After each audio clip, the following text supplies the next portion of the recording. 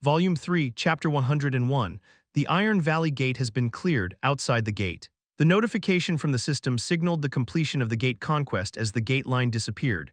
As a result, chaos ensued outside. Huh, what's going on? Why is the gate line gone? Wait, is it possible? No way. Could it be? The soldiers were buzzing, confused, but no one mistook this for a dream from an early shift. It was still the afternoon. Among them, Major Kang Hyuk, who had been waiting at headquarters, was the most shocked.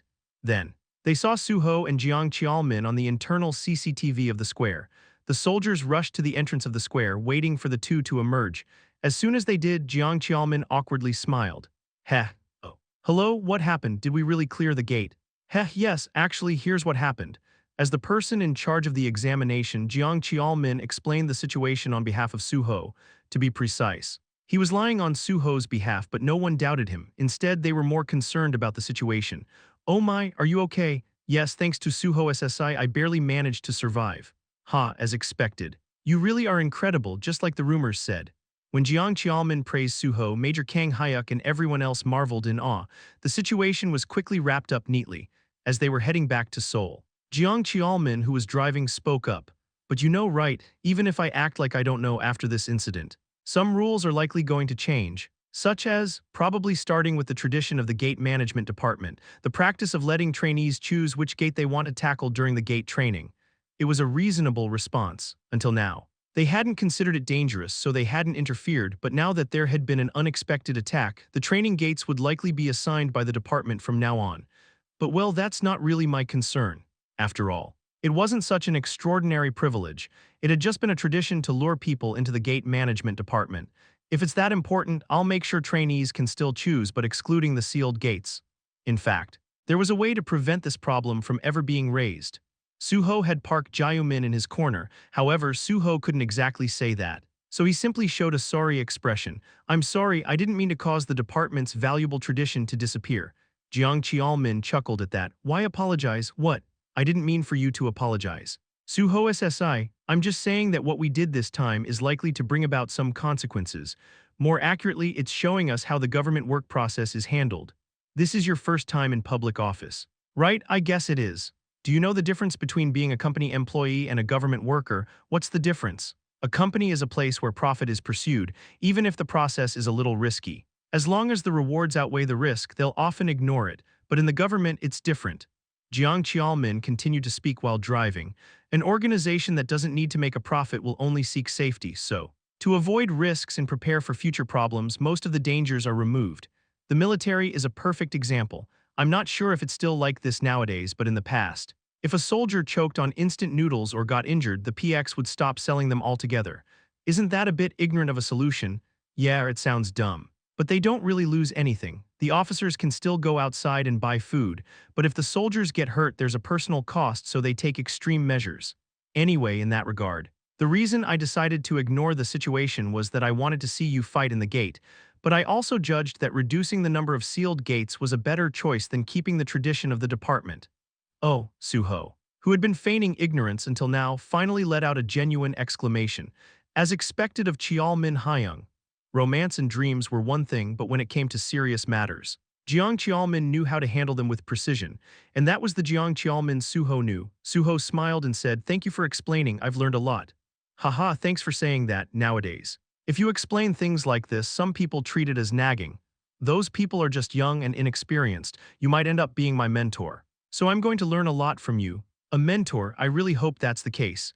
In that case, isn't it better to speak more casually now? They had already been close, treating each other like brothers. That's why Su-ho wanted to quickly talk to Jiang Qiaomin as an equal. Jiang Qiaomin chuckled and responded, "If you truly come under me, I'll drop the formalities then. Until then, we have to keep things professional." Haha, understood. Alright, I've told you what I needed to. By the way, just to clarify, the Gate Management Department's evaluation for this one is full marks. It would be ridiculous to deduct points after clearing a sealed gate, wouldn't it? Thank you, so. Does that mean I'll move on to the Gate Management Department evaluation tomorrow? Well, if there's no issue, you'll go for that evaluation. After that, you'll move on to the Special Forces Division. By the way, do you know what the evaluation department's test will be about? The evaluation department, Su-ho already knew, but he decided to act as though he didn't. It's probably going to be about gate detection, right? Yeah, that's the simple guess. But honestly, a gate can appear anytime, anywhere. We just monitor the magical energy levels in the assigned areas, and when they rise, we start to prepare. So rather than detection itself, the evaluation will probably focus more on the preparation process after the gate is detected. I see, so we just follow the guidelines for that preparation process. Right? Following the theory will definitely give you full marks. Are you confident about this one? Why wouldn't he be? He had passed every evaluation so far with full marks. Of course, I've handled all the evaluations like this so far. I figured, so I'm not worried about the detection evaluation. What I'm worried about is something you said inside the valley. Something I said about using media pressure to put pressure on the association chairman. Yeah. Don't worry about that. I was already planning to start working on it. In fact, I'll make use of the sealed gate I cleared today for that. Trying to cover up the situation with a palm-sized explanation, it's not going to work. Solving a sealed gate should be something to be praised. Su-ho smiled at Jiang Qiaomin's words, then immediately dialed a number. Yes. It's me, Mr. N. The person who picked up the phone was none other than Joe Jin Hwi. Su-ho smiled as he spoke. How have you been? Haha, thanks to you, I've been doing great. I heard you're on probation. How's it going? Managing okay? Yes, the training process is almost finished, so it'll be over soon.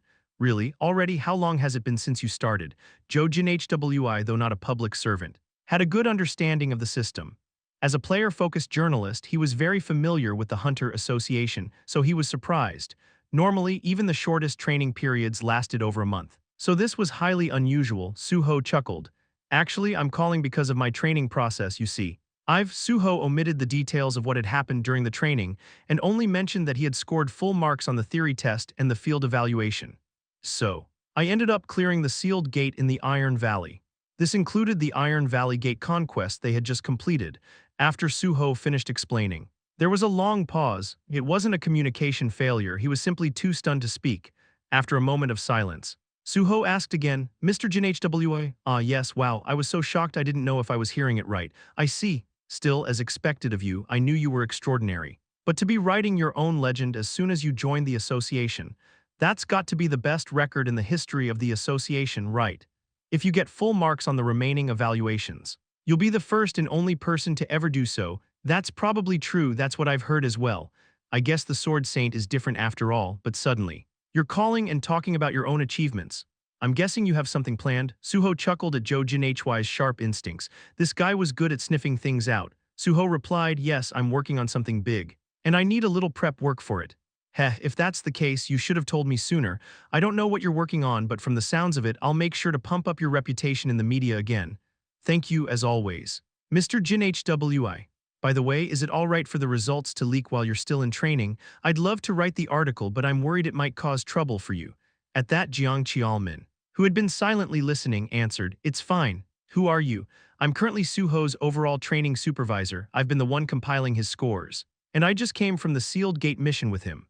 So you've been listening this whole time? Yes, we've been listening together. Haha, Joe Jin Hwi, clearly caught off guard, laughed in disbelief. Still laughing in surprise, he asked Su-ho, have you already started making allies there too? Yes, he's become my ally. He was the first association member I met. Just write it as according to an insider. So people won't just think it's gossip. That way it'll have some credibility even if the source isn't fully named. Of course, that'll be more than enough. Is there anything else you need? No, for now, but when you do write the article, please make sure to mention how solving the sealed gate saved taxes and was a great outcome for everyone involved. Got it. You don't need to worry. I'll report it properly. When would you like the article to go out? The military will report it soon, but I'd like the world to know by tomorrow morning before I even arrive at work. Okay. I've got it. I'll get it all set up, and I'm looking forward to the big picture you're working on too. Haha. You'll be able to see it soon. Thanks again for your help. Always a pleasure. Joe Jin Hwi excitedly ended the call. Su-ho smiled as he put his phone back into his pocket and looked at Jiang Qiaomin. Jiang Qiaomin responded with a matching smile. It was the moment when a new, unshakable bond formed between them. Chapter 102, Then see you tomorrow. Yes, thank you for the ride. Have a good night. By the time they were returning to Seoul, it was already near the end of the workday. After dropping Su-ho off at his house, Jiang Qiaomin returned to the association alone. Su-ho could have gone home right away, but since he was responsible for handling various follow-up tasks as his supervisor, he needed to stay a little longer. Su-ho understood this, so he didn't ask any further and just watched as Jiang Qiaomin's car drove away. Then, I guess I should start making some moves myself. He had already given orders to Joe Jin Hwi, but there were still many others he needed to contact. The most important of these were Park Jae-min and Pai Seong-yeol. even though his relationship with Jiang Qiaomin had become stronger. It still felt a little off to make a call right in front of him. Su-ho called Pai Xiangyol first. "Oh, Junior, what's up, Senior? I needed to report something." "What is it?" During the Gate Management Department's field evaluation today, Su-ho gave a brief report to Pai Xiangyol. He explained that he had conquered a sealed gate and why it had happened. After hearing the explanation, Pai Xiangyol chuckled lightly. "That's impressive. This makes it the third sealed gate, right?" "Yes, that's right. You're really something. Good work. Are you injured?" "No, I'm fine. I treated all the wounds myself." "Haha. It's nice when the inspector can also heal." "All right, understood." Su-ho didn't receive much of a response about the sealed gate conquest, just a few words of acknowledgement. It made sense, though, to Pai Xiangyol. The cleared sealed gates weren't a big deal. Su-ho knew this very well, but since he was now required to report everything, no matter how small, he reported it anyway, just in case something came up later and they tried to make a big deal out of it. There's a high chance that someone will hold a grudge for being the last one to know something that everyone else already knows. That was the kind of person Pai Xiangyol was. Next, Su-ho called Park Jae-min. "Oh, Hunterin, what's going on? I have something to tell you." Su-ho repeated the same details to Park Jae-min that he had shared with Pai Xiangyol. "You cleared the sealed gate?" "Yes. It should have been reported to the military by now, and I think the dismantling of the square will begin in a few days." "What the? So is there anything else I should know?" "Yes, there is. Up until now, I've just been reporting. But now I have something important to say." The mention of something important made Park Jae-min start to tense up. Su-ho continued, "First, Senior, are you aware that there's been talk within the company that I'm considered royal, and that after my training period ends, I'll likely start at the deputy team leader level, probably in the special forces?" "Well, it would be odd if I didn't know about that." "Why? I'm asking if you're okay with me going to the special forces." "What do you mean?" "It seems that we need to start keeping an eye on Pai Xiangyol's influence. He's been openly saying that he's bringing me to the special forces. But no one dares to say anything because they're all trying to please him, right?" "That's true. But how exactly are you planning to check Pai Xiangyol's power?" "I'm thinking of stirring up some media coverage about the existence of royals within the association and rumors surrounding the special forces. The term royal implies favoritism. And if it gets into the public's ears, people will naturally think that the special forces are involved in corrupt appointments." After hearing Su-ho's words, Park Jae-min thought for a moment before responding. "I see, even if it's normal for top performers to get good positions, using the royal label will definitely turn it negative. But do you think Pai Xiangyol will even care about public opinion? He probably won't acknowledge it." Pai Xiangyol was indeed the type who would ignore any media backlash. He had a strong sense of superiority and often looked down on others. Su-ho nodded. "He won't care. But the association chairman will." "Ah," Park Jae-min's voice revealed a hint of realization. He wasn't completely naive. As soon as Su-ho mentioned the association chairman, he understood the plan immediately. "So, you want me to fan the flames and get the chairman's attention to make sure Pai Xiangyol's influence gets checked?" "Pretty much. But I need you to ask for a placement in the gate department. If you try to get me placed in the management or awakening departments under your line, Pai Xiangyol will suspect you and that could cause trouble. You haven't wrapped up your own personal matters yet, right?" True, but gate department is Pai Xiangyol's line. If I put you there and the public opinion dies down, I'll call you back to the special forces. Wouldn't it just undo the whole point of this?" "It's fine, the media buzz around royalty will lay the groundwork for checking Pai Xiangyol's power. The gate department placement is something I specifically requested. There's something I need to do there." "Something you need to do?" "Yes, but don't just place me in the gate department for that. Going there first will give me the chance to help you later. In the meantime, you need to keep aligning yourself with the chairman." "The chairman?" "Yes, the association has two factions, the chairman's faction and Pai Xiangyol's faction. The chairman isn't going to be interested." "Though that's true. But once the royal controversy starts, the chairman won't be able to ignore it. If unnecessary noise arises now, it'll be troublesome for him, especially when he's trying to rise to an even higher position." Park Jae-min fell silent for a moment, considering the logic. He had never really thought about aligning himself with the chairman before. But now the possibility was clear to him. "So, from the moment the royal controversy starts, you should act like a loyal advisor to the chairman. If you play this right, he'll come to see you as an asset, and when the time comes, the chairman will naturally support your ascension." "Heh, I get it." "Exactly, but to truly gain power you need to be someone who helps the chairman, keep pushing those issues that will help him. And he'll eventually back you up. Don't worry, I'll prepare those issues for you." Su-ho didn't believe that Park Jae-min could overcome Pai Xiangyol's influence. Even with all his efforts, the difference in natural ability is too vast, no matter how much he tries. He'll only be breaking the smaller pieces. That's why Su-ho was considering using the chairman. But Su-ho wasn't just planning to use the chairman to promote Park Jae-min. He continued, Do you know the easiest way to gain popularity and power in the world? What? It's by attaching yourself to a star. Get close to a popular star and do things that their fans would appreciate. Then the fans will naturally start liking you too. Are you talking about yourself as the star? Yes. Think of it like politicians campaigning before elections. In the end, it's all about who has the popularity. Whether through appointments or elections, popularity heavily influenced the outcome. The chairman wouldn't be unaware of this, so if Park Jae-min aligned himself with the chairman, Su-ho knew that he would get the chairman's backing. Then my power and Park Jae-min's power will grow. After that, I'll start to slowly remodel the internal structure of the association.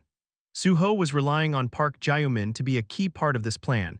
Even though Su-ho had advanced quickly as a young man in his early 20s, he still had a long way to go to reach the top.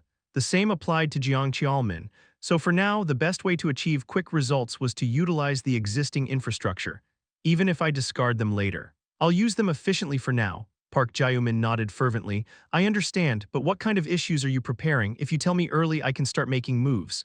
I'll tell you when the time comes. For now, focus on preparing for the royal controversy. I'll be in touch. With that, Su-ho ended the call, even though Park Jae-min had asked to know more details. Su-ho didn't share them. The reason was simple. He didn't trust Park Jae-min's judgment fully. I can't even trust him with one task, so there's no reason to tell him everything in advance. Mistakes, especially verbal ones, could explode at any moment. After ending the call, Su-ho finally started heading home. Chapter 103, Slime Stone. It was a hardened piece of slime flesh that had turned into stone, and its value as a material item or an ordinary item was among the lowest of the low. However, the slime stone that Nam Haewon brought was different from the ordinary kind in appearance from the start. Nam Haewon spoke.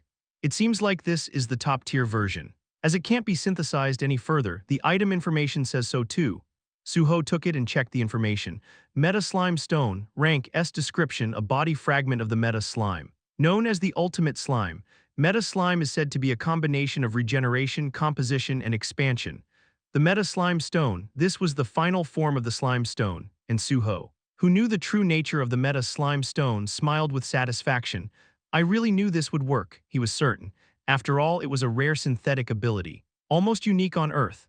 That's why he believed that by attempting to craft the Meta Slime Stone based on that synthesis, it would just take time and materials, but sooner or later, success was inevitable. Su-ho smiled proudly as he spoke. Good job, Haewon. Hee, I really worked hard. When you subtract the time spent eating, sleeping, and, well, actually, I was synthesizing even while pooping. Nam Haewon replied with a chuckle. I know, you think I wouldn't know how hard you worked, so did you level up a bit? Yes. I leveled up quite a bit. I also got bonus stats whenever the slime stone's grade increased. Good job, a synthesis specialist grows like that. Anyway, thanks for your hard work. The rest of the materials should come in soon. So I'll need your help again when that happens. Yes, of course. Su-ho had secured the Meta Slime Stone. Now, only one material item remained. Just then, bzzz, the phone vibrated. It was Su-ho's phone. When he saw the caller ID, he couldn't help but chuckle. This person really can't be called a gentleman. The caller was none other than Kang Seul-gi. Su-ho answered the phone. Yes, deputy team leader. Su-ho, is this a good time to talk? Yes. It's fine, what's going on? I've got the item you asked for, can I meet with you now? Kang Seul-gi's voice was urgent. It seemed like she was really in a hurry. Su-ho understood. She probably wanted to get rid of the cursed Mega Crusher as soon as possible. Su-ho smiled and responded. Of course, where would you like to meet? Are you at the association right now? Yes. I'm at the association, but I'll come to you. Just tell me the location.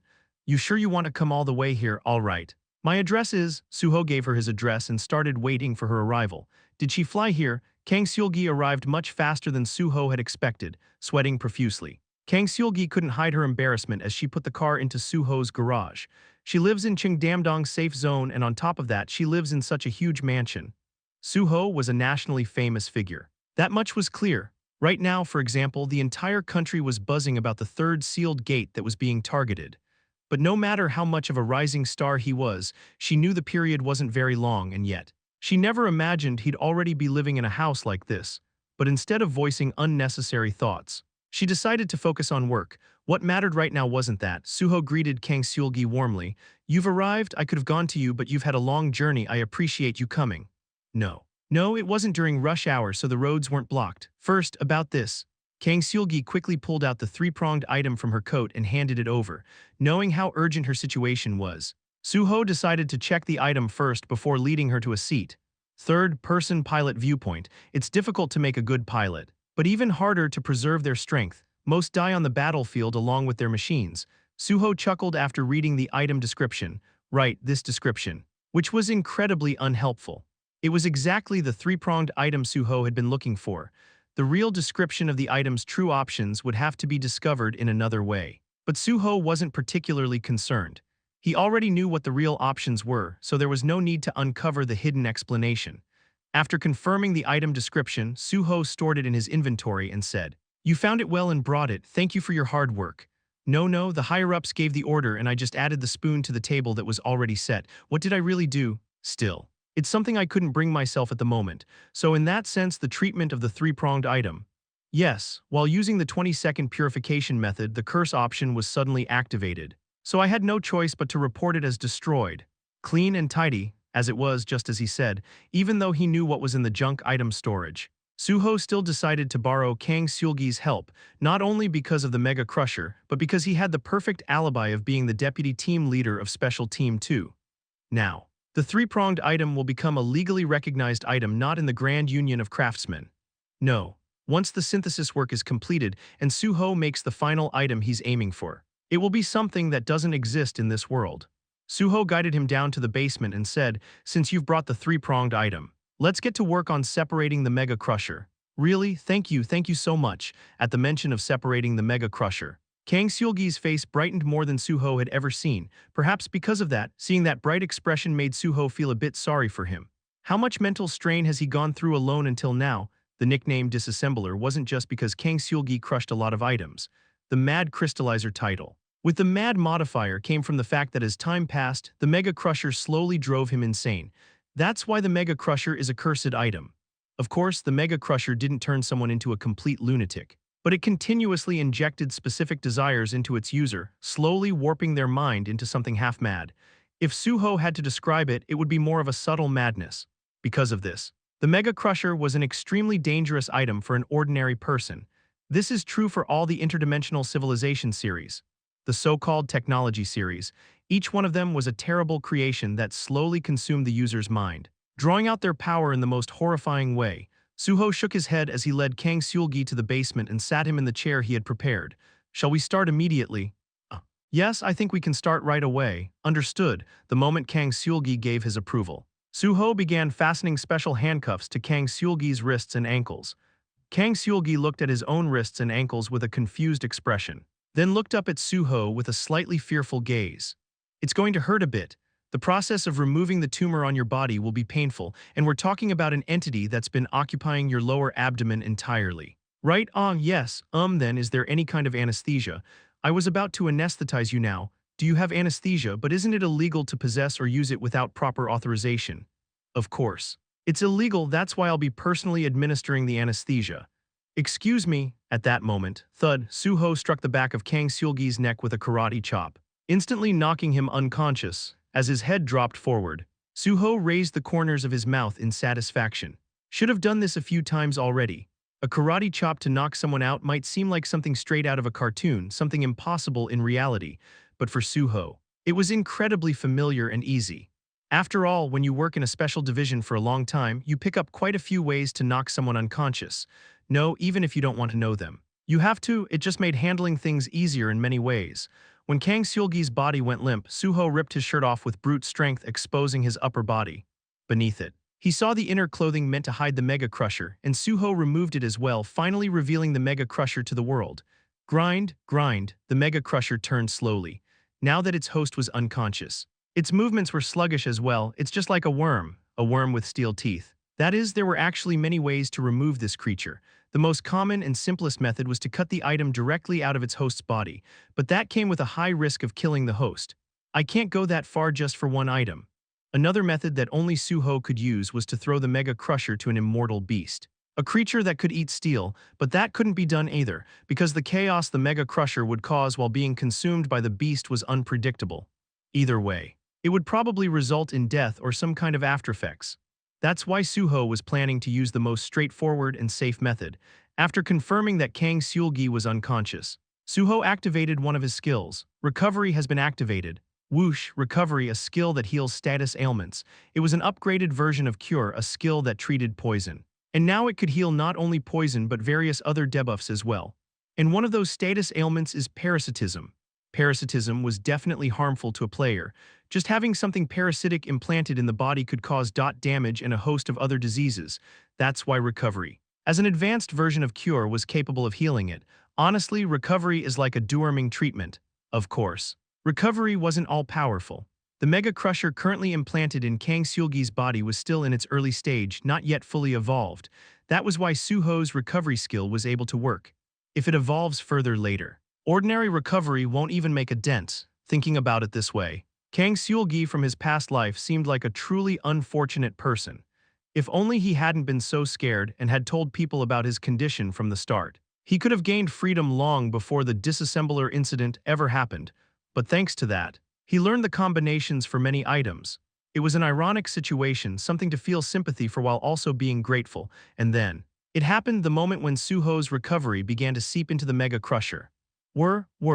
As recovery seeped into the Mega Crusher, the object, which had been turning slowly, began to stir. The parasite instinctively sensed something. It could feel that the light that was spreading through it was very harmful to its existence.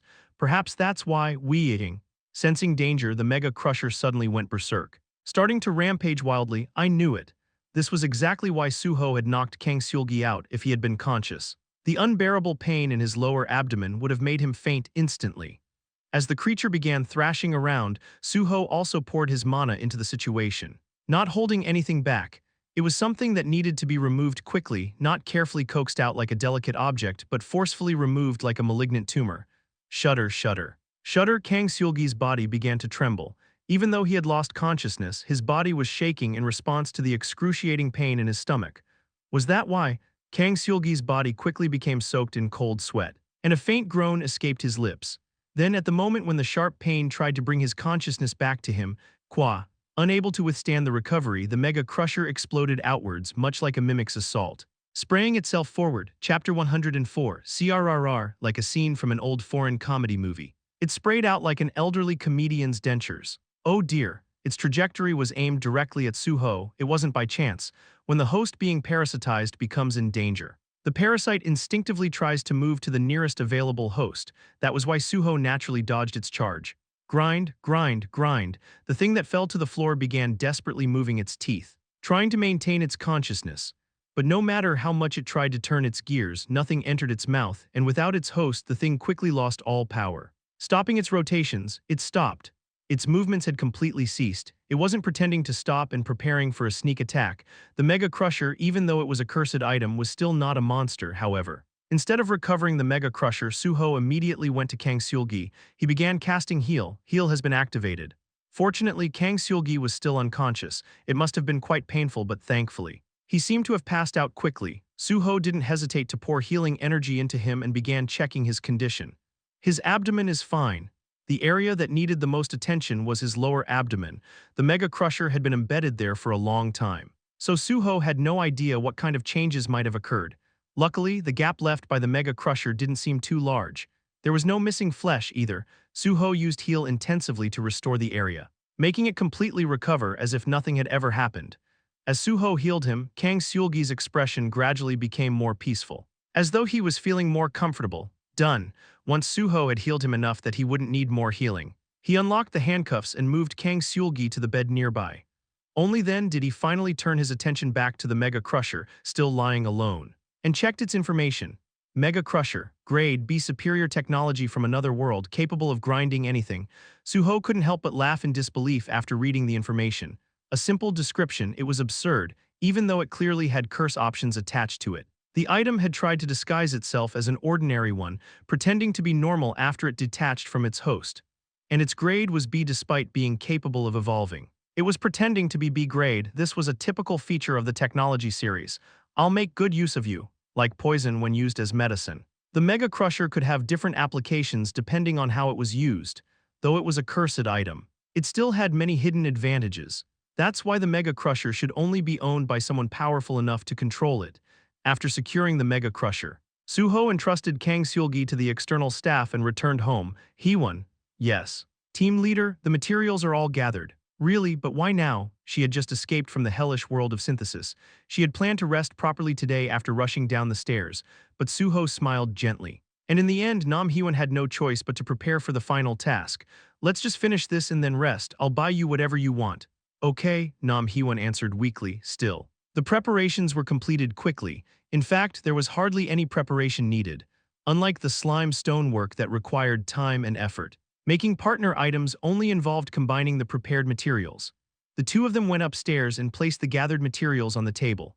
Meta Slime Stone Freed Spirit Stone Third-Person Pilot Perspective Device. After Su-ho double-checked the items, he nodded and Nam Hyewon lifted her special goggles and asked, "Shall we begin?" "Yeah, go ahead," with the goggles on. Nam Hyewon began the synthesis. The goggles were necessary because of the intense light phenomenon that occurred every time the synthesis characteristics activated. It wasn't needed for just a few times. But since the slime stone work had been ongoing recently, the goggles had become essential. Then, the synthesis began. Synthesis begins. The item to be used for synthesis is Meta Slime Stone. The item to be used for synthesis is Freed Spirit Stone. The item to be used for synthesis is Third-Person Pilot Perspective Device. The items were selected, and notifications appeared in front of her eyes as the system double-checked the choices. Nam Hyewon confirmed it and the synthesis began. Synthesis begins. The process started and the light began to shine, causing the selected items to glow as well. This is always fascinating to watch. Su-ho had worked with Nam Hyewon in his past life too, asking for her help with synthesis a few times. After all, Su-ho was humanity's strongest dealer and she was one of humanity's best blacksmiths. That's why Su-ho's trust in her was unshakable, so he had entrusted the slime stone work to her as well. As the synthesis reached its peak, the light reached its zenith. Flash, the light burst forth like a camera flash, and the items that had been placed on the table disappeared. Instead, a small, unfamiliar object was now in Nam Hyewon's hand. It was a tiny orb, about the size of a walnut, but it was exceptionally clear and dazzling like a jewel. Nam Hyewon took off her goggles and smiled. "I think it's a success." "Really?" "Yes, would you like to take a look?" Nam Hyewon handed over the orb, and Su-ho took it and checked its information. Mystical Meta Suit for Soul Mecha. Grade S. Ancient Mystical Technology, Advanced Technology from Another World, Fusion Technology, a pilot suit usable only by a possessor. The Mystical Meta Suit for Soul Mecha has a 150% influence on the pilot's status window. The Mystical Meta Suit for Soul Mecha allows possession. The Mystical Meta Suit for Soul Mecha allows pilot control. The Mystical Meta Suit for Soul Mecha can undergo appearance transformation according to the pilot's will. The Mystical Meta Suit for Soul Mecha can regenerate as long as the pilot has sufficient mana. The information about the item flooded in front of Su-ho's eyes. He couldn't help but laugh. Nam Hyewon had done it right. The materials were good. So the names also, no, it's changed a lot. The Mystical Meta Suit for Soul Mecha wasn't its original name. Once, the most popular partner item among possessors had been called the Soul Suit, which was merely a substitute avatar to replace a person's physical body.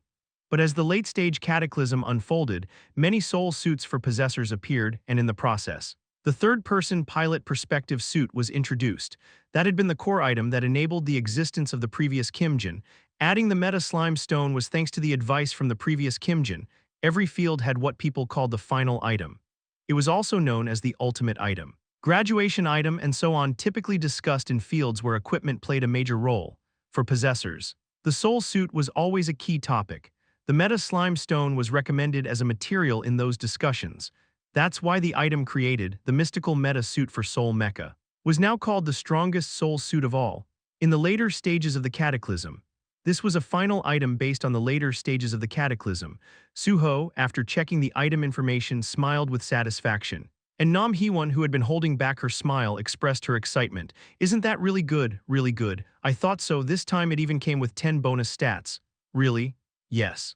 This is the second time after the Meta Slime Stone. It wasn't just that they made an S-grade item.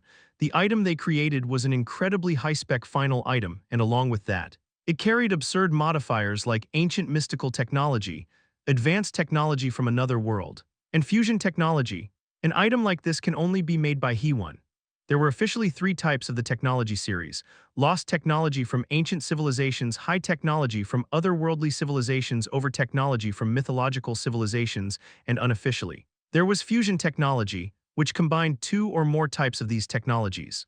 The 3 mentioned earlier were classified independently, but the fusion technology could only be created by someone like Nam Hyewon, who was at a unique singularity. "That's why you got 10 bonus stats again this time." Su-ho genuinely congratulated her. "Well done, 10 bonus stats are worth the equivalent of 10 levels, right?" "Of course. I know thanks to this synthesis I've gained the equivalent of more than 20 levels. Then I'll be counting on you from now on." Of course, understood, loyalty. All right. Go ahead and rest now. Wow, Nam Hyewon was genuinely happy at the order to rest. She really felt like she had earned her freedom now. There wasn't anything else Su-ho needed from her for the time being. At that moment, teacher. The guest has woken up. Oh, I'll be down in a moment. Just in time, Kang Seul-gi had woken up. The timing was perfect. Su-ho finished preparing and headed back downstairs there. Kang Seul-gi was waiting with a warm cup of tea in hand. You're awake. At the sight of Su-ho, Kang Seul-gi jumped up from his seat. Then he quickly approached Su-ho and bowed deeply, folding at a 90-degree angle. Thank you. Su-ho, thank you so much. I will never forget this kindness. Kang Seul-gi kept bowing deeply, showing his gratitude with his whole body. It was sincere. Kang Seul-gi had gone through difficult times, and Su-ho had ended the hellish life he had been living, even though it wasn't an unconditional favor but a conditional removal. It still meant a lot to Kang Seul-gi. Su-ho smiled and patted him gently. It's nothing, I helped you in exchange for a reward. No, even if you were rewarded, don't doctors get thanked by their patients, Su-ho. You are the savior of my life, and not only did you help me first, but you also approached me and offered assistance. I will never forget this favor. Haha, then while I'm at the association, I'll be counting on you. Of course, if there's anything I can help with, just let me know, even if it's something like the three-pronged item. I'll be happy to help anytime. Kang Seul-gi's eyes sparkled. It wasn't just words fueled by emotion, it was sincere from the bottom of his heart. That's why Su-ho couldn't help but smile. He could feel the sincerity in his voice. And having found someone in the resource division who could be cultivated and removed Pai Seongyol's influence, Su-ho felt optimistic. I'm looking forward to tomorrow. It was a satisfying end to the day. Chapter 105. The next day, the entrance to the Grand Union was packed with reporters. It was because of the article about Su-ho that had erupted the day before. They had been waiting since morning, hoping to snap a photo of Su-ho on his way to work. However, due to the initial chaos, they couldn't even see him pass by despite being so close. Sorry, but I'll make sure to give you better bait soon. As Su-ho walked toward the elevator, he saw Jiang Cheolmin, who had arrived early at the gate division entrance. Waiting for him here already. Yes, did you manage to rest yesterday? I went home right after reporting and took a rest. I left early today just in case, but it's quieter than I expected. Well, there's no reason for it to be noisy. If there were any issues, they'd come from the higher-ups. You reported yesterday, right? That's right. But it's still quiet, so, as he said, there was no reason for things related to Su-ho, like the sealed gate raid, to cause any internal noise. External chatter was one thing, but internally it wasn't a big deal. It's not like this is my first time. While there were certainly fans of Su-ho within the association, they were colleagues, so they couldn't approach him due to the potential trouble it might cause. Others might acknowledge Su-ho's greatness, but it wasn't something that had a significant impact on them, so they treated it as small gossip. Therefore, it was usually reporters or outsiders who buzzed about his actions. Su-ho smiled and spoke. By the way, you're starting your training with the detection division today, right? Yes, I'll meet with the division head and start the evaluation shortly, but since it's still early, would you like to grab a coffee? I'll go for a morning barley tea. Shall we head to the backyard? Sounds good. In just one day, Jiang Cheolmin's attitude toward Su-ho had become friendlier and more relaxed.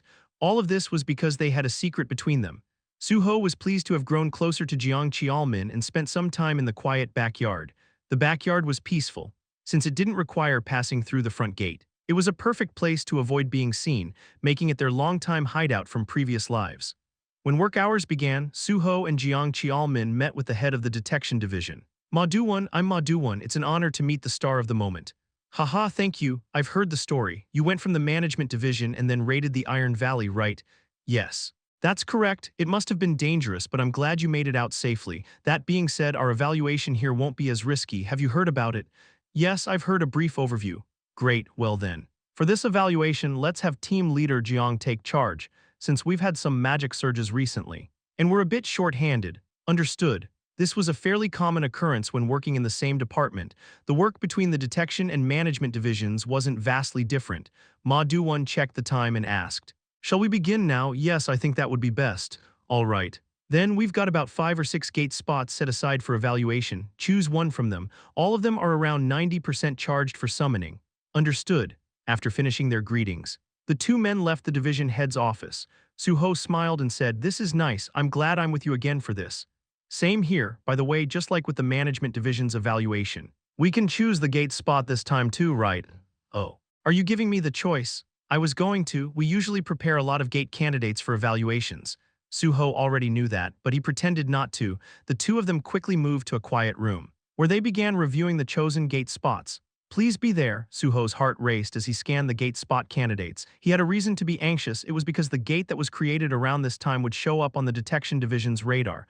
I've adjusted my schedule for this. It was true. Su-ho knew the gate creation schedule. So he had adjusted his evaluation schedule a few days prior on purpose. This way, he could coincidentally encounter it at the right time. As they flipped through the pages, Su-ho almost burst out laughing. Of course. I knew I wouldn't miss it, luckily. The place he was aiming for was among the candidates. It was all thanks to the Library of Memories. That's why Su-ho didn't hesitate and pointed to one of the gate spots. I'll go with this one. Any reason? It's not too far. Not too close, so I picked it. Such a practical reason. Shall we head out right now? Yep, let's go this time. I'll drive. It's fine. I don't want to hear any complaints about not managing the evaluator's stamina. I've parked behind the car. So let's go through the back door. The two of them quietly left the association after choosing the evaluation gate. The evaluation gate spot was located in Dongducheon, while not as bad as Paju. Dongducheon was still one of the places with poor security. However, it wasn't entirely devoid of people and had a population scattered around. But in the future, it will be completely purified and revitalized. A little later. As they entered the gate spot managed by the Grand Union, people from the association began to appear, and Jiang Qiaomin parked the car in front of the temporary command center. Ah, Team Leader Jiang. You're here. As the two got out of the car, the head of the temporary command center, dispatched from the detection division, greeted them warmly. Su-ho, introduced by Jiang Qiaomin, naturally greeted the head and was able to take a quick look around the site before the official evaluation began.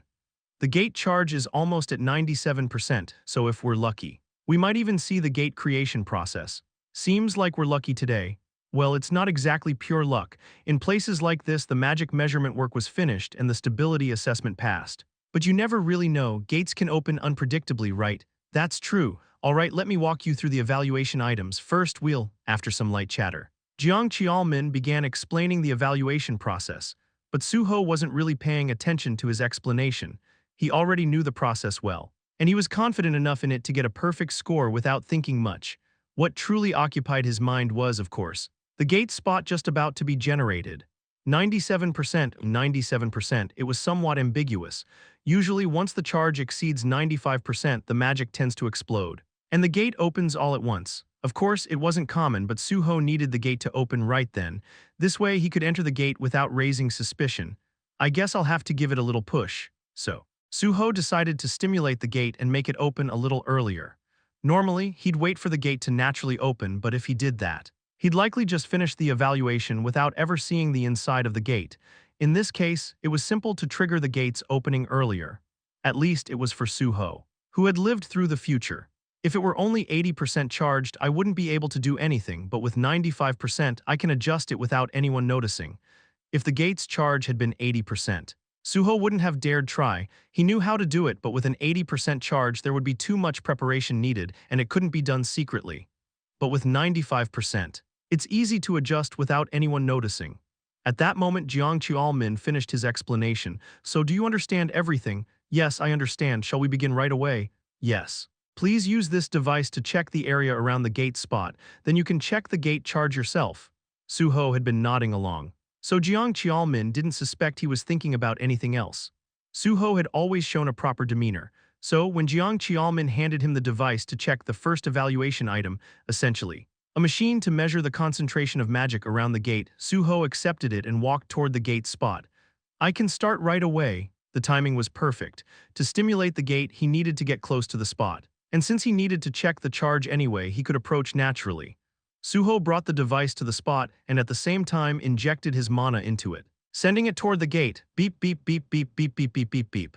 The device began to beep rhythmically as it started measuring the mana, but once it received Su-ho's mana, the beeping accelerated rapidly. It was a natural reaction. The device was meant to detect mana, and Su-ho had just intentionally injected his mana into it. Maybe because of that, as the beeping sped up, everyone nearby stopped what they were doing and turned their attention to Su-ho, and just as they were about to tell him to move away from the gate spot, gate has been generated. Bang, the gate was created, and at the same time, a flash of light erupted, and Su-ho, standing closest to the gate spot, suddenly disappeared without a trace. Click, the gate had been created, and just as quickly, the gate's door closed. Cold sweat ran down Jiang Qiaomin's back as he witnessed the spectacle up close. Su-ho's field of vision changed, and as his view, which had briefly disappeared, returned, He saw a brief system notification pop up in front of him. You have entered the gate. This was a notification that normally wouldn't appear, usually just before entering a gate. Notifications would pop up to inform the user about entering the gate, fetching gate information, and details about the gate being entered. However, there were times when this notification would appear. And there was only one reason for that. It only happens when you're forcibly dragged into a freshly opened gate. In simple terms, it was a phenomenon seen in kidnapping-type gates, but that was exactly why Su-ho had chosen this one. He knew better than anyone that the gate he had chosen was a kidnapping-type gate. Su-ho lifted his head and looked up at the towering stone pagoda in front of him. So this is the famous Library of Muhak, the Library of Muhak, once designated as a sealed gate. It had been cleared by someone other than Su-ho. The hunter who cleared this gate had the title the King of Martial Arts. King of Martial Arts Gu Tiksu, sorry, but this time, I'm going to take the treasure of your sacred place.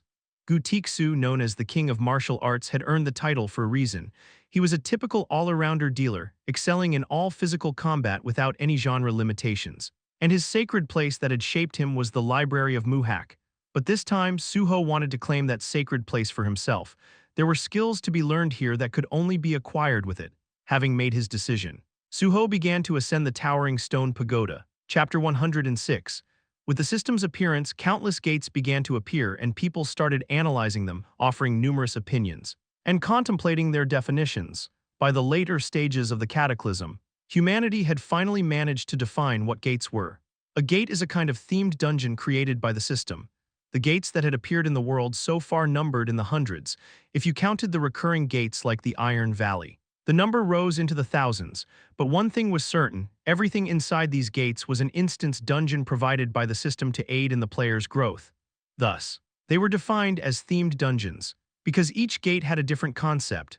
For example, one gate was set in a typical otherworldly dungeon, another took place in the martial arts world, and some even depicted completely unknown alien civilizations. Of course, there were also gates based on unique Earth cultures. A prime example of this was the Iron Valley, which was based on the myth of Heracles. In this sense, the Library of Muhak was a gate with a typical martial arts theme. In China, some had claimed that the martial arts-themed gates were a representation of their culture, but so what?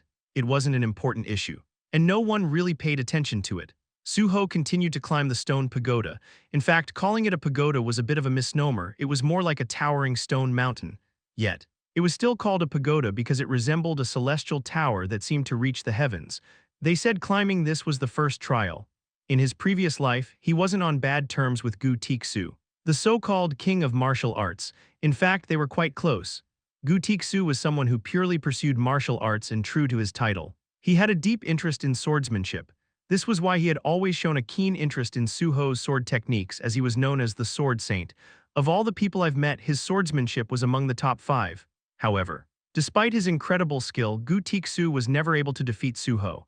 At least when it came to swordsmanship, Su-ho was a few steps ahead, no, many steps ahead, since he was known as the Sword Saint globally. Ironically, this was the very reason why they could get along so well. Whenever they met, they would have at least one sword duel, and then spend the rest of the day talking about swordsmanship. I learned about the Library of Muhak back then. How long had he been climbing the pagoda? After a long ascent, Su-ho finally saw the pagoda's peak, which spread out like an island. Upon reaching the top, he used the edge to support himself like a ladder and climbed onto the roof. Only then could he finally set foot at the top of the pagoda.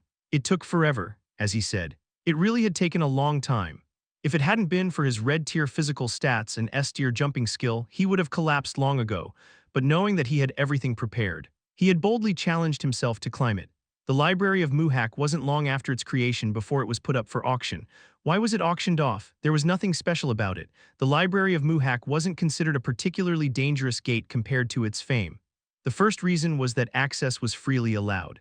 And the second was that most people gave up climbing the pagoda. Then Gu Tiksu conquered it. For a long time, no one had cleared the Library of Muhak. The reason was simple: the level restriction on the gate was too high. And the height of the pagoda was so daunting that most people gave up midway. But Gu Tiksu was different. Even though his level was relatively low, he had been pursuing martial arts since before the cataclysm. And he was the first to conquer the pagoda. That's why Su-ho had to clear it before it was put up for auction. Otherwise, Gu Tiksu would conquer it again.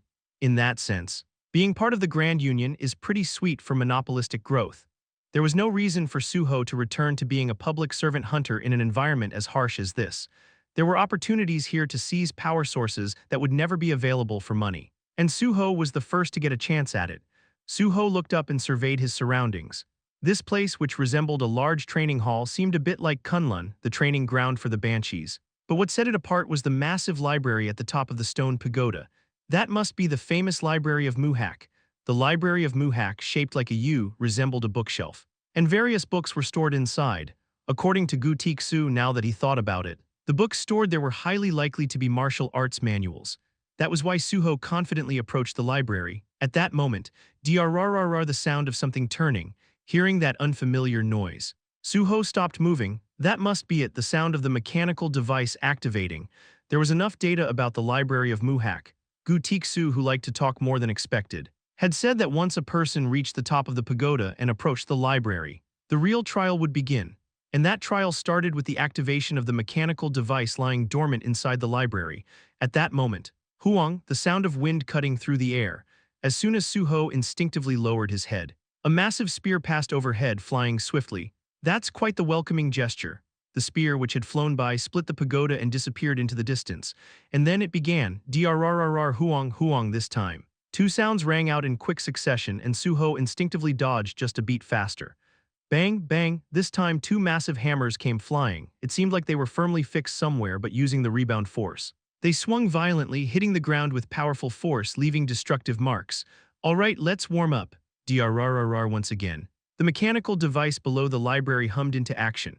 And then, Huang Huang Huang, this time the mechanical devices launched attacks from three directions, but once again Su-ho smoothly dodged, and thus, the true trial of the Library of Muhak began, the all-out barrage of mechanical strikes. How much time had passed? Phew, sweat dripped down his face. His physical stats were at red tier. Yet, it wasn't a matter of lacking stamina, even though his sensory stats had long since reached red tier. Just those physical and sensory stats alone were pushing him to his limits in the Library of Muhak's trial.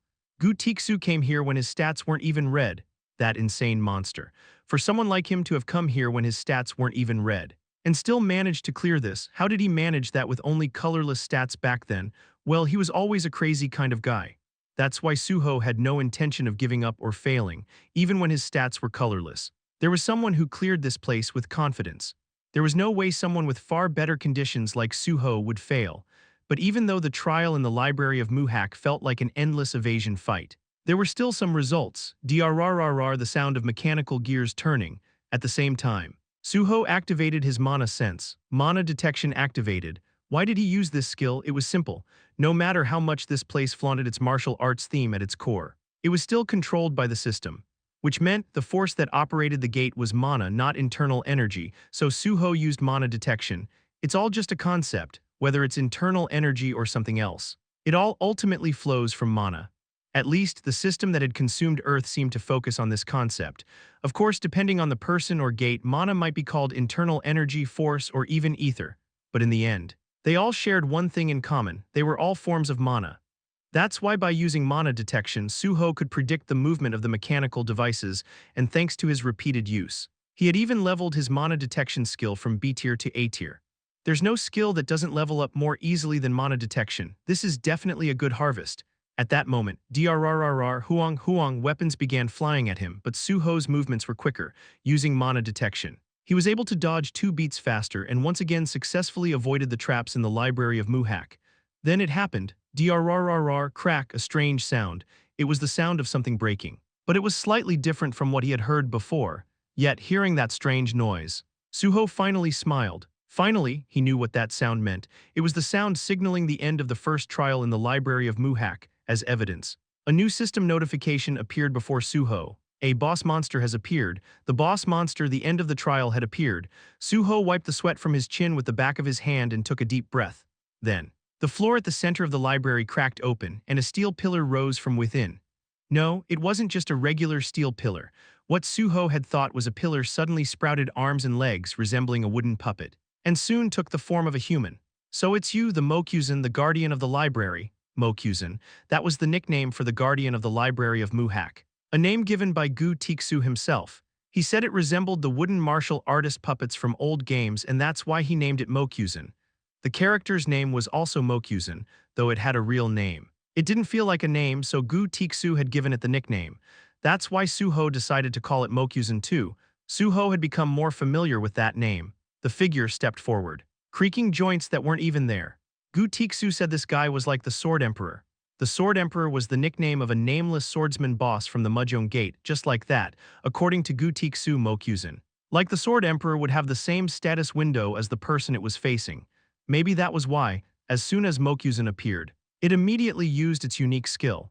The Guardian of the Library activates the Battlefield of Belief, while the Battlefield of Belief is active. The status window of the Guardian of the Library will match the challengers, while the Battlefield of Belief is active. All combatants within the area may only use the weapons designated by the Guardian of the Library.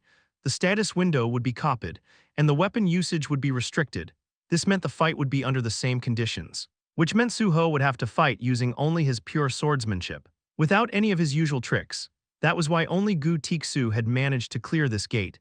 Among all the people who had pursued martial arts before the cataclysm, Gu Tiksu was the only one who had the skills to conquer this trial, but Su-ho was confident in this domain as well. Even Gu Tiksu couldn't defeat the Sword Emperor. Right as Su-ho took a step forward, the Guardian of the Library designates a weapon. The designated weapon is the sword. The battle begins. A sword appeared in Mokyusen's grasp. Chapter 107. A sword. Seeing the notification, Su-ho couldn't help but smile. Out of all the weapons, of course, it had to be a sword. I'll finish this quickly. He thought it was actually a good thing. In the library of Muhak, where he had to fight against Mokyusen, who had mastered all kinds of martial arts, if the first round was a sword fight, then Su-ho could finish it faster than anyone. With that thought, Su-ho reached for his weapon, blood weapon activated. As the skill activated, the blood sword appeared in Su-ho's hand. Mokyusen too was armed. At some point, a steel sword appeared in its grasp, and Mokyusen stared at Su-ho for a moment before charging at him like an enraged bull. Crash, crash, crash, crash with each step. The library of Muhak seemed to tremble, but Su-ho didn't dodge. He simply watched as Mokyusen charged at him like a bull. Then, just as Mokyusen thrust its sword forward like a horn, Su-ho swung his sword in a single motion. Clang, the blood sword sliced through the air. It collided with Mokyusen's sword. Screech. To Su-ho's surprise, Mokyusen's sword snapped in half, with its blade sliced clean through the middle. Mokyusen, having lost its weapon, paused for a moment. It seemed this was a first for Mokyusen. Perhaps that was why. The Guardian of the Library acknowledges its defeat. The gate has been cleared. The MVP of the gate clear is in Su-ho. Bonus experience awarded for MVP. Bonus stat of 1 point awarded. Level has increased. All stats have increased by 1. You have gained a bonus stat, to Su-ho's surprise. The Guardian of the Library acknowledged its defeat, and at that moment the gate was cleared.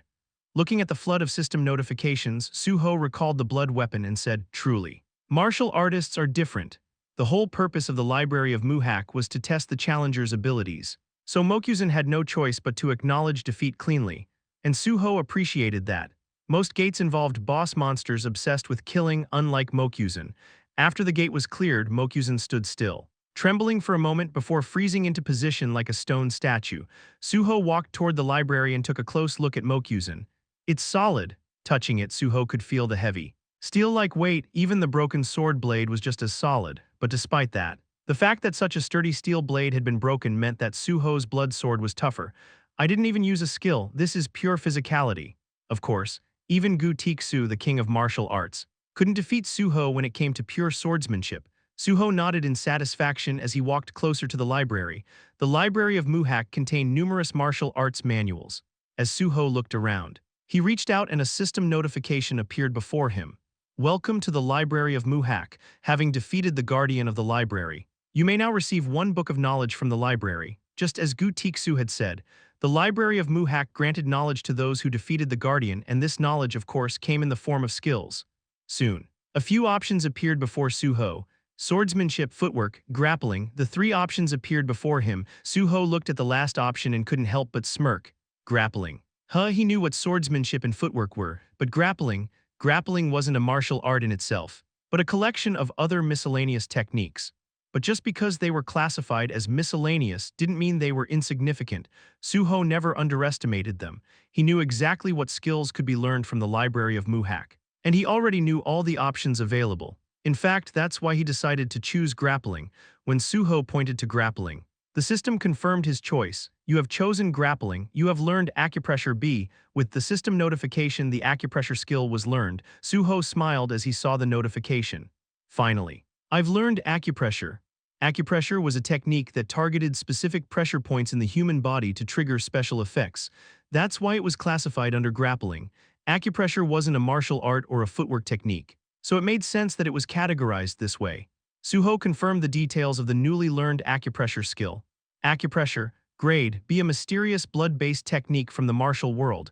Those who learn acupressure can see key pressure points in the human body, and by stimulating them precisely, they can trigger special effects tied to each pressure point. It was a simple description. Su-ho was sure this was the acupressure he was familiar with, that's why he felt satisfied, although acupressure was a fairly common technique in martial arts. In the post-cataclysm world, only a handful of people had managed to learn it up until the later stages of the cataclysm. There has to be a supply for there to be owners. Just as Su-ho closed the info window, a sudden flash of light enveloped the entire library, and the light began to coalesce into a small orb. The orb floated in front of Su-ho and slowly transformed into a scroll. You have acquired Library of Muhak's Essence S, an S-tier item. Su-ho checked the information on the Library of Muhak's Essence. Library of Muhak's Essence, grade S, a painting containing the essence of the Library of Muhak. Only those who have defeated the Guardian of the Library inherit it. On the night of a full moon, challengers may once again enter the Library of Muhak. Just as Gu Tiksu said, the Guardian of the Library was similar to the Sword Emperor in terms of attributes. You could only fight using the weapon designated by the library. And if you lost the fight, the library would acknowledge your defeat and hand over a manual. However, unlike the Sword Emperor, who only had one thing to offer, the Library of Muhak had a lot to give to challengers. That was why Gu Tiksu had become the king of martial arts in the end, thanks to the Library of Muhak's essence. So, it means I can return on a full moon to enter again. While acupressure was a nice skill to learn, Su-ho still had much more to gain from the Library of Muhak. Among them were more techniques, like footwork and other miscellaneous skills. But the one he was most interested in was the Ultimate Martial Arts Manual, considered the Library of Muhak's greatest treasure. Now should I head out, having obtained what he wanted? Su-ho decided to leave the gate. Outside the gate, the members of the detection department were pacing nervously in front of the Library of Muhak gate waiting for Su-ho. The gate, which should have posed no problem at all, had suddenly led to Su-ho's disappearance, and that left them with no choice but to worry, especially Jiang Qiaomin, who was in a panic. This is crazy. He understood the situation with Iron Valley. He had entered the gate himself, and when things went wrong, he was the first to back out. But this time, the situation was completely different. There was no data. No, an unexpected variable had occurred in this gate, so it was impossible for him not to feel anxious. What if something happens to Su-ho? Just thinking about it was terrifying. That was why Jiang Qiaomin had nothing left to do but pray to a god he never believed in. Did he believe in Su-ho? Of course, but no matter how much belief he had, it didn't stop the fear. Then it happened. The gate line is collapsing. No way, the commotion spread among the people. At those words, Jiang Qiaomin reacted immediately, and sure enough, he saw the gate line slowly vanishing and a chill ran down his spine. And no way. At that moment, someone appeared from the gate. It was Su-ho. Su-ho, looking as casual as someone who had just been out for a walk, stepped out of the gate with a relaxed expression. So you guys were all waiting here. Su-ho, people crowded around him, among them Jiang Qiaomin was the first to rush to Su-ho. Do you know how worried I was? What happened? With a slightly awkward smile, Su-ho replied to Jiang Qiaomin's heartfelt worry. Well, it seems like my mana suddenly surged. And that's what caused all this. Luckily, the gate itself wasn't too difficult, so I was able to make it out safely. Thank God, I'm so relieved. You were really worried. I'm sorry about that. Worried? Of course I was really worried. My legs are still shaking. Seeing Jiang Qiaomin so genuinely relieved made Su-ho feel a little guilty, even though he knew what kind of gate this was before approaching. Seeing Jiang Qiaomin breathe a sigh of relief made Su-ho feel a tiny bit guilty. Su-ho smiled awkwardly and said, well, I made it out safely, but what about the field evaluation? Is that really important right now? What matters is that you made it out alive. That's true, but after all, it was still a test right afterward. Su-ho strongly suggested doing the evaluation at another gate, and of course, he earned a perfect score again. Finally, the special department. After taking the evaluation at another gate, Su-ho left early and headed home. Now, the only remaining training department was the special department, and naturally, Su-ho wasn't too worried about the evaluation there. The special department was the most favorable place for him. Once home, Su-ho quietly opened his status window, and Su-ho, level 75 class, healer traits, new blood heracles, candidate strength R, 99 health R, 37 mana R, 37 sense R, 37 bonus stats 2 level 75, and 99 red tier strength stats with 2 bonus stats. All of these had come from the Library of Muhak. Su-ho deliberately avoided distributing his stats. He wanted to enjoy the moment when his stats would finally rise to orange tier. So, for now, he allocated one bonus stat into strength. Your strength stat has reached 100. Your strength stat has grown further. Congratulations, your strength stat level has risen and is now orange tier. His red tier strength stat had become orange tier. At the same time, the stat value of 100 was reset to 1, and the red border turned to orange. Next to it, instead of the R symbolizing red tier, an O symbolizing orange tier appeared, seeing the notification. Su-ho chuckled in disbelief. He had felt the same way when he first obtained the red tier stats, but this growth rate was truly ridiculous.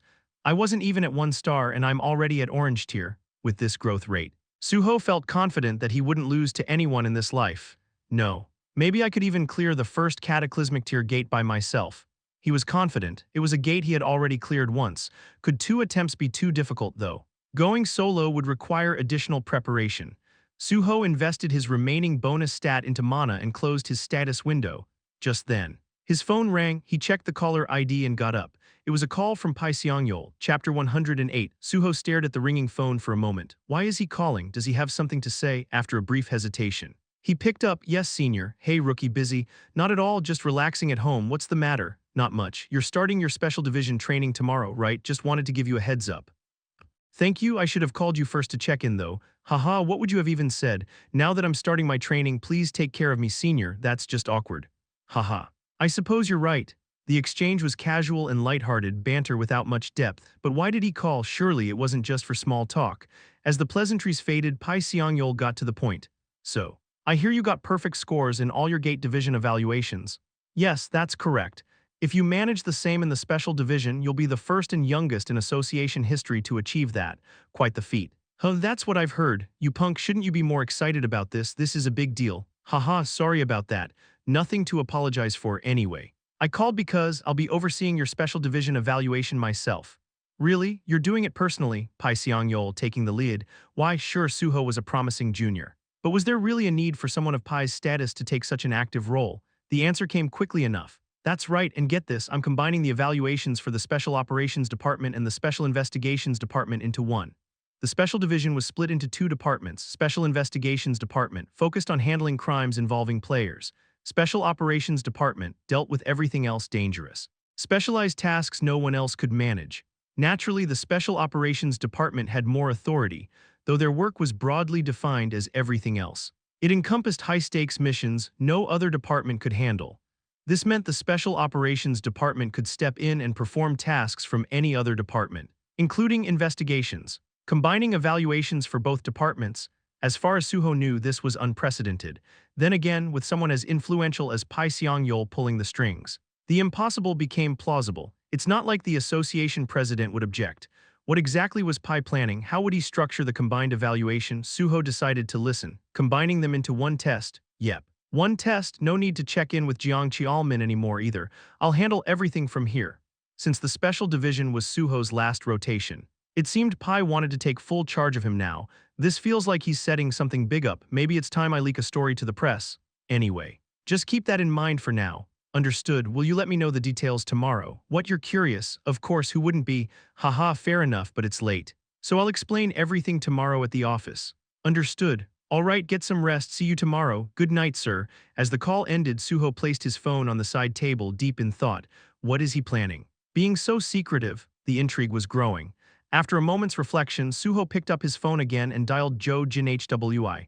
The next day, Su-ho headed to the special division, timing his arrival with Pai Seongyol's.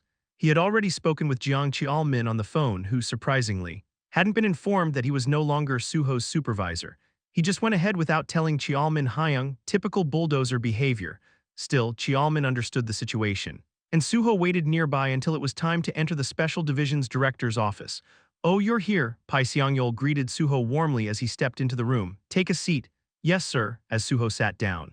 Pai removed his jacket and settled into the main seat. His expression was relaxed, almost amused. I heard you pulled off something impressive in the detection department as well. It wasn't anything significant. Haha, if you say so. Then it must be true, but you know the rest of the world doesn't see it that way. Good job, though. Thank you, sir. Well, here you go. Pai handed Su-ho a folder, opening it. Su-ho immediately recognized a familiar name. Kim Gung-won, Pai spoke as he pulled out a cigarette.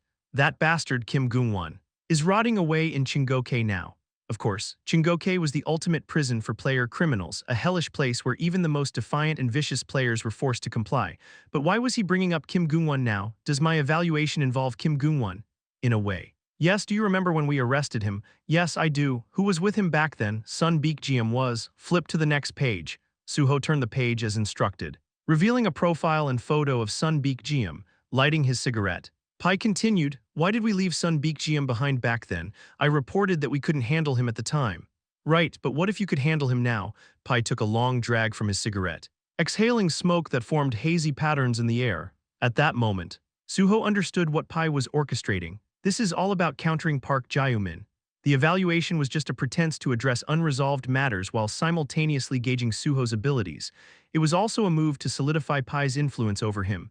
He's testing me while ensuring I get my hands dirty. That way. I'm bound to him, Su-ho smirked, nodding. If it's within my ability, I'll take care of it. His immediate, unwavering response made Pai grin, the gold of his tooth glinting as his ambitions shone through. Good, go deal with Sun Baek-jeom. If you wrap this up neatly, I'll ensure you get perfect scores in both department evaluations. Just deal with him. Sir, that seems a bit too simple. Of course not. I need you to deal with him and gather evidence on his connections. Bring me receipts. Understood. You didn't even ask who his connections are. If I can't figure that out myself, I wouldn't be much use, would I? I'll handle it thoroughly. Efficient as always. How much time do you need? As much as you think is reasonable. Take a week. Treat it as your last bit of downtime once this is over. You're stepping into the deputy team leader role in the special division. Yes, sir. Su-ho's precise and resolute answers seemed to amuse Pai, who let out a chuckle amidst a cloud of smoke. Su-ho.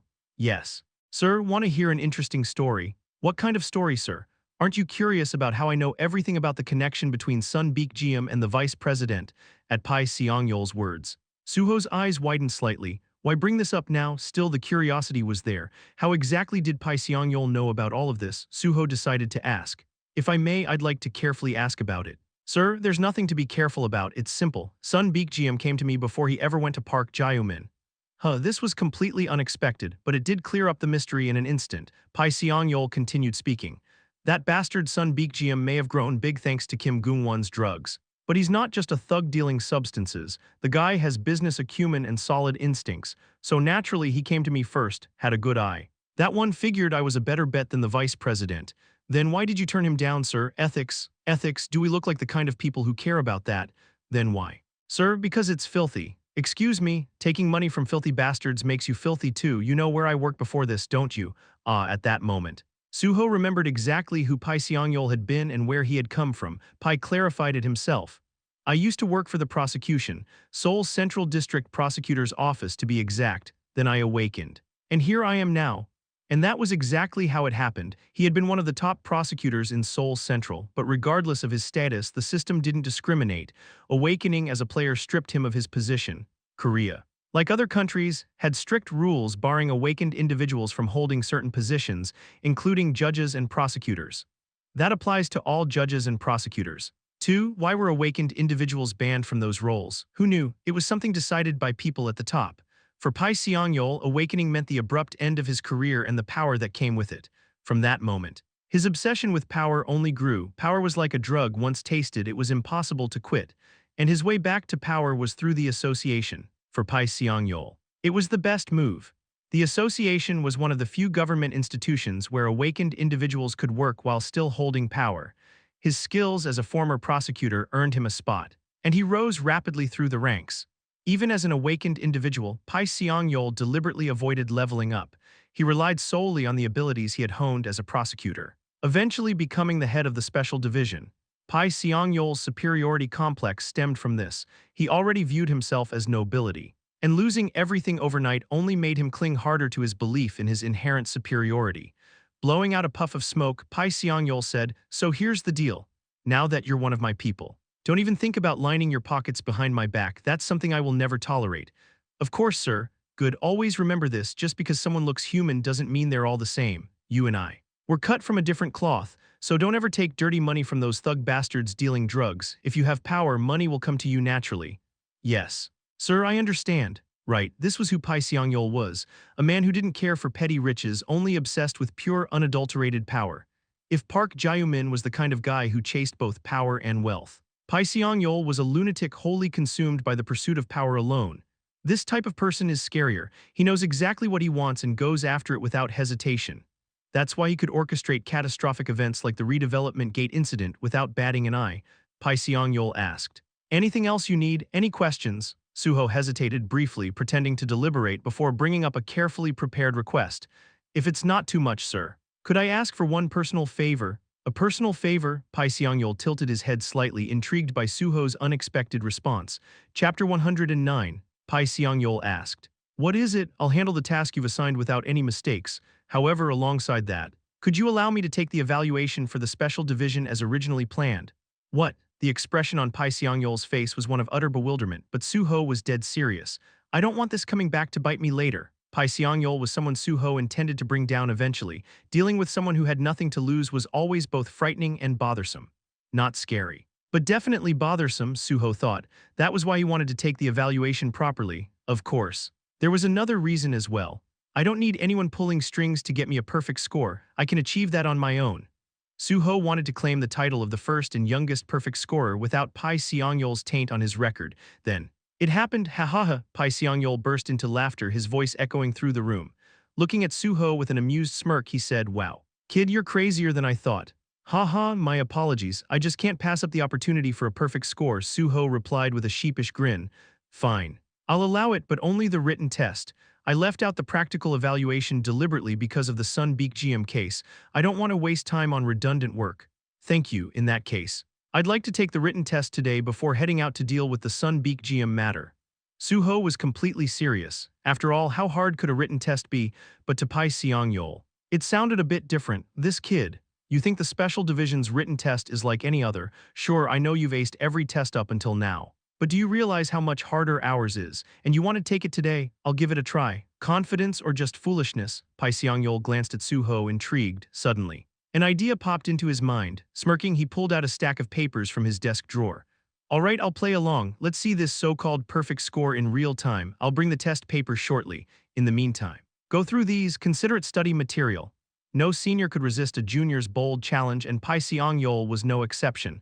On the contrary, he found this quite entertaining. Su-ho started reading the provided material. A short while later, Pai Seong-yeol returned, test papers in hand. Need more time? No, I've read enough. You lunatic, listen, I'm telling you.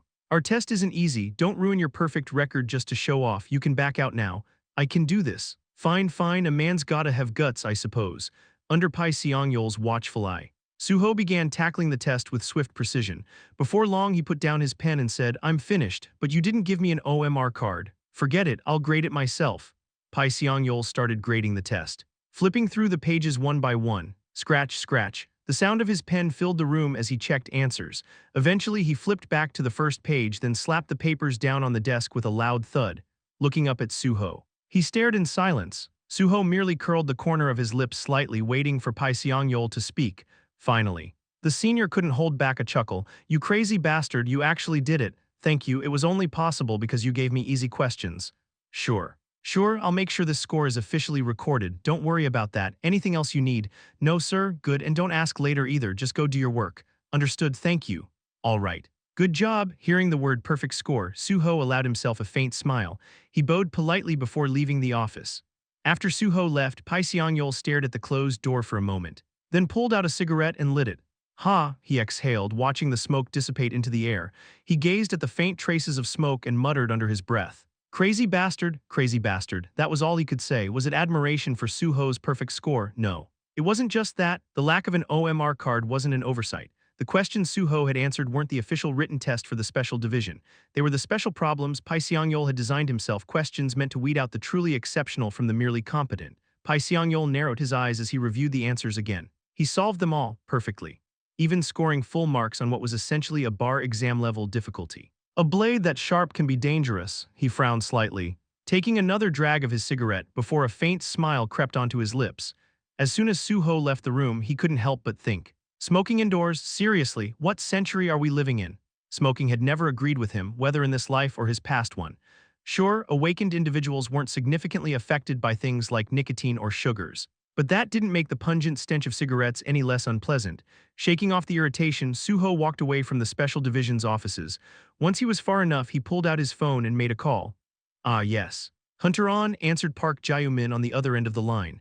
Are you busy right now? Su-ho asked. Not particularly. What's on your mind? I just met with Director Pai Seong-yeol.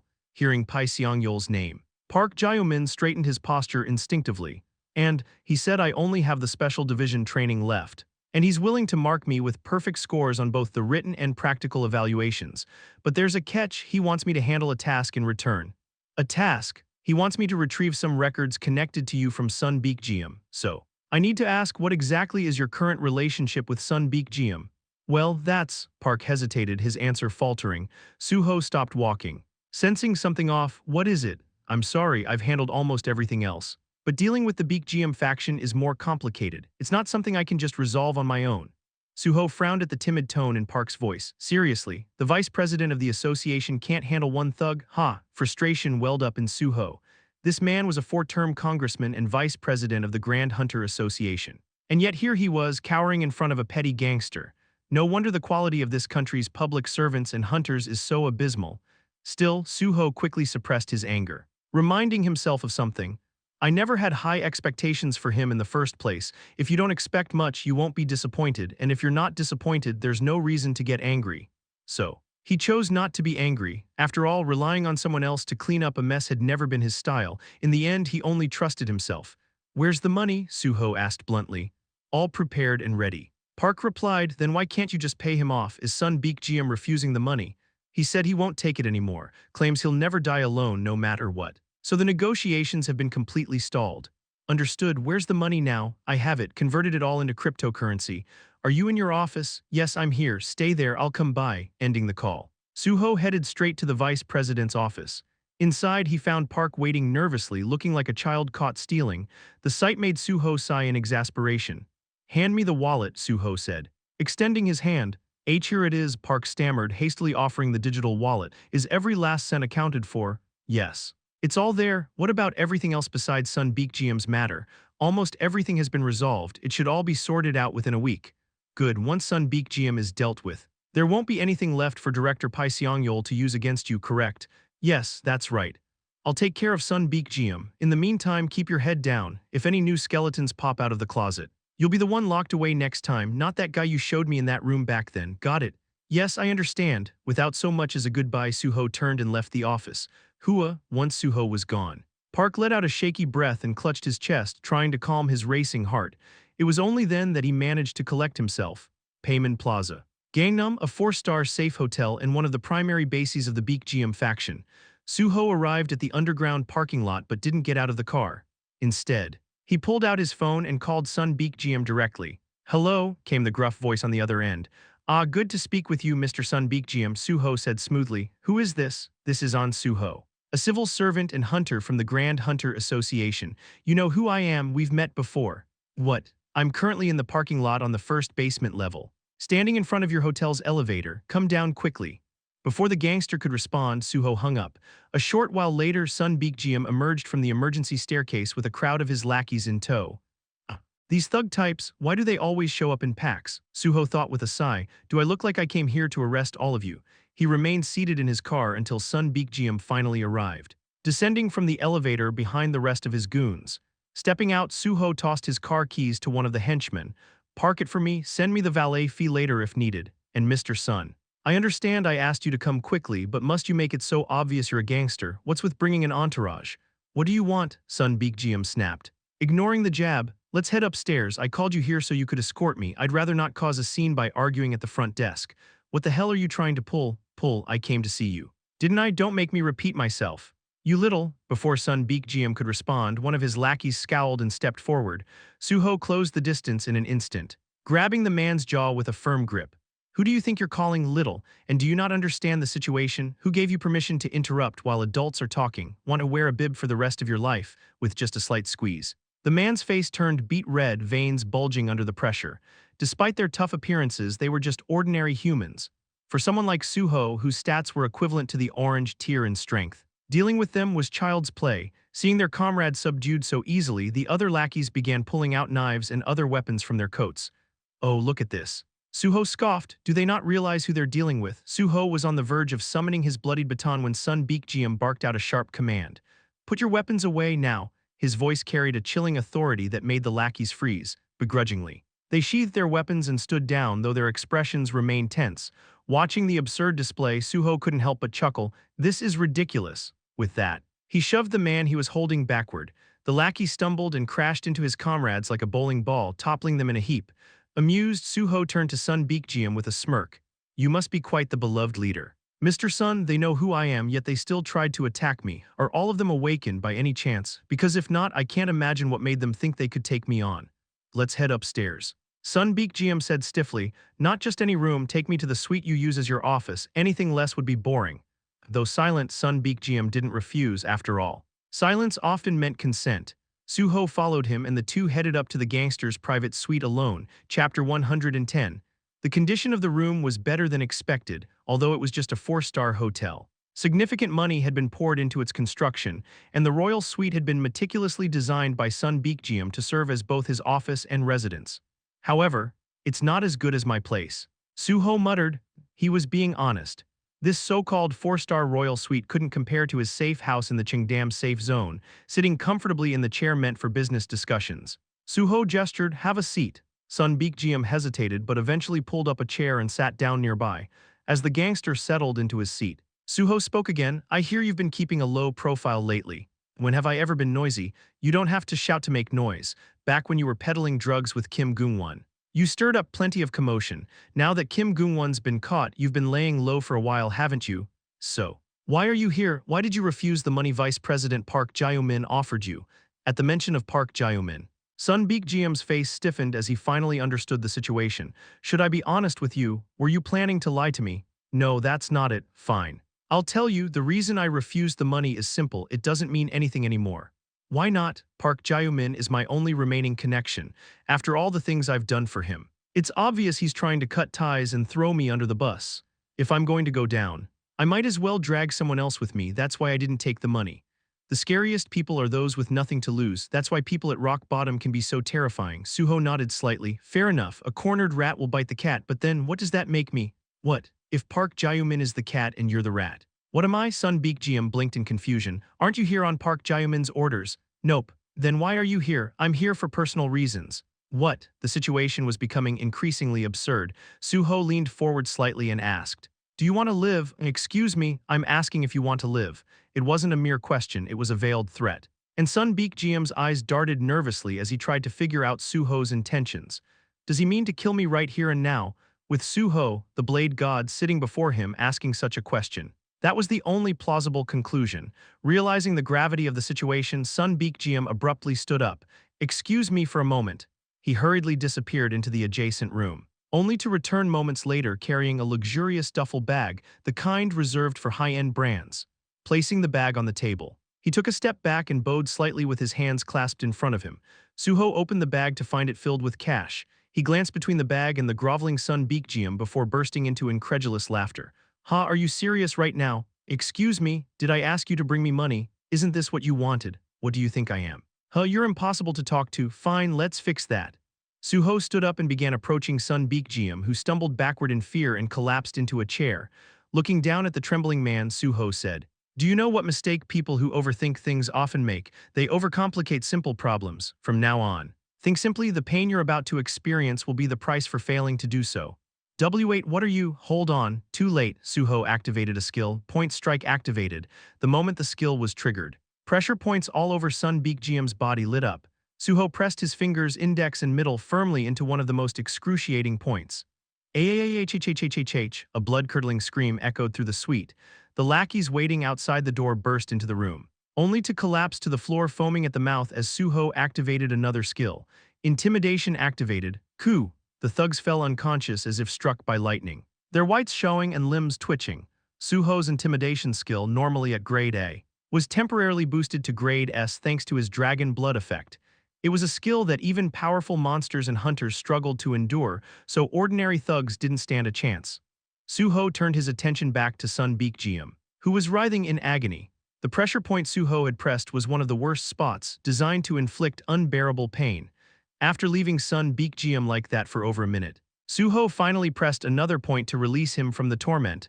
Still trembling, Sun Baekjeom barely clung to consciousness as Su-ho crouched to meet him at eye level.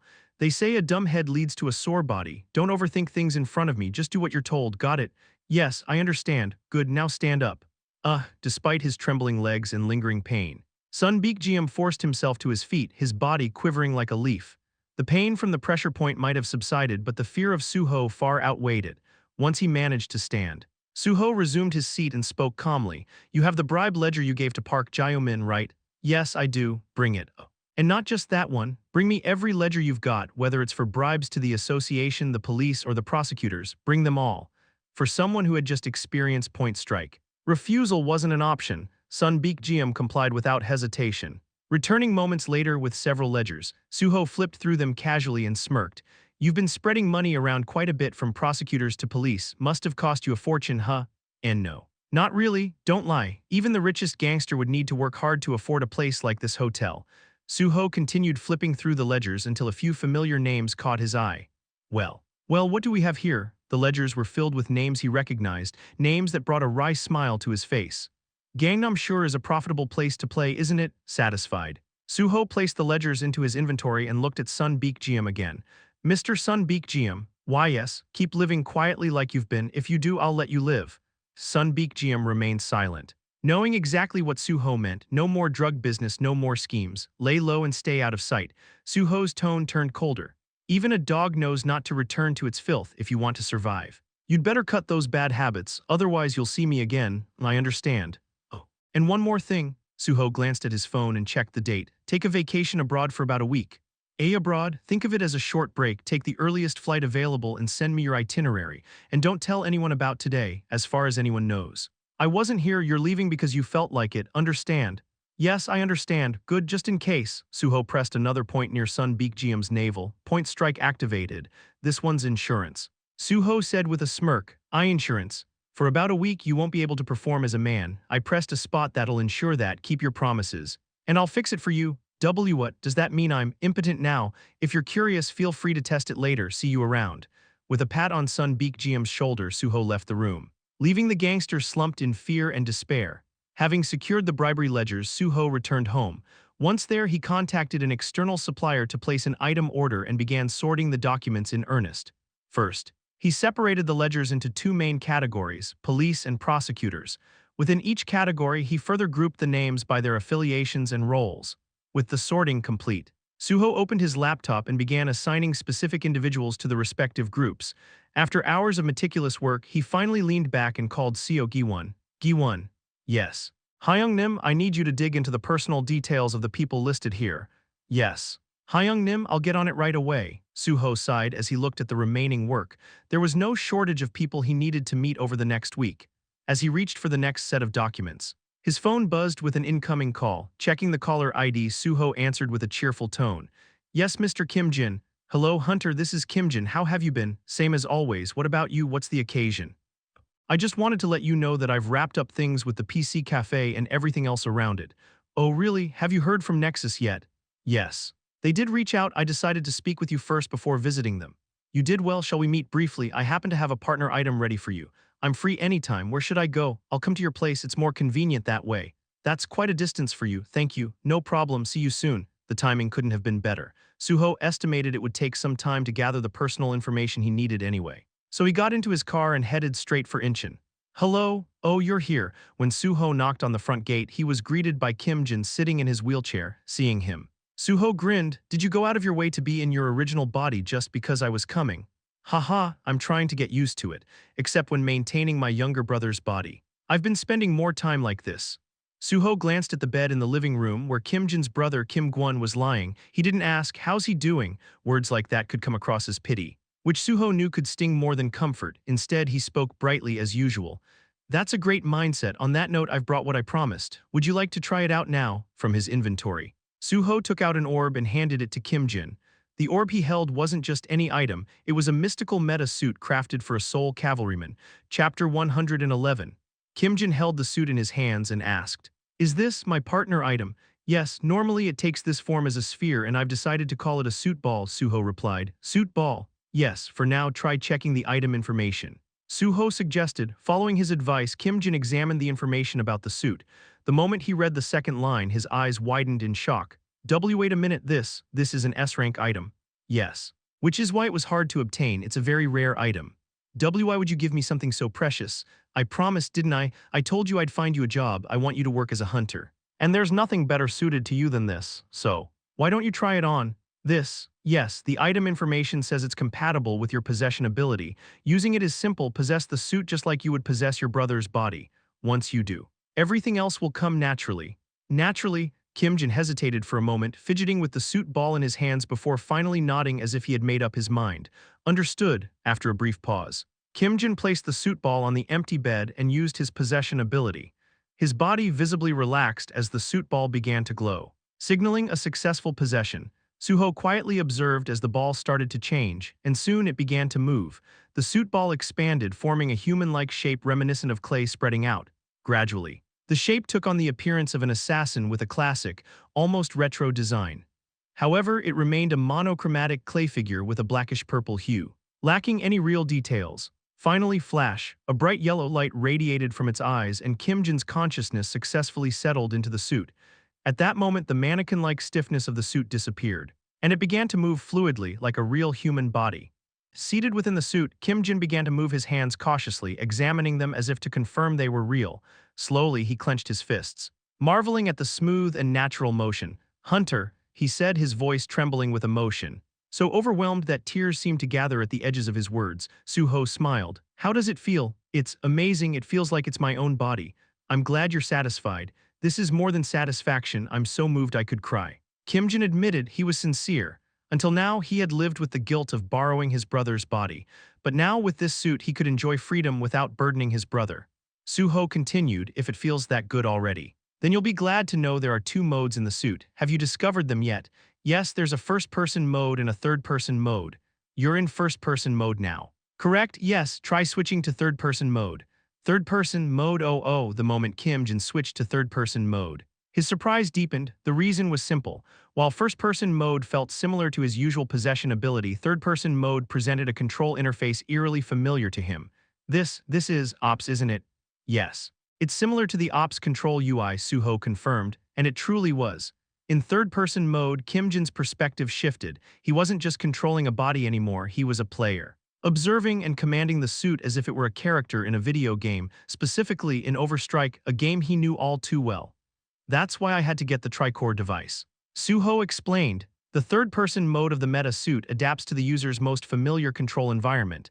I was certain that for you, it would mimic the Overstrike system." This can't be real." "See for yourself, I'm sure it even includes a keyboard and mouse setup. And look at the suit's design, it's modeled after your main character from Overstrike. Isn't it, the assassin Kenji?" "Why yes. When it asked me to imagine a familiar form, I instinctively thought of Kenji. I bet it even replicates Kenji's basic skills and movements, maybe not the special effects. But the motions should be identical, try it out." At Su-ho's encouragement, Kim Jin began controlling the suit, fully immersing himself in the familiar mechanics. And sure enough, Kenji's movements, fluid and precise, came to life through the suit. It was a flawless recreation of the assassin's iconic playstyle, leveraging shortcuts and commands that only someone with Kim Jin's intimate knowledge of the character could execute. Kenji truly is unparalleled. As someone who used to play Overstrike, seeing Kenji in real life feels nostalgic. Su-ho remarked, "Haha, it's like a dream. It feels exactly like playing Ops, but my character is moving in the real world." "You realize, right? Kenji is just the beginning. You can transform into any character or anything for that matter. Want to give it a try? You know how, don't you?" "Yes. Give me a moment." Kim Jin experimented with the suit's transformation ability. Moments later, the suit shifted and standing before Su-ho was an exact copy of himself. "Did you do this on purpose?" Su-ho chuckled. Amused, "Haha, well, you're right in front of me, so it was easy to replicate your appearance. I hope you're not offended." "Not at all. In fact, I was going to suggest you try mimicking me at some point, however. You haven't quite figured out how to replicate colors yet, have you? Give me another moment." Kim Jin adjusted the suit further, and soon the blackish-purple hue disappeared, replaced by a perfect replication of Su-ho, down to the last detail. "How does it look?" Kim Jin asked. "Perfect. If I didn't know better, I'd think I had a twin," Su-ho replied, handing him a mirror. "Wow," Kim Jin muttered in awe, "now that you're familiar with the controls. Let's move on to business. I'd like to hire you, Kim Jin." "Hire me, you mean personally?" "Yes, that's why I got you this partner item, with the meta suit." Kim Jin was arguably one of the most versatile operators Su-ho knew. He could adapt to any role, damage, defense. Or assassination thanks to the suit's ability to change forms and its lack of traceable biological signatures like fingerprints or hair. Su-ho continued, of course, the employment would be unofficial. As you know, I'm currently a civil servant. First, I'll help you register with Nexus, and then I'll contract your services through them. What do you think? You're serious? How could someone like me possibly help you? You'd be a great help, as someone committed to ending the gate crisis. I'm always in need of capable people, and rest assured the pay will be more than satisfactory. Additionally, Su-ho glanced at Kim Jin's bedridden brother Kim Gwon. When my healing abilities advance enough, I'll ensure your brother is the first person I heal. Kim Jin's eyes widened. My brother, he can be healed. Modern medicine can't help him, but a healer with transcendent abilities could. I searched everywhere for someone like that. But even the best healers couldn't cure coma patients. They were using the wrong methods, just like diseases require specific treatments. Healers have different skills suited for various conditions. It wasn't a lie. A saint in Russia, Isabella, had once successfully healed a vegetative patient. I just need to replicate her method. Shaken by Su-ho's words, Kim Jin took a moment to gather himself before answering firmly. If you hire me, I'll give it my all. Great, then let's start by heading to Nexus Academy for your registration test. How long will it take? I can't leave my brother unattended for too long. At that moment, the doorbell rang. Su-ho smiled.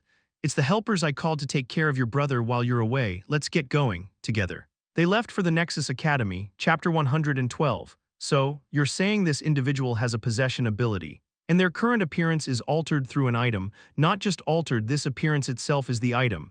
The appearance itself. Yes, that's correct, Mr. Kim Jin. Yes, at Su-ho's nod. Kim Jin transformed his appearance from his usual form to resemble Kenji from Ops. The shifting and squirming process startled Kim Igang, the Nexus administrator, but he quickly regained his composure. Now brimming with admiration. Wow, this is, you know Ops, right? The game Overstrike that was all the rage back in the day. This is Kenji, the assassin character from that game. Of course. I know it, I used to love Ops. I heard the player base dwindled after the Great Cataclysm, but to think I'd see Kenji here in real life. Well, that makes things easier, Mr. Kim Jin, while we're on the topic. Why don't you show him a Kenji combo? Sure, I'll demonstrate the most iconic combo. Wind Cutter Slash. Wind Cutter Slash. Kim Igang was visibly shocked at the mention of the move. It was no wonder Wind Cutter Slash was synonymous with Kenji, his signature combo that defined his character. But more than that, what stunned Igang was that Kim Jin was the creator of the legendary Wind Cutter Slash combo. Moments later, in the expansive training ground, Kim Jin executed the Wind Cutter Slash. Soaring forward as if slicing through the wind, he delivered 4 attacks seamlessly in one motion, a perfect reproduction of the move seen only in the game. Perhaps that was why. Witnessing the move, Kim Igang involuntarily dropped his jaw. Trembling in awe, this is insane, a live-action Wind Cutter Slash. Kim Igang, a devoted Kenji fan who mained the character in Ops, was over the moon. Seeing the Ops world champion bring Kenji to life in full scale and perform the signature move was almost overwhelming. Su-ho didn't stop there. He instructed Kim Jin to transform into other Ops characters like Leonhardt and Banjo, demonstrating their iconic combos. Each performance pushed Igang further into a state of admiration. Finally, without hesitation, Kim Igang handed over a contract. This is more than enough, let's sign right away. What's the rank? You're assigning him to your personal team, right? Yes. Then he'll start at B rank once he hits level 100. We'll promote him to A rank. Thank you. By the way, have you decided on a name for your personal team? A name for the team. Su-ho hadn't given it much thought. But now it seemed necessary. He decided to use a name he already had in mind. Yes, we'll call it Banshee. Banshee, got it, I'll make a note of it. Oh. And could I make a personal request? What kind of request? I'm a huge fan of Kenji. Could I get a photo of him transformed into Kenji? That's easy enough, Mr. Kim Jin. Yes, at Su-ho's request. Kim Jin transformed into Kenji and posed for the photo. Afterward, Su-ho turned to Igang. Also, could you prepare an access card for Mr. Kim Jin as well? And one more thing, Su-ho shared additional requests, which Igang nodded to as he listened. That won't be an issue. Since you're covering the cost with the funds from the Tangji mine payment, we can arrange it immediately. Should we proceed? Yes, please. Oh, by the way, do you know how Hunter Kang Di-han is doing these days? Hunter Kang Di-han is steadily working with his assigned team. Why do you ask? We worked together before, and I was curious about his progress. What level is he now? If I remember correctly, he should be in the level 80 or 90 range, if you're interested. Why not give him a call? He's been waiting for your contact. Why is that? Nothing in particular, you're Su-ho after all. A call from a superstar like you is worth waiting for. Su-ho understood the sentiment, however. He knew it wasn't the right time yet. For a tank like Kang Di-han, on-field experience was invaluable. When Hunter Kang Di-han reaches level 100, let me know, before the offers from other places flood in. I'd like to meet him first. Understood, I'll contact you once his guild card and other arrangements are ready. Reach out to Kim-jin, he'll handle it. Got it, let's proceed with the registration process. Kim-jin officially began his Nexus Guild registration, after confirming the additional clauses Su-ho had requested. Only Kim-jin's signature remained. Once all the paperwork was complete, Su-ho spoke. With your signature here, you'll officially become a B-rank member of the Nexus Guild. Thank you, I'll work hard. Don't thank me just yet. What I'm about to explain is the most important part. Su-ho pointed to the special clauses. I mentioned that I'm hiring you. Right, yes, you'll be assigned to my personal team, making me your direct supervisor. From now on, you'll call me team leader. Yes, sir, I'll remember that. And regarding the partner item I provided as noted here, it's only available for use when you're working with my personal team. Outside of that, it cannot be borrowed. It was a critical point. Nothing in the world comes for free. Kim-jin nodded without hesitation. And you must maintain confidentiality about your Nexus affiliation, my personal team. And the partner item I've provided. Is that all? Yes, that's everything. That's simple enough. I'll uphold it without fail. Kim-jin didn't hesitate to agree for him. Su-ho was a savior. There was no reason to refuse. Su-ho smiled. I like your enthusiasm. Lastly, I have a personal proposal for you. A personal proposal? Yes, if there's no pressing reason otherwise. How about living here as in the Nexus Academy? Yes, the training facilities are here after all. Naturally, accommodations for you and your brother will be provided. Along with a caretaker for him while you're on duty, think of it as part of our team's benefits. The offer made perfect sense. Absolutely, I have no reason to refuse, thank you so much. Great, let's sign. Then, with a final signature, the contract was complete.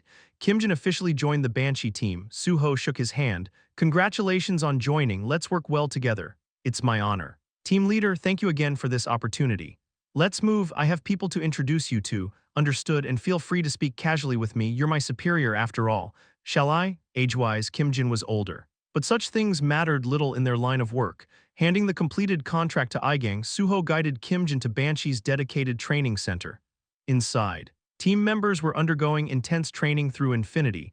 Su-ho pointed at the external screen showing their activities. See that? Yes. Our routine is simple, half the day is spent in revival duels, and the other half in dungeon runs. It was exactly as described, with no orders from Su-ho. Banshee members trained against his avatar or hunted virus monsters in the virtual dungeons created by Seok-Iwon. Watching the intense battles, Kim-jin was amazed. But isn't that you? Yeah. That's my avatar. They practice swordsmanship against me daily. And they always fight in outnumbered scenarios. They have to. Fighting my avatar one-on-one would mean instant death. The avatar's combat data is based on my actual abilities. Wow, don't be too surprised. You'll be joining them soon. Me too. Of course, this isn't ops, it's the cold, harsh reality. Besides, if you want to resume your work as a hunter, you'll need the skills to match, right? Well, that's true, but it's been a while since you hit a wall while working as Railgun. Hasn't it? Get ready to feel that wall again. Su-ho manipulated Infinity, programming an avatar that accurately reflected Kim-jin's unique traits. Then, he attempted to log Kim-jin into Infinity. But Kim-jin failed to connect to Infinity. It turned out that the issue lay in the fact that the Kim-jin entering the device wasn't his real body but the suit mode version of himself. Of course, Infinity connects based on biological data. But you're in item form right now, that won't work. Then what should we do? What else? We'll move your actual body here and try again. Looks like moving is our first priority.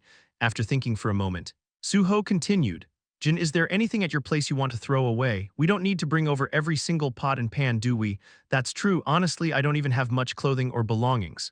Then, if it's okay with you, I'll hire movers to handle everything.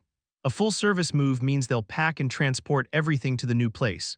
We'll also arrange care for your brother. So there's really no need for you to go yourself. You can just inform the landlord over the phone. If you're willing to do that, I'd be grateful. Should I just wait here in the meantime? Do you want to, or maybe grab a bite to eat? Right, in your current form, you don't get hungry. Do you? It was true. The body Kim-jin currently occupied wasn't his real body but an item. This is why possession abilities with suits are considered overpowered. Not only hunger, he likely wouldn't feel fatigue or the need to sleep either. Kim-jin nodded in agreement. That's definitely true if you don't mind. Team leader, could I stay here and watch the others spar while I wait? You won't get bored. This is all part of my study. Analysis is crucial, you know. Come to think of it. He had a point. Why else would the phrase post-match review exist? Su-ho nodded just as his phone vibrated. A message notification. It was from Sun Beek Jiam. I'm leaving the country now. I'll contact you before I return. Well, That was fast. After reading the message, Su-ho smirked and immediately called Jojin HWI. Yes, Mr. N, the article we prepared, release it immediately. Understood. As soon as Sun Baekjeom left the country, Su-ho published the article regarding the unfair personnel decision. He had deliberately held onto the information. Timing it this way allowed Su-ho to adjust the schedule to his liking. At that moment, Su-ho received another call, this time from Seo Gi-won. Hey Gi-won, Hyung Nim. I've completed the search for the individuals you mentioned. Really? Perfect timing. A sly grin spread across Su-ho's face. Chapter 113. Su-ho received the materials from Seo Gi-won on his phone, then asked Kim Ae-gang to handle Kim Jin's move before heading to his parked car. As he made his way to the parking lot, he called Park Jae-min. Yes. Hunter N, I just released the article about the unfair personnel decision we discussed. Keep an eye on the timing and schedule a meeting with the association president. You've already released it? Yes, understood, with orders given to Park Jae-min. Su-ho set aside any concerns about that issue. If there were any further follow-ups, the most he would have to deal with would be a call from Pai Seong-yeol. Su-ho skimmed through the documents Seo Gi-won had sent and made another call. Yes. This is Prosecutor Kim Seung-hwan. The person on the other end was a sitting prosecutor. Hearing the response, Su-ho smiled as he replied, Hello, this is Hunter and Su-ho from the Grand Hunter Association. Hunter and Su-ho, yes. That's correct, Hunter and Su-ho from the Grand Hunter Association. You mean the Sword Saint and Su-ho? Yes, that's me, if you're available. Could I treat you to a cup of coffee today? I have something to discuss regarding former prosecutor Pai Seong-yeol. Former prosecutor Pai Seong-yeol, since he was no longer in office. He was referred to as a former prosecutor. After a brief silence, Kim Seung-hwan replied, Understood, thank you for agreeing, I'll text you the time and location, ending the call. Su-ho got into his car and started the engine. There was no time to relax before meeting him. There were many preparations to complete beforehand. That evening, Su-ho chose a quiet, secluded location for their meeting and waited. Before long, an unfamiliar vehicle arrived and Prosecutor Kim Seung-hwan stepped out. Su-ho greeted him warmly with a friendly smile. Hello. Prosecutor Kim Seung-hwan, so you're really Hunter and Su-ho. Haha, did you think I was lying? To be honest, I thought it was a prank call at first. Hunter and Su-ho has no connection to me whatsoever. Well, not until now, thanks to a certain someone named Pai Seong-yeol. Kim Seung-hwan fell silent for a moment before speaking again. How did you find out? Find out about what? About me and Pai Seong-yeol? If you look, you can find anything. No secret in the world is perfect. Besides, how many people in this world hold a grudge or anger against someone like Pai Seong-yeol? Kim Seung-hwan furrowed his brow briefly before tilting his head. From the way you're speaking, it sounds like you have some personal grudge against Pai Seong-yeol as well. Of course I do, that's why I asked to meet with you. So, are you behind all the rumors spreading in the media about him? Which rumors? The ones about the royal factions within the Grand Hunter Association and the resulting unfair personnel decisions. Was it you? Yes. It was me. If not me, who else could pull this off? Su-ho answered boldly without hesitation. This response left Kim Seung-hwan slightly stunned. No matter how much we both hate Pai Seong-yeol, isn't this too much information to reveal to a stranger? Well, if you were the type to get shaken over this, I wouldn't have asked to meet you in the first place. Let's not get tense, let's have coffee first. That's what we plan to do today. Right? Su-ho handed Kim Seung-hwan one of the takeout coffees he had prepared in advance. However, after taking a sip, Kim Seung-hwan let out a dry chuckle, but while his lips smiled, his eyes grew sharper. It's cafe mocha. Yes, it's cafe mocha. Most people would bring iced Americanos for takeout, at best a hot latte. True, but you prefer iced cafe mochas. Without whipped cream. Su-ho took a sip of his own coffee and smiled. Kim Seung-hwan's expression, however, grew even colder. You've got a bad habit. Hunter, and flaunting your power in front of a prosecutor is not a good look. I wasn't flaunting power. What? I wasn't flaunting power, I was demonstrating my information network. What good would it do to intimidate an ordinary prosecutor? Seriously. Su-ho's casual retort made Kim Seung-hwan laugh again. This time, it was genuine laughter mixed with disbelief. You know everything about me already. So let's skip the posturing and get to the point. You can't investigate me anyway, I'm an awakened. Only the Grand Hunter Association has jurisdiction over me. It was true. The authority to investigate or prosecute awakened individuals rested solely with the Grand Hunter Association's Special Division. That was why Pai Seong-yeol had aligned himself with the Special Division. He understood the power that came with deciding who could be prosecuted or not. Kim Seung-hwan spoke up. You must not have looked into my personality. Then if you had, you'd know I'm someone who lives for justice and integrity. I know, you're more upright and righteous than anyone, but you're also someone who broke under pressure because of it, right? Yes. I am. What's your point? My point is that you need to learn to bend a little, after all. You've been transferred to Gyeonggi province and haven't been as driven in your work as before. Kim Seung-hwan fell silent. It was true, once a paragon of justice. He had fallen into burnout and disillusionment after being outmaneuvered by Pai Seong-yeol. Su-ho continued, "Have you seen my interviews?" "Which ones?" "The ones where I talk about why I joined the Grand Hunter Association." "Yes. I saw them. You said it was to put an end to Gates." "That's genuine. I joined the Grand Hunter Association because I truly want to end Gates." Kim Seung-hwan raised an eyebrow. "What does that have to do with anything? Wouldn't joining a large guild make more sense if that's your goal?" "No, guilds prioritize their own profits over humanity's security. The Grand Hunter Association, as a state-run organization, exists for the public good. That's why I joined, to have access to Gates before anyone else. And, to end Gates, I need to cleanse the rot within our systems first. People like Pai Seong-yeol are obstacles to progress. They use their power as a means to an end, exploiting the association for personal gain. You've experienced that yourself, haven't you?" Kim Seung-hwan remained silent for a long time before finally speaking. "So, is this personal revenge for you?" "Not at all. If it were personal, I wouldn't bother with all this. I'd just hunt down everyone involved in that incident and end them. My nickname should tell you enough about my abilities. The Sword Saint Ahn Su-ho, a man with unparalleled combat prowess who had cleared multiple sealed gates alone." Su-ho's tone turned serious. "I want to end Gates. To do that, I need trustworthy allies. That's why I'm proposing this cleanup, to ensure the upper ranks are filled with people who lead by example. You're idealistic to a fault. Dreams are meant to be pursued, not abandoned." "Why me? Though what if I change once I taste power? Then I made a mistake, but for now you're the most suitable person I've found." Su-ho grinned as he took another sip of his coffee. "And if you ever think of straying, I'll be watching, so stay honest, won't you?" Chapter 114. Su-ho smiled. However, despite the smile, his words were sharp and chilling. Kim Seung-hwan frowned. "So, are you telling me I need to live under your watchful eye, Hunter An? Everyone lives under someone's watch. Who in this world lives without it? But for people like us, even just meeting like this and forming an alliance can be a significant weakness for both of us. So, isn't it better if we both just live honestly? After all, isn't that why our country has a separation of powers?" Good grief, his reasoning was as smooth as silk, and yet there was no way to refute it. That was how Kim Seung-hwan felt about Su-ho. Su-ho continued, "In the end, someone must wield power. Not that I intend to become president or anything. What I aim to be is a sword capable of checking both corrupt leaders and rogue hunters. And that's the same for you. Prosecutor Kim, I'm not asking you to become president. I just want you to ensure that the prosecution functions as it should." Kim Seung-hwan fell silent, deep in thought, before finally asking, "Then is your goal to become the president of the Grand Hunter Association?" "My goal is to end Gates. I have no interest in positions like the presidency." "But you say you want to be someone who can keep hunters in check. Does that position necessarily have to be the president?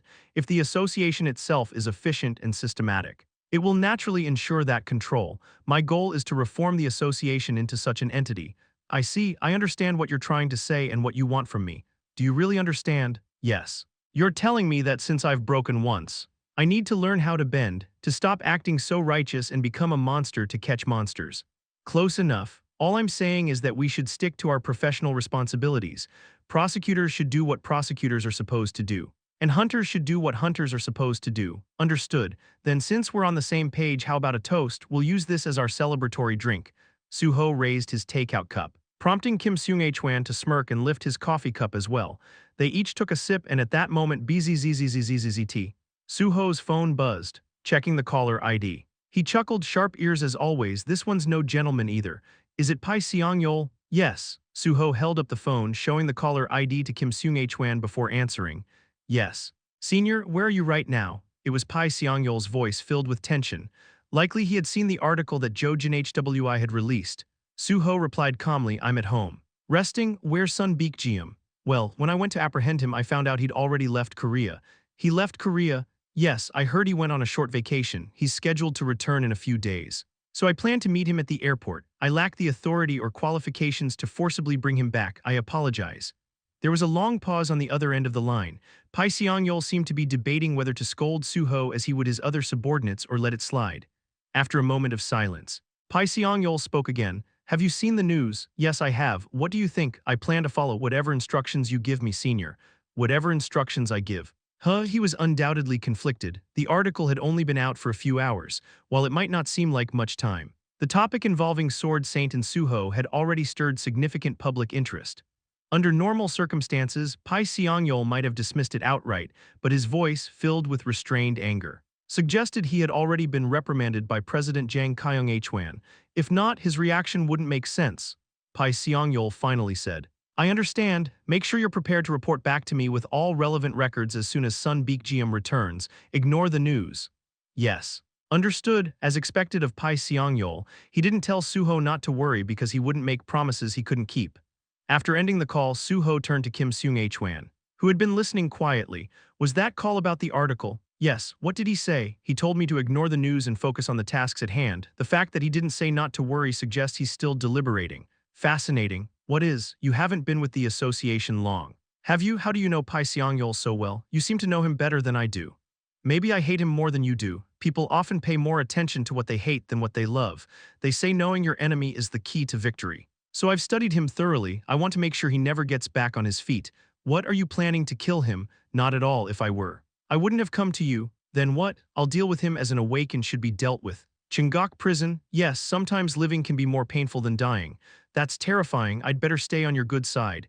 It's never good to make enemies. On that note, here's something for you. What is it? This. Su-ho handed over a copy of the bribery ledger he had obtained from Sun Baek-jeom, filtered to include only judiciary figures. What's this? You know the Baek-jeom gang in Gangnam, right? The one led by Sun Baek-jeom. Yes, he used to run a drug operation with an awakened alchemist named Kim Gung-won. Kim Gung-won's been captured and is lying low. Oh, and by the way, I'm the one who captured him. And I'm currently undergoing special training, including a stint with the Special Division. During this, Pai Seong-yeol told me to obtain the bribery ledger from Sun Baek-jeom as part of an evaluation. What? Kim Seung-hwan looked at Su-ho in disbelief. It was absurd to assign such a task to someone still in training. Even if they were the sword saint. Reading his expression, Su-ho explained, I'm a special case. Pai Seong-yeol is using this as both a competence test and a way to dirty my hands. He wants to use the ledger to tighten his grip on those listed. As Kim Seung-hwan scanned the ledger, his brow furrowed. They're all police officers and prosecutors. Yes, that's why I'm giving it to you. I need you to handle the judiciary side of things. What about the others? The Grand Hunter Association? I'll take care of that. Not everyone in the association is awakened. You might need my help there, Su-ho smiled. True, I'll reach out when the time comes, but for now. This ledger is a one-time bomb. It'll be more effective if we detonate it all at once. At the right moment, Kim Seung-hwan nodded. You know I can't do much on my own with this. Most of the names here are tied to Gangnam Police and Seoul's prosecutors. I'm in Gyeonggi Province. Then you'll have to rebuild your strength and return to Seoul. Return to Seoul? Are you planning to stay in Gyeonggi forever to catch a tiger? You must enter the tiger's den. I'll help you get there. How? I'll provide cases that will help boost your performance and build your reputation. Guild leaders, corporate heads, even dirty prosecutors within your own office. I'll get you all the evidence you need. Kim Seung-hwan swallowed hard. Is that even possible for me? It is. I'm not just anyone, so let's both work diligently in our respective fields. That's the best outcome for everyone. Isn't it? It'll be a lonely fight. Because of the backstabbing, any organization ostracizes those who hunt their own. You're not the type to care about that, and why would you be lonely once the system is cleansed? Only people like you will remain in the prosecution. You're full of idealistic dreams, but I like that. Dreams aren't meant to be broken, they're meant to be pursued. In that case, can I ask you something? Go ahead. What will you do once the gates are eradicated? I'll retire. Ending gates is my ultimate goal. Won't you feel unfulfilled? What's there to feel? My dream is to retire by 40. I'm not fond of working. Kim Seung-hwan chuckled. You and I think alike. Understood. Send me the names of the people who need help. I'll review and proceed. Let's talk again once the plan is ready. For now, I'll take my leave. Waving goodbye, Su-ho got into his car and drove off, watching the car disappear. Kim Seung-hwan pulled out a cigarette and lit it. Good grief, what an extraordinary life he was living, but as strange as it was, he couldn't think of it as bad. It felt like he could finally continue the life he had once dreamed of as a prosecutor. And so, Kim Seung-hwan resolved, if I don't want to be caught, I'll have to live impeccably. More than anyone else, he decided to keep a close eye on Su-ho, remaining neutral and vigilant. That was the role he believed he was meant to play. Chapter 115, Director Pai. Yes. Association President. How much longer until Hunter N's evaluation is complete? It should be finished within a week. What's his score looking like? He's expected to be the first and youngest candidate to achieve a perfect score. Jang Kyung-hwan. The association president fell into thought. The sudden controversy over royal favoritism had blindsided him. He didn't know why the issue had erupted so suddenly. But both he and Pai Seong-yeol were equally vexed by it. It was natural for any organization to grant privileges and priorities to top performers. It was a reward for effort. By that logic, Su-ho, the first and youngest perfect scorer in the association's history, deserved to join the best department, the Special Division. But now, with the uproar over royal favoritism and unfair personnel decisions, the situation was a headache. This is maddening. Normally, Jang Kyung-hwan didn't concern himself with the minor personnel decisions handled by department directors, but with the media clamoring incessantly, he had no choice but to pay attention. Such controversies could hinder his future ambitions. It was then that Park Jae-min stepped forward. Wouldn't it be better to weather the storm for now, transfer him to another department temporarily until the public outrage subsides, then move him back to the special division once things calm down? Then where should we send him? I wouldn't suggest the management or awakening departments at a time like this. Instead, how about the gate division? I've heard that team leader Jung Cheol-min there is close to Hunter and Su-ho. Just as Su-ho had predicted, even though Jang Kyung-hwan typically avoided office politics, he couldn't be ignorant of the factions led by Pai Seong-yeol and Park Jae-min. For Park Jae-min to propose sending Su-ho to a department aligned with Pai Seong-yeol rather than his own faction, it forced Jang Kyung-hwan to reevaluate him. Director Pai, yes, Association President, you're aware of the public uproar, aren't you? Yes, sir, I understand your frustration, putting aside the talk of favoritism. Isn't it natural to assign top-performing individuals to the best departments? It's not as if they didn't earn it. That's true, I won't deny it. Right, but as you know, people don't care about right or wrong. They latch onto the immediate sparks in front of them. So as frustrating as it might be, how about delaying the special division appointment for now, once the public calms down? You can use rotational duty as an excuse to bring him back. Damn, the very scenario Pai Seong-yeol had feared had come to pass, but did he have the authority to refuse? The one speaking was the association president himself. All he could do was bow his head. Then where do you plan to send him, since you were going to assign him to the special division? Let's go with the Gate Division or the Resource Division. How about the Gate Division? Team leader Jung Cheol-min seems to value Hunter a lot. A small relief. At least Park Jae-min hadn't tried to push his own faction into the mix. Pai Seong-yeol nodded. Understood, starting as an assistant team leader there should be fine. Right, it's unfortunate we can't care for him directly in the special division from the start. But this will have to do for now, just hold out a little longer, Director Pai. Yes sir, I understand. Good, let's proceed with this plan and we'll issue a suitable statement to the media. With that, Pai Seong-yeol quietly bowed and exited the president's office. His mouth tasted bitter, normally. He wouldn't have cared one bit about the opinions of what he often referred to as the sheep-like masses. But with the president personally invested in the matter, he couldn't voice his dissent. The only consolation was that Su-ho had been assigned to the Gate Division rather than falling into Park Jae-min's hands. I suppose I should think of it as a win. Pai Seong-yeol picked up his phone and dialed a number. The recipient of his call was none other than Jung Cheol-min. That's great news. It really is, just like Hunter predicted. After finishing his call with Pai Seong-yeol, Jung Cheol-min immediately called Su-ho. Everything had unfolded exactly as Su-ho had said. Su-ho was assigned to the Gate Division's management department, and he would even serve as Jung's subordinate. This wasn't a coincidence. Pai Seong-yeol had personally called and requested Jung to keep Su-ho under his watch. Su-ho chuckled. Does this mean you'll finally believe everything I say from now on? When did I not, anyway? Welcome to the Gate Division. I'm genuinely happy we'll be working together. I'm delighted as well, so does this mean we can finally drop the formalities? Shall we? Haha, much better. I don't mind speaking casually. But have you heard anything from Director Pai? No, nothing so far. I'm guessing he'll tell me on my official return date. No need to announce this sort of thing in advance. True enough, it's not exactly good news, is it, by the way? Where are you right now? I'm waiting on Sun Baekjeom. Director Pai asked me to handle him and retrieve any bribery ledgers he might have. Sun Baekjeom, the infamous gangster from Gangnam? Yes, good grief, even if you were recruited as a level 5 special appointee. Sending someone still in their probationary period to deal with Sun Baekjeom is. Jung Cheol-min, quick to grasp the implications, could see through the ploy, but voicing such thoughts outright wasn't a good habit. So he simply clicked his tongue in sympathy. Su-ho, however, spoke nonchalantly. I'm sure he gave me the job because I'm capable, by the way, in a week. I'll be reporting to your team. What kind of work will I be doing? You're still in training and already curious about your future assignments. Of course, it's not exactly a distant future. Well, Jung Cheol-min furrowed his brow. Under normal circumstances, Su-ho would be tasked with gate inspections in assigned areas, but Su-ho wasn't just anyone. Jung hesitated before asking cautiously, be honest. Are you asking out of pure curiosity? Or do you have some other scheme in mind? Come on. You make it sound like I'm always up to something. Don't pretend otherwise, just be straight with me. I'll try to accommodate your preferences if I can. Su-ho chuckled. That was typical Cheol-min Hyung, acting reserved but more accommodating than anyone else, feigning reluctance. Su-ho offered his opinion. In that case, could I handle some of the tasks the Gate Division hasn't been able to touch? Tasks we haven't been able to handle, like tackling sealed gates. Hey you, indeed. Sealed gates fell under the gate division's purview. Gate strategies were part of the management department's responsibilities, and their hunters generally dealt with less dangerous gates. Each gate cleared brought performance bonuses. This included sealed gates, though they were left untouched due to their difficulty. Jung sighed deeply. Why do you always insist on taking the hardest path? Because someone has to deal with sealed gates eventually. You're not wrong. But he wanted to say, why does it have to be you? But he couldn't. He understood Su-ho's goals and why hunters, especially public servant hunters, existed in the first place.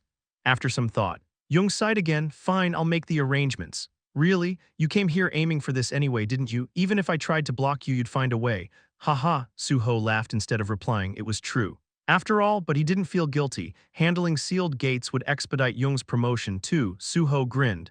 Think of it this way, if you handle the planning and I handle the execution, we'll both rise through the ranks quickly. That's assuming you survive. Do you think sealed gates are called that for no reason? I can't even deploy you alone for something like this, if necessary. We might have to request outside help. I anticipated that, so I made preparations. We can start with lower-level gates and gradually ramp up the difficulty. That way, the higher-ups will be more inclined to approve solo strategies.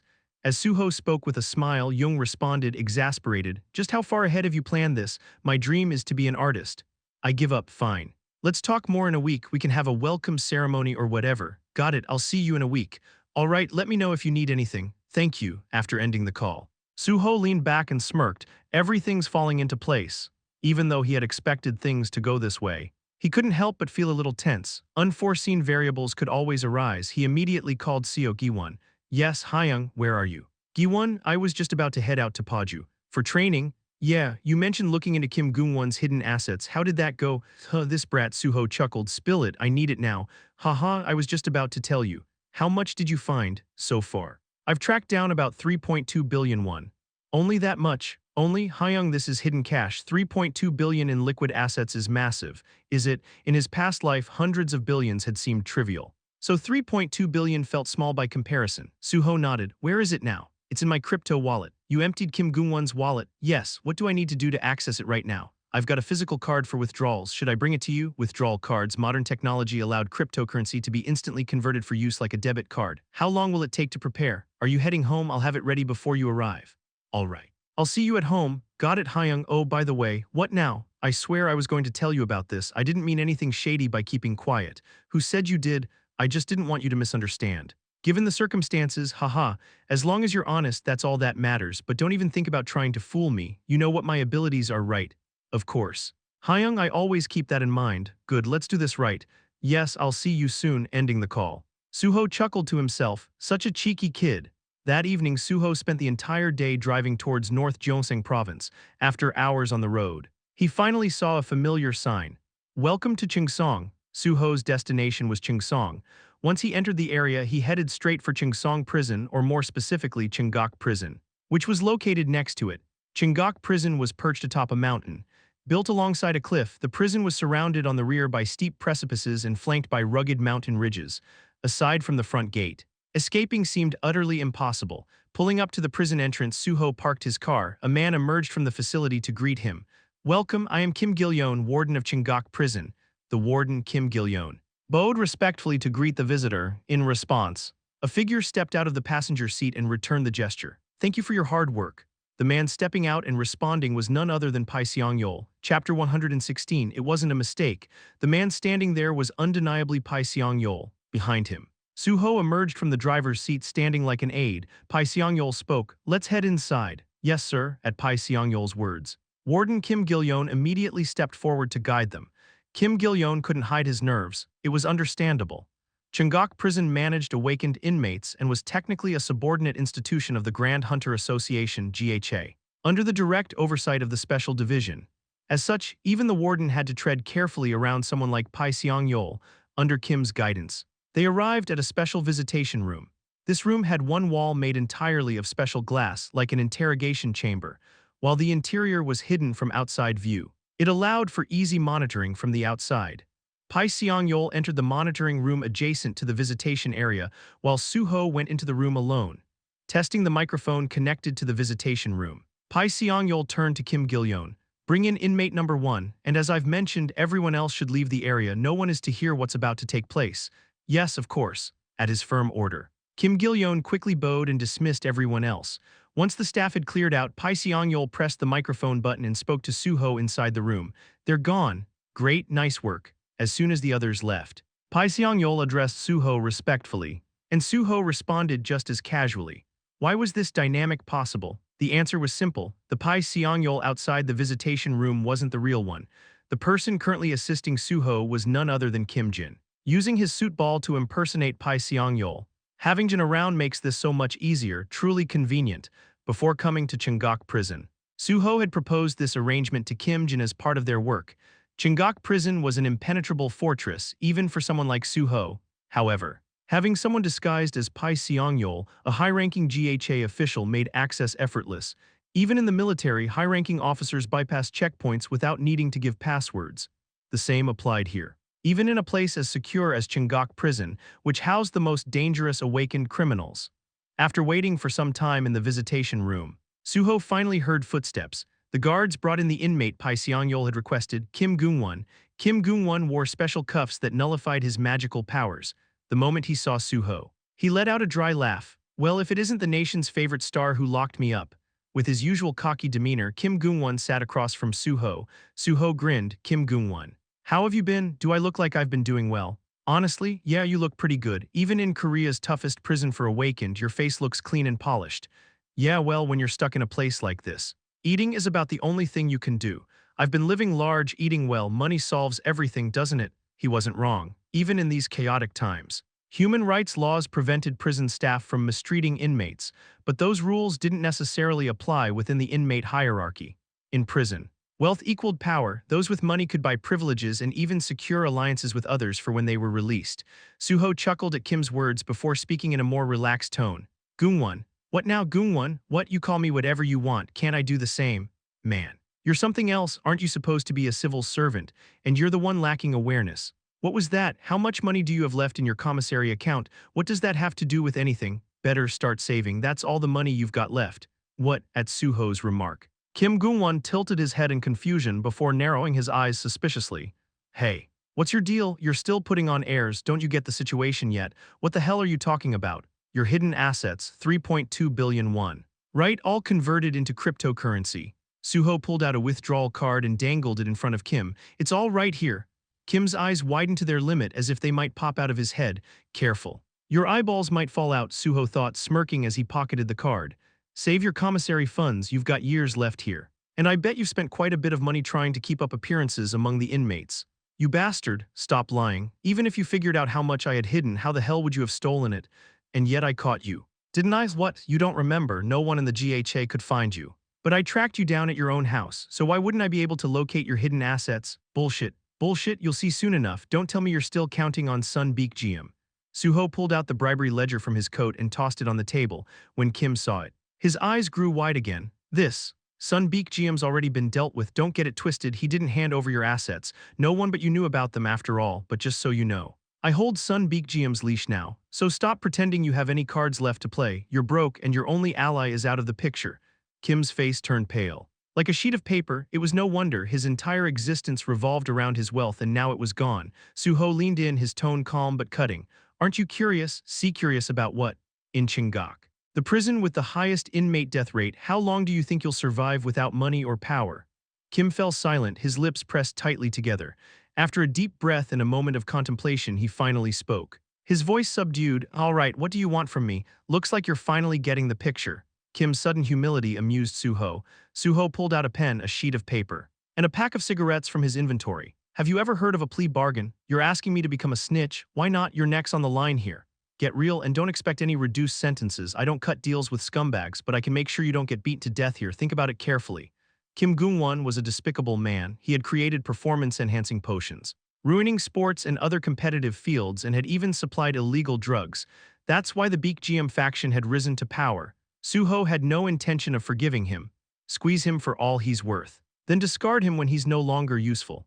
Kim asked, "What exactly do you want me to write down?" "Smart question. Write down every name of every shady person you've worked with. You designed the drugs, so you should know your clients, right? Are you going to round them all up?" "I didn't ask for your opinion." Sorry, Sun Beek-GM might know some of this. "But you're the supplier. Your list will be the most accurate. Why haven't you arrested Sun Baekjeom yet? That's none of your business. What? It's my decision. Your only concern should be your survival unless you want to meet an untimely end in Chingok. Su-ho glanced at the clock. I'll be back in an hour or two when I return. I'd better see these papers filled to the brim. See you later. With that, Su-ho stood and left the visitation room. Kim stared blankly at the paper in front of him, but he had no choice. As Su-ho had said, without money, he was as good as dead. After sitting quietly for a while, Kim grabbed the pack of cigarettes Su-ho had left and lit one. As Su-ho stepped out of the visitation room, Pai Seong-yeol followed closely behind, waiting outside. Kim Gil-yeon, the warden of Chingok prison, approached the two men with a polite bow. Is the investigation complete? Yes, Pai Seong-yeol replied curtly. We'll revisit Kim Gung-won later, for now. Bring in the next one. At his command, Kim Gil-yeon guided them to a second special visitation room. Once again, there were no other observers. Su-ho entered the visitation room alone, while Kim-jin, still disguised as Pai Seong-yeol, remained outside monitoring. Shortly after, the second inmate requested by Pai Seong-yeol was brought in. He was a solidly built man with an imposing physique. What stood out most was his gaunt, dark-circled eyes and the bright red badge on his chest. Marking him as a death row inmate, Su-ho smiled warmly. Are you Yun Hyun-chul? It's a pleasure to meet you. I'm Su-ho and a civil servant with the Grand Hunter Association. Su-ho greeted him with respectful politeness. But Yun Hyun-chul merely stared at him with cold, unfeeling eyes. Undeterred, Su-ho maintained his composure, continuing to smile. You're a man of few words, I see, but staying silent won't help Hyun-chan. Now will it? At the mention of his younger brother's name, Yun Hyun-chul's expression twisted, and he slammed the desk in front of him as he lunged at Su-ho. The force of his movement was so powerful that deep marks were left on the sturdy visitation table, yet despite the ferocious blow, Su-ho effortlessly caught the man's clenched fists with his own hands. Yun Hyun-chul glared at Su-ho with murderous intent. Who the hell are you? What gives you the right to bring up my brother? As I mentioned, I'm Su-ho-in, a public official with the GHA. Haven't you heard of me on the news? Never heard of you, you bastard. Bang. Yun Hyun-chul twisted his body to deliver another blow, the sheer power of his movement creating a gale-like wind in the room. This won't do, Su-ho thought. We can't have a proper conversation like this. With ease, Su-ho sidestepped the attack and brought his index and middle fingers together, pressing into the pressure points on Yun Hyun-chul's body. Pressure point activation. As the skill triggered, Yun Hyun-chul's massive frame collapsed to the ground with a loud thud. He wasn't unconscious. Instead, Su-ho had targeted specific pressure points to block the flow of energy in his body, rendering him unable to summon strength. Yun Hyun-chul's mind remained sharp, though his body was paralyzed. Su-ho calmly followed up by sealing the man's vocal cords with a secondary pressure point technique, ensuring complete silence. He crouched down to address Yun Hyun-chul, speaking in a measured tone. From what I've heard, Chingok prison is home to two untouchable monsters. One of them is you, Yun Hyun-chul, also known as the Hidden Dragon. Su-ho smiled, his tone still calm. I have a proposition for you. Listen carefully before you decide. Yun Hyun-chul struggled against his restraints, veins bulging in his neck as he attempted to shout. Ugh, but his voice was sealed, and his body refused to move. Su-ho observed him with a relaxed expression. Let's see how long it takes for the hidden dragon to calm down, he thought. Chapter 117, The Hidden Dragon. Yun Hyun-chul. It was undeniable. Yun Hyun-chul's massive physique was not just bulky, it was a well-maintained, solid build. His body resembled polished armor, however, despite his impressive frame. His sunken eyes and indifferent expression conveyed apathy as though nothing in the world mattered. But Su-ho knew better. Though Yun Hyun-chul was known as the Hidden Dragon now, in the distant future, he would be called the Mad Dragon. Yun Hyun-chul, I must tame him and bring him to my side before he loses control and succumbs to madness. Now and in the future. There was no other inmate in Chingok prison as strong as him. Su-ho casually sat on the fallen Yun Hyun-chul like he was a cushion, smirking. You seem quite agitated. Should I start by calming you down? Ugh, wow. You're really worked up. Anyway, let's get straight to the point. I know why you're on death row. You were sentenced to death for killing every single hunter who gang-raped your girlfriend, even here. You didn't let anyone mess with you. You beat up every inmate who provoked you. Some ended up disabled while others, well, didn't make it. If one were to tally all the people Yun Hyun-chul had crippled or killed, the number would already exceed 10. That's why he was now a death row inmate. Su-ho continued. Still, I don't think you're a bad person. If the same thing had happened to my girlfriend, I'd have done exactly what you did. And if I ended up in prison afterward, I'd probably act like I'd lost everything. Just like you. Ugh, this was no mere platitude, it was the truth. No matter how many lives I've lived or how experienced I am as a civil servant, I'm no Buddha or saint. But Yun Hyun-chul seemed to want to scream. What would someone like you know? Despite having his pressure points sealed, he shook violently, struggling to express his defiance. Su-ho ignored this and kept talking. Even though I don't think you're in the wrong. The world doesn't share my sentiment. Neither does the law, but wouldn't it be too sad to keep living like this with dead eyes and no purpose in life? Rising from his seat on Yun Hyun-chul, Su-ho helped him into a chair. He adjusted the pressure points in his lower body so he could sit comfortably, although Yun Hyun-chul's gaze was still filled with murderous intent. Su-ho paid it no mind and pressed on. You grew up in Aram orphanage, didn't you? You were admitted there with your younger sister. At that moment, Yun Hyun-chul stopped struggling entirely, seeing his reaction. Su-ho smiled. I understand your sister was adopted shortly after entering the orphanage. While you aged out, I also know you spent years trying to find her after leaving the orphanage. Su-ho released the remaining pressure points. Yun Hyun-chul clenched his fists, but instead of lashing out, he sat properly in his chair, glaring at Su-ho. Your sister's name is Yun Hyun-hee. Correct, I know where she is, I know what she's doing and where she lives. Su-ho took a folder out of his inventory. Inside were personal details and recent photos of a woman, Yun Hyun-hee. Yun Hyun-chul's eyes widened as he examined the photos. Disbelief evident on his face. She's still in Korea, fortunately, Su-ho said, but her life hasn't been easy, though she was adopted into a good family. She lost everything to gate shock when she became an adult. She married early to a man she met during those difficult times, but Su-ho pulled out more photos. The images were heart-wrenching, Yun Hyun-hee's face covered in bruises. Clearly the result of domestic violence. Her husband is an alcoholic and gambler. I hear he turned to gambling after losing his business to gate shock twice, and now he's deeply in debt. Yun Hyun-chul's face turned red, his expression resembling a volcano on the brink of eruption. But Su-ho remained calm, rising to release his pressure points entirely. This time, Yun Hyun-chul didn't scream or curse. Instead, he sat quietly, suppressing his rage, and spoke in a low voice. What do you want from me? I want you to become the king of Cheongak prison. The king, yes, despite the chaos of our times. Human rights laws still prevent prisons from treating inmates harshly. At best, their freedom is restricted, but I believe that's not enough. The purpose of a prison is reform, yet even here in Cheongak, rich inmates live comfortably while others suffer. How can reform happen in such an environment? Yun Hyun-chul frowned but said nothing. Let's be honest. I want you to become Cheongak's king not just to enforce discipline but to deal with inmates I don't have time to handle personally. In exchange, I'll take care of Yun Hyun-hee. I'll ensure she lives a stable, safe life. Su-ho didn't bother dressing up his intentions. If Yun Hyun-chul wanted to see him as manipulative, so be it. This was a transaction. Plain and simple. For Su-ho, it was just one of many strategies to eradicate Gates more efficiently. Yun Hyun-chul understood that too. He was a man living each day without purpose, merely surviving.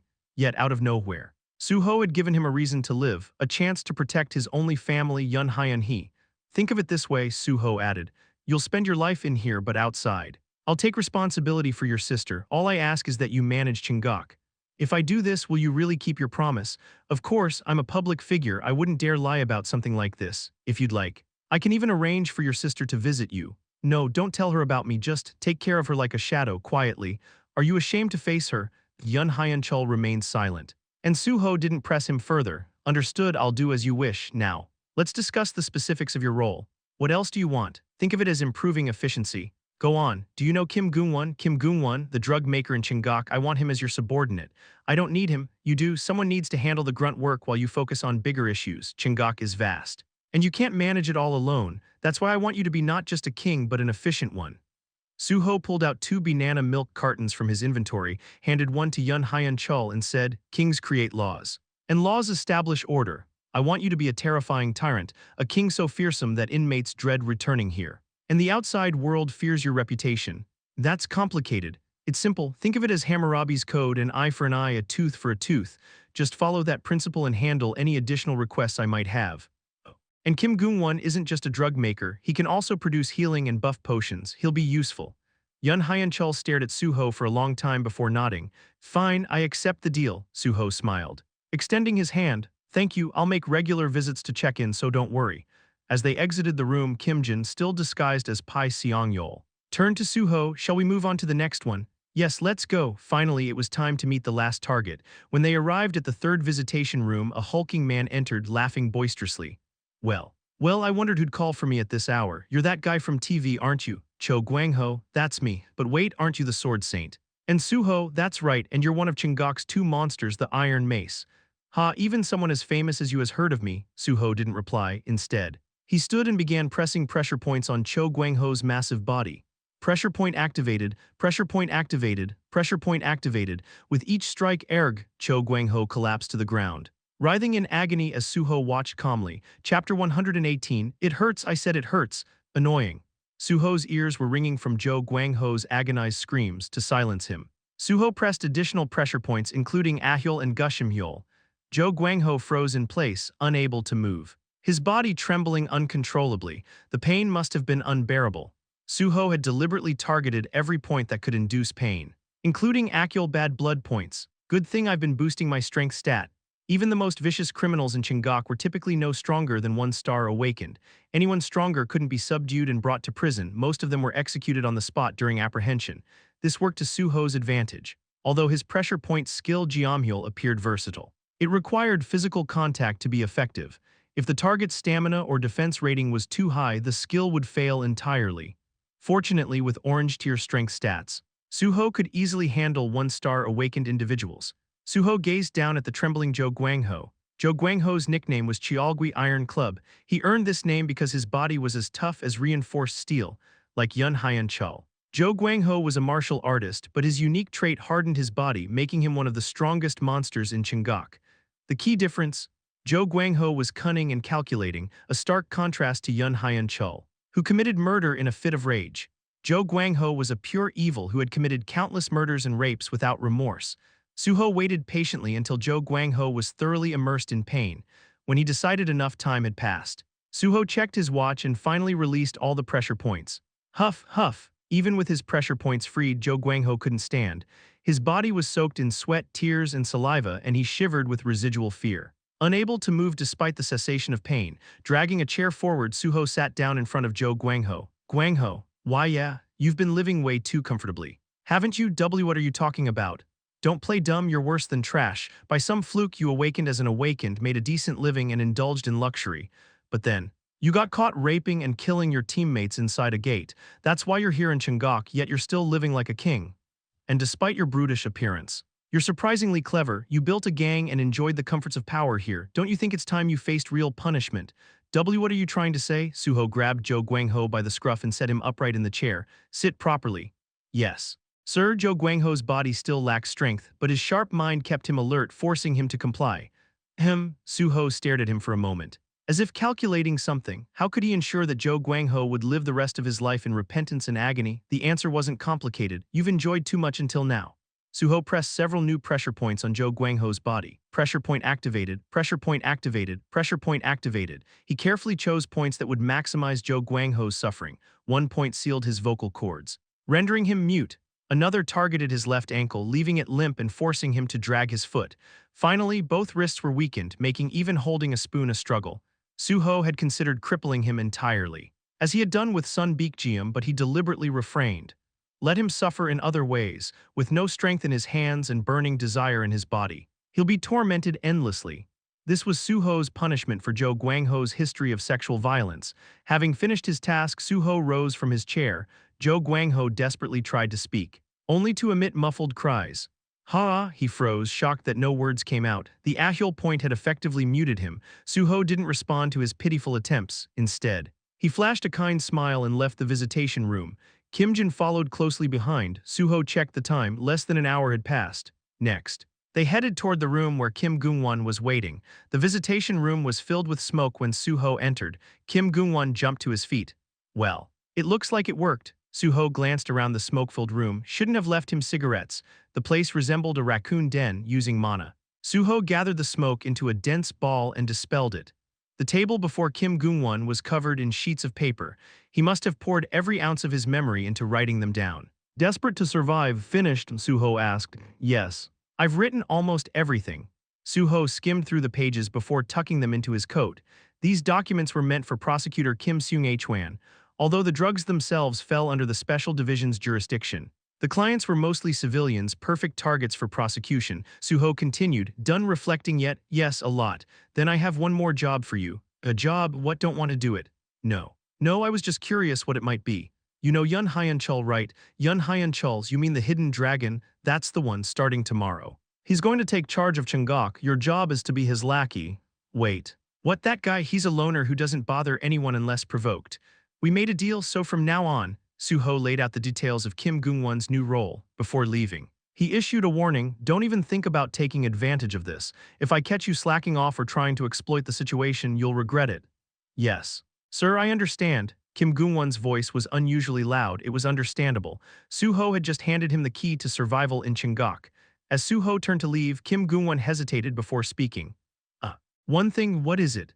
Well, you might not know this, but Yun Hyan-chul isn't the only strong one in Chingok. There's someone just as powerful. His voice trailed off. Wary, he must mean Zhou Guangho, Su-ho smirked. Don't worry about him, I've already dealt with it. Do you mean Zhou Guangho? Yeah, I'll check in at the end of the month, so have your reports ready. Yes, sir. With that, Su-ho's business in Chingok was complete. He nodded to Kim Jin and the two left the facility. Warden Kim Gil-yeon escorted them to the exit before climbing into the passenger seat. Kim Jin clapped Kim Gil-yeon on the shoulder. Good work today. Remember, no matter what, don't acknowledge me if we cross paths again. Got it? Yes, understood. From now on, I'll be the one handling visits. Kim Jin's words prompted a slight nod from Su-ho. Warden Kim Gil-yeon returned the gesture with a smile as Su-ho's car departed. As they drove away from Chingok, Kim Jin reverted to his original appearance. Good work, Su-ho said. You worked harder than I did. Team leader, Su-ho chuckled at Kim Jin's humble response. You were convincing for your first mission. I just followed orders. Any questions? Well, Kim Jin hesitated before asking cautiously. Are you sure this is okay? What? Impersonating the Special Division Chief, Su-ho laughed. It's fine. Warden Kim is a cautious man who avoids unnecessary risks. He'll handle it discreetly. I see. Honestly, I thought you'd ask about something else. Like what? The inmates we met today. Should I be curious about them? Su-ho laughed again. Fair point. I read somewhere that curiosity can lead to misery. I'm finally close to happiness and don't want to lose it again. Good mindset. I trust you. Team leader, you saved me and my brother. Great attitude. Now let's head back to Seoul. Want me to drive? You can drive. I got my license as soon as I turned 18, back in the day. I even own 2 cars. I'm not tired in suit mode, so I can handle it. Go ahead. They pulled over to switch seats before continuing their journey to Seoul after dropping off Kim Jin in Paju. Su-ho began his drive back to the safe house. I still have a few days left. The leave granted by Pai Seong-yeol was for about a week. In just one day, Su-ho had wrapped up the matters with son Baek Jeom Kim Seung-hwan and the business in Chungok prison. The added bonus was his reassignment to the Gate Division, achieved through his media play. Now, only a few minor tasks remained. Su-ho was determined to make the most of the remaining 6 days. I'll spend all 6 days diving into gates, without delay. Su-ho picked up his phone and made a call. Ah, Su-ho, long time no see. The call was answered almost instantly. The person on the other end was Choi Yoon, a gate broker affiliated with Union. If Su-ho planned to focus on gates for the next 6 days, Choi Yoon's assistance would be essential. Su-ho got straight to the point. I need access to some gates. Do you have any listings available? Is that all you have to say after calling me for the first time in ages? What else would I say? You could at least ask how I've been. I know everything about you from the news, but it wouldn't hurt to exchange pleasantries. You know about me from the news, so there's no need. Now about the listings. Still as stiff as ever, aren't you? What kind of gates are you looking for? I have a few requirements. First, I need gates that leave no trace and are ideal for leveling up. Difficulty doesn't matter, but the monsters should be 1 star or higher. 1 star or higher, you really don't care about the difficulty? Not at all. Well, I can think of a few options, but there might be entry restrictions. What's your current level? 75. In that case, I have 3 that come to mind. Are you in Seoul right now? Should I find something close by? Location doesn't matter. Even if it's far, I'll take all 3. Wow, someone's got deep pockets. All right. When do you want to start? Immediately. Geez, what's the rush? Are you running from something? I just want to clear as many as I can while I have time, so can I start now? You can, but it's late. So there'll be a nighttime surcharge. That's fine. You're no fun, you know that. Any other preferences? I'm looking for gates related to dragons, vampires, poison, or full moons. What kind of theme is that? Pretty specific. Do you have any that match? Well, actually there's one that fits both your initial requirements and the themed ones. But it's a bit far, is that okay? That's fine. I'll text you the address, come quickly. Understood, as expected of Choi Yoon the moment their call ended. Su-ho received a text with the address. He input the location into his GPS, turned the car around, and headed straight there. Chapter 119, it was far. The gate Su-ho had been introduced to this time was located in Sejong. After arriving at Bihaksan Mountain, Su-ho pinpointed the exact location of the gate through a phone call with Choi Yoon. Not long after, he met with Choi Yoon, who had arrived ahead of him. Over here. Here, Choi Yoon wasn't alone. He was with the owner of the Bihaksan Gate, a group that felt distinctly different from the Bang Duok gang Su-ho had dealt with before. The gate owner, Kim Won-hoo, let out a dry chuckle as he saw Su-ho approaching. Well, damn, you're actually in Su-ho. Choi Yoon had informed him in advance that the buyer was in Su-ho. Previously, when Choi failed to mention Su-ho's name, a certain someone Bang Duok had developed unwanted thoughts leading to problems. Kim Won-hoo extended his hand for a handshake. I'm Kim Won-hoo, you might have already heard, but when I heard you were the buyer, I wanted to propose selling the entire gate outright instead of just entrance tickets. What do you think? An outright sale? This meant handing over ownership of the entire gate. Usually, private gate owners would sell tickets to extract as much profit as possible, but because Su-ho was the buyer, Kim Won-hoo wanted to sell it all at once. In his mind, Su-ho would clear the gate anyway. Su-ho nodded and replied, if the price is reasonable, I'll buy it. How much are you offering? That depends. Shouldn't the seller set the price first? Fine, 10 tickets worth. I need to make something out of this too. 10 tickets. 10 tickets meant 1 billion won. Hearing the amount, Su-ho laughed. 1 billion, is that someone's pet name or what? How about 100 million instead? 100 million, did I hear that right? You heard correctly. You might think 1 billion is fair to recoup your costs. But this gate isn't worth that much. I'll propose another condition. Another condition? I'll leave all the monster byproducts inside to you. It was simple. Why would Su-ho pay 1 billion won just to clear a gate when he could challenge a virus dungeon instead? The difference was in the experience points. The monsters in virus dungeons matched the player's level, which made leveling up inefficient despite the time investment. Since both sides are at the same level, it takes too much time for the same amount of experience. Su-ho was currently a no-star awakened, but his skills and power were already above 1 star.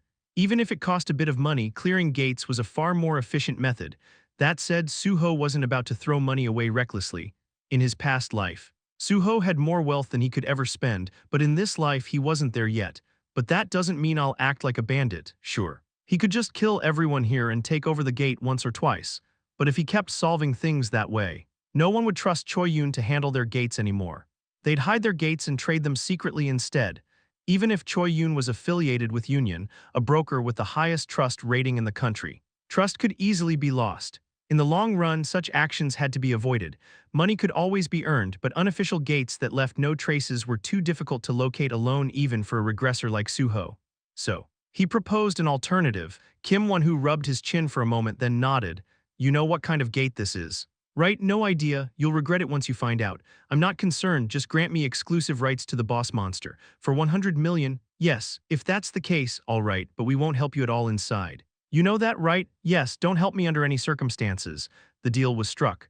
Choi Yoon, stunned that Su-ho had completed the negotiations without consulting him, pulled Su-ho aside. What are you doing right now? Negotiating. Yeah, I got that part. But don't you think this is a terrible deal for you? Paying 1 billion would have been worse. That's a werewolf gate. The place will be swarming with wolves. Do you have any idea how expensive werewolf hides are? Werewolves and their valuable hides. It wasn't just their hides. Either their heads, teeth, and claws were all worth a fortune, but so what? I'm here for experience points, not for byproducts, Su-ho said coldly. Seriously, from now on, I want all my deals handled like this, with minimal costs. I swear this is insane. Is it unreasonable? They agreed, didn't they? Well, no, but, whatever, I've never seen a deal like this before. Just remember, this kind of arrangement only works because you're in Su-ho. Normally, gate sellers wouldn't accompany buyers into the gate if the buyer failed to clear it. Not only would the seller lose their investment, but they might end up dead as well. But Su-ho was different, officially and unofficially. He had already solo cleared multiple sealed gates. There was no reason not to trust him. At that moment, Kim Won-hoo spoke up. Give us an hour, this was unexpected. So we need time to gather our team and equipment for harvesting. Understood. Considering the short notice, an hour was reasonable. Su-ho decided to use that time to take a quick nap. Walking toward his car, Su-ho said, I'm going to rest for a bit, wake me up when you're ready. It's fine if you go a little over an hour. Seriously, Su-ho reclined the passenger seat, laid back, and quickly fell asleep. When Su-ho opened his eyes, 2 hours had passed. Unbelievable. Did none of them have experience functioning in society? He had said it was fine to go a little over an hour, not nearly 2 hours. Still, he had already spoken those words. So Su-ho simply stood up without complaining further. Haha, I'm sorry. Preparing everything on such short notice took longer than we expected. It was Kim Won-hoo, apologizing with a sheepish expression. Fine, he had apologized, so that was enough. If he had acted shamelessly instead, Su-ho would have genuinely been irritated. Su-ho nodded as he replied, It's fine, my proposal was sudden. After all, so, are we ready now? Yes, we're all set. A quick glance confirmed they had indeed prepared thoroughly. Kim Won-hoo had filled the gate's maximum entry capacity entirely with harvesters. Not a single combatant was in sight, Su-ho asked casually. There aren't any combatants, aren't you trusting me a bit too much? Who else would citizens trust if not a public servant? That's true, if only people trusted public servants this much all the time. With that, Su-ho reached out and touched the gate. You are entering the gate. Loading gate information, full moon forest, entry requirement, level 99 or below, maximum entry capacity 16 people. The gate was called Full Moon Forest. Su-ho had never entered it before. But he had heard of it. Without much thought, he stepped into the gate. Kim Won-hoo's group followed closely behind, filing into the gate one after another, the moment Su-ho passed through the gate portal. A thick darkness enveloped the surroundings. The gate's name was clearly Full Moon Forest, yet there wasn't even a hint of moonlight. It was quite strange. It's because of the clouds. Looking up, Su-ho noticed the sky was completely overcast. The clouds obscured the moonlight, preventing it from shining down on the world. No matter, even if the place was draped in darkness. It posed no obstacle to Su-ho. Due to the original vampire effect, you are unaffected by darkness restrictions.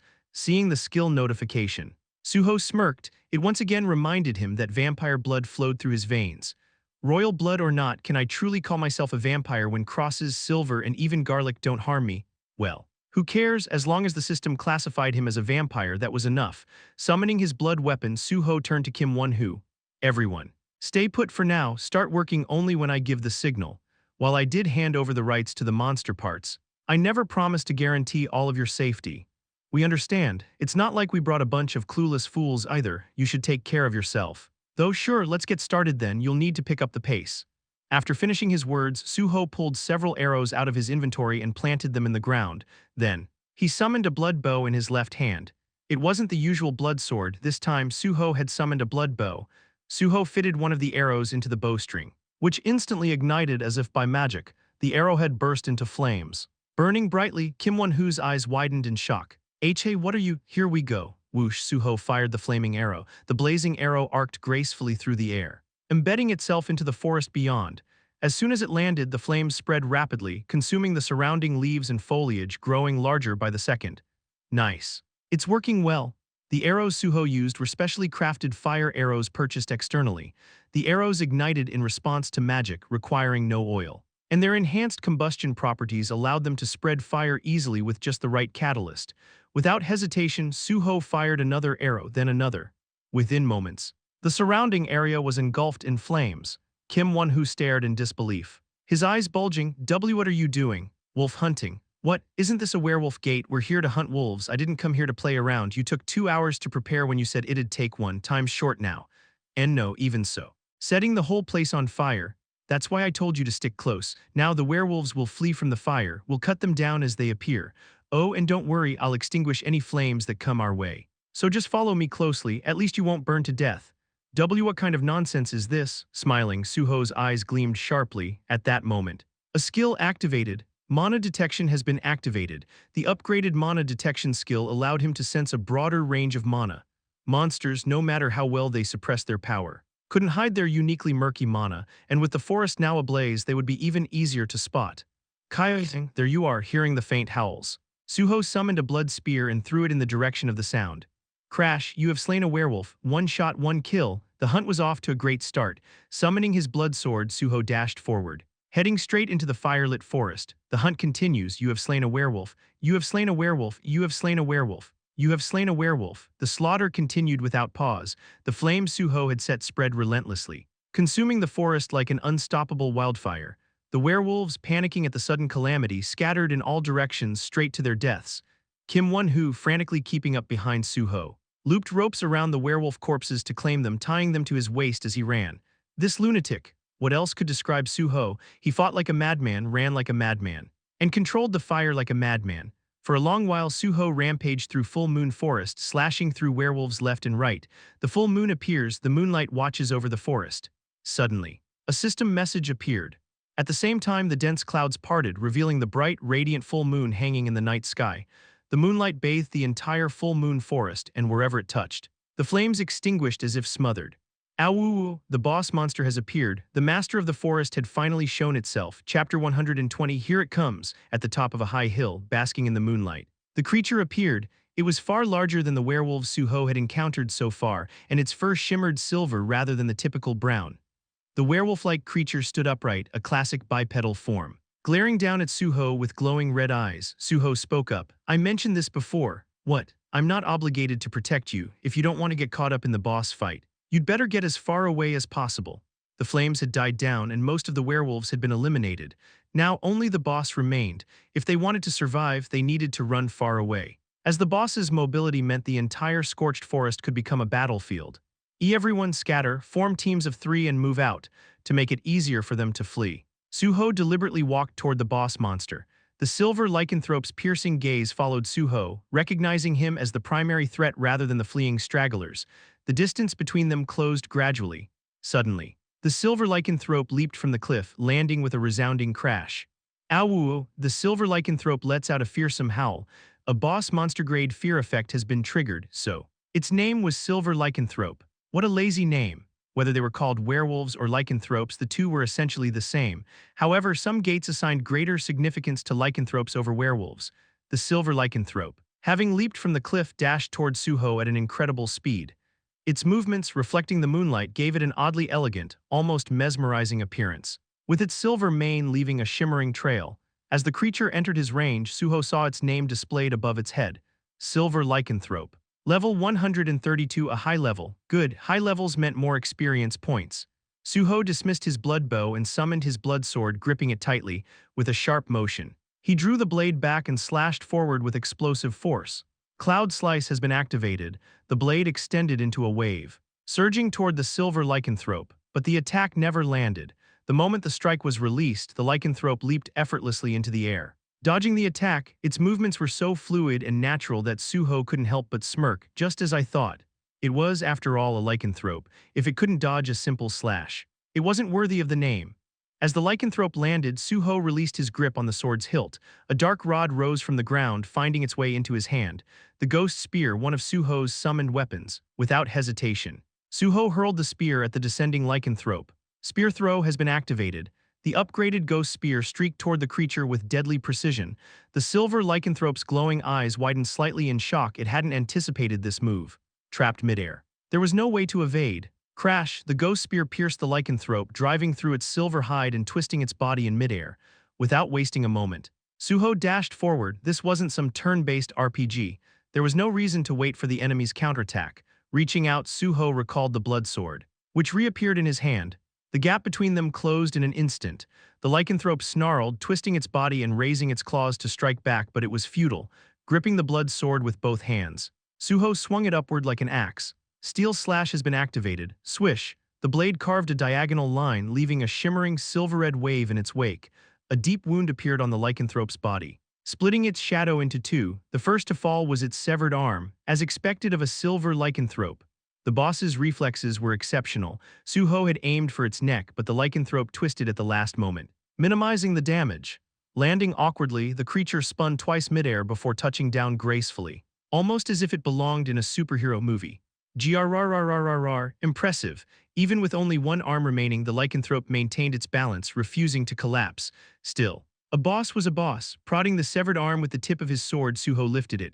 You're not taking this. Grrrrrrrrrr, a slight taunt. The effect was immediate. The silver lycanthrope bristled, its fur standing on end as its red eyes burned with fury. The silver lycanthrope enters a state of intense rage, empowered by the full moon. The silver lycanthrope's strength increases significantly. It seemed the injuries and humiliation had pushed it into its phase 2. Good, the sooner you start phase 2, the better. Most monsters at 1 star and above had a second phase, and the silver lycanthrope was no exception. As its second phase began, the creature grew larger, its mane becoming even more lustrous and full. Su-ho acted immediately. This wasn't a kid's show where the villain patiently waited for the hero to transform, while the lycanthrope shifted phases. Su-ho closed the distance and swung his blade again. Steel Slash has been activated.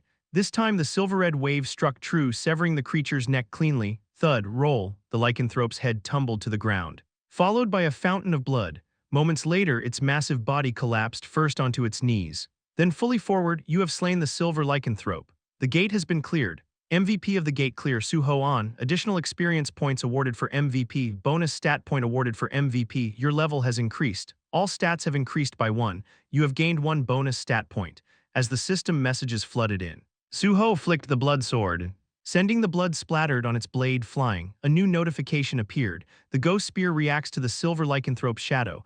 The ghost spear absorbs the silver lycanthrope's shadow. Take your share, you earned it. While the ghost spear devoured its spoils. Su-ho opened his status window. Su-ho on, level 79 class, healer traits, new blood, candidate of Hercules. Strength O5, stamina R41, mana R42, perception R41, bonus stats 5, 4 levels gained, 5 bonus stats earned, not a bad haul for one night's work. Especially since the cost had only been 1 billion won. Su-ho invested all 5 bonus stat points into stamina. By then, the ghost spear had finished its meal. The ghost spear has been strengthened. The ghost spear has fully absorbed the silver lycanthrope's shadow. No visible changes yet. But that was expected since its third awakening had occurred not too long ago. Is it over? Kim Won-hoo approached hesitantly, his subordinates following behind him, seeing the silver lycanthrope's lifeless body. Su-ho gestured with his chin. As you can see, you really cleared the boss on your own. Of course, if you find another gate like this, contact me through broker Choi Yoon. If you notify me before you start selling passes, the opening costs will be much lower. I understand, but Kim Won-hoo's gaze lingered on the silver lycanthrope's corpse, his eyes filled with greed. Noticing this, Su-ho smirked. What you want it? What? The body. I've already taken the important parts, but the hide is mostly intact if you want it. I'll sell it to you. You would, for 1 billion won. A one-star boss monster's hide is worth far more if processed correctly, isn't it? Of course, there's no such thing as a free deal in this world, still. Su-ho's proposal wasn't bad, the cleanup was efficient, and the job was handled cleanly. Kim Won-hoo deliberated for a moment before nodding. Let's do it. Great, then take it with you and head out first. Transfer the payment to broker Choi Yoon. What about you? I've got some unfinished business here. Got it, but there are still some carcasses we haven't collected yet. So we'll head out shortly after wrapping that up. Go ahead, a satisfactory transaction, everything was tied up neatly, even after accounting for the commission to Choi Yoon. It was still a profitable arrangement. Kim Won-hoo and his group scattered to gather the remaining werewolf carcasses. Su-ho tilted his head upward and looked at the sky. The moonlight was exceptionally clear. The full moon, which had appeared alongside the silver lycanthrope, had now pushed away the clouds, illuminating the forest like a second sun. This is why I came here first. Su-ho had chosen this location because one of the requests he had made to Choi Yoon included something related to the moon. Still gazing at the moonlight, Su-ho pulled a scroll, the Siagawa. From his inventory, the seemingly ordinary scroll shimmered under the moonlight. The moonlight is abundant. The gates of the Siagawa are opening. Would you like to enter the martial library? A prompt appeared. Asking Su-ho for confirmation, the answer of course was yes, the moment Su-ho affirmed. His body was pulled into the scroll. You have entered the martial library. No gate notification appeared. Perhaps it was because this wasn't his first time here. Nothing seemed to have changed. Before him stood a towering stone pagoda. And just like before, Su-ho began to climb it. The ascent of the pagoda was quick. The first journey might have felt long, but once a path has been walked, it always feels shorter the next time. The moment Su-ho stepped onto the Siagapyeong, the flat summit of the pagoda whoosh, an arrow shot toward him. Of course, it seemed that being a returning visitor didn't come with any special privileges. Su-ho immediately activated a skill. Mana detection has been activated. Su-ho chose to view the situation positively. Where else could he train his mana detection skills? He deftly avoided the incoming automated attacks and welcomed the martial library's intense greeting. After dodging for some time, crack, boom. The sound of something breaking echoed, and the mechanical system ceased its operation. Then thud, a massive iron pillar emerged before him. Simultaneously, screech limbs extended from the iron pillar, revealing the form of the library's guardian. It was a Mokuzan. A boss monster has appeared. Chapter 121. Su-ho shifted his gaze to the guardian's head. Guardian of the library. Its level remained unlisted. That was because the guardian shared its status with the challenger. As before, the guardian began fulfilling its role. The guardian of the library activates the battlefield of conviction, while the battlefield of conviction is active. The guardian's status matches the challenger's status. While the battlefield of conviction is active, all combatants within the area can only use weapons designated by the guardian.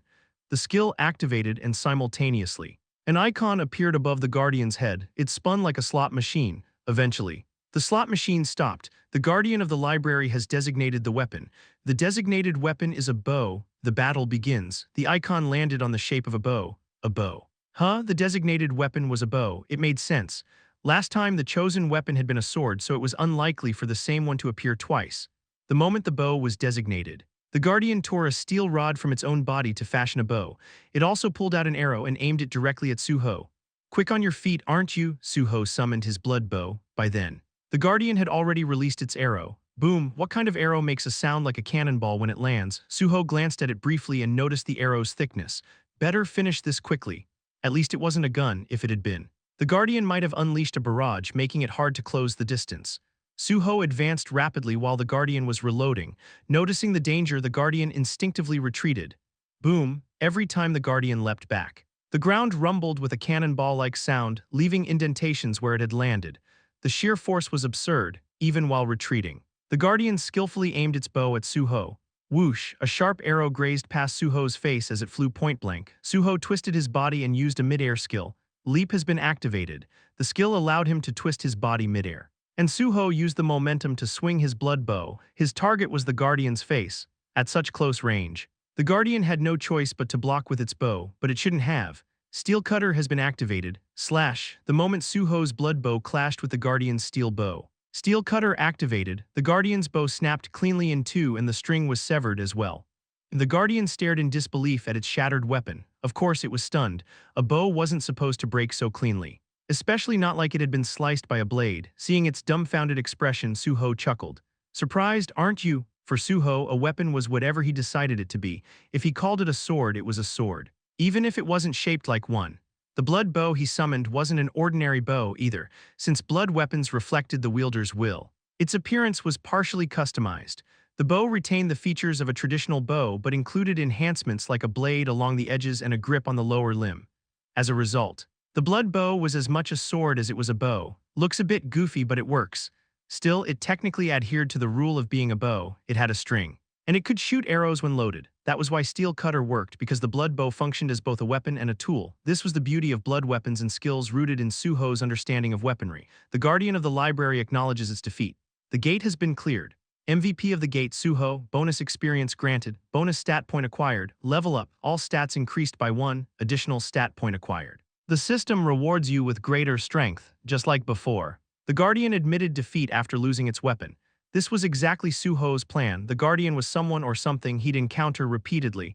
There was no need to destroy it completely every time. Su-ho smirked at the system notifications. Didn't expect to level up here.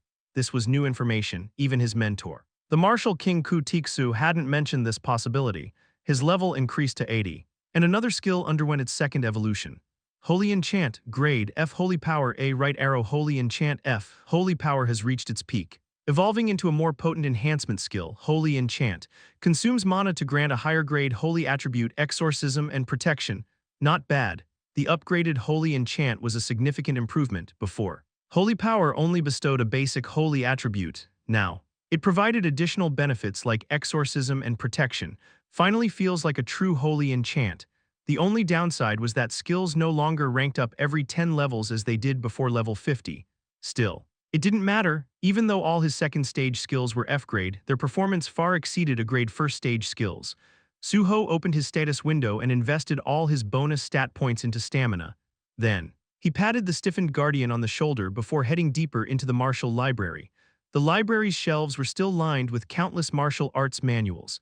After scanning the collection again, Su-ho selected a book, Welcome to the Martial Library, having defeated the Guardian. You may acquire one piece of knowledge. Please select your desired knowledge. Archery, footwork, grappling. Su-ho had already made his decision. He chose grappling again. Weapons weren't a priority for someone like him. Especially with the Su-ho sword in hand. With his selection made, the system updated him. You have acquired grappling, reverse manipulation B, seeing the skill name. Su-ho smirked, didn't expect to get this here.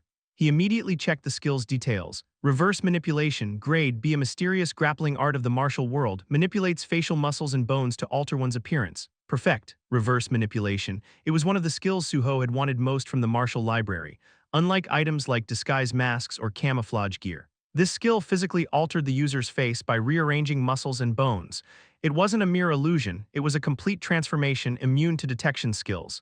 This will be invaluable. Pleased with his acquisition, Su-ho left the pagoda and retrieved the now depleted scroll. Finally, he exited the gate, outside. Choi-yun was waiting for him. You're finally out. Su-ho noticed the others were gone. What about everyone else? They left ages ago, said to tell you it was a good experience.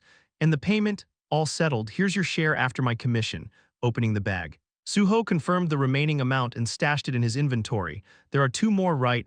Yes. But you're going now, why not? When are you going to sleep? I'll drive, you can rest in the passenger seat. Seriously, fine, but you owe me for all this. How much you'd actually pay? Of course, time's precious. And this arrangement works for me.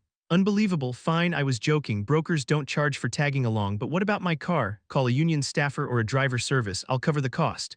Wow, even Choi Yoon, seasoned as she was, couldn't hide her disbelief at Su-ho's methods. But Su-ho didn't care. He needed to maximize his gains during this rare period of freedom. Got to hit level 100 before my return. Reaching that milestone would unlock new opportunities and challenges. To prepare, his schedule had to be airtight. So are we going? Yes, fine, just drive, I'll figure out my car. Great, give me the address, then take a nap, I'll wake you when we're there. Unreal, despite her grumbling. Choi Yoon had no choice. After all, business was business. With the roar of the engine, Su-ho's car sped off into the night. A few days later. Status window. Open. Su-ho on level 98 class healer traits, new blood. Hercules candidate. Strength O 24, stamina R 94, mana R 61, perception R 60, bonus stats 0 after completing the Forest of the Full Moon. Su-ho had cleared 9 additional gates with Choi Yoon's assistance. Each one was a 1-star or higher ranked gate. Following the first 2 gates purchased on the first day, he acquired 4 more challenging gates as his level rose. In all 9 gates, Su-ho achieved MVP status, earning 9 bonus stat points in the process. That's how my stamina stat reached 94, but that wasn't all. Upon surpassing level 90, Su-ho unlocked another second-tier class skill, Guardian Spirit. While Healing Spirit had been a targeted area healing skill, Guardian Spirit provided healing along with a moderate protective effect. This was significant progress. The only regret, with just a little more time, Su-ho could have reached level 100. Still, achieving this much in only 6 days was largely thanks to Choi Yoon, and I didn't spend as much money as I expected. Except for the Forest of the Full Moon. There weren't many gates with the themes Su-ho wanted. He was able to negotiate low prices for the gates by agreeing to forego collecting any byproducts. Before parting ways, Su-ho spoke to Choi Yoon. You did well. Don't contact me for a while. I won't, I'll be busy anyway, but if any gates come up, contact me immediately. Day or night, I'll handle them as fast as possible. Arg, Choi Yoon had worked especially hard, since Su-ho had contacted her on the first night of his 1-week leave. They had essentially tackled 10 gate schedules together in just 5 days. Of course, gate raiding wasn't all Su-ho did during that time. While near Kim Seung-hwan's workplace, Su-ho also delivered the materials he had obtained from Kim Gung-won. After parting ways with Choi Yoon, Su-ho headed to Incheon Airport at the scheduled time. Why Incheon Airport? Today was the day Son Baekjeom was returning to Korea. Arrived at Incheon Airport. You've done well now. Keep quiet until further instructions. Understood, but Son Baekjeom hesitated, fidgeting. Su-ho asked, what is it? I'm sorry, but could you do something about this? Even overseas it was a problem. And I couldn't get anything done because of it. This referred to Son's sensitive issue. Ah, right, Su-ho remembered he was still holding that part of Son's anatomy hostage. Su-ho responded. Just wait a little longer, the matter isn't resolved yet. What? But that's not what we agreed on, then drop it. And no, that's not what I meant, Son Baekjeom whimpered. After all, he had no other choice. That's what you get for living your life the way you did. Ending the call, Su-ho set his course for the Korean Hunter Association's main office. Chapter 122. Arriving at the Korean Hunter Association parking lot, Su-ho sprayed a liquid onto the original bribe ledger before stepping out of the car. SSSS, the liquid hissed as it soaked into the ledger, leaving no visible changes on the outside. However, the moment a specific keyword set by the creator was triggered, the text would alter exactly as Su-ho intended. With this, I can erase Park Jae-min's name at a critical moment. This was a specially prepared item, designed specifically for today. With preparations complete, Su-ho headed to the office of Pai Seong-ryol, the Special Division's chief. Upon knocking, Pai Seong-ryol greeted him warmly. After exchanging polite greetings, Su-ho handed over the bribe ledger he had secured from Son Baekjeom. Good work. It was nothing. Pai Seong-ryol took the ledger, skimmed through the contents, and upon confirming the expected names, smiled faintly. Closing the ledger, he looked up at Su-ho. Did you take a look? Pardon, the contents of this, did you check it? No, I didn't. Don't lie, whether you saw it or not. It doesn't really matter, but don't tell me you actually didn't look. I really didn't. Fine. Let's say you didn't. Why ask if you're not going to believe me? Pai Seong-ryol smirked and casually tossed the ledger onto the table. Crossing his legs and placing his hands on his knees, he spoke again. You saw the news. Right, yes, I did. So here's the deal, you're going to spend some time in the Gate Division. The inevitable had arrived. Su-ho, already expecting this, feigned surprise. The Gate Division, sir? Don't like it. No. It's not that, I'm just curious why the Gate Division. It's under my purview, that's why. Understood. Feeling upset? No. Sir, don't take it too hard. Public sentiment is what it is. The association president is keeping a close eye on this. Just spend a little time there and come back. Later. I'll use the excuse of rotational duty to bring you back. Oh, by the way, your supervisor there will be team leader Jiang Qiaomin. Pai Xiangriol smiled brightly. Oh, really? Look how happy you are. This placement is entirely my doing. So stay there for a bit and then come back. Where else would a talent like you work if not in the special division? Thank you, sir. Speaking of which. Here, Pai Xiangriol walked over to his desk and brought back a small box. What's this? Open it. A gift to commemorate the end of your probation. Ah, thank you. Inside the box was a handkerchief. From a luxury brand no less, Su-ho smiled. A handkerchief? I was thinking about getting a new one anyway. Thank you, I'll use it well. Do you always carry a handkerchief? Yes. Sir, I always take one with me when I go out. Ha, even more gentlemanly than I thought. A true gentleman should always carry a handkerchief. That talk about being a gentleman again, in truth. Su-ho didn't carry handkerchiefs. Everything he said was tailored to Pai Xiangriol's tastes. I got one of these in my past life too, same spiel about it being a gentleman's essential. It wasn't just Su-ho who received a handkerchief for Pai Xiangriol. They were a sort of mark, a way of saying, I'm watching out for you. In his ignorance back then, Su-ho had once been delighted to receive it. I must have been insane.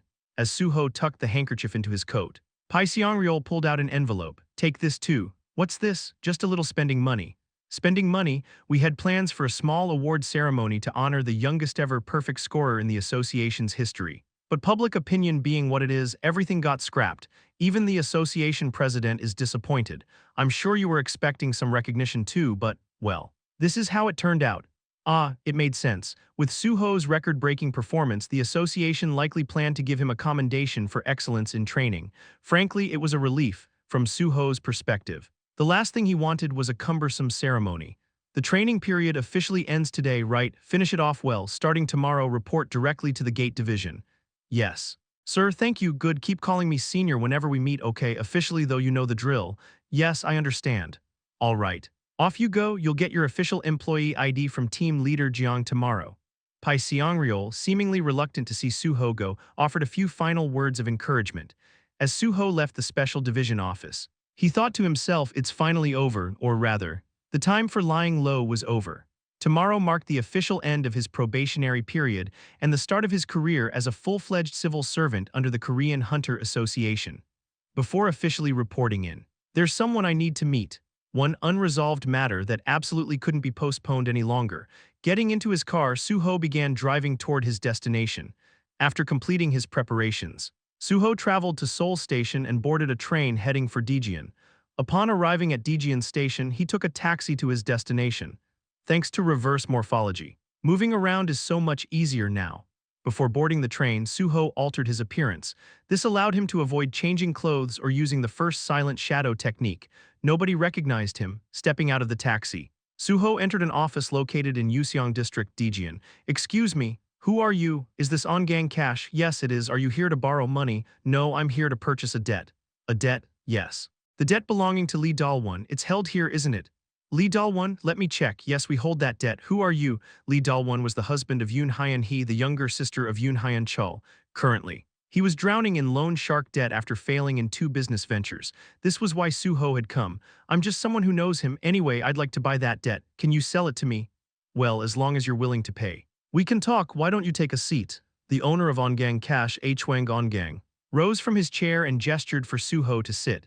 Another employee brought tea while a different staff member retrieved Lee Dal-won's debt documents. Su-ho glanced over the papers and remarked, the principal is 40 million won, and the interest is 80 million. Yes, the payments were delayed repeatedly so the amount ballooned. Still, it's not a completely unrecoverable debt. In other words, Hwang was implying there would be no discounts. Su-ho nodded and pulled a paper bag from his inventory. Handing it over, here's the 40 million for the principal. What about the 80 million in interest? That's illegal interest, based on the records. The amount he's already paid in interest far exceeds the legal limit. I won't pay that. What? The atmosphere in the office instantly grew tense. The previously friendly expression on Hwang On-gang's face darkened, but Su-ho's tone remained calm. I'm busy, let's wrap this up quickly. Ha, are you kidding me? Not at all. What did you say? You heard me. You're out of your mind. Aren't you boys? Yes, boss. Bang. Before Hwang could shout further, Su-ho grabbed his head and slammed it onto the table. Hwang collapsed immediately. Groaning in pain, Hyunim, the other employees moved to intervene but collapsed frothing at the mouth before they could act. It was Su-ho's overwhelmed skill. After neutralizing them, Su-ho used recovery to wake H-Wang. Sit up. I said sit. The murderous intent in Su-ho's voice made H-Wang realize he was dealing with someone far beyond an ordinary person. Why you're an awakened? Correct, so don't bother Lee Dal-won and his wife anymore, if I hear otherwise. I won't let it slide. Su-ho grabbed the debt documents and the paper bag of cash before standing to leave. H-Wang, panicking, stammered, what about the money? You should have taken it when I offered, you refused. Remember, that doesn't make sense. Does it look like I'm joking? Of course not. H-Wang was left speechless as Su-ho walked out, after leaving on-gang cash. Su-ho hailed another taxi and traveled to a different location, a neighborhood left in ruins. Reviewing one of the documents he'd brought, Su-ho surveyed the scene. This was a site hit by a gate shock 6 months ago. Still unrecovered, it was also where Lee Dal-won's second business had been located.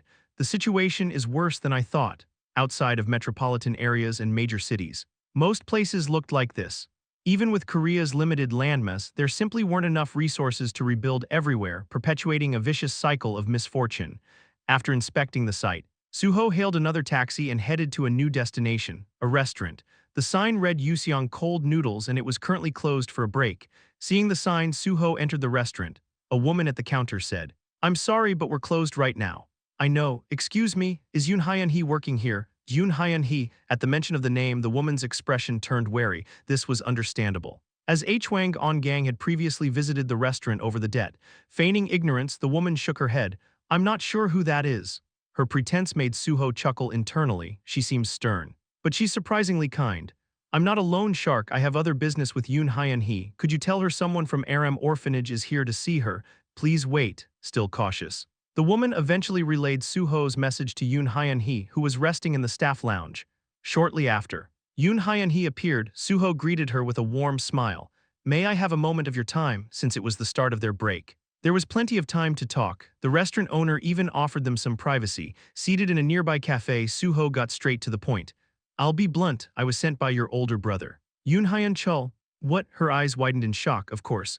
Yoon Hyun-chul was her only remaining blood relative, someone she could never forget. She had long planned to see him one day, but the chaos of life, the gate shock. Losing her adoptive parents had left her overwhelmed. Hearing Yoon Hyun-chul's name from Su-ho's lips, she asked in a trembling voice. Where is he now? He's currently imprisoned in Chingokei Penitentiary. What? Yoon Hyun-chul is serving a death sentence for killing multiple people. He's currently incarcerated at Chingokei. Chapter 123. That. What do you mean? It's true. Su-ho handed a document he had prepared to Yoon Hyun-hee. The document confirmed that Yoon Hyun-chul was serving time at Chingokei Penitentiary. As she took the paper, Yoon Hyun-hee's hands trembled as if an earthquake had struck her world. It seems like you didn't know anything about your brother's current situation. Yes, there's a story behind this. I'm not sure how you'll take it. A story? Yes. A story. Su-ho retrieved another document from his inventory, one he had prepared in advance. It was the case file detailing the murder committed by Yoon Hyun-chul. As Su-ho presented it, he began explaining why Yoon Hyun-chul had been driven to kill. Yoon Hyun-hee listened intently to Su-ho's words. At the same time, she examined the documents he brought. She was clearly shaken, and understandably so, after more than a decade of not hearing a word about her brother. The first news she received was this. It would shake anyone to their core, but that was precisely why Su-ho didn't evade the subject. Instead, he chose to confront it head-on. Hyun-chul asked me to keep it a secret, but that's too naive. Yoon Hyun-hee wasn't a fool, nor was she the kind of person who would live as though her brother didn't exist. Even if Su-ho tried to help covertly as her situation improved, she would inevitably begin searching for information about him. When she eventually learned the whole truth, the shock could be unbearable. It was better to be upfront, of course. This was Su-ho's perspective. He believed this approach was the best course of action. In the unlikely event that Hyun-hee displayed a negative reaction or even hatred toward her brother over this, Su-ho was prepared to deal with that as well. He had contingencies in place.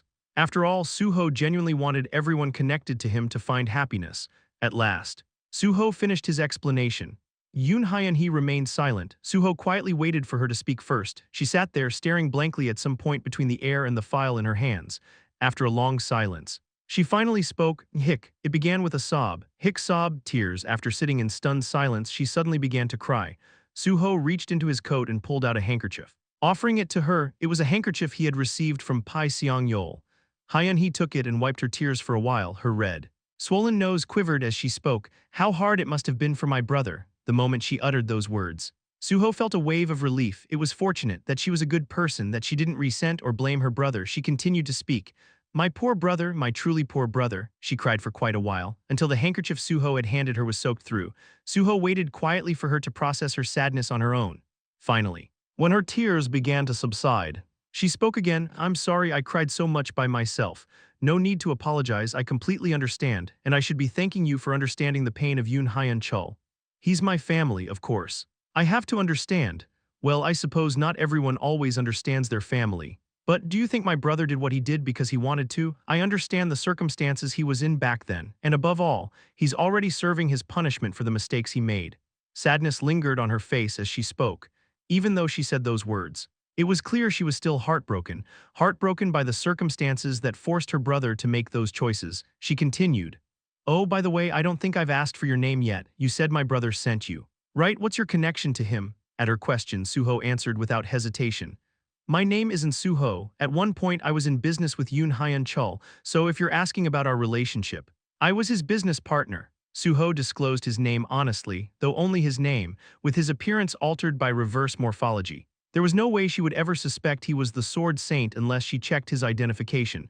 Her eyes widened in surprise. Business partner? Yes, while working as a hunter. Your brother ran a few side businesses as part of a financial investment strategy for the future.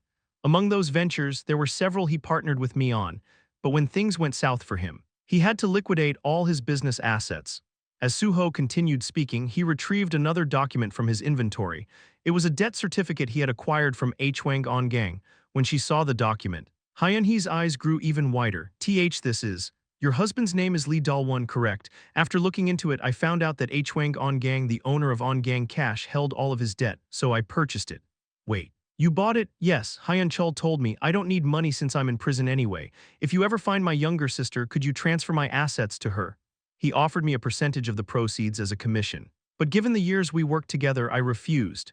Suho glanced at the stunned Hyun-hee and continued. Honestly, I should have found you sooner, but I had to wrap up the business, manage my own schedule, and conduct a thorough background check on you, so it took some time. Now I have a question for you. Miss Yoon Hyun-hee, a question. Mr. Hyun Chul wanted to transfer his assets to you and asked me to help you find true happiness. While searching for you, I discovered some troubling details about your life, so I'll be direct. Suho shifted his gaze to the name Lee Dal-won written on the debt certificate and asked, do you still love your husband? They say marital disputes are like slicing water with a knife. But what Suho had uncovered wasn't the sort of disagreement that could be described with proverbs. Debt, alcohol, gambling, even domestic violence. Lee Dal-won was a deeply flawed man. Suho had already decided on how to deal with him. Still, he asked the question to confirm the truth. Hyun-hee bit her lip. She closed her eyes after a brief period of thought. She opened them again and replied, I'm not sure. Why not? I don't know how I feel. Is this love or something else? I married him because I loved him. And I know why he's changed. But, she trailed off. She knew. The things Lee Dal-won was doing to her now were not actions someone who truly loved another could commit. How can destroying someone you care about be called love? Suho had never experienced a passionate love. There were always too many pressing tasks and too many realities choking him for him to fall in love. But even without experiencing it firsthand, he knew right from wrong. Suho nodded and said, yes, I understand the situation. 2 failed businesses, both destroyed by gate shocks.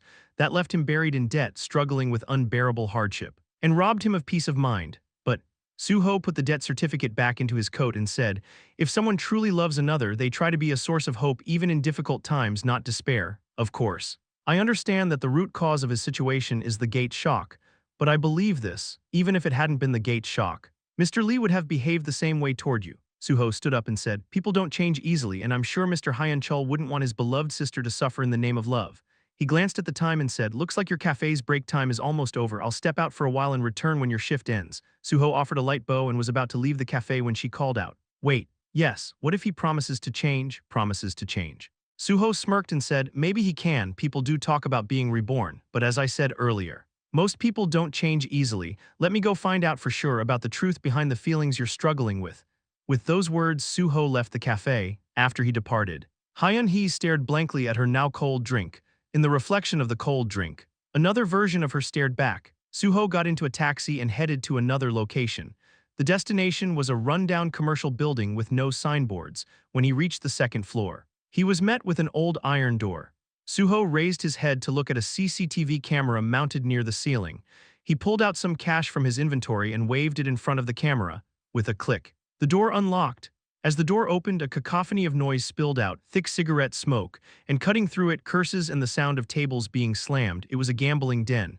As Su-ho stepped inside, a heavily tattooed man, who appeared to be a staff member, approached him. "Here to play?" he asked. "Sure, but first I need to find someone," Su-ho replied. "Why are you looking for someone? I've got some business to take care of, don't worry. I won't disrupt the atmosphere, I'll just talk and leave quietly. So where can I find a man named Lee Dal-won?" Su-ho handed the man a few bills as he spoke. The tattooed man smirked, pocketed the money, and glanced around. Finally, he pointed to a man sitting in a corner playing cards.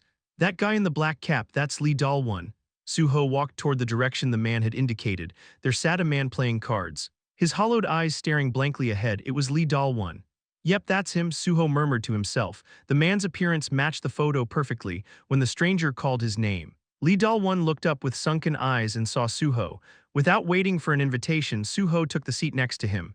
"You're Lee Dal-won, right? I'm here on behalf of On Gang Cash. Can we have a quick chat? I already told your boss I'd pay last month's interest along with this month's." Dal-won replied, "I know, but the boss wanted me to ask you something." "What's that?" "There's someone among the boss's acquaintances who seems to have a favorable impression of your wife. He asked if you'd consider introducing her in exchange for waiving 3 months of interest." At that moment, Dal-won stopped dealing the cards and looked at Su-ho with slightly widened eyes. "What did you say? If you find it offensive, you can refuse." "Huh?" Dal-won let out a hollow laugh. He spat into an ashtray before sighing deeply. Then he looked back at Su-ho and said, "6 months. Sorry, if you waive 6 months of interest, I'll make the introduction." 6 months, huh? Hearing this, Su-ho chuckled. "Haha. Thank you for what? I was just worried for a moment. What if you turned out to be a decent person?" "Excuse me." At that instant, bang, Su-ho smashed Dal-won's head into the ashtray on the table. Chapter 124. Lee Dal-won collapsed unconscious on the spot. He wasn't dead. How could he be? Su-ho had deliberately controlled his strength. The reaction from those around him, however, was even more absurd. The silence in the room was absolute, but it wasn't because they were afraid of Su-ho. Each person glanced at Lee Dal-won briefly, then immediately returned their attention to their cards. That was just the kind of place this was, a gambling den. Still, there was one person who showed some interest, just one, the tattooed man who had earlier pocketed Su-ho's tip. "Hey," he barked. The tattooed man strode toward Su-ho. His brow furrowed, he glanced at the unconscious Lee Dal-won and then turned to Su-ho. "If you're going to cause a scene, do it outside. Don't disrupt the mood in here."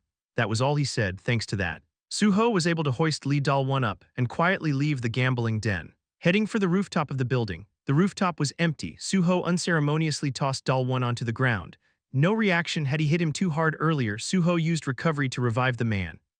Lee Dal-won groaned as he regained consciousness, the moment he fully awoke and saw Su-ho. His face twisted in fear. "Why are you doing this to me?" Instead of answering, Su-ho pressed a pressure point on Dal-won's neck.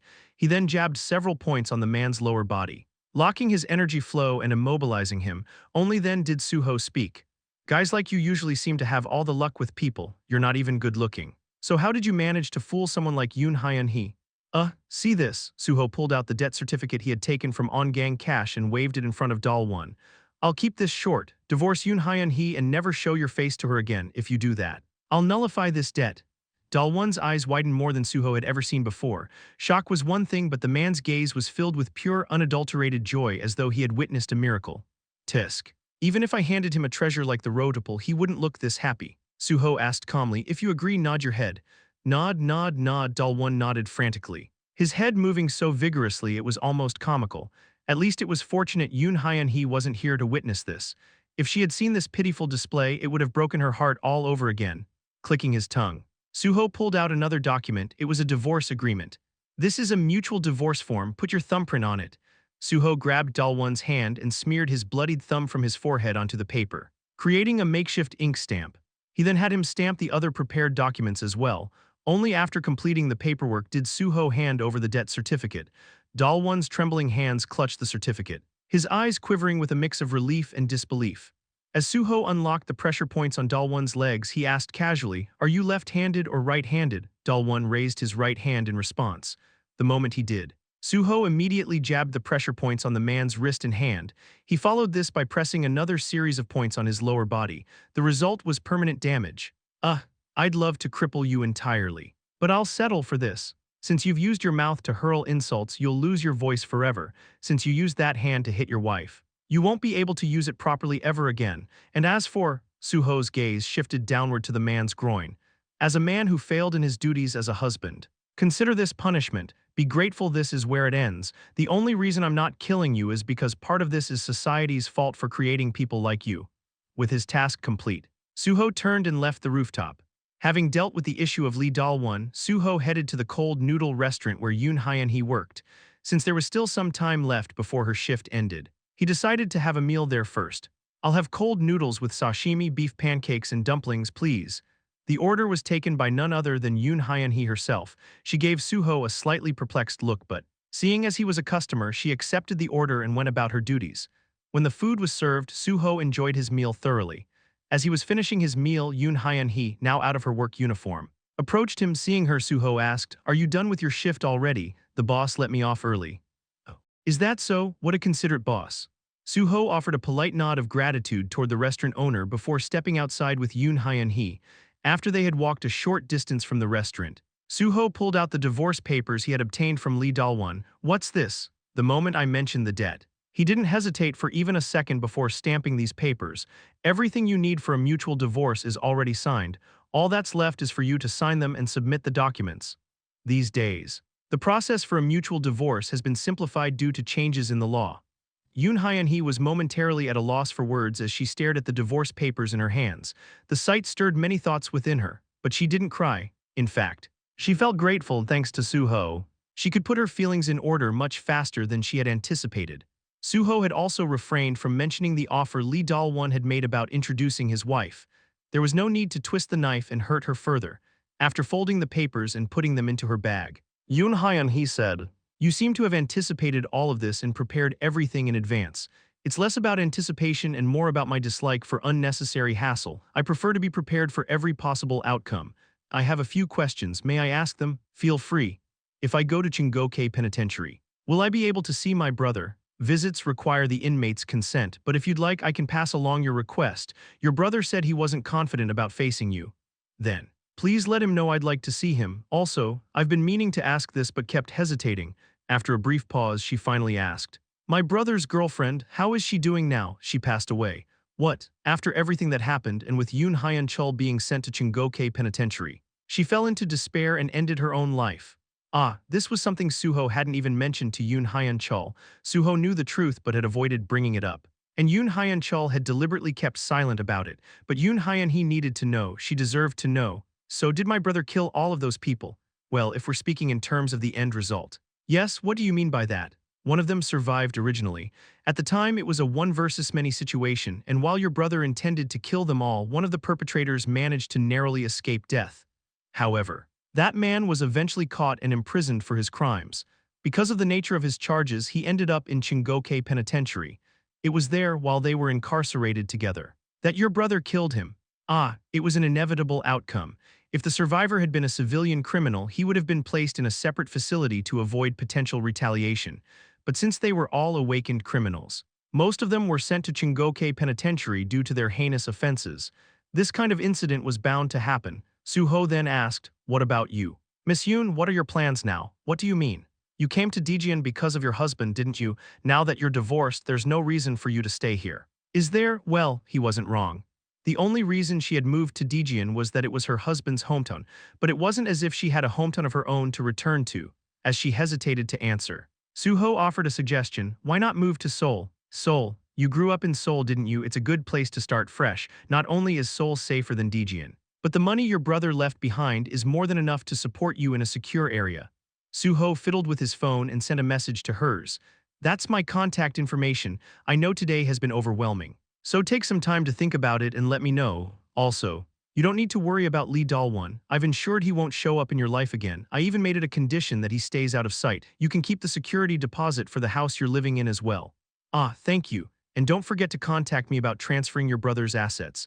One more thing, may I ask a small favor? "A favor? Yes, I need to provide proof to your brother that I met you. Could we take a photo together?" "A photo, please?" "Oh, all right, with her permission." Su-ho politely took a selfie with her. "Thank you, and one last thing." After taking the photo, Su-ho extended his hand toward her. Healing is activated. Recovery is activated. A warm glow enveloped her as Su-ho used two skills on her. This was to erase any bruises she still had from Lee Dal-won's abuse and to heal any lingering minor ailments she might have. Finally, Having completed his tasks, Su-ho bowed politely and headed toward Dejian Station. When he arrived at Seoul Station, his phone began to buzz. It was a call from Jojin Hwi. Su-ho answered. Yes. Mr. Reporter, Mr. And where are you right now? I'm at Seoul Station. Seoul Station, not Dejian. The reason Jojin Hwi was asking this, actually. The reason he had called at all was due to a post Su-ho had made on Stargram while riding the train. Yuseong cold noodles in Dejian are delicious. It was the second post Su-ho had ever uploaded to his account, just like the first post about Park's snack shop. It was a simple photo of food accompanied by a single line of text. Even this time, the only hashtag he had used was Greyteats, but the response was explosive.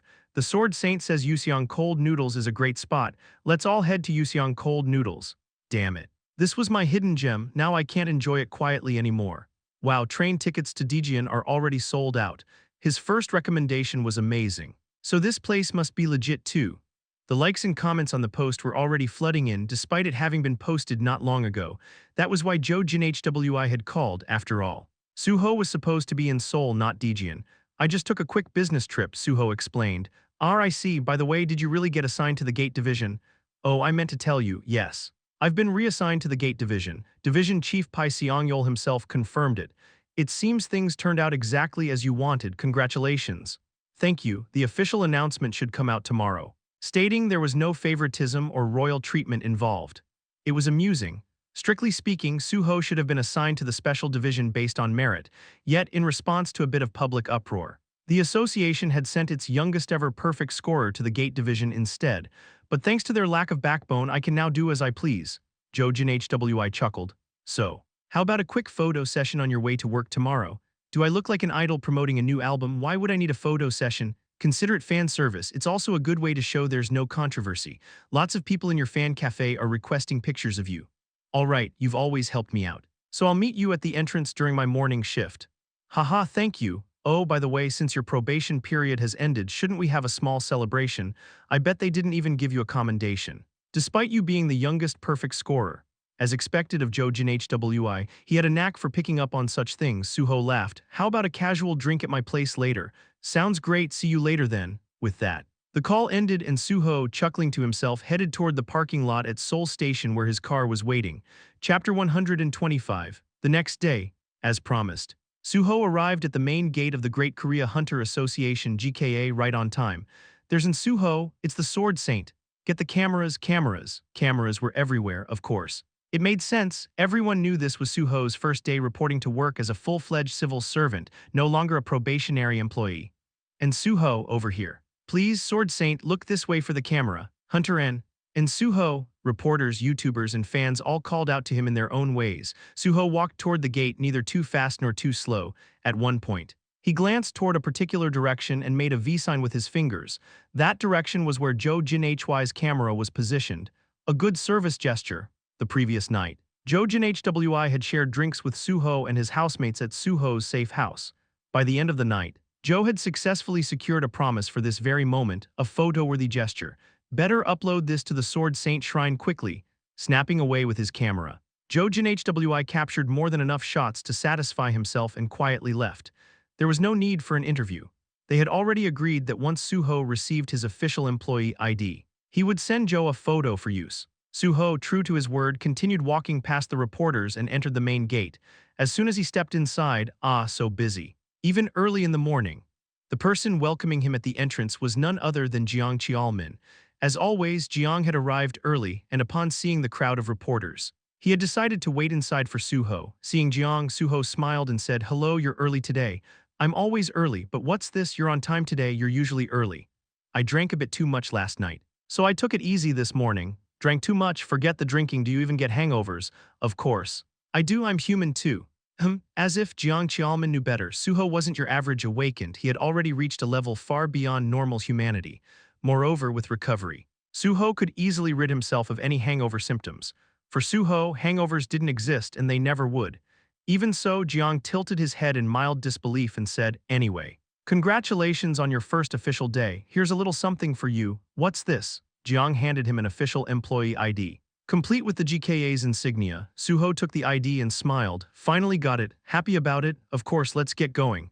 "All right. Let's go. There are a lot of people I need to introduce you to." Before that, Click. Su-ho took a picture of his new ID, making sure the text gate division was clearly visible. Seeing this, Jiang asked, "Who are you going to show that to? Just a keepsake photo." Boring. The two of them headed toward the gate division. Their first stop was the office of the gate division chief. Sitting inside was Chief Go Seongrok, who greeted Su-ho with his signature bright smile. "Welcome, Hunter, and no, I should say deputy team leader and now right." Go Seongrok, as usual, exuded an irritatingly immaculate appearance. After all, he no longer had to go out into dangerous field operations, spending his days approving paperwork from the safety of his office. Su-ho returned the smile, offering a polite and practiced response. "Yes. That's right, I look forward to working with you, Chief. Same here, let's work well together while you're in the gate division. Now go ahead and get to work." After that, they moved on to meet Department Head Ma Du-won, who oversaw the gate management department. Like Go Seongrok, Ma also looked far too relaxed and polished. "Haha, so the star of the hour has joined our department. Life sure is full of surprises. Isn't it?" Ma chuckled as he spoke, his tone dripping with insincerity. Hearing this, Jiang's brows furrowed slightly, though he kept a smile on his face. Jiang knew, despite being well aware of the circumstances surrounding Su-ho's reassignment, Ma chose to speak without any consideration. Su-ho, however, maintained his composure and replied with a smile. "Indeed, I look forward to working with you. Haha, same here. Deputy Team Leader Jiang will take good care of you, by the way. Has Deputy Team Leader handed out his probationary rice cakes yet?" Probationary rice cakes referred to the traditional practice of probationary employees distributing rice cakes to their colleagues upon becoming full-time employees. It was meant as a gesture of gratitude, though it had long since become a meaningless formality. Hearing this, Su-ho smirked inwardly. Right, the GKA is technically a government institution, so they'd have this silly tradition too. Modern probationary rice cakes were an outdated practice, or rather, they had always been outdated. It wasn't about genuine gratitude but an empty ritual that had persisted over the years. The thought made Su-ho recall an incident from his past. "I got scolded over rice cakes once." The reason Su-ho had been scolded wasn't because he had failed to distribute rice cakes. No. The issue was that he had distributed them and still received complaints. Why? Because when he handed out rice cakes, he had given actual rice cakes. It was ridiculous. Hearing the term probationary rice cakes, Su-ho had naturally assumed they referred to literal rice cakes. So, he bought Bixialgi steamed rice cakes from a local shop and handed them out. What followed was a barrage of complaints. Who hands out rice cakes these days? Cookies or fruit cups would have been better that day. Most of the rice cakes he had bought went uneaten. In the end, Su-ho had to purchase cookies from a trendy cafe and distribute those instead. Back then, he had felt like he had no choice. As Ma asked the question, Jiang was about to respond on Su-ho's behalf, but Su-ho spoke first. "I haven't handed any out yet. Do I have to?" "Huh, what do you mean by that?" "I was just curious. I heard that in some places they don't bother with the tradition anymore, but if it's necessary, I'll do it. Should I bring actual rice cakes?" "What are you doing?" Jiang whispered sharply. Jabbing Su-ho in the ribs, his eyes widened in alarm. Even Ma looked taken aback, letting out an awkward laugh. "Haha, Deputy Team Leader Jiang, you've got your work cut out for you." "Apologies. Deputy Team Leader and is still young and new to all this. I'll make sure to guide him properly." "All right, take care of him, Deputy Team Leader, and I'll see you around. Congratulations on your appointment." "Thank you." Department Head. After exchanging farewells, Su-ho left the office, practically being dragged out by Jiang. The moment they stepped outside, Jiang lowered his voice. "Seriously. Su-ho, why did you say that? I did it on purpose." "What? If I hadn't asked first, you would have had to explain it to me, and I didn't want to burden you. So I figured I'd ask someone higher up directly to clarify." "Huh." Jiang Qiaomin let out a hollow laugh at Su-ho's response. Then, smirking, he said, "Su-ho, you're a real piece of work, aren't you? But you know, I might not have found it burdensome at all." "Oh, I know you're a good person, team leader. Which is exactly why I figured you'd find it uncomfortable. And I was also thinking of using this opportunity to get rid of the probationary rice cake tradition altogether." "What do you mean by that? Getting rid of the rice cake tradition? It's something I'm good at." Su-ho. "Don't tell me." "Haha." Su-ho merely laughed, offering no detailed explanation. Jiang, quick on the uptake, clicked his tongue in disbelief. "Man, the more I see, the more I think you really live life, not just comfortably, but easily. Isn't it better to make things easier when you can? But you're not against it, are you?" "Nope, not at all, honestly. I've never been a fan of the rice cake tradition either. Who even benefits from it?" As expected. Su-ho had a feeling Jiang would say that, and he couldn't help but feel pleased, compared to his previous life. Their current relationship was still shallow, but Jiang Qiaomin remained the same person at his core. Jiang laughed and said, "All right then. Let's head to our office." "Got it." Jiang led Su-ho to a corner of the gate management department where his team was stationed. Special Management Team 2, that was the official name of the team Jiang Qiao-min headed, starting with the Special Management Team. The gate management department was divided into 3 teams. Transaction Team handled the trading of gates with private entities. General Management Team oversaw public gates and those classified as safe. Special Management Team dealt exclusively with gates deemed potentially dangerous. Jiang was the leader of the second unit within the Special Management Team. As Jiang glanced around the empty office, he remarked, "Oh right, everyone's out on assignments today." This was common. With only 2 units in the Special Management Team, the team members were rarely around. At that moment, a new voice called out, "Hey, Team Leader Jiang, is that the new guy?" Turning toward the voice, Su-ho saw a man addressing Jiang as if they were old acquaintances. It was Oh Bangju, the team leader of Special Management Team 1. Jiang greeted him. "Yes, this is Ahn Su-ho, who's just been assigned as the deputy team leader for our team. Su-ho, this is team leader Oh Bangju of Special Management Team 1. I'm Ahn Su-ho, pleased to meet you." "Haha. Nice to meet you, Horuk." Oh Bangju chuckled as he sipped his coffee. Su-ho knew exactly who he was. So it's Oh Bangju at this point in time. He's still the leader of Team 1. Oh Bangju was not only Jiang's colleague but also his senior from high school, which explained his casual tone. And he was far from a good senior, favoring strict hierarchies. Oh Bangju placed significant emphasis on seniority, since he was not only Jiang's high school senior but also from an earlier recruitment batch. He often dumped the tasks he didn't want to handle onto Jiang. Jiang went through a lot because of him. While Su-ho had heard about this from Jiang in his past life, he hadn't experienced it firsthand. By the time Su-ho joined the Gate Division, Oh Bangju had already been promoted to department head, so their interactions had been minimal. For that reason, Su-ho had no personal grudge against him. Then Oh Bangju sipped his coffee and asked, "By the way, Su-ho, yes, this is your first department, so you haven't handed out your probationary rice cakes yet, have you?" "Ah, the infamous probationary rice cakes." Su-ho answered, "No, not yet. You know you have to distribute them to the entire department, right? Ideally cookies. We're not really into rice cakes. And the cookies from Queen's Bakery nearby are pretty good. Just a tip, other departments wouldn't even bother telling you this. Consider it a little favor from us." He even added a playful wink. "Ha, sure. Better this than them silently judging me for not knowing. But as someone in their second round of civil service, this isn't exactly helpful advice." Sensing the awkwardness, Jiang quickly stepped in. "Haha.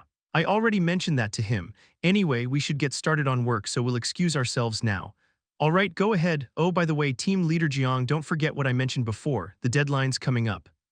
"Yes, I'll take care of that soon and let you know, Su-ho. Let's head to the meeting room. I'll walk you through everything." "Understood." Su-ho sighed inwardly and followed Jiang out of the room. Chapter 126. Su-ho followed Jiang Qiao-min into an empty meeting room. Jiang turned on the lights and said, "Let's talk here. You're avoiding someone, aren't you?" "Of course, if I stay out there. The other team leader will keep talking my ear off. Want some coffee? I'll make it." "How are you going to make it when you don't even know where anything is?"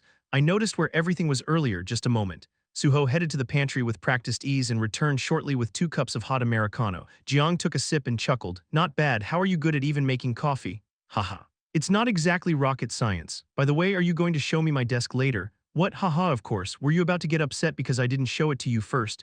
"Come on, I'm not that petty, so." "What should I start working on?" Jiang smiled at Su-ho's enthusiasm. "You're eager, huh? It's my first day as a full-fledged employee." "Of course. I'm excited. That's the right attitude. But about what we discussed earlier, were you serious?" Jiang was referring to their previous conversation about the tasks the special management team hadn't been able to handle. Like tackling sealed gates, Su-ho nodded. "I don't say things I don't mean. I know that. I figured you'd say that, honestly. It'd be ridiculous not to use someone as skilled as you for gate missions. But you know how it is. You're such a high-value asset that if something went wrong, people would start pointing fingers. At who? Who else? Zhang Kyung Hwan and Pai Xiang Yol. Obviously, that was inevitable. The Gate Division had only gotten Su-ho because public opinion had prevented his transfer to the Special Division. If they recklessly assigned him to a dangerous mission and he got seriously injured or killed, the blame would fall squarely on Jiang. He'd take the heat like no one else. It wouldn't just be criticism, he'd be completely blacklisted. For most people in Jiang's position, Su-ho's request would be hard to grant. But this was Jiang Qiao-min. A typical office worker might be focused on self-preservation. But Jiang had recognized Su-ho's potential from the moment they met. He had even imagined what it would be like to work with someone like him, solving problems that the special team could never tackle on their own. And now, Su-ho had proven himself to be more capable than Jiang had dared to hope. Su-ho grinned and asked, "So, are you going to put me to use or not?" How could I not? As much as it pains me to send my subordinates into trials and tribulations. We're awakened civil servant hunters, it's our duty to rise to the challenge, especially you and Su-ho. The Sword Saint, speaking of which, Jiang stepped over to his desk and returned with a set of documents. These were records of gates that Jiang had personally organized. He handed them to Su-ho and said, "You know it won't be easy to get approval for this work through normal channels, right? Yes, I imagine it would get rejected the moment it hit the department head's desk. That's why, if you really want to tackle these tasks, we should go with your approach. My approach, act first, report later, and maybe sprinkle in a bit of media exposure. If you openly handle a sealed gate as part of the gate division and get some favorable articles published, the association president, who's so sensitive to public opinion, will have no choice but to back you." Hearing this, Su-ho nearly burst out laughing. The plan aligned perfectly with what he had envisioned. This is why I can't help but like Jiang. This was exactly how Su-ho had wanted to handle things. However, since he had a direct superior, he had wanted to follow proper procedures and get official approval to avoid disrespecting Jiang.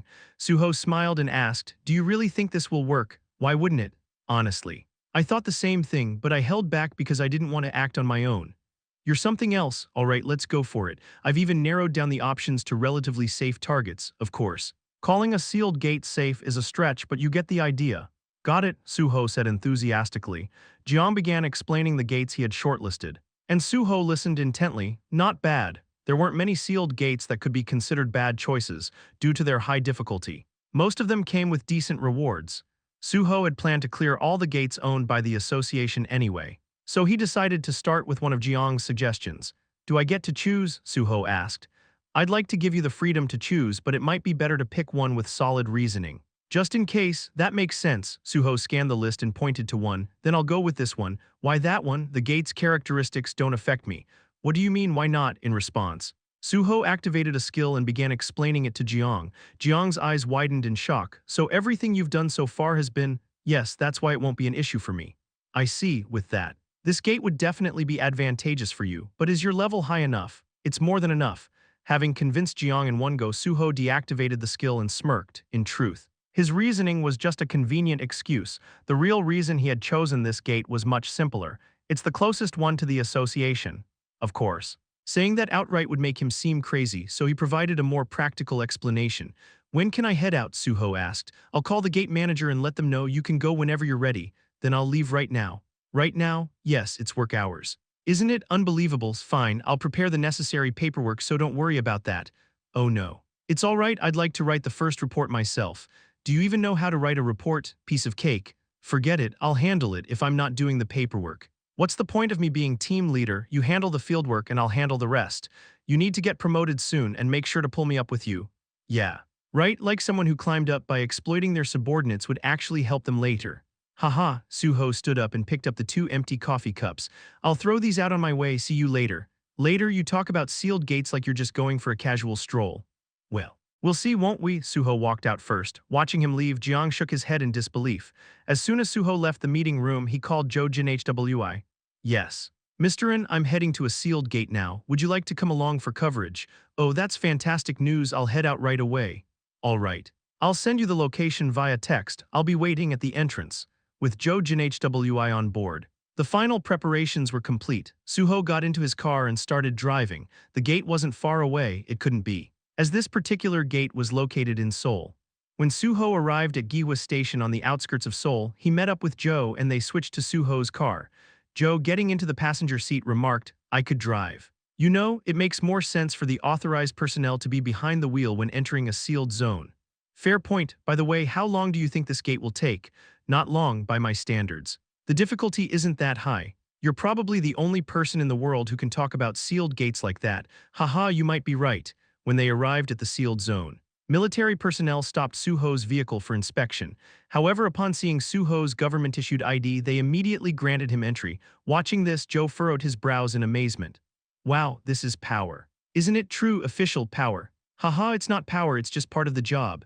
"Oh, forgive me, sir, your humble servant is overwhelmed by the majesty of your government authority." After indulging in some banter, they finally arrived at the square. When Su-ho's car pulled up, the site manager came out to greet him. "You're from the Great Korea Hunter Association, correct? I received the notification. I am Yoon Hyun. The manager here. I'm in Su-ho. I also brought a reporter with me." A reporter, at the mention of a reporter. I am Yoon Hyun's eyes sparkled with interest. It wasn't hard to figure out why. Bringing a reporter to a sealed gate was a bold move, signaling a high level of confidence in the mission. And this wasn't just anyone, it was the renowned sword saint Ahn Su-ho. Clearing his throat, I am asked cautiously, as you're surely aware you know what kind of gate this is, correct? Yes. I'm well aware, that's why I'm here. How long do you think it will take to clear it? Well, I'll have to see once I get started, but based on my calculations, it shouldn't take too long. Understood, hearing that it wouldn't take long. I.M.'s smile grew even wider. Perhaps he was entertaining the thought of finally being relieved of this post. Noticing this, Joe leaned in close to Su-ho as they walked and whispered. That guy's strange, being a square manager is considered one of the cushiest jobs. Why does he look so happy about this? Who knows, while it's true that the position is comfortable. It doesn't really help with career advancement. It doesn't. Only tough assignments improve your evaluation scores. Since squares are relatively safe, they don't contribute much to promotions. Unless something very special happens. I see. Well, I'll be going now. Su-ho gave a polite bow and entered the square, following the open path. He soon came across an ancient-looking portal. You are entering the gate. Loading gate information, Swamp of the Mountain. Entry conditions, none. Maximum participants, 2. The Swamp of the Mountain was the sealed gate Su-ho had chosen to clear, although it had no specific entry conditions. The maximum number of participants was limited to 2. That's what makes it tricky. As soon as Su-ho entered the gate, his surroundings began to shift. Upon entering the gate, Su-ho found himself enveloped in pitch-black darkness. The surroundings were shrouded in shadows, but Su-ho quickly adjusted. Due to the effects of original vampire, you are unaffected by darkness, thanks to the vampire effect. His vision adapted seamlessly to the dark environment, revealing the arched ceiling above him, shaped like that of a cave. However, this was no ordinary cave. Let's test the rumors, shall we? Glancing around, Su-ho summoned his blood sword and stabbed it into the wall of the gate's interior. That's when it happened. Kuohhh, the entire cavern began to tremble. A deafening scream reverberated through the space, tearing at the air. The sound echoed endlessly as if the very walls of the gate were alive and reacting to his intrusion. Chapter 127. But that wasn't all. Rumble, rumble, rumble, as the ground trembled violently. A sound began to rise in the distance, a sound like crashing waves. The sound wasn't that of ocean waves breaking on the shore. This was acid, the corrosive kind found in hydrochloric acid. That's why this place was called the Swamp of the Mountain. Su-ho scanned his surroundings. There was no place to run, no place to hide, no matter how fast someone might be. No one could outrun a deluge of liquid flooding in. The tide of acid surged toward Su-ho.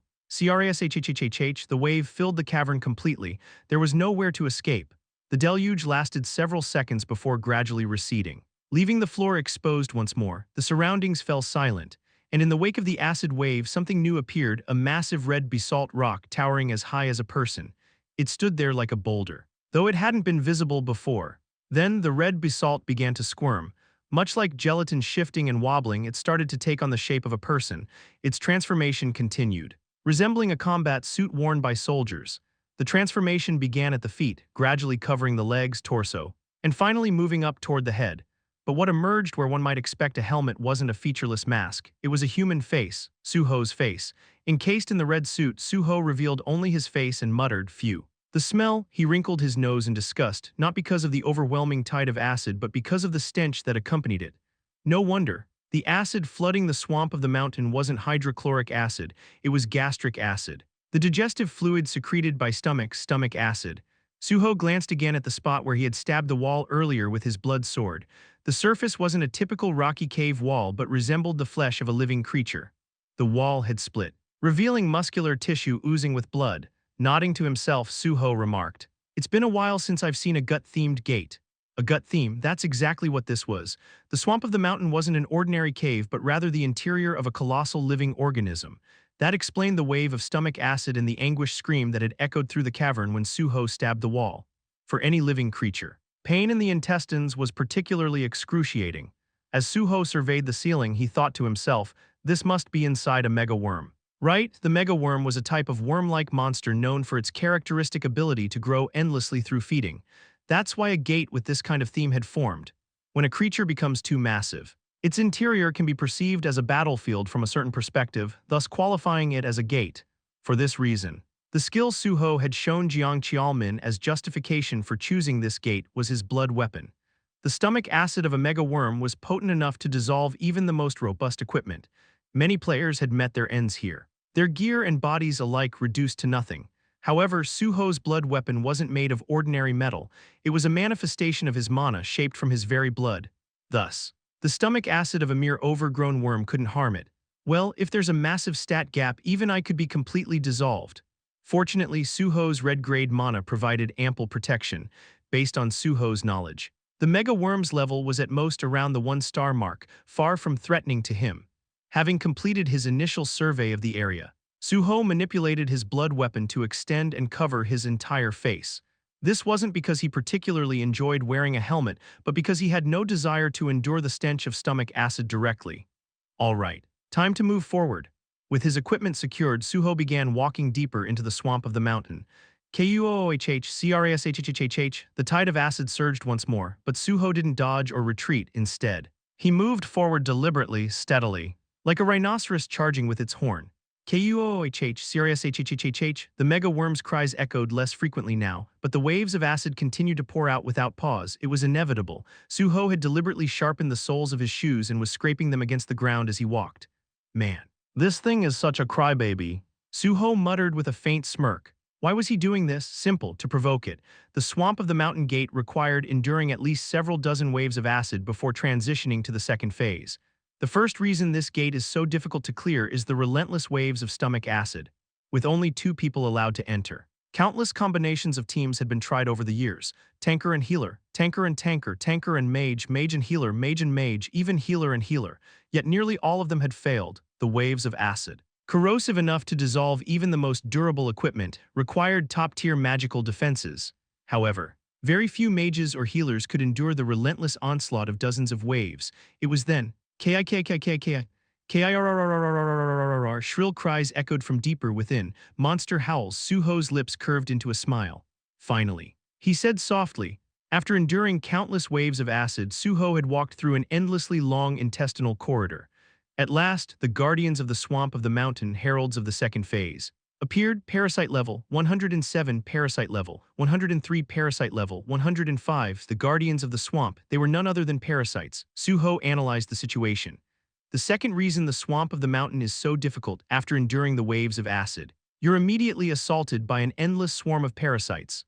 The creatures that emerged moved like clumps of hair caught in a drain, writhing and flailing, but upon closer inspection, it became clear how grotesque they were. As the saying goes, life is a comedy from afar but a tragedy up close. Given the immense size of the mega worm, it was no surprise that its parasites were equally enormous.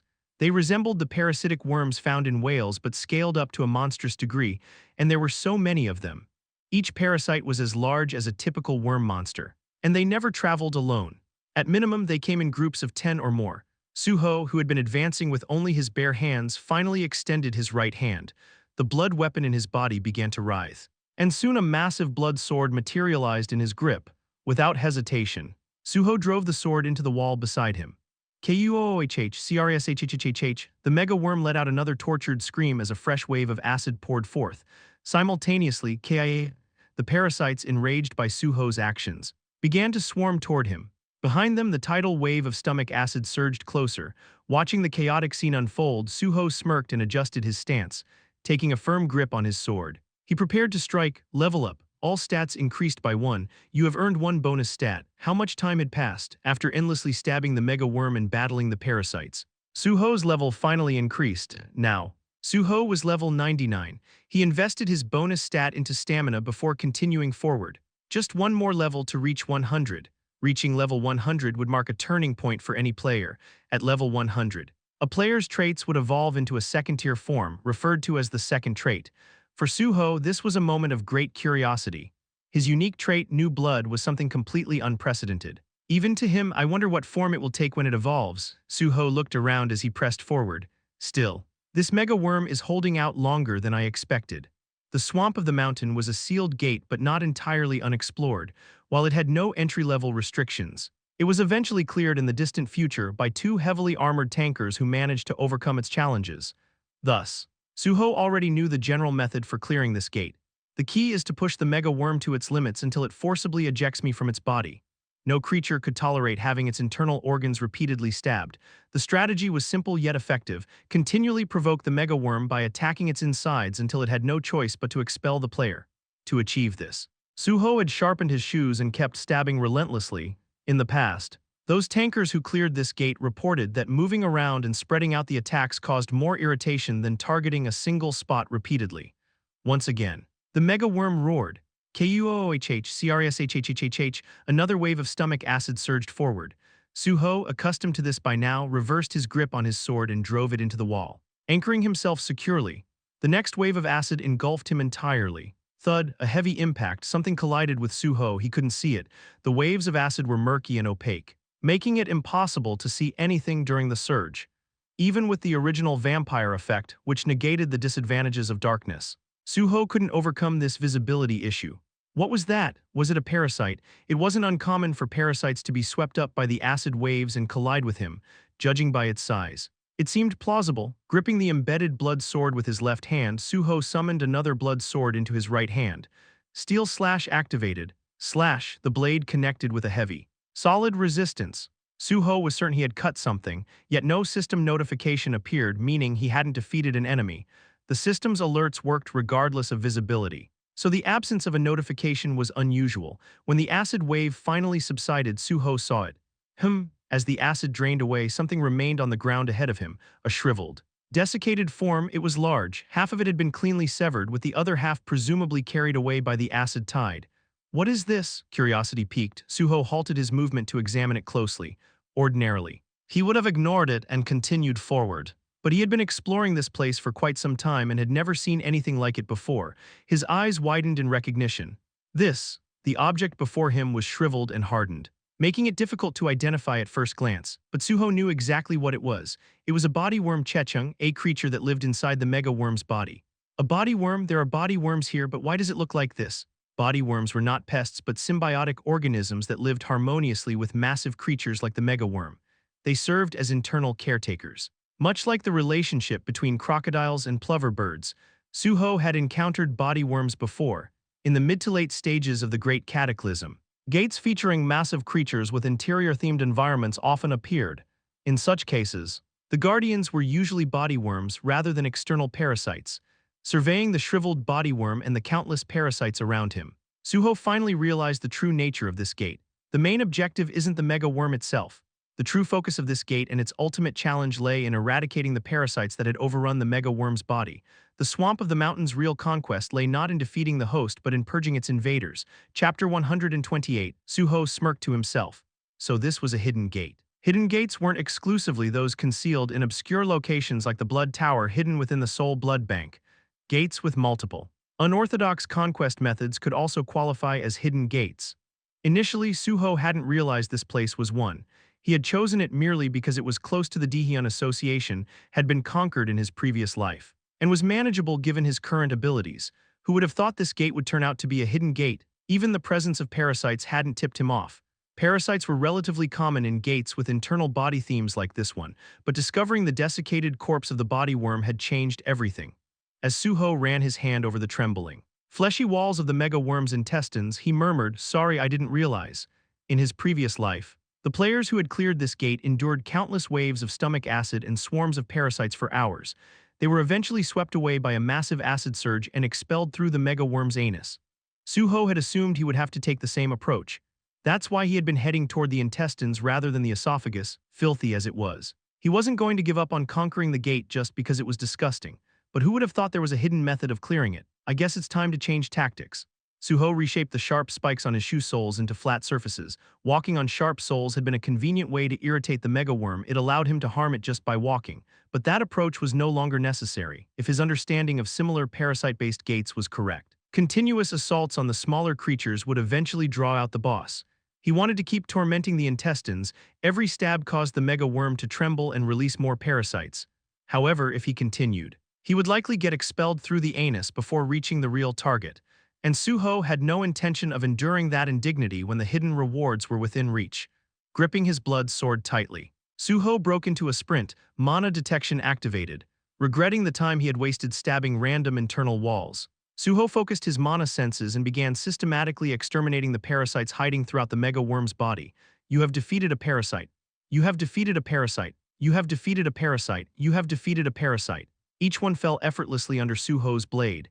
The parasites were not difficult to deal with. They were nothing more than mini worm-level creatures with soft, fleshy bodies that made them satisfying to cut, even in groups. Their levels hovering around the low 100s were no match for Su-ho's strength. An idea suddenly struck him.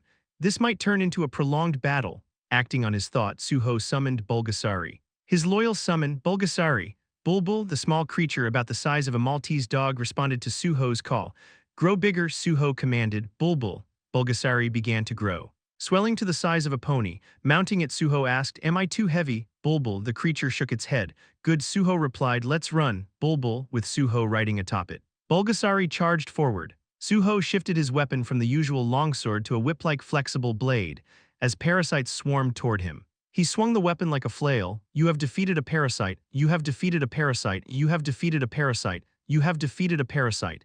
The momentum from the galloping mount made his strikes even sharper. The whip blade, a weapon Su-ho occasionally used for variety, synergized perfectly with his mounted combat style. After some time, the notifications changed. Bulgasari has leveled up. Congratulations, your summon has reached level 100. You are the first to raise a high-grade summon to level 100. For achieving this feat, the system rewards you with 5 bonus stats. Bulgasari gains a new evolution trait, seeing the notifications. Su-ho smirked. Leveling it up didn't take long. Summons didn't earn experience just by being summoned. They had to fight alongside their master to gain experience.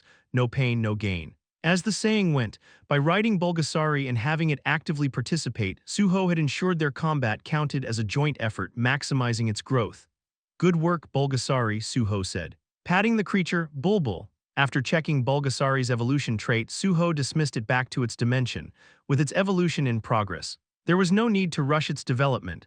Su-ho opened his status window and distributed the 5 bonus stat points, allocating 4 to stamina and 1 to mana. Your stamina stat has reached 100. Your stamina stat has evolved further. Congratulations, your stamina stat is now orange grade. This marks Su-ho's second stat to reach orange grade. He reviewed his updated status.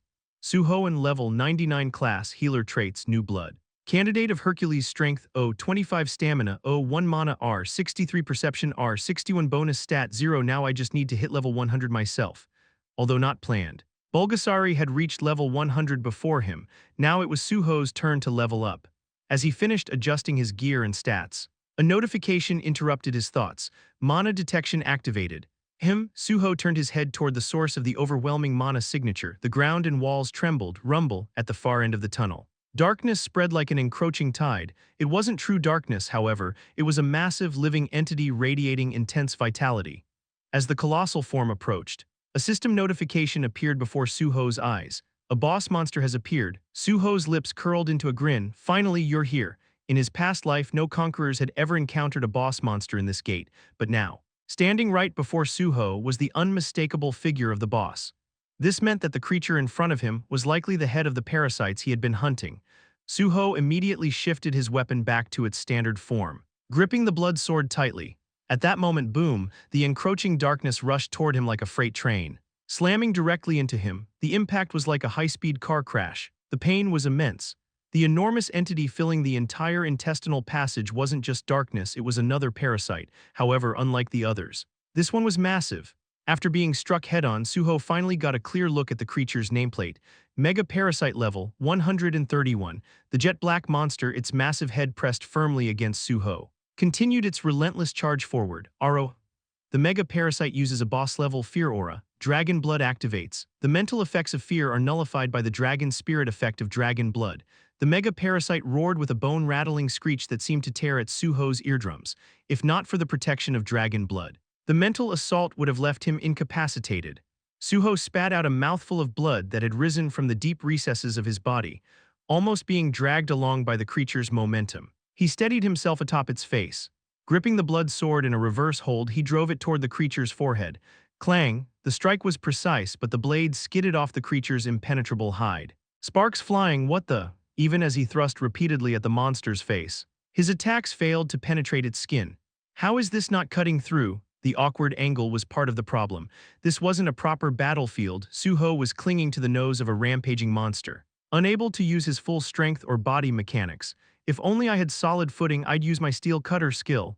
An idea suddenly struck him, switching the blood sword to his left hand. Su-ho extended his right hand. From the shadow beneath his palm, a dark weapon materialized, coalescing into his hand, Gyeong's spear. Let's see if you can handle this. The conditions were perfect. The creature's massive body filled the passage, casting thick shadows, using the darkness enveloping the parasite's head as a foundation. Su-ho drove the Gyeong spear straight into its face. Boom, shadow penetration activates. A notification appeared and Su-ho's grin widened. No matter how tough your hide is, it's no match for shadow-based attacks. The spear pierced cleanly through the parasite's forehead, emerging on the other side. Roar! The mega parasite howled in pain. Thrashing violently, Shadow Bleed activates. Although the conditions weren't met for Shadow Shackles, the Shadow Bleed effect began inflicting steady damage. Leaving the creature in agony, Su-ho didn't let up. Gripping the Gyeong spear in a reverse hold, he relentlessly stabbed the parasite's face. Roar! The mega parasite's howls grew louder, its speed slowing as it staggered under Su-ho's onslaught. The creature writhed in pain, its body twisting violently. Even the mega worm itself began to roar in anguish. Affected by the parasite's thrashing, Su-ho smirked as he raised the spear for another strike. Both of you are making quite a racket. Crunch, he drove the Gyeong spear deep into the parasite's forehead one last time. The monster finally stopped its charge. Convulsing in place, Su-ho leapt off the creature's face, landing some distance away. Drawing his blood sword, he lowered it to his hip, adopting a ready stance. Taking a deep breath. Su-ho steadied himself. He had taken a solid hit earlier and wasn't about to let the battle drag on any longer. In a single, explosive movement, Su-ho unleashed his strike. Cloud Slash activates, swoosh. A crimson arc split the air, bisecting everything in its path. The mega parasite's head and body were cleaved cleanly in two. Along with the intestinal walls of the mega worm, splatter, blood and viscera sprayed as the creature collapsed, utterly defeated. That's one way to end it. Su-ho surveyed the aftermath, his blood sword still humming with residual energy. Chapter 129. A red line cutting across the horizon sliced Su-ho's view in half. In the process, the mega parasite was also perfectly split in two. Marking its end, mega parasite has been defeated. The gate has been cleared. The MVP of the gate clear is Ahn Su-ho. MVP designation grants additional experience points. MVP designation grants 1 bonus stat. Level up. All stats have increased by 1. You have acquired 1 bonus stat. The system notifications flooded in. Su-ho's lips curled upward as he read them. These were notifications that the previous conquerors would never have seen. Unlike those who had been forcibly removed, Su-ho had completed the hidden condition by defeating the boss monster and proudly claimed the MVP title. And that wasn't all. Your level has reached 100. Congratulations on achieving a great feat. The system rewards you with 5 bonus stats. You have reached a significant milestone. Class quest is now active. Trait quest is now active. The first unlocking condition for the third power of Dragon's Blood has been met. The first unlocking condition for Vampire's Blood has been met. The system continued to chime with additional notifications, thanks to reaching level 100. Su-ho couldn't hide his smile as he reviewed the sudden influx of alerts. Finally, a rank 1 level. He thought it was remarkably fast compared to his previous life. Su-ho opened his status window and began distributing his stats. And Su-ho, level 100 class, healer traits, new blood. Heracle's candidate strength, 26 vitality, 2 mana R, 70 sensitivity R, 62 bonus stats, 0. He invested all of his bonus stats into mana. He closed the status window, satisfied. Noticing the quest activation marks next to the class and trait categories, Su-ho's gaze shifted to the now-dead mega parasite's corpse. He summoned Gyeong Spear and embedded it into the carcass. Gyeong Spear reacts to the mega parasite's shadow. Gyeong Spear absorbs the mega parasite's shadow. The shadow feeding was now complete. Su-ho then turned his attention to the now-split mega worm's interior, which had once been a wall. Had the mega parasite been too reckless hiding the pain of the cut? When it had been pierced by the blood sword earlier, it had screamed in agony. But now no cries could be heard. Not even the sounds of gastric acid waves. Su-ho moved closer to examine the cut surface. Cleanly sliced, the cut was smooth, as if it had been done in one swift motion. Su-ho looked beyond the cross-section and saw the strange landscape that lay beyond the cut. It wasn't the external part of the mega-worm. What lay beyond was another set of internal organs, sprawling in every direction, and it wasn't just that. The severed intestines began to wriggle, regenerating not long after the cut. This was why, in a gate themed around internal organs, no one could simply destroy the insides and escape. Of course, if someone foolishly tries a power game approach, they might force their way out, but no intelligent player would make such a reckless move. First, no one knew what lay outside this gate, and if they failed to gain recognition for clearing it, all they'd accomplish was wasting their energy and potentially destroying the entire gate. Just then, Gyeong Spear completed its feeding.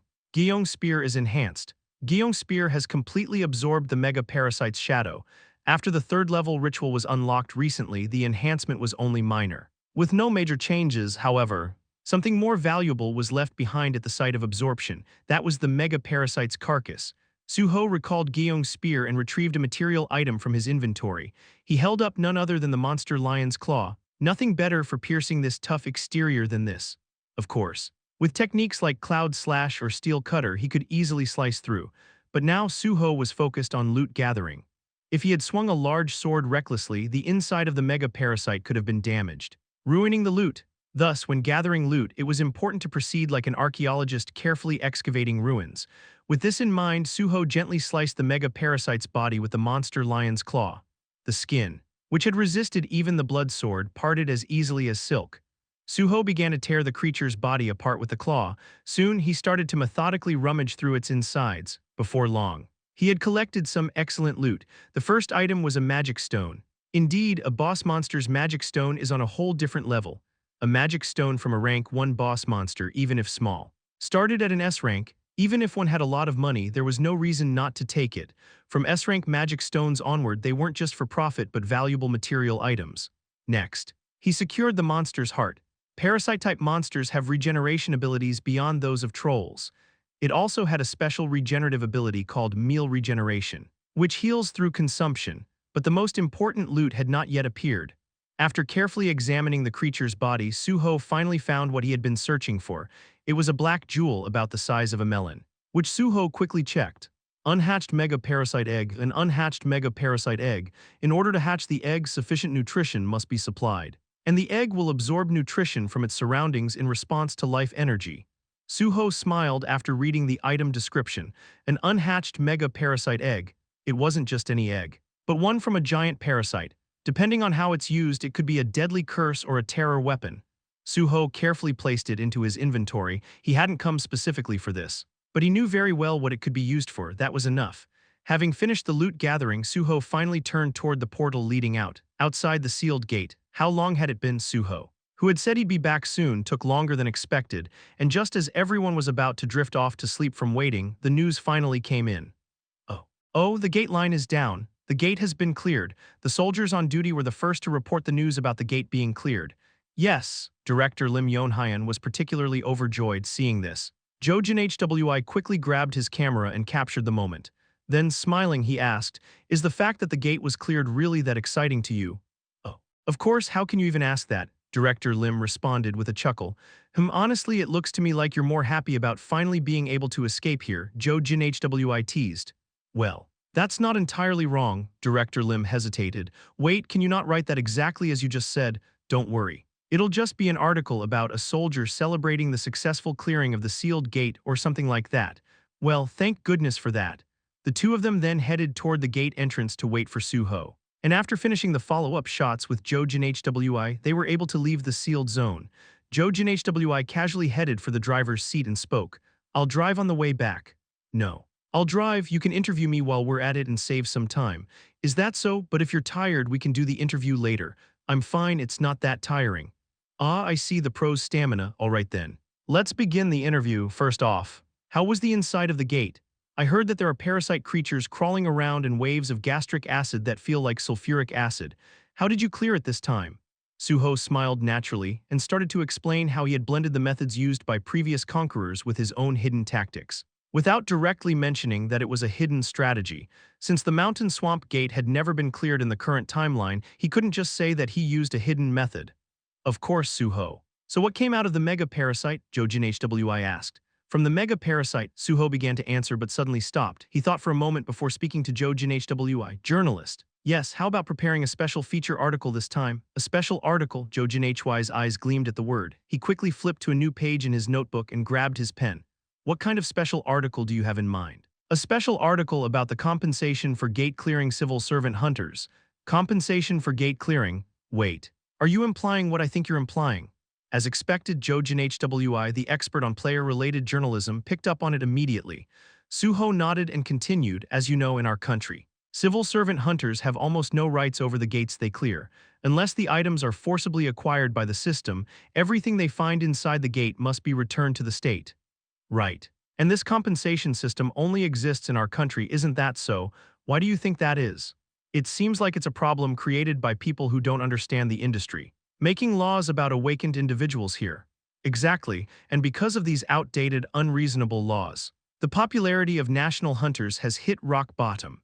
While the role of a hunter is noble and created for the benefit of humanity, where else can you find people as dedicated as national hunters? True, all hunters deserve better treatment, but national hunters should at least receive the same respect as the military. But this country has always treated patriots like dirt. It's the same with soldiers and firefighters. That's why I want to sketch out the blueprint for correcting this injustice. Joe Jinhwi chuckled lightly at Su-ho's words. You're actually telling me this early this time. I can't handle everything on my own for this one. I need your help. Ha. Something like this requires concrete examples and comparison data, so it'll be a lot of work. But don't worry, you can count on me. Though, you're planning to make a big reveal of it later, right? Yeah. I'll combine it with other issues and drop it all at once. That way, people will actually pay attention. Understood. I'll make sure to have a solid blueprint ready by then. And what about the mountain swamp gate you just cleared? I'll share the details as soon as I get the approval. All right, thanks to this. I'll be quite busy for a while. If you want, I can even expand the special article. I can already see a lot of details I can work with, like including interviews with national hunters who couldn't even get proper compensation and were forced to retire due to injuries. As expected, Joe Jinhwi was thorough. Su-ho laughed and replied, then I'll leave it in your capable hands. Of course, always happy to help. Vroom with that. Su-ho and Joe Jinhwi headed straight for the Great Hunter Association. Chapter 130. When they returned to the association, the entire gate division was quiet. It was past working hours. Since there are a lot of field dispatches here, it's rare for people to stay late. It was actually a good thing, if no one was around. He could get his work done quietly, just as he was about to head to his desk. A problem arose, but where's my desk? He realized that he hadn't even been told where his desk was yet. Damn, he didn't want to call Chialman to ask where his desk was. Just then, as he was trying to figure out what to do, the conference room door opened and a familiar face appeared. It was Jiang Chialman, team leader. Hey, you're back. You haven't gone home yet.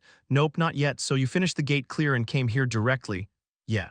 Sort of, but did you wait for me? Well, kind of. Surprisingly, Jiang Chialman really had been waiting for Su-ho, since he thought Su-ho would probably clear the gate today and come back to this place.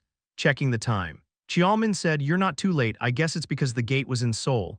Still, didn't you just wait for me without knowing when my clearance would finish? Come on, it's you. I thought you'd finish quickly. Even so, still. I wasn't just waiting for you. I've been writing your report and catching up on some of the backlog paperwork. I've been fairly busy. Jiang Chialman smiled his usual warm, friendly smile, though he said that Su-ho knew the real reason was because of him, because Chialman was that kind of person. So Su-ho smiled back, thank you, I was actually struggling to figure out where my desk is. Oh. Right, I sent you straight to work without telling you where your desk was because of team leader I am in that sense, your desk is over there. It was by the window, one of Su-ho's favorite spots. Nice. I wasn't sure. So I even set up your desk while you were gone. You can set your computer password and, as for the handover of tasks, Chialman, who had been continuing his sentence, awkwardly smiled and said, if you have any questions, just ask me, it'll be easier that way. Su-ho understood why Chialman was acting so awkward. The problem of task handovers was one of the biggest issues in government institutions. People just delete the work they've done or leave files all over the place. So when you're handed over the job, you end up starting from scratch. Why did this happen? It was simple. They just didn't want to take responsibility. If any problem occurred with the assigned tasks, the previous person would just blame it on the way they had done it, saying something like, well, that's how the previous person did it. And the place would end up even more chaotic, especially when it came to task handovers. In his previous life, Su-ho had struggled a lot with paperwork. Though he had joined as a 9th grade field employee, he couldn't avoid handling paperwork entirely. Still, he eventually mastered it. He was a public servant after all. Su-ho smiled and said, I'll try going through the manual first, and if I can't figure something out, I'll ask you. Good, do that, but why are you here? There's nothing for you to do here. Obviously, I came to write the gate clearance report. Right? What do you mean I said I'd write that? You weren't joking. Am I the kind of person who jokes around with you? I wasn't kidding. While I was waiting for you, I got bored. So I actually wrote it. Want to see? Jiang Chialman brought over the report he had written and showed it to Su-ho. Oh man, he really wrote it, and not just that. He even marked parts where Su-ho could fill in the details, as expected from Chialman.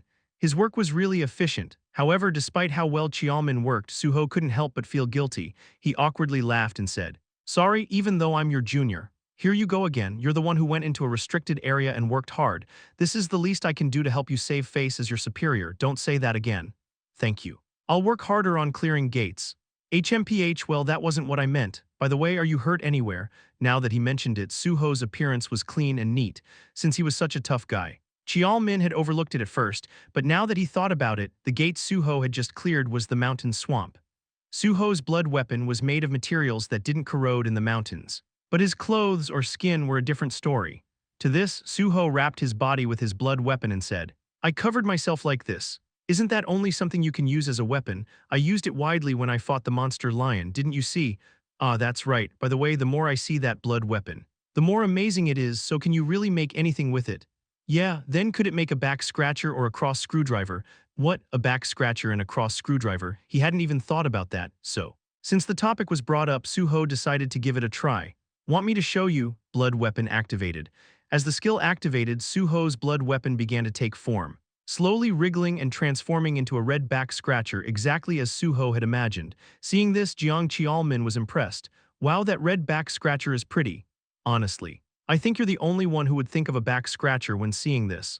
Why not? I use a back scratcher all the time. If this thing is used properly, it could be really convenient. Heck, you could even adjust the size. So it could be a toothpick or a spoon if needed. Su-ho was left speechless. It was such a typical idea from Jiang Qiaomin. Su-ho shook his head and said, I really wouldn't want to use my blood weapon for that. Anyway, should I just add to this report? That's right, but can you even do it since you're here? Why not just do it with me, or you can come in tomorrow and do it? I'm just saying if we start now, it'll probably be too late. Well, I don't mind, Su-ho thought for a moment before saying. Team leader, is it possible to delay submitting the report for a few days? Or maybe I could just clear one more gate and submit everything together. Why's that, to be honest? I just hit level 100. 100, really? Yes, so I need to progress with my job quest. I figured to proceed with what we've planned, it'd be better to handle the job quests and such first, and then continue with the rest. Oh, that's possible, totally possible. Why didn't you tell me earlier? Congratulations on hitting level 100. Level 100. This was an important milestone for a player, marking a significant change in their traits and class. Furthermore, from rank 1 players onwards, they were welcomed by any guild or country. Even the Grand Hunter Association, though a bit outdated, didn't make a big deal out of such facts. Hunters were valuable human resources, Jiang Qiaomin said. Why don't you take a special leave for your singularity and get moving? Didn't you know? The Grand Hunter Association offers special leave for singularities. I know, but it's only for 3 days. Right, that's true. Jiang Qiaomin's voice became quieter. He knew that 3 days wasn't enough to get everything done. Although the 3-day period was based on statistics from the Bureau of Statistics. Every player's singularity is different. How can everything be wrapped up in 3 days? For large guilds, when a player reached their singularity, they typically gave them about 15 days of leave. If more time was needed, it was extended. Of course, the Grand Hunter Association would also grant more time upon request. But submitting detailed documentation is a hassle. There's always the risk of statistical traps when working with data. However, Su-ho had already set his singularity to sword path through Pai Xiangyol. Even outside of official business, the sword path was a common trait for any swordsman, something Su-ho was very familiar with from his past life. If his actual trait was sword path, 3 days would have been enough, maybe even just 1 day. The issue was that Su-ho's trait wasn't sword path, so 3 days might not be enough. Su-ho replied, well, I'm not sure how it'll turn out. So I'd prefer to allow myself a little more time for preparation. My personal trait is sword path, but as you know, I'm a healer, right? Oh right, that could create a variable, so. You're planning to insert the sealed gate in there. Yes, that way I'll have more leeway with the preparation and clearance periods.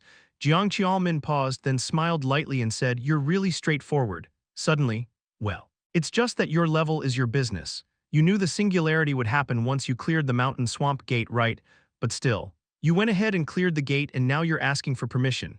I may not be that straightforward, but I can see why Qiaomin would think that. However, Su-ho didn't vocalize the reason. Su-ho smiled and said, even so, we're partners. I wouldn't deceive you, my superior. I appreciate that, but if I had known, I would have just said it from the start. I would have set the plan up properly before the mountain swamp. Hey, it's wrong to receive consideration for something that hasn't even happened yet. This isn't a club, it's a workplace, right? So I thought it would be better to first focus on actual work and then handle my singularity issue afterward. By the way, the gate candidates you showed in the meeting earlier, could I take another look at those? Oh, sure. Jiang Qiaomin brought over the materials and Su-ho pointed to one of the gate options. Here, the environmental characteristics make it a tough one to clear and it will take time. Right, it also had the longest player stay times in the gate, so let's aim for this one and use that period to take care of my personal issues while we clear it. Jiang Qiaomin stroked his chin thoughtfully, truthfully. It didn't matter which sealed gate they entered, every one of them was dangerous. Moreover, Jiang Qiaomin wasn't high enough level to even enter a sealed gate, so in the end he would have to follow Su-ho's lead. All right. Let's do that, share the process and any required steps with me. I'll cooperate as much as I can. This is just between you and me, right? Yes, I'd really appreciate it. Good, then you handle the details yourself, by the way. Do you have some time tomorrow? For what? You know the Shibo Tidiak, right? I've ordered it, just come out tomorrow and take care of it. Just come and turn the wheel, I've already paid. So don't feel pressured, just come, stamp your presence and turn the wheel. I know no one likes the Shibo Tidiak tradition, but if you don't do it, you'll get looks from people. Well, even so, let's consider it my welcoming gift for you. It's the only thing I can do for you as your team leader, so once again, congratulations on your promotion. Team leader, Jiang Qiaomin awkwardly smiled and patted Su-ho's shoulder. Chapter 131, the next day. Su-ho decided to go along with Jiang Qiaomin's suggestion. I'm in Su-ho, the new vice-team leader of the Special Management Team 2, Su-ho said, holding the cookies that Jiang Qiaomin had ordered for him and greeting the people in the department. Normally, he wouldn't have done this. It was a task he had tried to avoid, as he didn't have particularly fond memories of handing out Shibo Tidiak before. But since Jiang Qiaomin had kindly ordered cookies for him, how could he pretend not to notice? Refusing to act humble to the end would be inappropriate as a junior, so he accepted Jiang Qiaomin's kindness and passed out the cookies. He greeted everyone properly and made sure to leave a good impression. People's reactions were positive, after all. Su-ho wasn't just a regular newcomer, he was a 5th-grade special recruit and moreover someone with influencer-level popularity. Isn't this from Queen's Bakery? Wow. You can tell your taste is different from others. I'm going to brag that I got cookies from a sword saint, especially. Team leader Oh Bangju from the Special Management Team 1 was particularly pleased. Looks like Team 2 has great taste. You've learned well, haha. It wasn't that Team 2 had great taste, it was Jiang Qiaomin who had great taste, but not wanting to ruin the positive atmosphere. Su-ho responded with a smile. After handing out all the cookies and returning to his seat, Jiang Qiaomin greeted him with his usual warm smile. Did you pass out all the cookies? Yes, thanks to you. I was able to hand out the Shibo Tidiak successfully. Thank you, team leader. Thank you, but still I appreciate you not refusing. Well, it was a meal already prepared for me. So I had to do my part, by the way. Su-ho looked at the empty seats in the Special Management Team 2. No one's here again today? Yeah. Everyone had to rush out to other sites. Always so busy. That's our job, and it's your future too. By the way, since you've handed out all the Shibo Tidiak, are you heading out now? Yes, that's the plan. After checking the time, Jiang Qiaomin said, great, then I'm heading out to another region, so let's split up here. If anything comes up, contact me. Yes, understood. All right. Take care. Jiang Qiaomin was usually out in the field, but he had come in briefly because of Su-ho. He and Su-ho had already discussed the plan the day before. Su-ho would clear the class and trait quests first, then tackle other sealed gates, submitting his reports all at once. This way he could finish his singularity schedule without needing to take special leave. With that in mind, just as Su-ho was about to leave the department with Jiang Qiaomin, Su-ho, wait a moment, someone called for him. Turning around, it was team leader Oh Bangju from Team 1.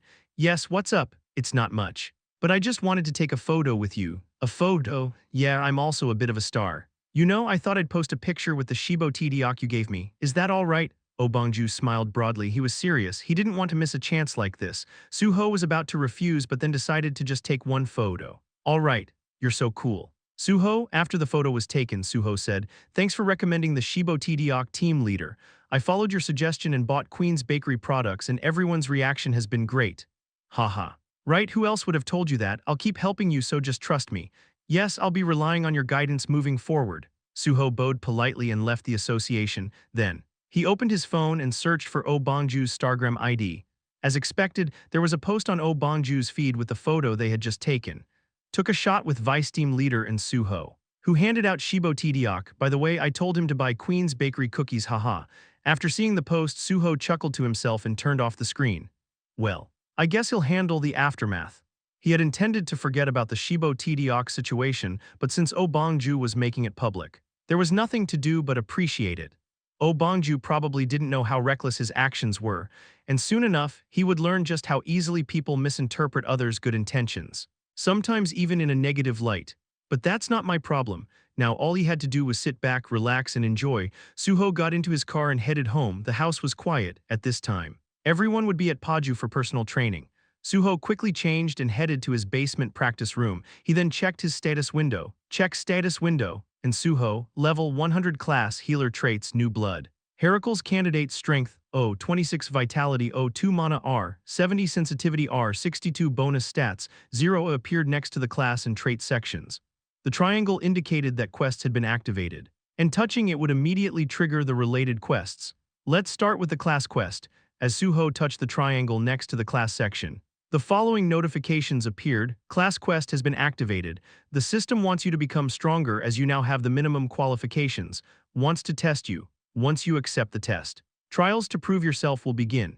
Will you accept the trial? The system's question. This was how the first Singularity class quest worked. That's why Su-ho had come home, without any hesitation. He accepted the challenge. You have accepted the trial. Moving to the trial grounds, the system notification sounded and in an instant Su-ho's vision went black.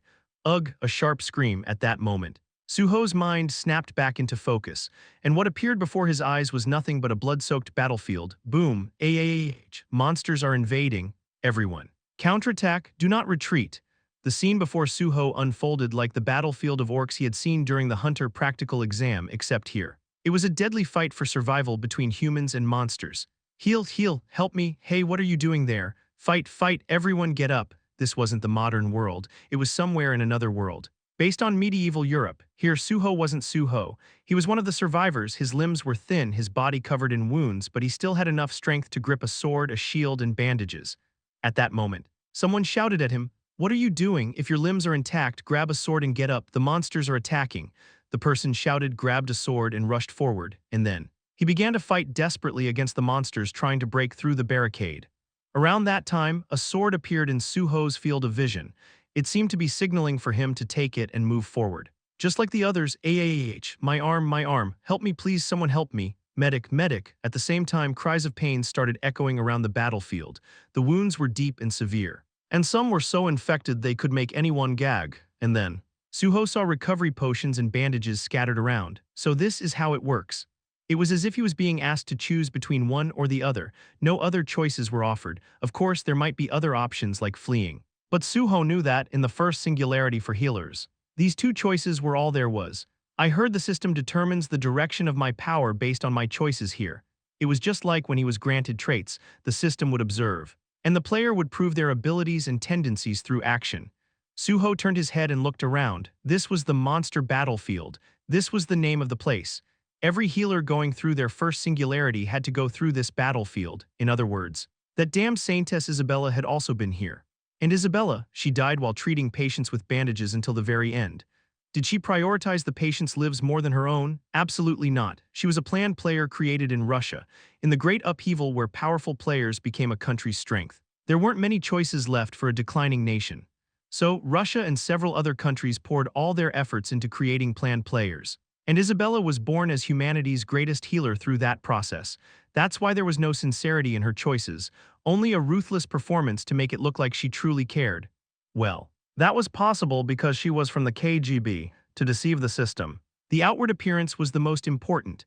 The system judged solely based on what was visible. That's why the majority of the players trained in Russia's player cultivation project were former military personnel. Few countries force self-hypnosis on their military the way Russia did. In that sense, Isabella was a KGB agent, and even though she was awakened as a player and thrust into the project, she demonstrated the greatest ability among the project members. Individually, the Spetsnaz might have better combat power, but the KGB with its espionage work excelled at acting and self-hypnosis. That's why she could hold bandages in the monster battlefield until the end. Su-ho raised his head and looked around. On one side, there were monsters trying to break through the barricade, and in front of them, people were fighting with weapons to push them back. On another side, there were wounded people crying in pain, and others were wrapping bandages and using medicine to try to save them. As time passed, the bodies would pile up and the blood would turn into rivers, but Su-ho didn't hesitate. From the moment he decided to become a healer, he had already planned for the Singularity. Su-ho picked up a sword lying nearby. The system is observing your actions. As Su-ho gripped the sword, the system message appeared. The system was watching, meaning he needed to be careful with his actions, but Su-ho's decision had already been made. Please save me. It was at that moment, as Su-ho picked up the sword, that a patient who was closest to him grabbed his pants leg and begged for help. The patient had been severely injured, with most of his lower body torn apart by a monster. The war zone was filled with blood and screams. And the kind of wounds this man had could never be healed with just ointment or bandages.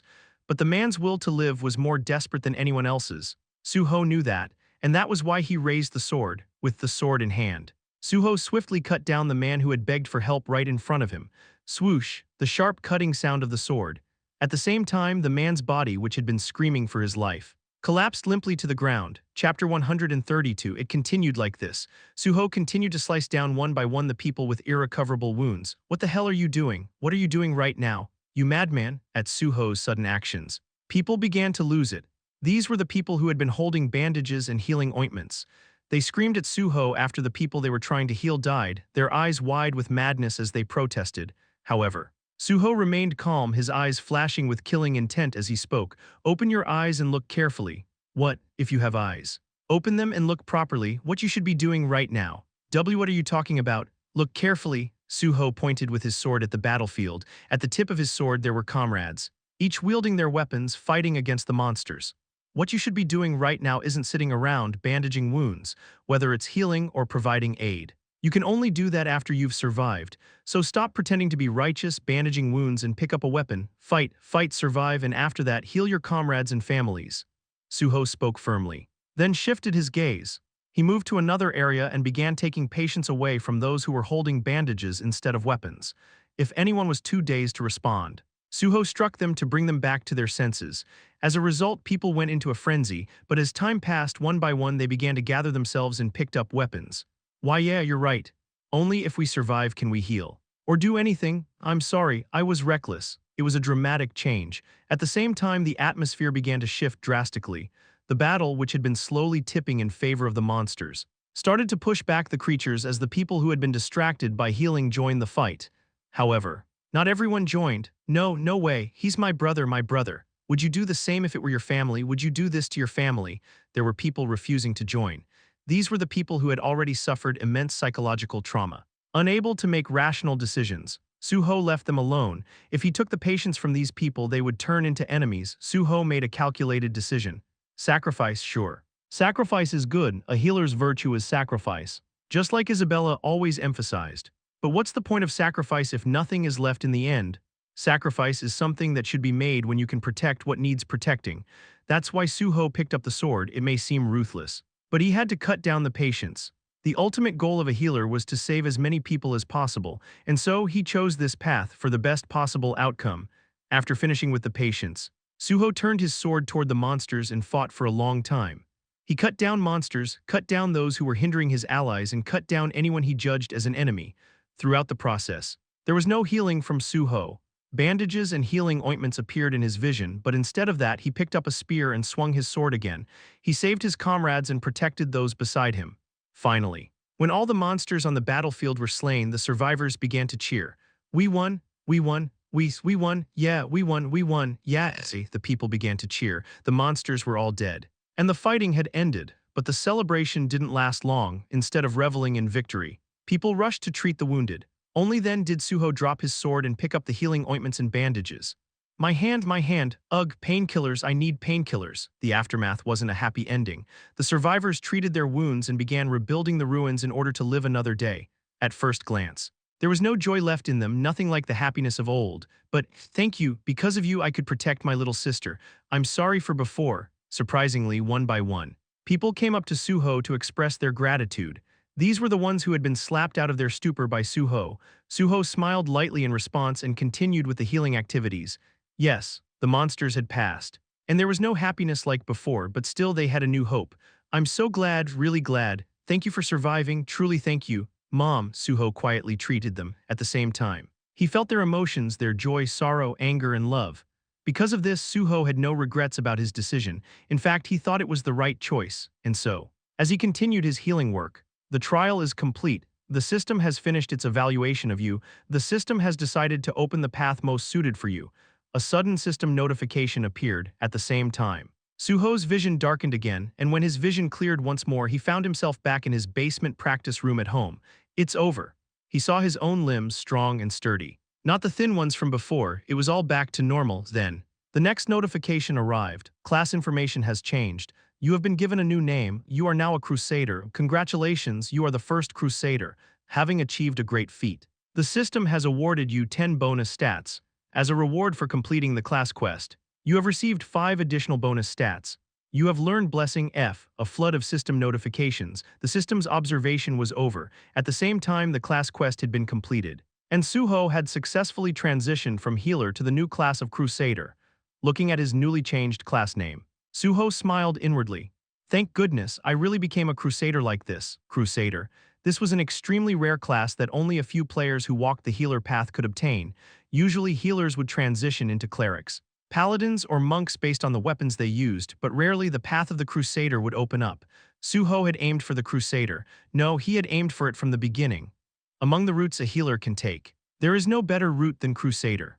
Clerics can obtain the most powerful healing skills on the healer tech tree, but they are specialized only in healing and support, lacking combat abilities, making them useless in battle. Paladins and monks are the same. They are specialized in combat but possess only a fraction of the healing power of a cleric, not even close to half.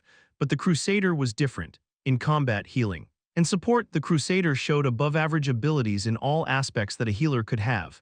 However, despite such a good tech tree, humanity had barely seen the benefits of the Crusader class. This was because the route to becoming a Crusader was discovered only toward the later part of the Great Upheaval. Isabella regretted it a lot. She said that if she had known about the Crusader route earlier, she would have chosen it instead of the cleric path. Su-ho recalled the first man to ever become a Crusader. He was a healer from the PMC mercenary group, and despite being a healer, he enjoyed fighting on the battlefield like Su-ho, eventually acquiring the Crusader route by chance. Thus, he was also known as the first Crusader. Su-ho knew a lot about him, despite his fame abroad. Su-ho had been interested in the Crusader class itself, and that interest at the time became the foundation for where I am now. Thanks to that, Su-ho was now able to become the first Crusader himself. Su-ho invested all 15 bonus stats he had obtained into his magic stat and updated his status window. And Su-ho, level 100 class, Crusader traits, new blood. Heracle's candidate strength, 26 health, 2 magic R, 85 sensitivity R, 62 bonus stats, 0 with the class name changed. The triangle indicator next to it disappeared. Thanks to being the first to take the Crusader path, the bonus stats he received were substantial, and his magic stat had reached 85. Now he had just become a first-tier player. But his growth was so much more remarkable than in his past life. Su-ho then proceeded to check the newly obtained skill information. Blessing, grade, F, Crusader-only skill while magic is being consumed. All stats increase by 10%, a simple explanation. However, the fact that it was a Crusader-exclusive skill was enough to explain its value. I guess if I had become a cleric, I would have received stronger healing skills. But it was okay, he felt no regret for the skills he didn't obtain after all. Su-ho had already made solid preparations for the skills that could only be obtained by taking the cleric route. The class quest is done now, next is the trait quest. I guess Su-ho opened his status window again and clicked the triangle next to the trait section. Trait quest is now activated. This is a one-of-a-kind trait, exclusive quest activated, Evolving Blood. Difficulty S, unlock the third power of Dragon's Blood, unlock the second power of Vampire Blood. The quest window appeared in front of Su-ho, reading through it. Su-ho narrowed his eyes. The quest content wasn't particularly unusual. There were occasionally trait quests like this which set conditions to enhance skill options, but such quests were mostly utility types, often linked to crafting skills. Is it because it's a unique trait? Given the current situation, Su-ho guessed that it probably was, since everything about New Blood and Dragon's Blood was new. There wasn't much additional information available, so the difficulty was rated S, but if I remember correctly, the conditions for unlocking both Dragon's Blood and Vampire Blood were listed as unknown. With that thought, he checked the information on Dragon's Blood. Grade S plus the bloodline of a great dragon. Those with Dragon's Blood, though not born as dragons, can wield the power of dragons depending on their efforts. Level 1 Dragon Blood, Intimidation S, Dragon Spirit S, Level 2 Dragon Armor, Dragon Kin S. Dragon Skin S, Level 3, Locked Unlock conditions reach Level 100, Defeat the True Dragon, Level 4. As Su-ho read through the Dragon's Blood information, his eyes widened, clearly. The previously hidden conditions for unlocking the third level of power had now been revealed. Could it be the same for Vampire Blood? Curious, he checked the information on Vampire Blood as well, much to his surprise. Vampire Blood also had the same unknown condition listed. After seeing both sets of information, Su-ho smiled. Now this changes things. Su-ho raised the corner of his mouth and immediately pulled out his phone to call Choi Yoon. Chapter 133. Su-ho spoke to Choi Yun after she answered the phone. Why? Her tone was blunt. It was understandable at one time. Su-ho wished that she would contact him more often, but after he pushed himself too hard while going on gate raids, she had completely gotten tired of him. So, when he contacted her again within just a few days after jokingly telling him not to contact her anymore, her reaction was not surprising. However, Su-ho didn't mind at all and replied, I need you to find a gate for me. Another gate? Is that a problem? No, it's not that. You know why I'm reacting this way, right? This time just one gate. Really? Yes. In that case, I can find one for you quickly, but is that really all the conditions? Yes, that's all. All right, I'll contact you by tonight if I can find it or by tomorrow noon at the latest. Thank you, by the way. Have any of the gates I previously asked about been found? You mean the vampire, poison, and full moon gates? Yes. Not yet. I'll contact you as soon as I find any of those. Please. I appreciate it. I'll look for them along with the new request. The call ended. Su-ho nodded and put his phone away. He then activated the library of memories after a long time. Thinking to himself, Choi Yun will take care of the gate, but the remaining issue is with the person. When he saw the newly activated characteristic quest, Su-ho immediately figured out the perfect strategy to complete it. That's why he had asked Choi Yun for help. However, to complete the quest, not only the gate but also a suitable person was required. As Su-ho browsed through the library of memories for a while, his gaze stopped at one entry. This person, a smile appeared on Su-ho's face. He had found someone perfectly suited for the conditions of this quest. Su-ho organized the person's details and then immediately started preparing for tracking. A car drove into a quiet, sparsely populated hillside. It was Su-ho's car. Having completed his preparations, Su-ho drove to Gwangju, Gyeonggi-do, specifically to Ganjium. He parked his car at the designated address after following the navigation. The address led him to Shin Dairy in Ganjium. This area was classified as a rural town, so there wasn't much foot traffic. But there was an old landmark that had been famous for a long time. That landmark was the Ganjium Psychiatric Hospital, frequently used as a setting in ghost stories and horror films. The Ganjium Psychiatric Hospital had been demolished for years, but it still attracted visitors as a kind of eerie tourist destination. However, such visits had become rare now. The reason was the appearance of a massive gate that had torn the Ganjium area to shreds long ago. It caused a lot of casualties before it was finally cleared. Anyway, the gate had been cleared, but perhaps because of the huge number of casualties at the time, or because of the aftermath of the gate shock that followed, people had started leaving the area. Now Ganjium was almost deserted, with no one to be found. However, the person Su-ho was looking for was here. Su-ho reached a point where it seemed impossible for cars to enter anymore. So he got out of the car and began to slowly climb the hill. The Ganjium hillside was quiet.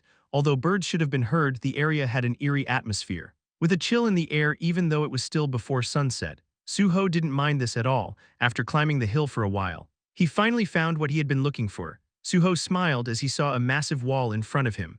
The tall wall, reminiscent of a wealthy neighborhood in Seongbuk district, was clearly man-made. Su-ho walked along the wall, searching for an entrance, but no matter how much he searched, the entrance was nowhere to be found.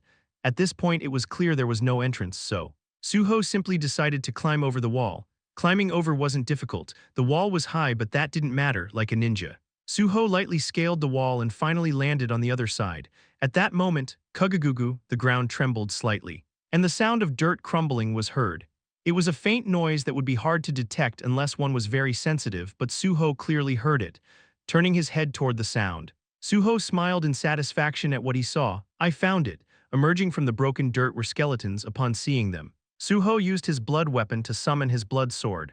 Can you see me with the shared vision? You won't be able to stop me with just these, if you know who I am. Just come out quietly. But no response came. Only the skeletons, each holding a weapon, slowly approached Su-ho. Su-ho rested the blood sword on his shoulder and nodded. Well, he hadn't expected them to come out so easily. Anyone hiding in a place like this wouldn't just appear on the first try, so Su-ho decided to force them out. After speaking, he secured his blood sword at his waist and assumed a stance. Cloud cut activated. Swoosh. The blood sword swung, creating a red arc. Simultaneously, every being within the path was split at a sharp angle, showing clean cuts. Rising skeletons defeated. Rising skeletons defeated. Rising skeletons defeated. Rising skeletons defeated.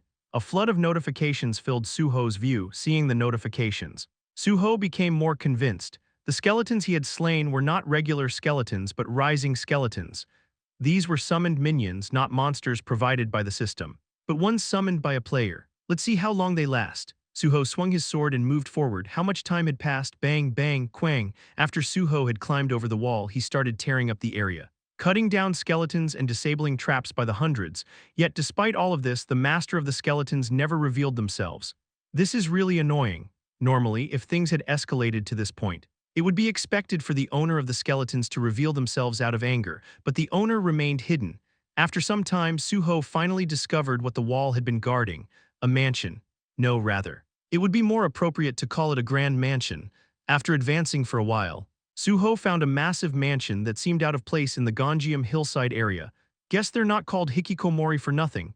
Su-ho shook his head as he stepped into the garden of the mansion. At that moment, skeletons that had been hidden throughout the garden began to reveal themselves. Ha, the audacity! With a sigh, Su-ho swung his sword. Rising skeleton defeated. Rising skeleton defeated. Rising skeleton defeated. Rising skeleton defeated. None of the skeletons could stop Su-ho. After cutting down all the skeletons in his path, he confidently approached the mansion's large door and opened it. The interior of the mansion was dark, quiet, and eerie, resembling an abandoned haunted house. However, the darkness wasn't much of an obstacle for Su-ho. Due to the original vampire effect, you are not affected by the limitations of darkness. With the effect of his skill, Su-ho's vision brightened as if it were daylight, and he activated another skill, mana detection activated. By activating his mana senses, Su-ho detected skeletons and traps hidden all over the mansion. He clicked his tongue. They've really made this a hassle. He decided to suppress his frustration. Let's be patient. The only thing I lack right now is time. He decided to speed up a bit at this point. The one hiding wouldn't come out anyway. It would be faster to force them out directly. With that, Su-ho increased his pace and started locating all the mana-detectable targets in the house. If it was a skeleton, he slashed it. If it was a trap, he destroyed it. By the time he searched through the first floor and down to the basement, he was almost done with the second floor of the mansion. Only one place left. There was only one room remaining, located at the farthest corner of the second floor. This room was the most distant from the mansion's entrance. Su-ho approached without hesitation and opened the door. It was a library. The room, reminiscent of a small library, was filled with books. At the farthest end, there was an intense mana aura emanating from the area. This must be the mansion's master. Su-ho squinted, trying to gauge the height of the energy source. Then, without any hesitation, he swung his sword. Swoosh! The blade struck the bookshelves in the room. At that moment, kugugugu, bang! The bookshelves, slashed at an angle, collapsed, sending a cloud of dust into the air. Su-ho used his swordwind to blow the dust away. The room was still dark. The master of the mansion remained crouched in the shadows, but for Su-ho, unaffected by the darkness, everything was visible. Su-ho spoke while keeping his distance. Gong De-won. I can see you crouching there. I won't get any closer. Let's talk for a moment. Gong De-won. He was the very reason Su-ho had come to Ganjiam for this characteristic quest. A level 100 necromancer player. Gong De-won was someone Su-ho needed for unlocking the dragon blood feature as part of his quest. However, there was no reply to Su-ho's question. Su-ho asked again, Gong De-won, I don't want to. What? I don't want to. Suddenly, Gong De-won screamed. At the same time, player Gong De-won activates Necro Field. Kugugugu. Gong De-won activated Necro Field. Necro Field was a wide area skill that, as long as the caster's mana supported it, continuously summoned undead in a set area. It was a terrifying skill. As a result, shudder, shudder, the sounds of rattling bones. In the library, hidden skeleton soldiers began to rise, grabbing their weapons and standing at attention for their master. Su-ho sighed, placing a hand on his forehead. This is crazy. This was why necromancers were so troublesome. That's why Su-ho decided it was time to stop playing nice. He had acted gentlemanly enough. The refusal came from their side. I gave you plenty of chances. Having made his decision, Su-ho swung his blood sword with force. Cloud Slash activated. Swoosh! With one slash, the summoned undead were instantly decimated, and Gong De-won himself was struck by the Cloud Slash, falling forward. Bleeding, Necro Field is deactivated. The Necro Field was dispelled. The situation was over. Of course, Su-ho didn't kill him. He had deliberately controlled his strength. Su-ho approached Gong De-won, who was lying on the floor and squirming. Chapter 134. Ugh! Gong De-won, who had been cut by the sword, was curled up on the floor. Groaning in pain, Su-ho watched this scene for a while. He was observing his wounds. Stop exaggerating, you weren't even cut that deeply. It was true. How carefully had he controlled his strength, but Gong De-won was gasping for air as though he was about to die. And so Su-ho used a skill on him. Heal activated. Whoosh! As the healing light enveloped Gong De-won, his health and wounds started to heal. Su-ho spoke as he healed him. You weren't even cut that deeply. So stop overreacting. Why are you doing this to me? You know the reason better than anyone. Gong De-won. I don't know, I really don't know anything, despite the healing. Gong De-won remained curled up, trembling with fear. Su-ho looked down at him with a troubled expression. His name was Gong De-won, he was a level 100. One-star necromancer player and would later become known as the Gonjium Lord or the Gonjium Necromancer. However, more fitting than those titles was the nickname Paranoid Necromancer. Su-ho recalled the information about Gong De-won that he had seen in the Library of Memory. He was originally a normal person, but he suffered a severe head injury in a gate and ended up like this. It was true, he had been struck in the back of the head during combat, and hearing about it didn't do justice to how severe the injury was when Su-ho saw it in person. Such a shame, mental illness is something I can't cure even with my current abilities. According to the records, Gong De-won was suffering from a severe delusional disorder. For example, he believed that everyone in the world was trying to harm him. Because of this, his paranoia grew and he entered Gonjium, using his abilities to create a fortress and hide away. From a certain point of view, there wasn't much of an issue. He was just one of many hunters who retired due to injury and in modern society. He was no different from any mentally ill person suffering from delusions. However, the problem arose from the abilities he was using. The Rising series, which involves using actual corpses, is one of the banned techniques in our country. The Rising series was a skill that allowed a necromancer to raise undead from actual corpses and turn them into skeletons and zombies. It was strictly forbidden under current laws in South Korea. Of course, using it inside a gate where combat was allowed was fine as the gate was considered a wartime scenario. But outside of a gate, it was strictly prohibited. The reason was that using actual corpses violated human dignity. Gonjium, I heard there were many uncollected bodies from the large gate that tore through this area in the past. Was it a coincidence that Gong De-won ended up in Gonjium? It didn't matter. What was important was that he was using his abilities to raise bodies of unknown origin and turn them into his minions. Which was the real issue. Of course, Su-ho didn't come to see Gong De-won to accuse him of any crimes. Su-ho was here purely because of his characteristic quest. Su-ho asked Gong De-won, "Do you have a bone dragon among the undead you've summoned?" "Bone dragon? Yes, a bone dragon. No, not something so amazing. Then do you have any beast-type skeletons?" Beast type, yes. "I do, please show me, if you don't I will kill you." Gong De-won. Dealing with a mentally ill person might seem difficult at first glance, but dealing with Gong De-won, who had a delusional disorder, was surprisingly easy. After all, he had entered the Gonjium hillside and built a fortress because he believed someone would try to harm him.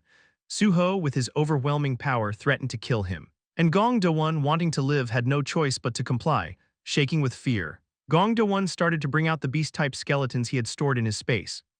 Beast-type skeletons, there were many types, from wolves to tigers and even elephants. It looked like he had looted the Gonjium Zoo or something. Su-ho nodded as he looked at them. Which of these skeletons is the hardest to control? That one. At Su-ho's question, Gong De-won pointed to a specific skeleton. It was similar in size to an elephant, and as soon as Su-ho saw it, he immediately recognized its original form. A troll? Yes. Yes, Su-ho nodded in satisfaction after seeing the troll's skeleton. That was enough for him. Su-ho spoke, "Gong De-won, yes, it would be better if you rested for a bit." Su-ho struck the back of his neck, knocking him unconscious. As a result, the necromancer's skills were cancelled, and the summoned skeletons reverted back to their original skeletal form. Su-ho left the unconscious Gong De-won behind and walked toward the window, which was covered by curtains. He opened the window wide and looked out at the Gonjium hillside area. After a brief moment of contemplation, Su-ho made a call. How long had he been unconscious? Gong De-won slowly began to regain his senses. However, as soon as he came to, the face of Su-ho, the one who had attacked him, flashed in his mind. No, the moment he remembered Su-ho's face, Gong De-won's breath became rapid and his blood pressure began to rise. The thought chain that Su-ho was going to kill him quickly set off extreme stress, but at that moment, it was as if the air had been let out of a balloon. His anxiety dissipated in an instant. At the same time, his mind became clear. It was an odd sensation he had never experienced before. It felt like he had taken some kind of tranquilizer, and Gong De-won looked around in bewilderment. Eyes wide open, what is this? How is this?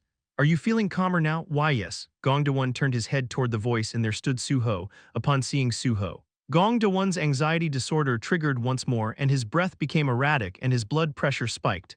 Su-ho, seeing this, used an item. Ring of Emotions activated, responds to the subject's most intense emotion, can absorb the emotion black, absorbing emotions from the subject.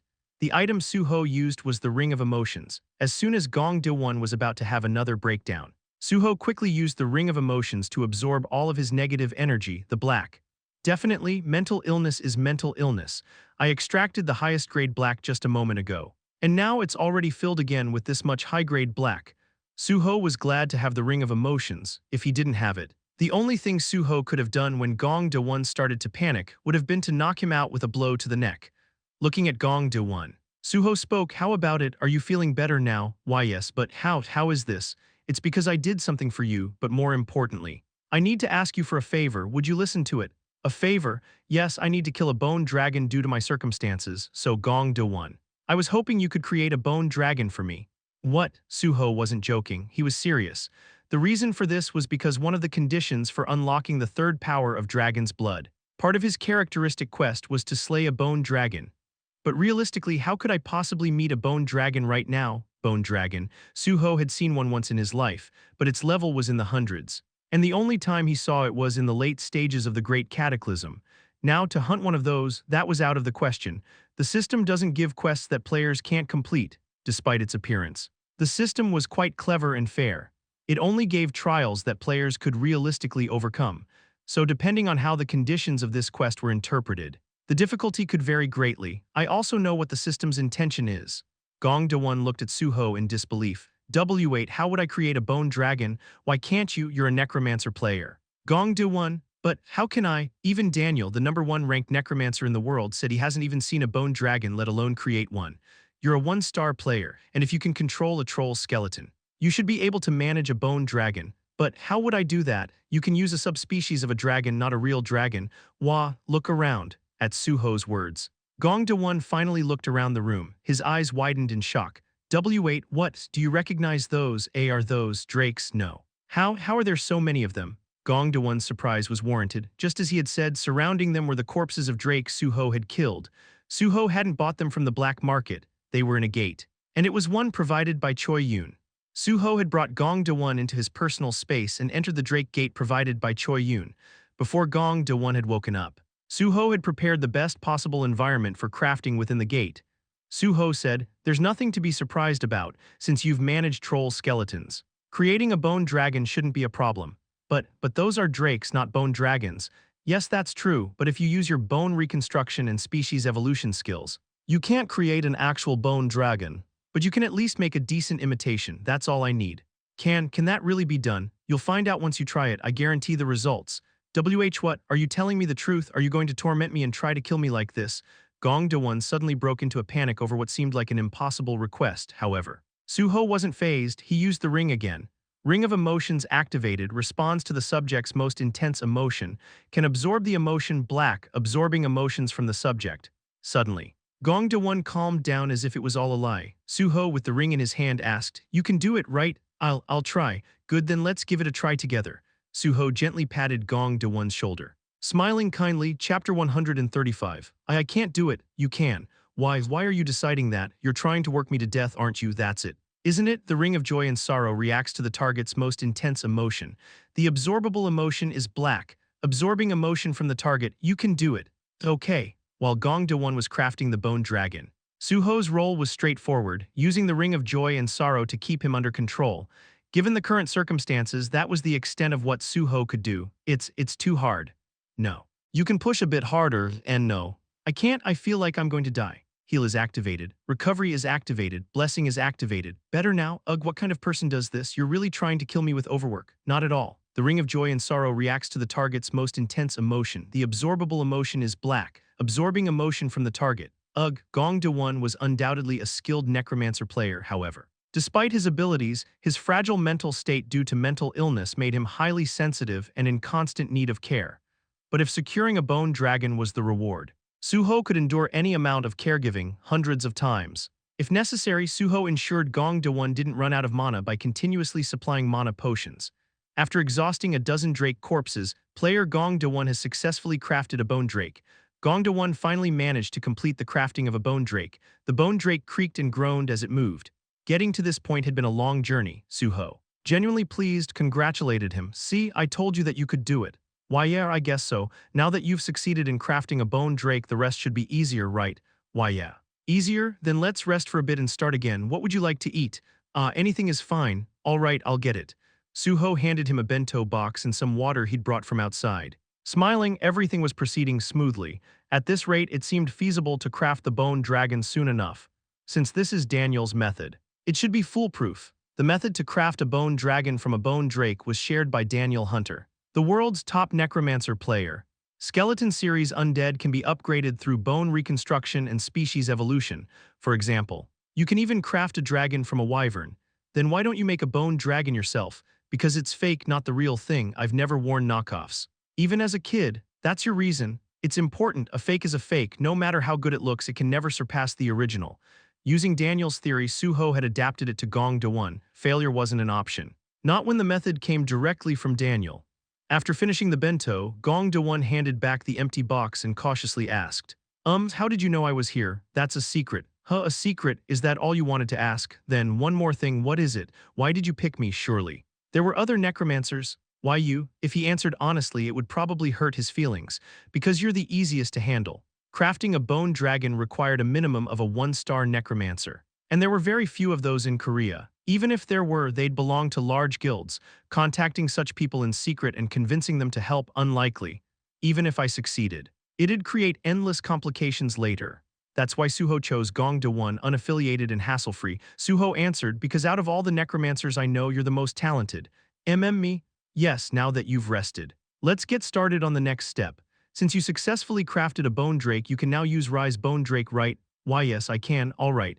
To use Rise skeleton with an actual corpse. One needed prior experience in assembling at least one skeleton. That's why Gong Da-won had been meticulously arranging the drake bones. Su-ho replenished Gong Da-won's mana with potions and had him demonstrate Rise bone drake. Player Gong Da-won uses Rise bone drake, Kugagugu, as Rise bone drake was cast. Bone drakes began rising from the scattered drake corpses. Although Gong Da-won's mana depleted rapidly, Su-ho replenished it precisely when needed. Hold on. Ugh, it's so hard, you can do it. You're just trying to drain my mana and kill me. Aren't you? The ring of joy and sorrow reacts to the target's most intense emotion. The absorbable emotion is black. Absorbing emotion from the target. You can handle it. Right? Ugh, I'll try. He really was easy to manage. That's exactly why Su-ho chose Gong Da-won. Over a dozen bone drakes rose. Satisfied, Su-ho said, let's move on to craft a bone dragon. We'll need at least 2 bone mega drakes, and we already have. Su-ho pointed to a massive drake corpse far larger than the others. Lying in a corner, it was the boss of the Drake Gate, the Mega Drake. Since we already have 1 Mega Drake, we just need to make 1 more. Let's get to it. Why yes. But after this, you're not going to, abandon me. The ring of joy and sorrow reacts to the target's most intense emotion. The absorbable emotion is black. Absorbing emotion from the target, of course not. I'll work hard. Gong Da-won began crafting the second Mega Drake with determination. How much time had passed? Player Gong Da-won uses bone reconstruction. The bone drake enters a restructured state. Player Gong Da-won uses species evolution. The drake's bones begin to evolve. How many attempts had it been by now? Species evolution was akin to weapon enhancement. Success was never guaranteed, and failure was always a looming possibility. Su-ho looked at the piles of bone dust left behind from failed attempts, silently praying for success this time. Then, as the skill was activated, the drake's bones began to glow. The evolution of the drake's bones was successful. The bones have evolved into Mega Drake bones. It worked. Gong Da-won's hands trembled with excitement as he saw the notification. Finally. Success, Su-ho, remaining calm, said, quickly assemble it. Why yes, sir. The precious bones of a Mega Drake were now in their hands. At Su-ho's urging, Gong Da-won steadily and meticulously reassembled the bones. Finally. As the last piece clicked into place, bone reconstruction has been completed successfully. A bone Mega Drake has been crafted. Whoosh. As the skill succeeded, a dazzling light radiated from the bones, and a massive bone Mega Drake appeared before them. Its presence was commanding, its majesty undeniable. With a smile, Su-ho said, see, I told you it was possible. Why yeah. I guess you were right. Now that we've succeeded in crafting the bone Mega Drake, you can use Rise bone Mega Drake. Correct, go ahead and try. Why yes, right away. Gong Da-won immediately used Rise skeleton on the boss monster's Mega Drake bones. Rise bone Mega Drake is activated. At Gong Da-won's command, the massive bone Mega Drake began to rise. At last, the minimal requirements for crafting the bone dragon were in place, 2 bone Mega Drakes. As he gazed at the 2 massive bone Mega Drakes, Gong Da-won hesitated. But what is it? To create a bone Mega Drake, we use 2 sets of bone Drake remains each time. Right, that's correct. But we barely succeeded after several attempts. What if we fail this time? What will we do then? It was a valid concern. Gong Da-won had used up nearly all the Drake bones available in the gate just to create 1 Mega Drake. Su-ho had anticipated this issue long before, that's why he came prepared. You'll use this. What's this? A skill potion. A S skill potion? Yes. It increases success rates by up to 75%. Skill potions came in various types, some boosted skill effects, while others mitigated skill drawbacks. The one Su-ho brought increased the probability of success. The current limit of human technology is 80%, even so 80% potions were out of reach. As the alchemists capable of making them operated overseas, Su-ho had settled for the next best thing, a 75% success potion. It cost a fortune, but it's worth it, to Su-ho. It wasn't a waste, it was an investment in the future. Handing the potion to Gong Do-won, Su-ho said, I can't guarantee 100%. But 75% is a gamble worth taking. I brought 2 potions, use one for species evolution and the other for bone reconstruction. Why you're really serious about this? Of course I am. What if we fail? If we fail? Su-ho glanced at the piles of bone dust scattered around them and said, we start over from scratch. What? I mean it, so make sure it works this time. The weight of Su-ho's words felt more like a threat than encouragement, swallowing hard. Gong Do-won gulped down the potion. A notification signaled the potion's activation, and Gong Do-won proceeded to use bone reconstruction. Player Gong Do-won uses bone reconstruction. The bone Mega Drake enters a restructured state. Player Gong Do-won uses species evolution. The Mega Drake's bones begin to evolve. As the Mega Drake's bones started glowing, both of them silently prayed for success. Then, the evolution of the Mega Drake's bones was successful. The bones have evolved into quarter dragon bones. It worked, at last. They had succeeded in obtaining the bones necessary to craft the bone dragon. The journey toward their goal had reached a critical milestone. Chapter 136. It worked, it really worked. The bones from the 2 Mega Drakes merged, creating a new, powerful bone. The name was Quarter Dragon. Su-ho smiled as he saw the notification. Just like Daniel said, a quarter dragon was a dragon with only 1/4 of dragon blood, and since the system recognized at least a quarter blood as part of the original dragon species, the newly evolved bones were now named Dragon instead of Drake. Su-ho spoke with determination. Let's craft it immediately. Yes, okay, at Su-ho's request. Gong Do-won consumed a skill potion and immediately used the next skill, and then bone reconstruction successful. A bone quarter dragon has been crafted. The result was a success. As the skill succeeded, light erupted from the bones, and before them stood a colossal bone dragon far larger than the Mega Drake. I made a bone dragon. Though it was only a quarter dragon, Gong Do-won had succeeded in creating a bone dragon. As a result, Gong Do-won received bonus stats for his achievement, and Su-ho finally came face to face with the bone dragon he had been hoping for. But then something unexpected happened. Gong Do-won's expression turned urgent, like a staff member who had just discovered a massive accident.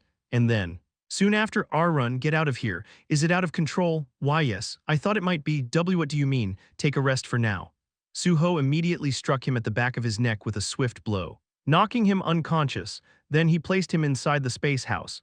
As the system notification appeared before Su-ho's eyes, he knew what had happened. The bone quarter dragon has escaped Gong Do-won's control. It was exactly as it appeared. The bone quarter dragon had broken free from Gong Do-won's control and had started rampaging on its own. The proof was the nameplate that appeared above the bone quarter dragon's head, one that had never been seen before. Bone quarter dragon level, 151. A staggering level of 151. But that level was limited to the artificially created bone quarter dragon. It could only reach this level due to the circumstances.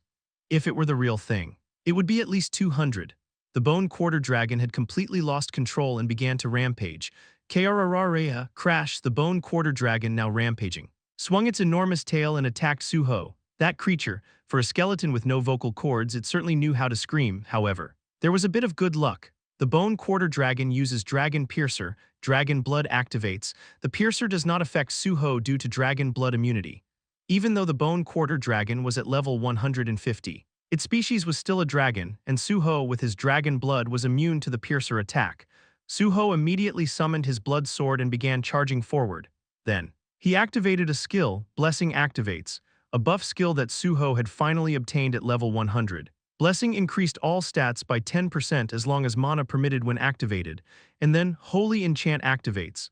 Su-ho used the upgraded Holy Enchant from his sacred power, causing the red blood sword to glow a pure white. The opponent was an undead bone dragon. There was no better skill than Holy Enchant to deal with undead. Su-ho, fully prepared, dodged the bone quarter dragon's tail attack and immediately charged toward its vulnerable side. Trying to face a dragon head-on would be pure madness. Su-ho had only encountered dragons twice in his past life, counting the tower dragon in this life. It would make 3, but through those experiences, Su-ho learned that no matter what, a dragon could never be faced head-on. It was impossible to match its size directly. That was because dragons were simply too powerful, so Su-ho had always targeted the backline or used strategies to weaken them. Even when he faced the tower dragon, Su-ho had utilized hit-and-run tactics, making use of his space house to strike at opportune moments. As soon as Su-ho caught the bone quarter dragon's rear, he immediately targeted its tailbone. Crack, krrreha, even though it was an undead with no vital points, it still knew it had been struck. Using his incredible mobility, Su-ho focused his attacks on the bone quarter dragon's tail, dodging its flailing attempts to crush him.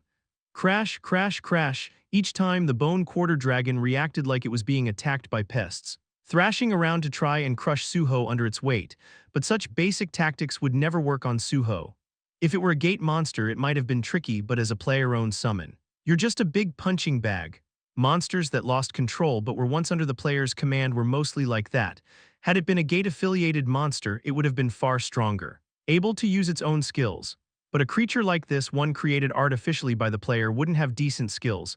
Thinking that, Su-ho swung his sword again. Clunk, swoosh, this time his attack landed properly. Finally, the bone quarter dragon could no longer endure the accumulated damage, and its tail was severed. Krrreha, as the tail was torn off. The bone quarter dragon erupted in even more frantic thrashing. It was a sign of fear, but despite its frantic movements, it struggled to regain its balance. Monsters with tails often rely on them for balance, taking advantage of the creature's imbalance. Su-ho plunged his Gyeong spear into its shadow. Shadow binding activates. Shadow bleed activates. As the bone quarter dragon faltered, Su-ho drove the spear into its shadow, binding it in place. There was a large level gap, about 50 levels, so it wouldn't last long, but that didn't matter. Even a short duration was enough for Su-ho. Using his speed and precision, he scaled the bone quarter dragon's body and began attacking its spine. Crack, crack, crack. The joints of its spine were just like a well-made suit of armor, but that didn't mean it was invincible. Su-ho focused his attacks on one of its many vertebrae, as he had with its tailbone earlier. Steel slash activates. Slash, Su-ho used steel slash as well. However, the bone quarter dragon's bones were stronger than steel, even though it was only a quarter blood dragon. The name dragon was still included in its species. Krrreha, the bone quarter dragon uses dragon piercer. Dragon blood activates. Dragon blood's immunity negates the effect of dragon piercer. The dragon piercer of the bone quarter dragon. The piercing sound nearly ruptured Su-ho's eardrums, but he gritted his teeth and endured. At that moment, his Gyeong spear was flung far away as though its chain had snapped. Bang! This is bad. The difference in power, caused by both the inherent strength of the dragon species and the 50-level gap, was pressuring Su-ho from all angles. But he didn't think for a second that he would lose. It's just a big brute, nothing more. After casting heal on his ear, Su-ho closed the distance and stayed right on the bone quarter dragon's tail. Krrreha, Cloud Cutter activates. Kakang, it was time for hit-and-run tactics. Having already severed the tail and destabilized its balance, Su-ho knew that now was the time to target the spine, the core of the creature's center of gravity. This was the optimal strategy against large skeleton monsters. Something Su-ho had learned well. Steel slash activates. Crunch, the blood sword glowing white deeply embedded itself into the bone quarter dragon's spine. Su-ho's eyes lit up with excitement. It's over. Su-ho raised his sword once more, gripping it in reverse and with all his might, plunged it into the bone quarter dragon's spine. Crunch, the moment the destructive noise echoed, the bone quarter dragon's spine shattered like a domino effect. The cracks spread throughout its body. Crack, crack, crack, crack, the shattered bone fragments scattered in all directions with the accumulated damage. The bone quarter dragon's spine could no longer support its massive weight, and a chain reaction of destruction started, causing its entire body to collapse. Phew, Su-ho stepped back and watched as the creature crumbled. Krrreha, the bone quarter dragon collapsed. Even as it fell, the dragon's roar, filled with frustration, continued. But it finally stopped when its head hit the ground. Did we take it down? A spell capable of reviving even the dead was useless here, but the bone quarter dragon was truly defeated. The once terrifying blue glow in its eyes had now faded, like a candle that had been extinguished. At that moment, a brief notification appeared before Su-ho's eyes. You have defeated the bone quarter dragon. Your level has increased. All stats have increased by 1. Su-ho smiled with a sense of accomplishment. Guess I wasn't selected as MVP after all. It didn't matter. He had already received the MVP bonus from defeating the Mega Drake. Su-ho immediately invested his bonus stat points into mana. Whoosh, suddenly, the bones of the bone quarter dragon began to glow. The light scattered in all directions, then began to absorb into Su-ho's body. Simultaneously, A system notification appeared. You have defeated the Bone Dragon. The third power of Dragon Blood has been unlocked. Conditions for unlocking the third power of Dragon Blood have been fulfilled. Reached level 100. Defeated the Bone Dragon, absorbing Dragon Bones. The third power of Dragon Blood has been unlocked. Dragon Grow has been unlocked. You have acquired Dragon Bone S from Dragon Grow. You have acquired Dragon Body S from Dragon Grow. You have acquired Dragon Sense S from Dragon Grow. A flood of notifications appeared. They informed Su-ho that by fulfilling the conditions for defeating the Bone Dragon, the third power of Dragon Blood had been unlocked. Dragon Grow. Su-ho immediately checked the details of the newly unlocked powers. Dragon Bone, Grade S description, a choice and inherent power only available to those born with Dragon Blood. Effect, replaces the bones of the body with Dragon Bones, while Dragon Bone is active. The strength and regeneration of the bones are proportional to the user's mana, with the lowest baseline being the weakest Dragon Bones. Dragon Body, Grade S description, a choice and inherent power only available to those born with Dragon Blood. Effect, replaces the flesh, muscles, and all bodily functions with that of a dragon. While Dragon Body is active, the strength and regeneration of the body are proportional to the user's mana, with the lowest baseline being the weakest dragon's physical attributes. Dragon Sense, Grade S description, a choice and inherent power only available to those born with Dragon Blood. Effect, awakens a special sixth sense that only dragons possess. Su-ho smiled after reviewing the information. Nice. This wasn't just good, it was amazing. These were options that no player in either his past or present life had ever gotten. Not even the greatest players. These were powers he had never seen before. Then how much stronger would the Newbloods be if they had these as their conditions? Su-ho grinned. Finally leaving the gate, chapter 137. As his hazy consciousness returned. Gong Do-won slowly came to his senses. Where is this? A strange ceiling, bright surroundings. It didn't take long for Gong Do-won to figure out where he was. This is. You're awake, a voice greeted him as soon as Gong Do-won regained his consciousness. The person wore a blue shirt and blue pants with the words Sameng Medical Center embroidered on the chest. Upon seeing this, Gong Do-won's pupils dilated in an instant. A H hospital, yes, this is the Mind Healing Center at Sameng Medical Center. How are you feeling? Mind Healing Center, does that mean a mental hospital? Well, yes. People call it that. Why am I here? Well, you've been showing symptoms of severe delusional disorder and anxiety. That's ridiculous. Why would I be labeled as mentally ill? You're doing this on purpose, aren't you? Sir. Please calm down, enraged, Gong Do-won extended his hand. In his mind, he imagined activating an attack skill that would instantly subdue any perceived threat. But, nothing emerged from his outstretched hand. Even as he tried multiple times, the result was the same. That's impossible. At that moment, Gong Do-won noticed something on his wrist. The nurse spoke up. Since you're a level 100+ player, you've been equipped with a special suppression device to prevent unforeseen incidents. While the device is active, you won't be able to use mana or skills, so please cooperate calmly and focus on your treatment. What? Who gave you the right? I didn't consent to this. Who authorized this? It's been approved by the government. Please cooperate with the treatment process. Gong Do-won began to thrash wildly, however. No matter how much Gong Do-won struggled, nothing changed. This was the high-risk ward within the Mind Healing Center at Sameng Medical Center, specifically designed to handle dangerous patients. Gong Do-won wouldn't be able to leave this place until his delusional disorder and anxiety were fully treated. Through a video call, Su-ho observed Gong Do-won and spoke to the head nurse. Please take good care of him. Don't worry. We'll make sure he's well cared for. The head nurse responded with a cheerful smile.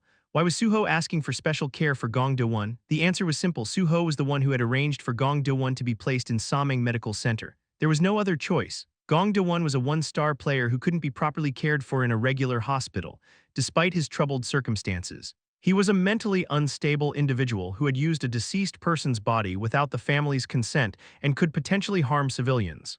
Thus, instead of Chungok Prison, he was admitted to Sameng Medical Center, which was affiliated with the Grand Hunter Association. As Su-ho ended the video call, he reflected, I feel bad for Gong Do-won, but I couldn't just leave him there alone.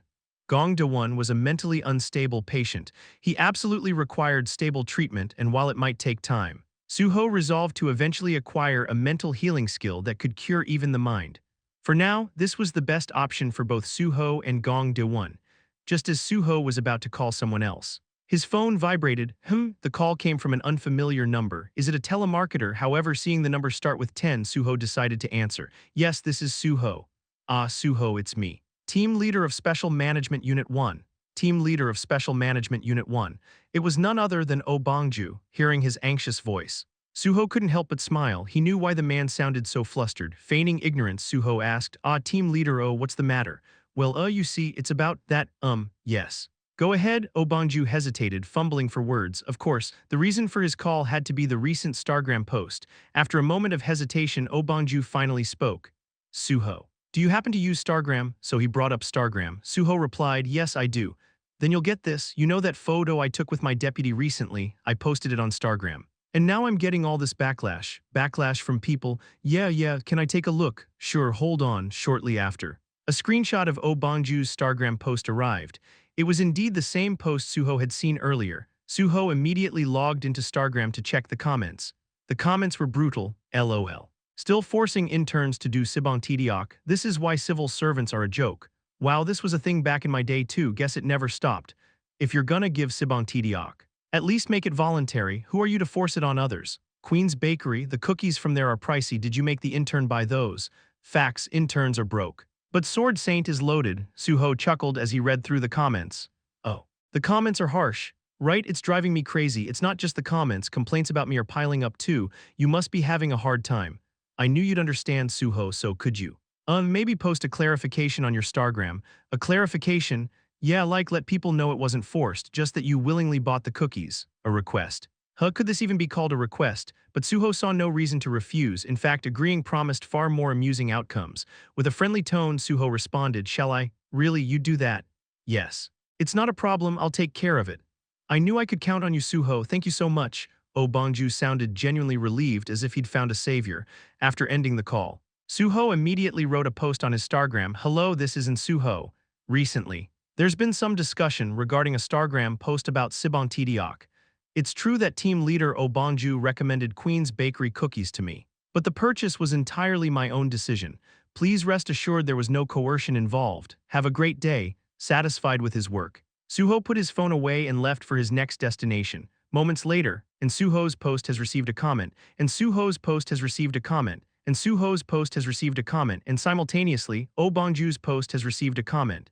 Bonju's post has received a comment. The backlash intensified. This idiot went crying to the Sword Saint, this is borderline power harassment. Even Su-ho, who rarely posts, felt compelled to clarify, that's saying something.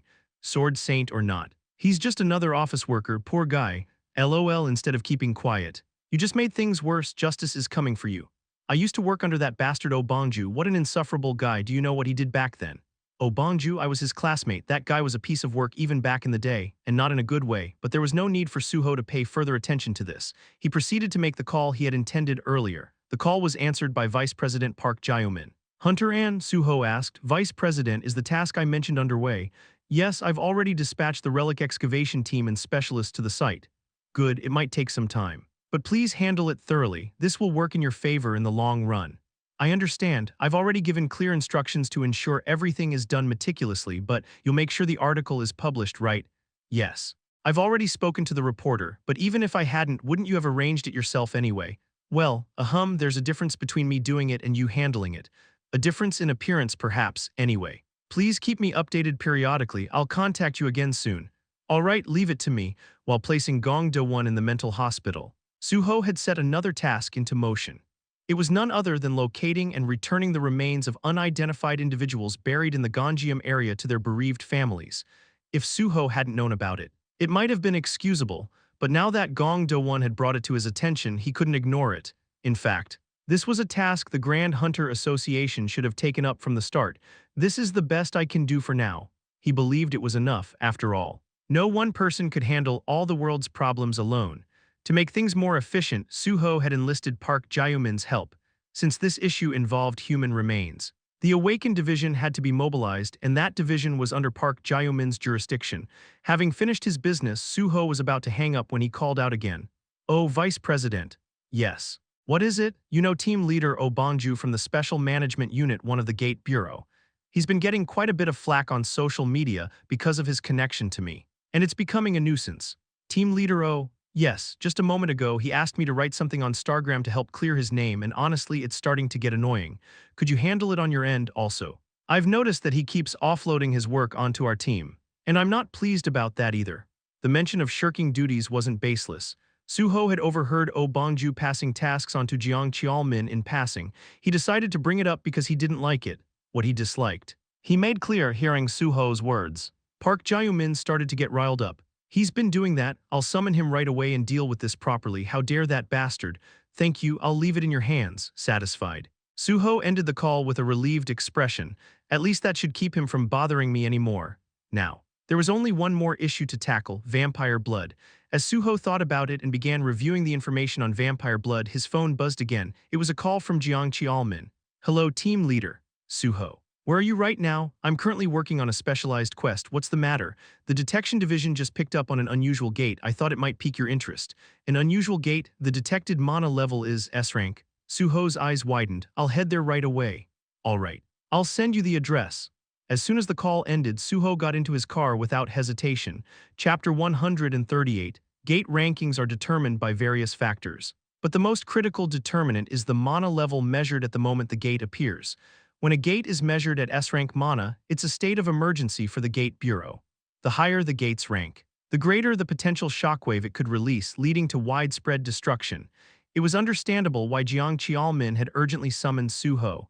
Without delay, Su-ho drove to the address provided. Fortunately, it wasn't far. The gate had appeared at Yonglru, located in Yeoju. When Su-ho arrived at the scene, the area was already cordoned off with restricted access guidelines.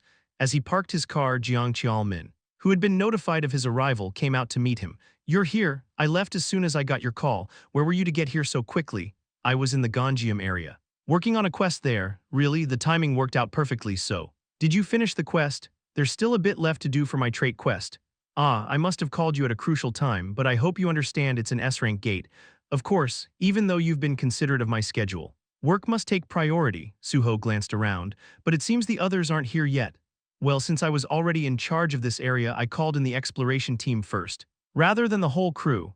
Gate Bureau teams explain the gate management team is divided into several groups. Exploration team, the first responders, sent to survey the gate and determine its characteristics. Raid team, if the exploration team deems it feasible. The raid team is dispatched to attempt a full clearance. Management team handles overall gate monitoring and lower priority gates. A common feature of these groups is that every member is awakened, however. The exploration and management teams are fixed in composition.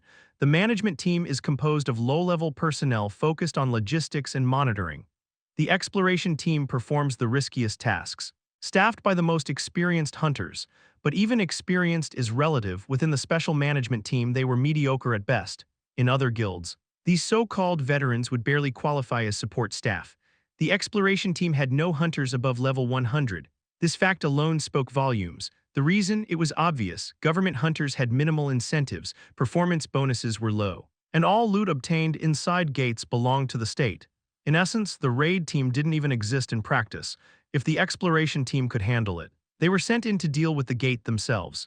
Su-ho had no expectations for the exploration team. His memories from his past life confirmed there wasn't anyone notable among them. Still, Jiang Qiaomin called them in. They were the exploration team for the gate management's second unit. After all, Jiang Qiaomin led Su-ho into the detection unit tent. The atmosphere inside was tense. The rare occurrence of S-rank mana had everyone on edge. If the gate went berserk and triggered a gate shock, the consequences would be catastrophic.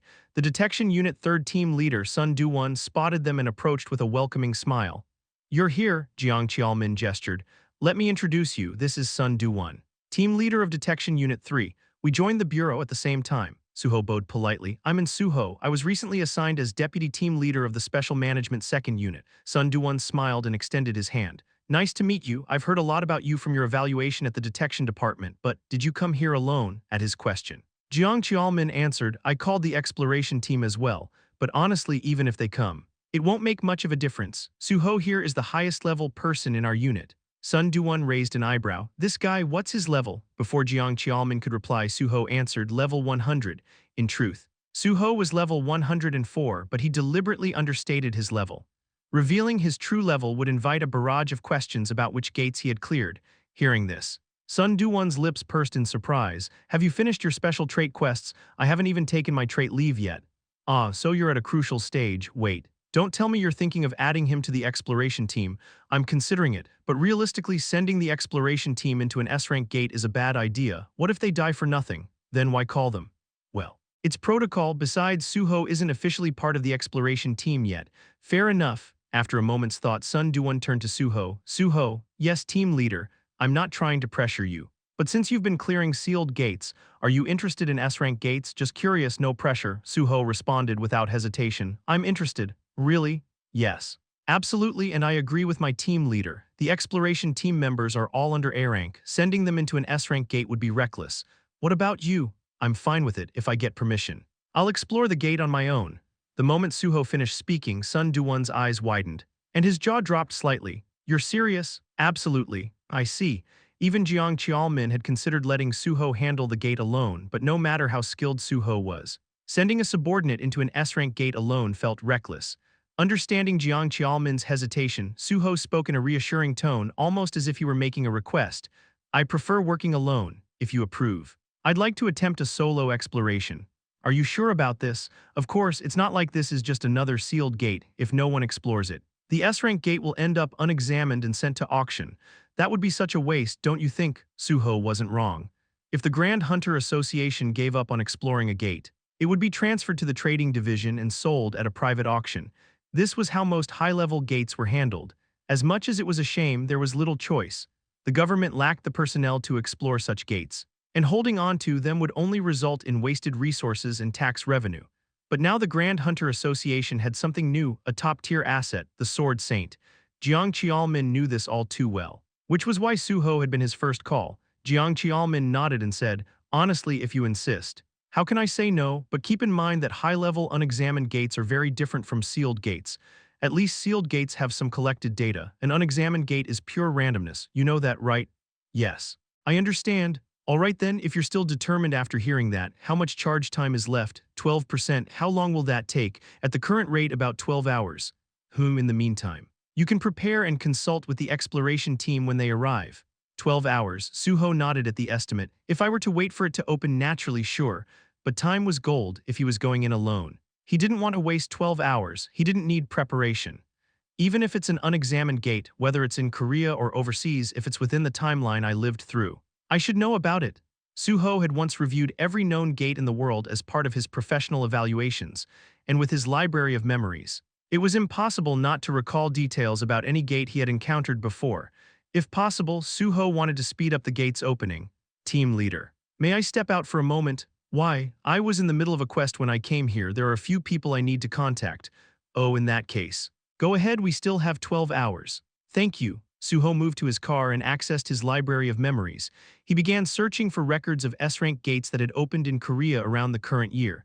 After sifting through the library for a while, he found a likely match. The timing and location were too perfect to be a coincidence. If the gate opening at Yongwoo right now is the same Yongwoo gate I'm thinking of, this is amazing. There could be no duplicates. A gate never appeared in the same location twice. Realizing this, Su-ho couldn't help but smirk as he rubbed his chin. If this is the Yongwoo gate, I couldn't ask for better. With his decision made, he stepped out of the car and returned to the detection unit tent.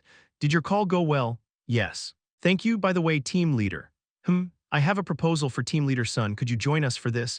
A proposal? Now I'm curious and a bit scared. Sun, are you busy right now? Hearing his colleague call, Sun Du-won approached. What's up? Su-ho has a proposal for you. For me? Sun tilted his head in curiosity and Su-ho began to speak. Team leader Sun, have you ever heard of fast opening? Fast opening? Yes. It's a method for accelerating gate openings. It's currently being used overseas.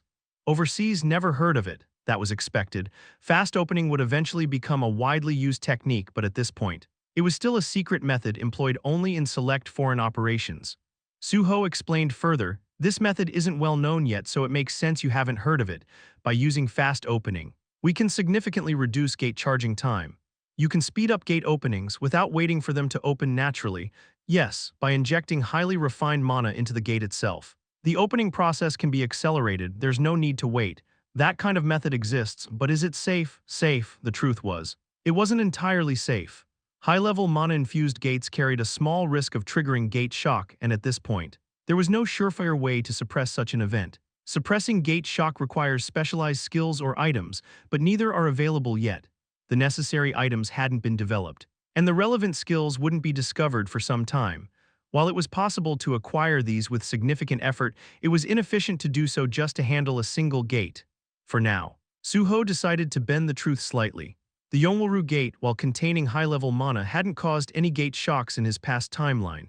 If you're worried about gate shock, there is a way to determine if it might happen. There's a way to predict gate shock. Yes, would you like to hear it? Sun Du-won's eyes sparkled with curiosity. All right, let's hear it, seeing his interest. Su-ho smiled and began his explanation. The way Sun's expression shifted suggested he was almost convinced already. Chapter 139, Naturally. Sun Du-won couldn't help but be intrigued. How could the team leader of the detection department not be interested in a method to distinguish gate shock and accelerate gate openings? So, if you inject the mana of a player with a red stat into the S-rank gate, it speeds up the opening process. Yes, that's correct. And during this process, if the player is calm, there's no gate shock.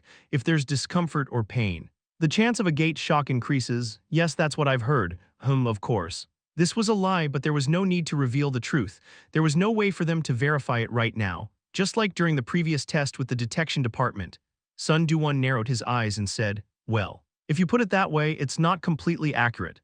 Given that situation, it seems a bit risky to gamble with uncertainty, don't you think, from a safety standpoint? Yes, but there are instances where this method has been tested overseas. Therefore, we also need to gather our own data through experimentation. After all, such data isn't easily shared. And we still lack sufficient data and technology here in Korea. That's true, Sun Du-won hesitated for a moment, but ultimately he knew he would have to approve Su-ho's proposal.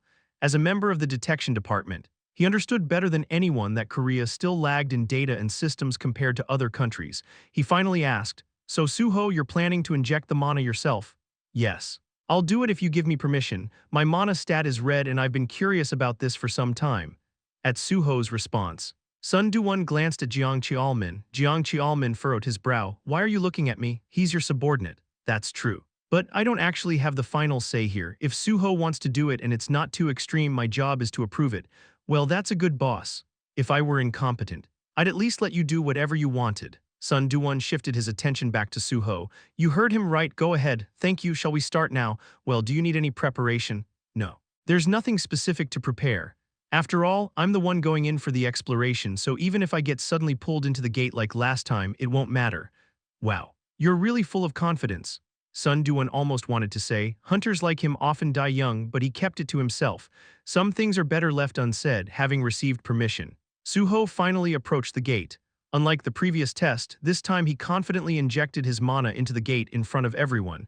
Everyone watched him intently. As soon as Su-ho began injecting his mana, the mana detection machines, which had been signaling at a steady rhythm, started ringing rapidly. The people around them buzzed with excitement. Is this really happening? The charging speed is increasing fast. Is this the fast opening technique? How does he know about this? I always check the overseas forums. Su-ho continued to inject his mana. Undeterred by the growing chatter, then from a distance, Sun Du-won urgently called out, Su-ho, it's almost at 100%. How does it feel? It feels great, not a bit of pain. Really? The fact that there was no pain meant that the probability of gate shock was low, but despite that, everyone remained tense. Everyone except Su-ho. Su-ho wasn't nervous. He knew the Yonwoo Gate had never caused a gate shock, and finally when the gate's charge reached 100%, a burst of light erupted, a bright flash. At the same moment, a system notification appeared in front of Su-ho. Gate has been created. The gate was successfully opened. As the light faded, everyone could see the portal opening smoothly. Without any shocks, the onlookers couldn't help but murmur in awe. Wow, crazy, he really did it. Is this really happening? The detection department staff shivered with excitement. It was inevitable. This method of reducing the gate opening time was something that had never been seen before, something that no one had ever even thought of trying. Sun Du-won was shocked, while Jiang Qiaomin showed a slight expression of disbelief, as though thinking, this crazy guy, I knew he'd cause trouble again. Su-ho, seeing their surprised faces, flashed a light smile and waved with a victory sign. Shall we begin the exploration now? All right now, isn't that the planned course of action? Well, yes, but wow, team leader Jiang. Is he normally like this? Every time I see him, I'm still mystified and amazed. Jiang Qiaomin shook his head. As though resigned, Su-ho spoke with determination. I'll enter right away. Be careful. Got it. Su-ho gave a salute with his hand before stepping into the portal. As he entered, the gate information appeared before his eyes. Entering the gate, loading gate information, 1 Ryonaru. Entry condition, level 100 plus. At least 1 red stat. Max entry 5 people or fewer, 1 Ryonaru, the true name of the Yonwoo Gate. Seeing the name, Su-ho smiled in satisfaction and stepped into the gate. Entering 1 Ryonaru. A A system notification appeared that Su-ho had never seen before, when the entry condition requires a minimum level of 100. The gate is considered a one-star gate, and from a one-star gate there are changes in both big and small aspects including the notifications. Su-ho checked the system notification and then surveyed his changed surroundings. So, this is where I've ended up, Naru. This was a surprisingly famous gate. It made sense though because Naru was where a certain crusader, a famous paladin player in his past life, obtained the power tied to his identity. Su-ho looked up. The sky above looked like a navy blue storm cloud, but it wasn't the sky, it was a river. What he was standing on wasn't stone or concrete, it was dirt, in other words. This place existed beneath a river, with the river wrapping around the space instead of a sky above it. Su-ho then lowered his gaze and observed the surroundings. Though this place was beneath a river, the floor wasn't muddy. It wasn't sand either, but rather a fine soil colored between dark soil and yellow earth. However, the reason the soil had this color was that it had been contaminated with corpse poison, a toxic substance from dead bodies. So this is Naru. At that moment, the lingering resentment in the riverbed reacts to the vitality and awakens, a system notification. At the same time, something black began to wriggle up from the black soil beneath Su-ho. Black Remnant Spirit Level, 112 Black Remnant Spirit Level, 110 Black Remnant Spirit Level, 114 Black Remnant Spirits, as the name implied. These were beings made of lingering resentment, existing in a black, shapeless form. I can't forgive, I will kill. The Black Remnant Spirits, the Crusaders had referred to them as Remnant Plague. This was because they were filled with nothing but lingering resentment, reacting only to vitality, becoming enraged and targeting the living, their sole purpose being to kill. Considering their backstory, they're truly pitiful creatures. But Su-ho knew better than to sympathize too quickly. Their sole purpose was to rip challengers apart and kill them. Su-ho clicked his tongue as he looked at the remnant plague that filled the riverbed beneath him. There sure are a lot of them, according to records. Before the Crusaders appeared, Naru was one of the most difficult gates to clear. One reason for this was the sheer number of remnant plague, but another reason was that only 5 people could enter the gate at once.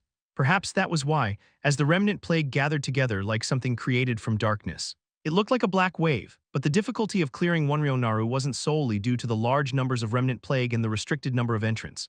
The real challenge began when they started to prepare for an attack. The first sign of this was their transformation. The Black Remnant Spirits mimic your appearance. The Black Remnant Spirits mimic your appearance. The Black Remnant Spirits mimic your appearance. The alerts poured in, and it was as it seemed. The remnant plague began to perfectly replicate Su-ho's appearance. Soon, black and white versions of Su-ho filled the area, and astonishingly, despite their appearance, they weren't undead. They were ghost-type monsters with only the evil attribute. Su-ho, seeing the creatures mimicking him, clicked his tongue. They're like doppelgangers. Su-ho had cleared a doppelganger gate several times before, but remnant plague was a different feeling altogether. It wasn't exactly pleasant, in fact. It was eerie and disturbing. Anyone would feel uncomfortable seeing countless creatures that looked just like themselves. Because of that, Su-ho decided to take care of them quickly. This wasn't about granting them salvation. They were far beyond the point of salvation, consumed entirely by resentment. No matter what Su-ho did, they couldn't reach salvation. Su-ho had already prepared for this when he learned about Naru. He activated one of his skills. Blessing is activated. The first part of his preparation was blessing. Su-ho's stats immediately increased, and he quickly used his second skill. Holy Enchant is activated. The second skill was Holy Enchant. Su-ho used Holy Enchant a second time. The first one was cast on his blood sword, and the second on his body. A pure white light enveloped Su-ho completely, and amidst the black and white remnant plague, only the original Su-ho shone brightly in white. Finally, his preparations were complete. Su-ho smiled as he moved forward. Come at me slowly, I won't dodge. That was the signal. I will kill. The remnant plague surged toward him all at once. They looked like moths diving into a fire. Su-ho didn't dodge their attacks. Instead, he raised his sword and gently blocked their strikes. And the moment his sword touched them, Holy Enchant effect activates Exorcism. A burst of light exploded at the same time. The exorcism effect embedded in Holy Enchant triggered, and the remnant plague, ghost-type monsters with the evil attribute, turned to ashes and crumbled away like dust. But that wasn't all. The moment Su-ho's sword touched them, and even when their swords touched him, light exploded. Holy Enchant effect activates protection. Su-ho's protective exorcism version activated, so their attacks couldn't hurt Su-ho. From that moment on, Su-ho laughed brightly and slowly moved forward. With a playful swing of his sword, he erased the remnant plague with every strike. Among the black remnant plague, there was no one who could stop him. It was the moment when the disaster of Naru descended upon them. Chapter 140, The Black Remnant Spirits have been slain. The Black Remnant Spirits have been slain. The Black Remnant Spirits have been slain. The Black Remnant Spirits have been slain. The notifications poured in. No one could stop Su-ho and Naru, of course. Not all of the Remnant Plague were cleared in one go, even if they weren't all exorcised in a single blow. Holy Enchant Effect activates exorcism. Holy Enchant Effect activates protection. The Black Remnant Spirits have been slain. At least by the second strike. It was finished. Looks like I didn't have to do anything special here. The level difference was not insignificant. However, despite that, the overwhelming difference in ability came from Su-ho's stat level, which far surpassed the conditions required by the gate. The gate only required a single red stat, which means, at minimum, you need one red stat to even compete here. But Su-ho had 2 orange stats and 2 red stats. In fact, both red stats would soon turn into orange stats. So, the Remnant Plague of Naru, which only required 1 red stat, could never be a match for Su-ho. As Su-ho advanced through the scattered Remnant Plague, the experience gained was substantial.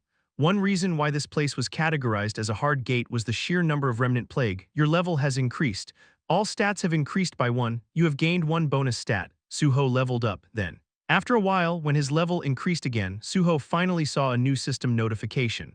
The Black Remnant Spirits merge into a single larger remnant. The Remnant Plague had changed. This was no ordinary change. The Remnant Plague had fused together to form one larger remnant. It wasn't just a couple of them combining. After seeing Su-ho's overwhelming power, the Remnant Plague must have realized that they couldn't win individually, so they stopped charging at Su-ho and decided to combine their strength. A gigantic remnant appears. Boom, a giant remnant resembling a titan emerged. Its name was simple. Gigantic Remnant level, 154. Its level exceeded 150 in terms of pure level. This was even higher than the quarter dragon Su-ho had defeated earlier. Su-ho looked up and saw that the giant's head almost touched the ceiling of the river cavern. It seemed that was its limit. It can't go beyond that height. It made sense, no matter how chaotic things got. There were boundaries. Su-ho was careful not to hit the ceiling as he prepared to face the giant. With its massive size, the gigantic remnant's sword came crashing toward Su-ho. But Su-ho didn't dodge. Instead, he raised his blood sword and took a defensive stance. He was curious. How strong would the gigantic remnant formed by the fusion of the Remnant Plague really be? Just as the giant's sword descended toward him, flash, the moment the giant's sword met Su-ho's, a brilliant white light exploded. At the same time, Su-ho's sword cleaved through the giant's sword like a cutter through paper. The gigantic remnant, realizing the power difference, quickly withdrew its sword, but it was too late. Its sword was already split down the middle, leaving it in a pitiful state. The giant's eyes widened in disbelief.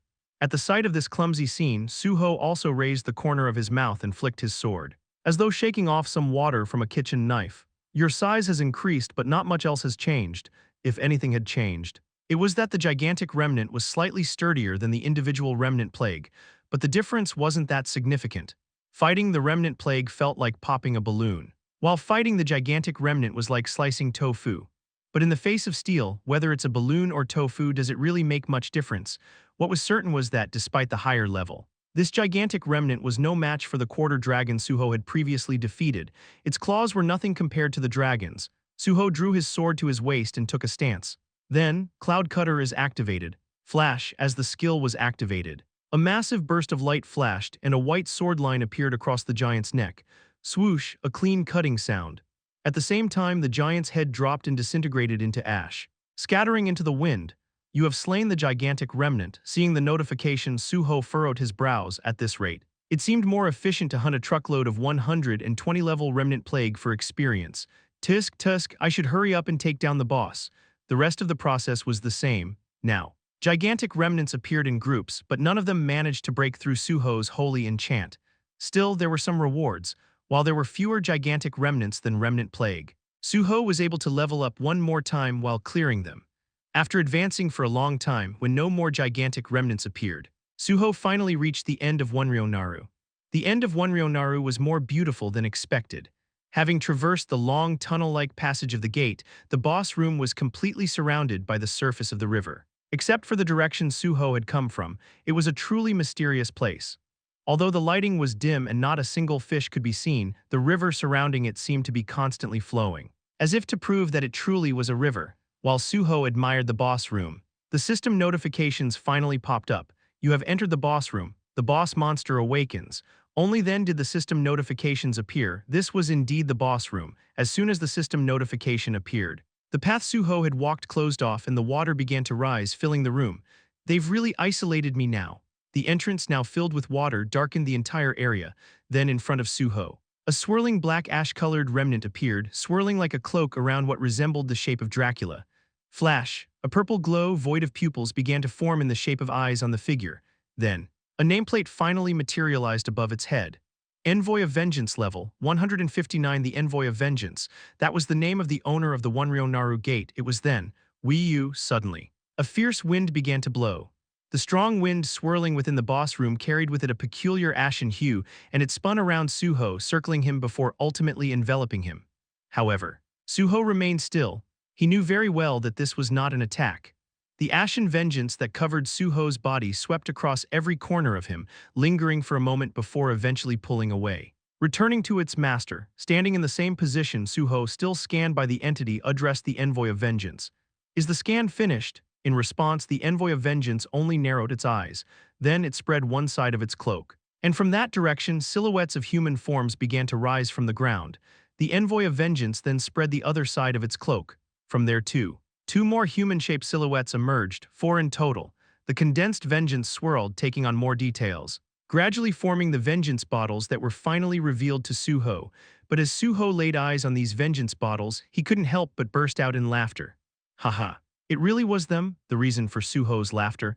It was because the vengeance bottles created by the Envoy of Vengeance were the very same 4 betrayers who had stabbed a knife into Su-ho's back in his past life. Alex Morgan of the U.S. Sacred Fortress. Endo Suzuki. The witch from Japan, Hex Hood the British archer, Isabella Mikkel. The saint from Russia. What was more striking was that these forms were the exact appearances of these individuals right after they had betrayed Su-ho. It made perfect sense. One of the Envoy of Vengeance's abilities, Vengeful Creation, allowed it to bring forth the darkest memories of a target and manifest them as they were. That's why the Envoy of Vengeance had left Su-ho untouched when scanning him. He'd only needed to wait a moment to witness something that no amount of money could buy, a fascinating sight. Su-ho reminisced as he gazed at the faces of old comrades. No. Of those bastards, well, how nice it is to see them, maybe a sight I won't see again. It was true. The figures created by the Envoy of Vengeance were based on Su-ho's memories. Ones that would never be seen in the current timeline. They don't even know I exist in the present. After finishing his sightseeing, Su-ho slowly raised his sword. He had seen enough. Now, it was time to truly enjoy the creations of the Envoy of Vengeance, to tear them apart and savor the experience. After Su-ho's remark, the Envoy of Vengeance gave a slight nod. Then, above each of the betrayers' heads, nameplates appeared, and their eyes flared with the same eerie light as undead beings. Alex Morgan level, 159. Endo Suzuki level, 159. Hex Hood level, 159. Isabella Mikkel level, 159. Their levels matched that of the Envoy of Vengeance itself. As soon as the flames ignited in their eyes, the 4 betrayers scattered in all directions without anyone saying a word. Su-ho couldn't help but chuckle at the sight. Seems like it properly referenced my memories. Back when Su-ho and the 4 betrayers had been on the same team, they had formed several formations to maximize their efficiency in each role. They had always moved according to those formations, adjusting them as necessary during gate expeditions. Now, even though these were mere copies, the betrayers were once again moving according to those same formations in order to hunt Su-ho. It felt strange, but Su-ho couldn't afford to remain lost in nostalgia. As Alex Morgan rushed towards him, Su-ho tightened his grip on the sword. Right, this was one of the most basic formations, the world's best tank, you charging first to draw aggro, like a bull, no, more like a dump truck that exuded the force of a bulldozer. Alex bore down on Su-ho. Without hesitation, Su-ho dashed forward to meet him. Then, just before colliding with Alex, Su-ho suddenly leaped into the air. It was as if performing a circus bullfight. Su-ho leaped beautifully into the air, spinning in a spiral, and during the motion he summoned his Gyeong spear. With a final twist in midair, he threw the spear after taking another quick step, launching it with the force of his enhanced movement. Spear throw has been activated. The Gyeong spear, now imbued with skill effects, was thrown. The spear cut through the air with a terrifying screech. It struck with a sickening sound. The target pierced by Su-ho's Gyeong spear was none other than Hex Hood, the British archer, who had once inserted an arrow into Su-ho's back during his past betrayal. Chapter 141, a clean hit, it landed perfectly. As proof, system notifications appeared in front of Su-ho's eyes. Shadow Bind has been activated. Shadow Bleed has been activated. Shadow Piercing has been activated. Normally, The conditions for activating shadow piercing were strict, but the pitch-black floor of Gangnaru was an exception. This place was filled with more darkness than light. Moreover, Hex's position involved assassination and long-range arrows for harassment, so when the formation activated, it automatically took cover in the darkest, most sinister spots. Su-ho, well aware of this, initially focused on Hex, but that wasn't all. F-whoosh, boom, a burst of pure white brilliance exploded. Holy enchant activates exorcism. The vengeance bottles made through the vengeful creation were ghost-type monsters imbued with evil attributes, much like the vengeance spirits. Despite their human-like appearance, they were still monsters. Hence, the exorcism effect from Holy Enchant worked perfectly. Whoosh, twitch, twitch, the head of Hex's vengeance bottle exploded from the Holy Enchant's exorcism and it squirmed on the ground, scattering ash and smoke. Then, finally, Hex Hood has been defeated. The creature's life had been extinguished. One down. At that moment, Alex's vengeance bottle, who had only just realized it had been played, thrust a huge shield toward Su-ho, closing the distance again. Su-ho, seeing this, immediately jumped back into the air the moment he landed. He soared higher than before, reaching the very ceiling of Gangnaru, suspended in midair. Su-ho looked down. At the end of his gaze, he saw a foolish bull, lost and aimlessly wandering, unable to find its target. Right, it's just a replica. Although vengeance bottles were made from the target's deepest rage, they only replicated their outward appearance and actions, not the full essence of their original selves. A replica could never surpass the original. And this cheap vengeance bottle failed to recreate Alex's true skills as a shield bearer. If it were the real Alex, he would have tried to catch my ankle the moment I left the ground. Therefore, Su-ho decided to punish this pathetic copy, drawing his sword to his waist. He quickly unleashed a strike. Cloud Slash has been activated. Whoosh, a long beam of light dropped onto the head of the foolish bull. The bull looked up too late and that was its last gesture, the instant it raised its head. Its body was cleanly severed as if measured by a ruler. Alex Morgan has been defeated. Su-ho casually dismissed the notification before landing on the ground again. He then turned his attention to a foolish woman, struggling to understand what to do next. It was Isabella's vengeance bottle, a mimic of the saint. This replica of Isabella hesitated, confused by the sudden loss of her two companions. Tusk, she'd probably want to use healing or buffs, but she's already dead with a single strike. What can she possibly do? Swish, Su-ho swung his sword, decapitating the replica. Isabella Mikkel has been defeated, now only one replica remained. Su-ho turned his head at that moment. Whoosh, a massive fireball raced toward Su-ho. Boom, the ground of Gangnaru shook with an explosive sound, the final replica. Suzuki Endo's vengeance bottle had landed the blow, and the prediction was correct. In the flames there was a dark figure, it was unmistakably Su-ho. But, swish, the sound of slicing before the sword hit. The sound was already audible, and when Suzuki recognized it, a long gash had been carved into her forehead. Simultaneously, the flames split, revealing Su-ho untouched and dignified with no trace of soot. By then, Suzuki's sword was diagonally cleaved into two. Suzuki Endo has been defeated. The flames dissipated. Su-ho remained unscathed. No special measures had been taken, thanks to the Holy Enchant's protective effects. Su-ho had been shielded by a holy barrier. This had been inevitable. The vengeance bottle made to mimic Suzuki had only recreated her outward appearance, not her unique magical power. Thus, the flames she produced, though seemingly fiery and intense, were in reality infused with evil attributes and ashen vengeance spirit energy, and evil attributes couldn't touch Su-ho. Watching as Suzuki's form faded into smoke, Su-ho muttered to himself, "I'll truly cut you down next time." It was sincere. He remembered the time he was poisoned by Suzuki, the dreadful pain that he never wanted to experience again. That was why Su-ho vowed, the next time he met Suzuki, he would offer her vengeance far worse than the poison, something more lethal. In that sense, the one who had just died wasn't even worth calling a proper imitation. If it had been the real Suzuki, she wouldn't have been using these unwarranted fire magic attacks. She would have summoned vast amounts of hydrochloric acid and poured it down just as she did. That was her style. Finally, Su-ho shifted his gaze to the envoy of vengeance. Its purple eyes were still glowing, but something about the look felt pitiable. Su-ho spoke. Looking at it, stop pretending to be surprised. Hurry up and bring out the next phase, otherwise I'll finish this right now. Creak, the envoy of vengeance gritted its teeth. At that moment its eyes flashed brightly, and its entire body of vengeance spirits surged and pulsed as if burning with fury. The envoy of vengeance is greatly enraged. The envoy of vengeance absorbs the power of the deceased in Onryo-naru. Whoosh, the enraged figure began to absorb the grudge of countless unnamed spirits resting beneath Gangnaru. Its body grew larger, and the cloak wrapped around it transformed into the appearance of a well-crafted Death Knight's armor.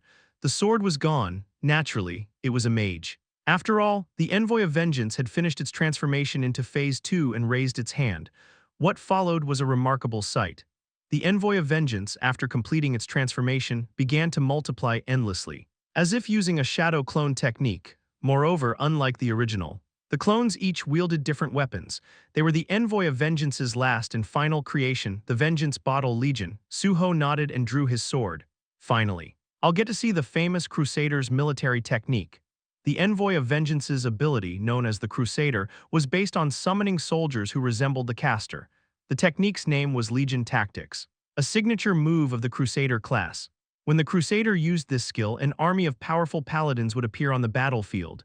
Su-ho's goal was precisely to see this technique in action, though he felt bad for the Crusaders. Their Legion Tactics would make it easier for him to unlock the second power of his vampire blood. As the Vengeance bottles began to charge toward him, Su-ho started to prepare his skills. Blessing has been activated. Holy Enchant has been activated. Brilliant white light enveloped him. The first Vengeance bottle rushed at Su-ho and swung its weapon. Crash, a heavy impact. The first Vengeance bottle wielded a hammer. Su-ho blocked the hammer strike with his blood sword and with a grin. He complimented the enemy. "Well, you're definitely different from those fake betrayers." Growl, the Vengeance bottle raised its hammer again. In that brief moment, Su-ho traced a white sword line beneath its raised arms. Whoosh, the light exploded. Holy Enchant's exorcism effect activates. Cough, the first Vengeance bottle disintegrated into ash and exploded. No surprises here. Next, Su-ho swung his sword at the next Vengeance bottle. How much time had passed? Su-ho, who had been at the entrance of the boss room, had now moved to the very edge of it. Before him stood the Envoy of Vengeance, who had lost everything and was cornered. There were no surprises. There was nothing left in Su-ho's wake. The Vengeance Bottle Legion, created by the Envoy of Vengeance with all of its power, had perfectly become Su-ho's experience. Granting him 2 levels, Su-ho pointed his sword at the powerless Envoy of Vengeance and spoke. "There's nothing left." "Is there?" The Envoy of Vengeance remained silent. Good, this was enough, well done. It had drained every last ounce of its strength and in doing so became nourishment for Su-ho's levels. Thus, without further mockery, Su-ho swiftly struck. Steel Slash has been activated. Holy Enchant's exorcism has been activated. 2 skills were activated. A long white sword line was etched across the Envoy of Vengeance's body. Boom! Along with the engraved sword line, a massive white explosion erupted. The Envoy of Vengeance has been defeated. The gate has been cleared. MVP of the gate clearing is in Su-ho. Additional experience points awarded for MVP selection. Bonus stat +1 awarded for MVP selection. Level up. All stats increased by 1. Bonus stat +1 obtained. The Envoy of Vengeance was defeated at the same time. System notifications poured in, and a massive cross appeared in the place where the Envoy of Vengeance had been. A gigantic cross. It was a tombstone and a memorial cross, meant to honor the unknown deceased who had been buried beneath the river. Su-ho stared at the cross for a while before gently touching it with his hand. Then, he prayed sincerely for them. Although this place was a false battlefield created by the system, Su-ho knew that some gates were directly copied from real locations in another dimension. So just in case, he prayed for them. It was then, you prayed for the unknown deceased. The Envoy of Vengeance sends you a small gift. You have learned Legion Tactics A. Su-ho heard the notification and slowly lifted his head as he began to exit the gate. Chapter 142. The gate line is collapsing. Outside the gate, upon hearing the monitoring agent's words, everyone waiting for Su-ho outside instantly had their eyes widen.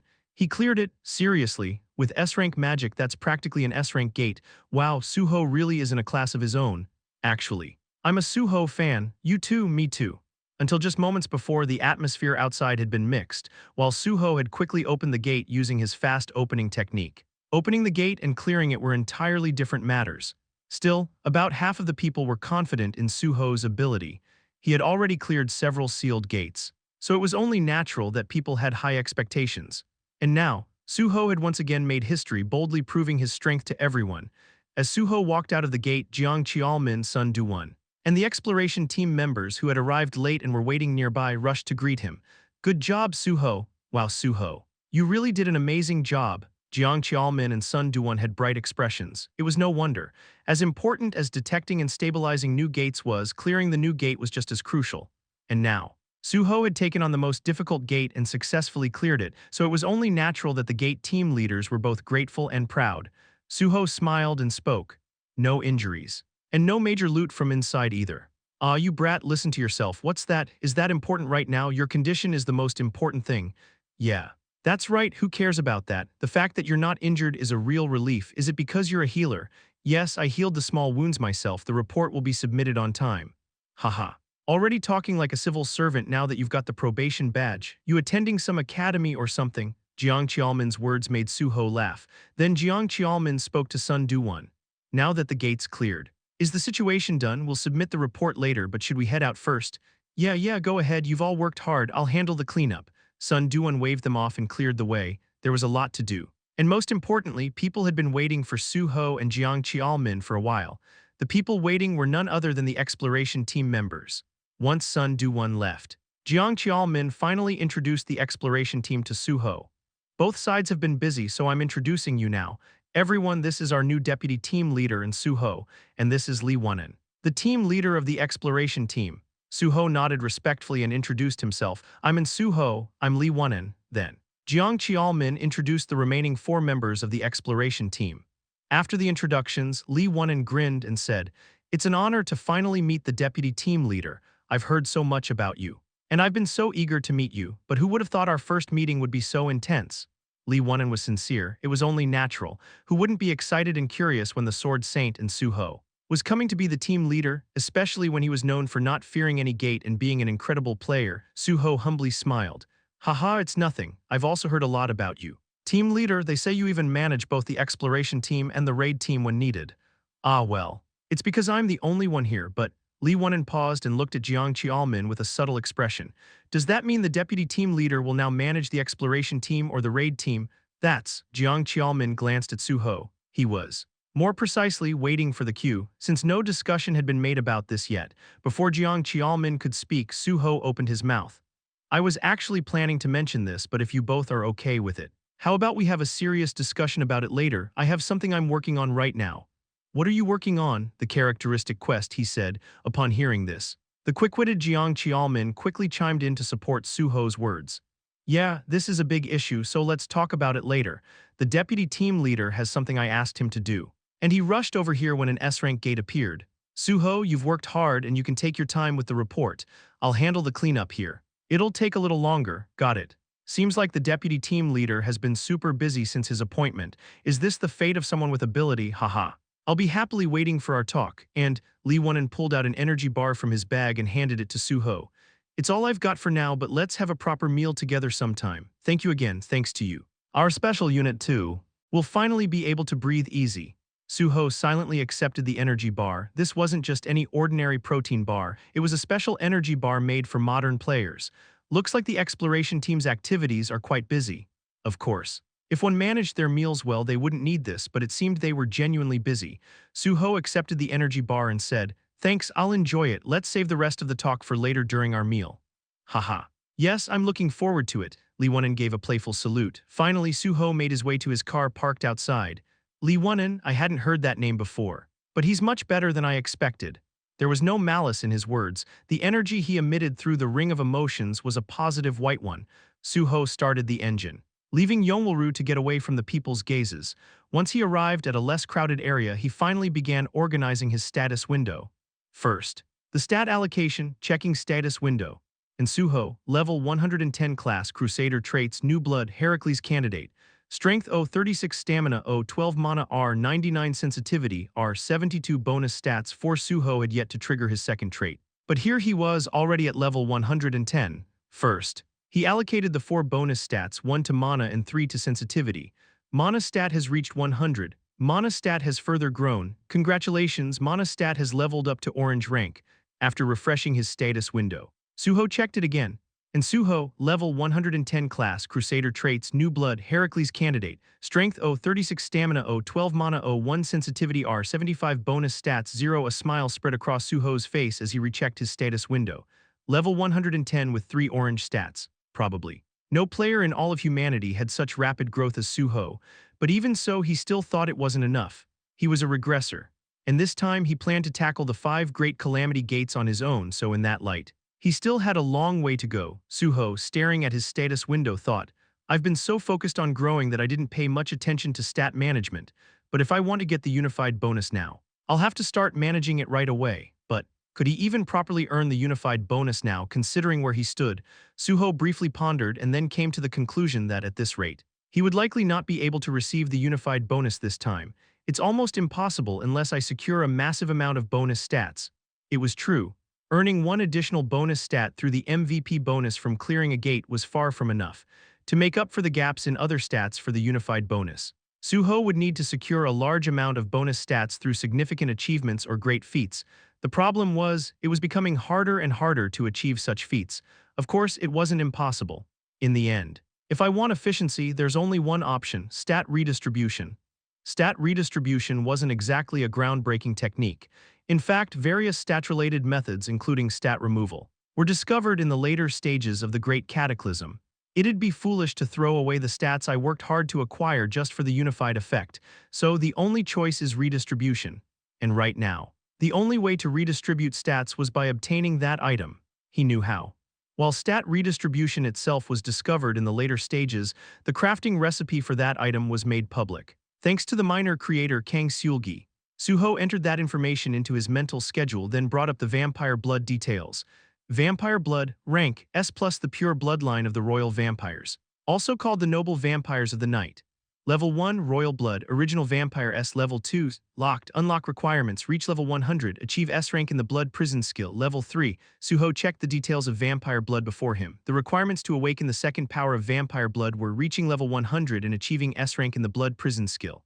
Achieving S rank, currently. His blood prison rank was A, so it was just one step away from reaching the required rank. But it wasn't a C or B rank, it was S rank. Achieving an S rank was the highest level. And it was anything but easy. That's why Su-ho had tackled dragon blood first, rather than focusing on vampire blood. It was much easier to defeat something than to rank up a skill.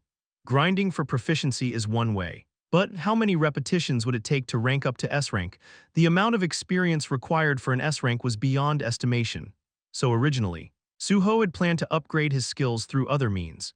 He knew that items like the stat redistribution item could help him achieve that, but after acquiring the Legion Tactics skill from the Yonwaru Gate, his options increased. What should he do? After a brief moment of thought, Su-ho made up his mind. Right, I'll stick to the original plan. I'm not going to make just one of those items this time. I need to establish a system for the future as well, though he'd been putting it off for later. The urgency made him decide to take care of it now. Just as he thought this, his phone suddenly rang. Weeing, checking the caller, Su-ho answered. Yes, Hyun-hee. The caller was Yoon Hyun-chul's sister. Yoon Hyun-hee, Chapter 143. Su-ho, after receiving the call, headed straight to Daejeon Station. Upon arriving at the station and parking, he made his way to the designated cafe. There, Yoon Hyun-hee was already waiting. Of course, Su-ho didn't forget to use reverse morphology to change his appearance to the one he had shown earlier. Yoon Hyun-hee greeted him as soon as she saw him. You got here quickly.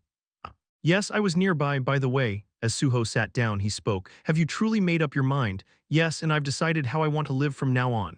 How did you decide, as you suggested? I'll go to Seoul, but before that, I want to meet my brother. Su-ho smiled at her decision. It was the exact decision Su-ho had hoped for. I understand, I know it must have been a tough choice. But I'm grateful you made a bold one. As for the property transfer, I can handle that through a personal lawyer.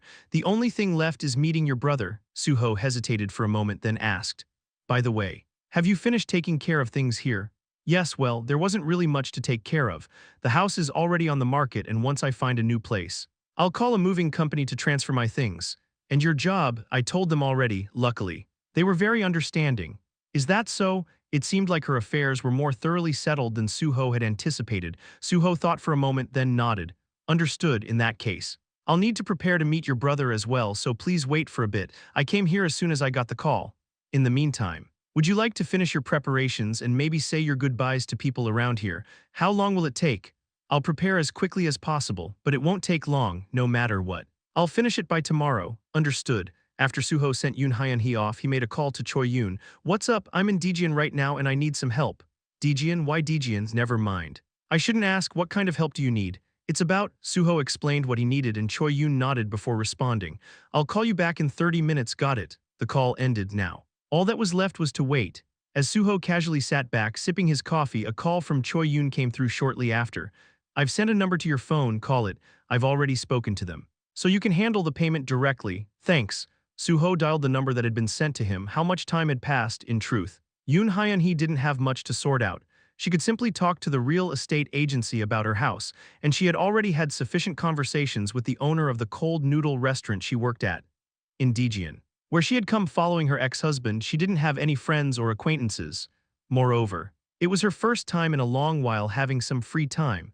She couldn't even remember what she used to do on her days off. So after much deliberation, Yoon Hyun-hee decided to head back to the cold noodle restaurant. "What's this? Why are you here?" The owner of the cold noodle restaurant, Lee Jae-bok, greeted Yoon Hyun-hee with a puzzled expression. Yoon Hyun-hee smiled and, without responding, removed her coat and put on an apron. "I had some free time." "Wait, you're coming back here just because you have free time? Why are you wearing the apron again?" "I thought I'd help out. You've been busy lately. Especially after that photo on Byul Star." The photo on Byul Star. It referred to the photo of the restaurant's food that Su-ho had posted from the train on his way to Seoul. For Lee Jae-bok, this was quite a strange occurrence. He had never done any advertising, and due to the location of his restaurant, no famous personalities or influencers had ever visited or shown interest. But now, someone who wasn't just anybody, the most popular sword saint in the country, was coming to his place. Though he was getting older, he couldn't have missed the visit of such a famous personality. But despite his thinking, he couldn't recall seeing the sword saint himself, and the staff said they didn't recognize him either. However, on his Byul Star there was a post showcasing his restaurant's food, titled "Must Try Restaurant." And even a sword saint set combo meal had been created. As a result, the restaurant had become popular with a constant flow of customers. "Anyway, I'm here to help because I had nothing else to do." "No, how can I make the person who's leaving help? You've already made your decision to leave." "Excuse me?" "Yes," but instead of responding, Yoon Hyun-hee went to serve a customer who had called. Lee Jae-bok, watching this, shook his head in disbelief before letting out a wry laugh. "Good grief, I can't believe you." Then he too returned to serving customers. The business hours were over. The restaurant had closed, and after sending the employees home, Lee Jae-bok set up a light drinking table with Yoon Hyun-hee. "So, you have to wait until that person contacts you?" "Yes, comes like the wind and disappears like the wind. What a strange person." "I think so too, but I've seen something." So, Lee Jae-bok knew Yoon Hyun-hee well enough. He was someone who, if anything, cared for his employees like family. So at first, Yoon Hyun-hee had felt too embarrassed by her situation to say anything. But after being protected by a loan shark, she had completely followed him. The two of them passed the bottle back and forth for a while.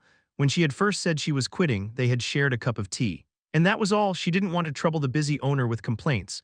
But now, because of Su-ho, she had some free time and this meeting came about.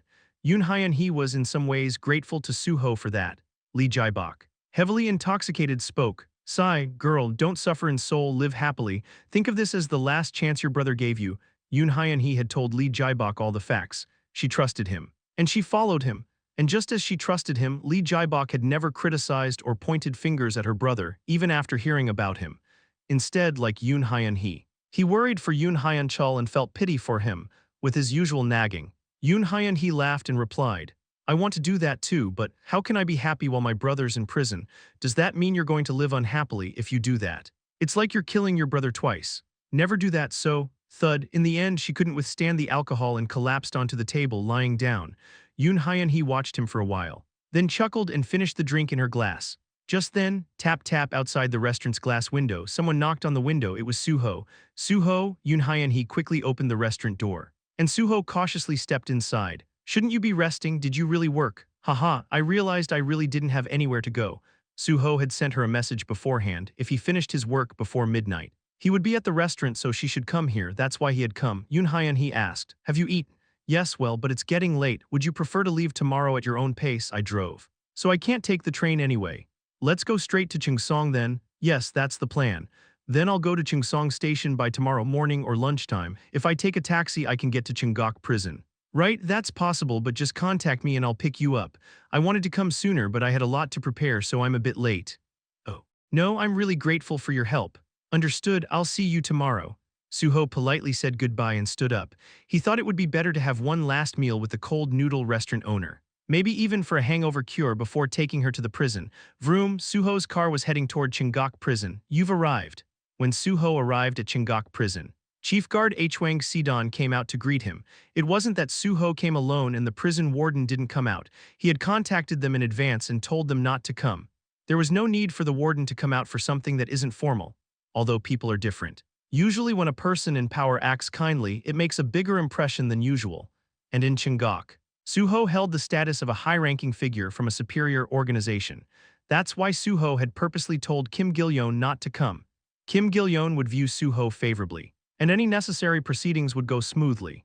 As proof of that, Hwang Si-don, who came out in Kim Gil-yeon's place, acted with utmost respect toward Su-ho. The inmates you mentioned are prepared in the same visitation room as last time. Understood, then let's meet Kim Gung-won first, with Hwang Si-don's guidance. Su-ho entered the visitation room and was able to meet Kim Gung-won. When Su-ho entered the room, Kim Gung-won immediately stood up, bowing respectfully. Big brother. You've arrived, huh? Su-ho was surprised by Kim Gung-won's formal demeanor. What's this? Why has he changed so much? Su-ho chuckled and asked.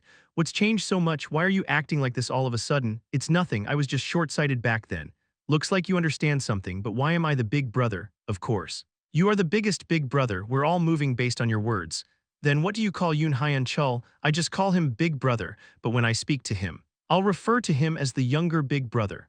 The older big brother and younger big brother. Su-ho chuckled again and asked, so how's everything going these days? I've been carrying out the tasks you've asked for. Following your instructions carefully. Report. Well, as you wanted, the younger big brother has become the king of Chingok. Already, actually, aside from Jo Gwang-ho or Yoon Hyun-chul. Jo Gwang-ho was the most powerful in Chingok. So it was only a matter of time once Jo Gwang-ho became what he is now. That's true. That's exactly why Su-ho had made sure Jo Gwang-ho was placed in that position. Su-ho asked, how's Jo Gwang-ho doing? He's completely a useless punching bag. The town's punching bag. Useless punching bag. He's limping on one leg and can't even grip anything properly, but the karma from all the people he's tormented in the past. Once people found out, they all started to turn on him, and that's how he became the punching bag. Make sure he doesn't kill himself. That guy needs to suffer through his life. Yes. I will make sure of it, and as for everything else, as Kim Gung-won's report continued, Su-ho couldn't help but nod in satisfaction. It was no wonder. There had been significant changes in Chingok ever since the power dynamic among the inmates shifted, changes that aligned perfectly with Su-ho's wishes. So now, everyone is living cautiously. If they mess up, the younger big brother will strike immediately. The guards are really happy about it. Things have gotten a lot easier for them. Right, the public servants work hard, they shouldn't be bothered, now. That's enough of the report. Su-ho waited for the camera in the visitation room to be turned off before continuing. I came here because I have something else I want to assign. Something else? Yeah, what is it? I was thinking of staying here in Chingok instead of Yoon Hyun-chul for a while. Pardon? At Su-ho's words. Kim Gung-won's eyes trembled as if there had been an earthquake. Chapter 144. What do you mean? Stay in his place? It's exactly what it sounds like. I have something to do here. So while I stay here pretending to be Yoon Hyun-chul, you'll need to adjust accordingly and assist me. Hearing Su-ho's words, Kim Gung-won furrowed his brow, still not understanding. He understood the words, but how, seeing his confusion? Su-ho said, still not understanding. A picture is worth 1,000 words. Su-ho immediately began using reverse morphology on the spot. The face he was about to create was Yoon Hyun-chul's, as Su-ho's face began to change in real time. Kim Gung-won's mouth slowly opened in astonishment. His eyes widened as Su-ho's face fully shifted into Yoon Hyun-chul's. This is nonsense. This is how it's going to proceed. Now do you understand? I understand. Just to be sure, let's add a little insurance. Insurance, after finishing his words. Su-ho stood up and pressed a few pressure points on Kim Gung-won's body. Pressure point technique activated. As the skill activated, Su-ho took out a piece of gum from his pocket and handed it to Kim Gung-won. Try this. Kim Gung-won hesitated but chewed the gum as instructed. However, Kim Gung-won's eyes widened further. It was no surprise. The gum tasted like nothing. I've sealed your sense of taste. I'll restore it when we're about to leave, if you don't want to live your life with taste blindness. Cooperate? Ah no, do you not trust me? Would you trust yourself if you were me? Wow, you're really saying such hurtful things. You want me to show you what hurtful means? Ah no, I didn't mean it like that. Big brother, better be good when I'm smiling. By the way, not just your tongue, but I've also sealed your lower body. It'd be best not to do anything foolish. Why you sealed my lower body, if you're curious? Check in the morning or at night. What big brother, shut up. For the rest of the time, assist me well if you do your job right. I'll make sure to give you enough pocket money when we leave. Yes, this was enough insurance. By restricting 2 of the 3 basic needs, how could Kim Gung-won betray him? Of course. If his hatred for Su-ho grew enough to take such a risk, he could still cause trouble, but Su-ho knew his capabilities. It's not like he's serving a life sentence. He's someone who could endure for a few years. So there's no way he can't handle this short period.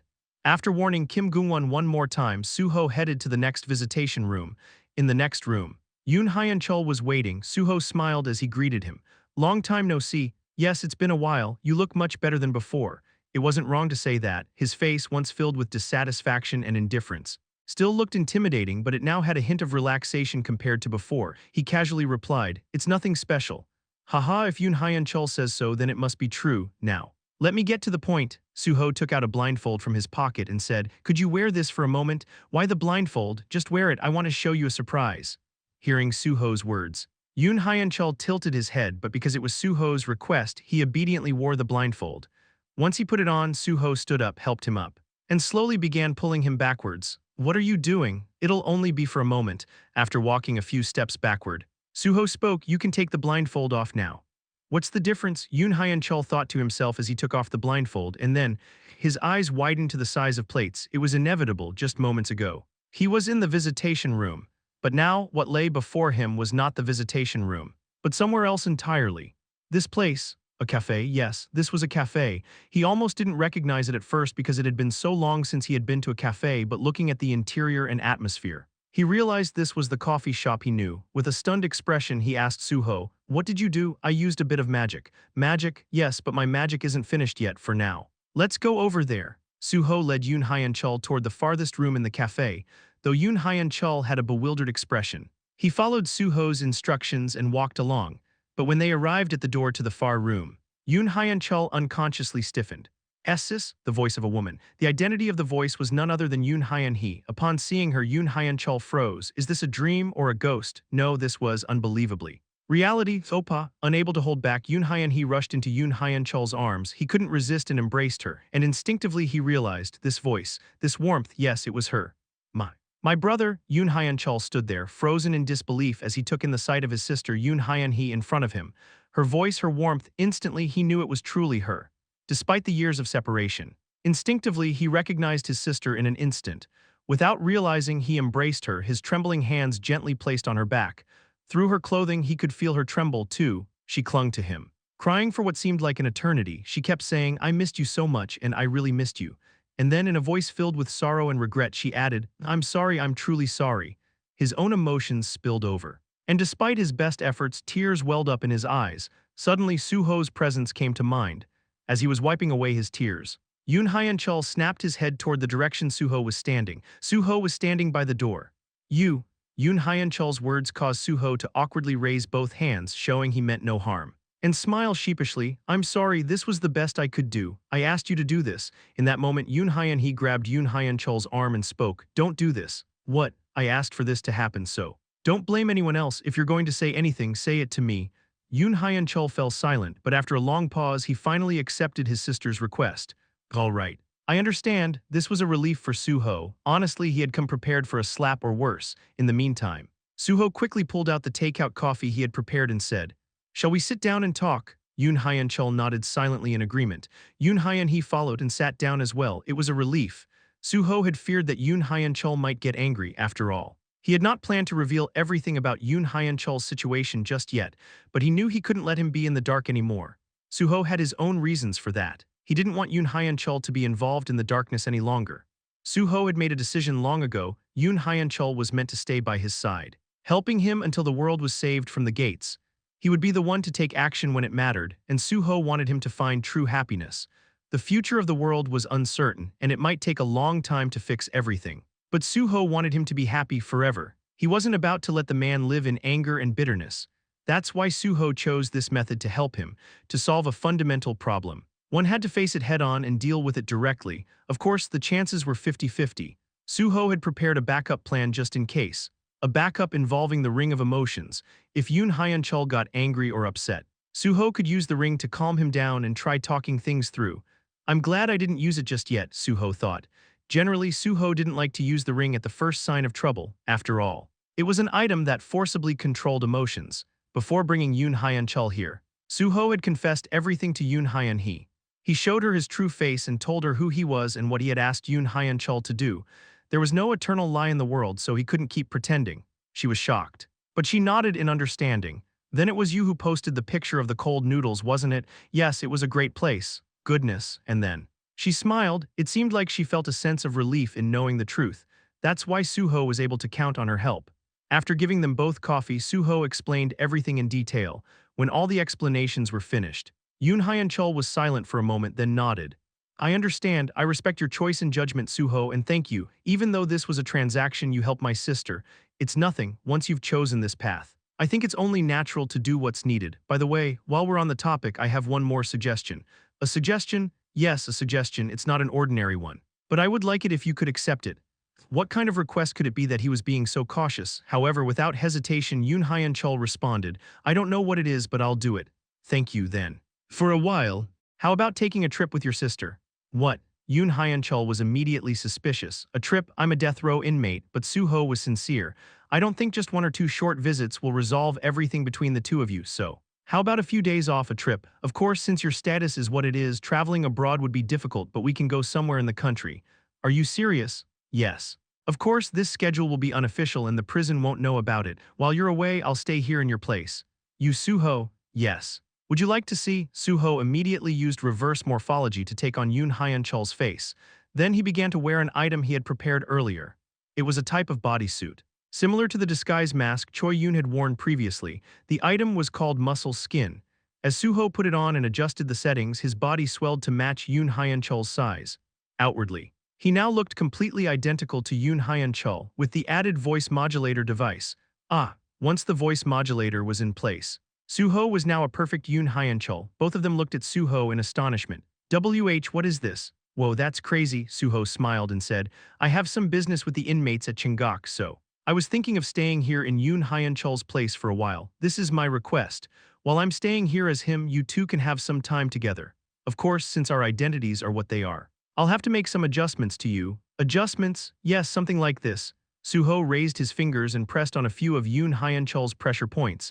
After a while, Yoon Hyun-chul's eyes widened in surprise. Some parts of his body became numb. Su-ho explained, because of the restraints on your wrists, you won't be able to use your magic or skills, so I've made a physical restriction. You'll be fine for daily life, but you won't be able to harm anyone. We're in this together, but just in case. I had to take these precautions, of course. I'll also change your face, at least you'll be able to travel freely. Yoon Hyun-chul laughed in disbelief, but then, all right, I'll do it. He accepted Su-ho's proposal without hesitation.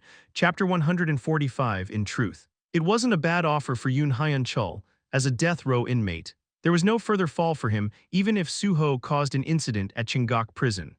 There's no punishment worse than life imprisonment for someone already sentenced to death in a country without the death penalty. He thought Su-ho expressed his gratitude for the swift decision. Thank you for the clear decision. It's nothing, when do you plan on staying? As soon as the meeting is over, I'll start, but that said, I think we need to get to work right away. You mean the face-changing procedure you mentioned earlier? Yes, that's the one. When Yoon Hyun-chul nodded, Su-ho immediately began his work. The first step was a transformation of his appearance using reverse morphology. As the skill activated, Su-ho's usual terrifying face shifted into a kind, approachable one. Seeing this, Yoon Hyun-hee chuckled, this face suits you much better, Oppa. What do you mean better? Despite his words, Yoon Hyun-chul smiled. It seemed that after a long time, meeting his sister had loosened the heavy emotions that had been weighing on him. In addition to the face change, Su-ho also used items to make Yoon Hyun-chul appear like a completely different person, such as wrist restraints disguised as a watch. These items were all sourced through Choi Yoon. With this, the basic preparations are complete. Now I'll take a moment to prepare, so please feel free to chat while I'm gone. By the way, we've rented out the entire place, so you don't need to worry about speaking freely. After giving his instructions, Su-ho left the cafe. I need to hurry up and get ready. Su-ho glanced around the cafe's surroundings. The empty surroundings of the cafe, this place which looked like a regular street, was surprisingly not outside the prison walls. It was, in fact, inside Su-ho's pocket space house. Looking at the environment that was meticulously arranged to resemble a real street, Su-ho nodded in satisfaction. Truly, the technicians are amazing. When Su-ho had visited Daejeon Station, he had requested help from Choi Yoon specifically to find people who could build structures using skills and characteristics. This way, the two of them could operate undetected in Su-ho's pocket space house. Su-ho had kept the existence of his pocket space house a secret, even from his close acquaintances, as it was one of his trump cards. So, though it was a bit cumbersome, this plan had been set in motion. Pretending to exit the cafe, Su-ho then re-entered through the pocket space house and returned to the meeting room. The meeting room was empty. Su-ho waved his hand and activated another skill. Military strategy is activated. The activated skill was military strategy. Su-ho recalled the information about the military strategy skill.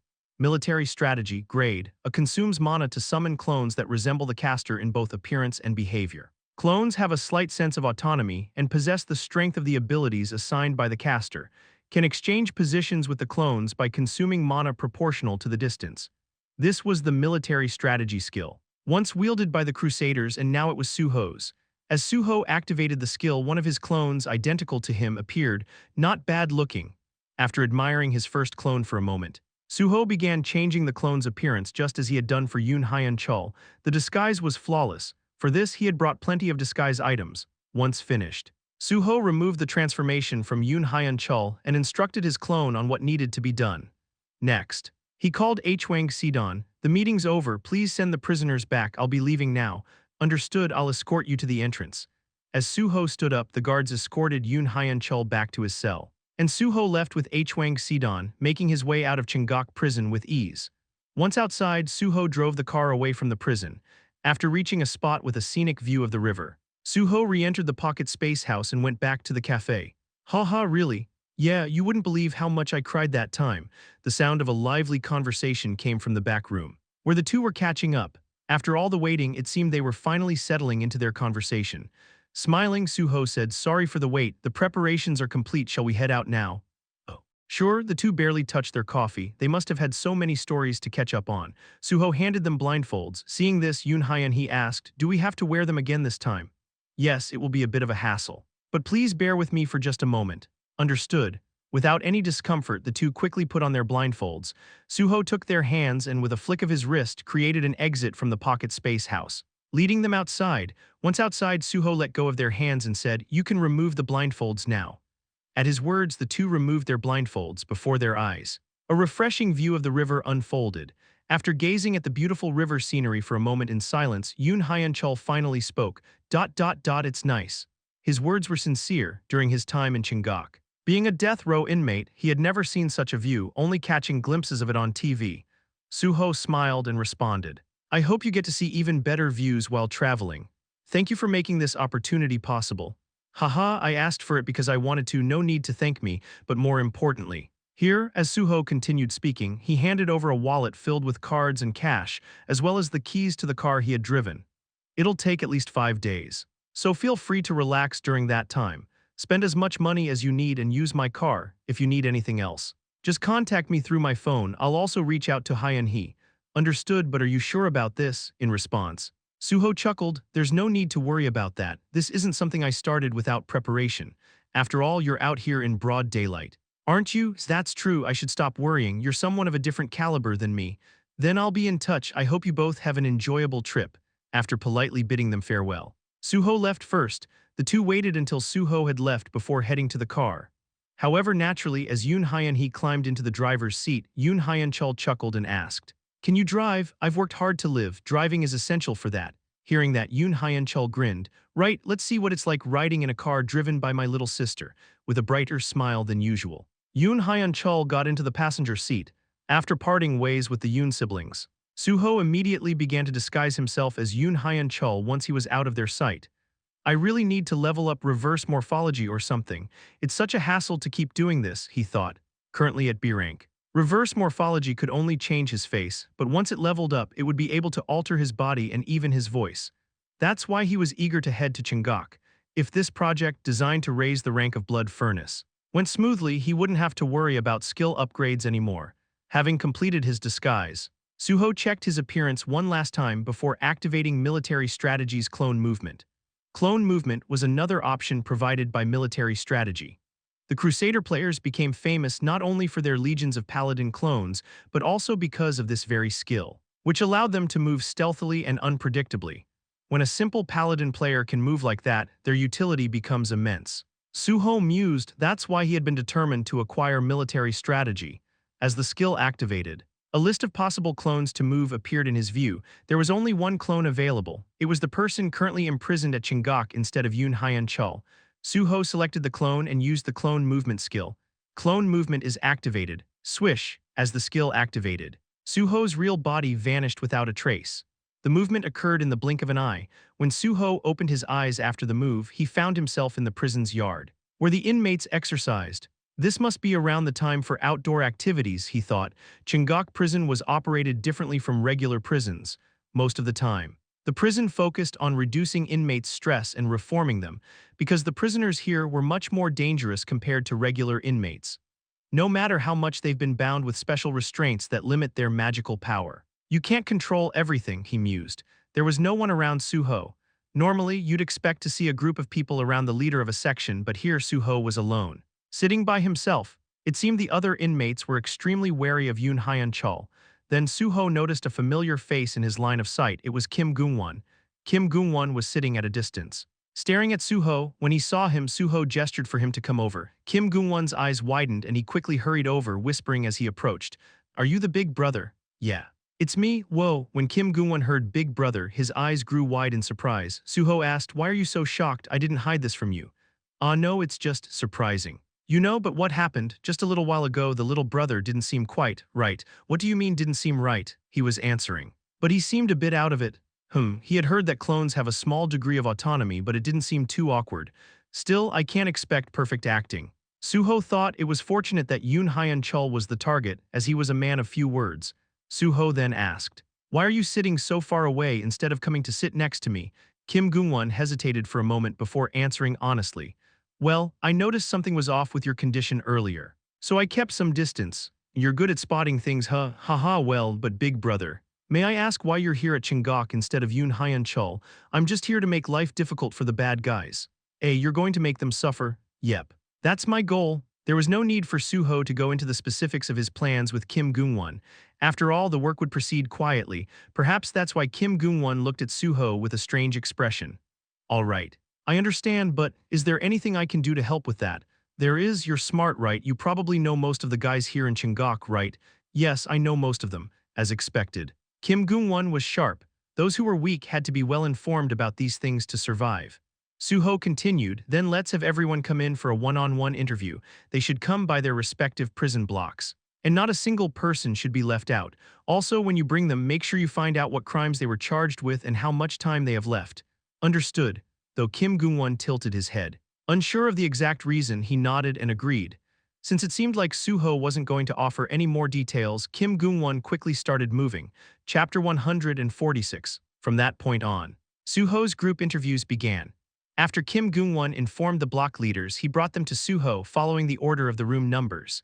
The leader of the first room, room 1-1, Oh Yun-ho, immediately bowed his head and greeted Su-ho as soon as he stood before him. "I am Oh Yun-ho, the leader of room 1-1. Allow me to introduce the others in order."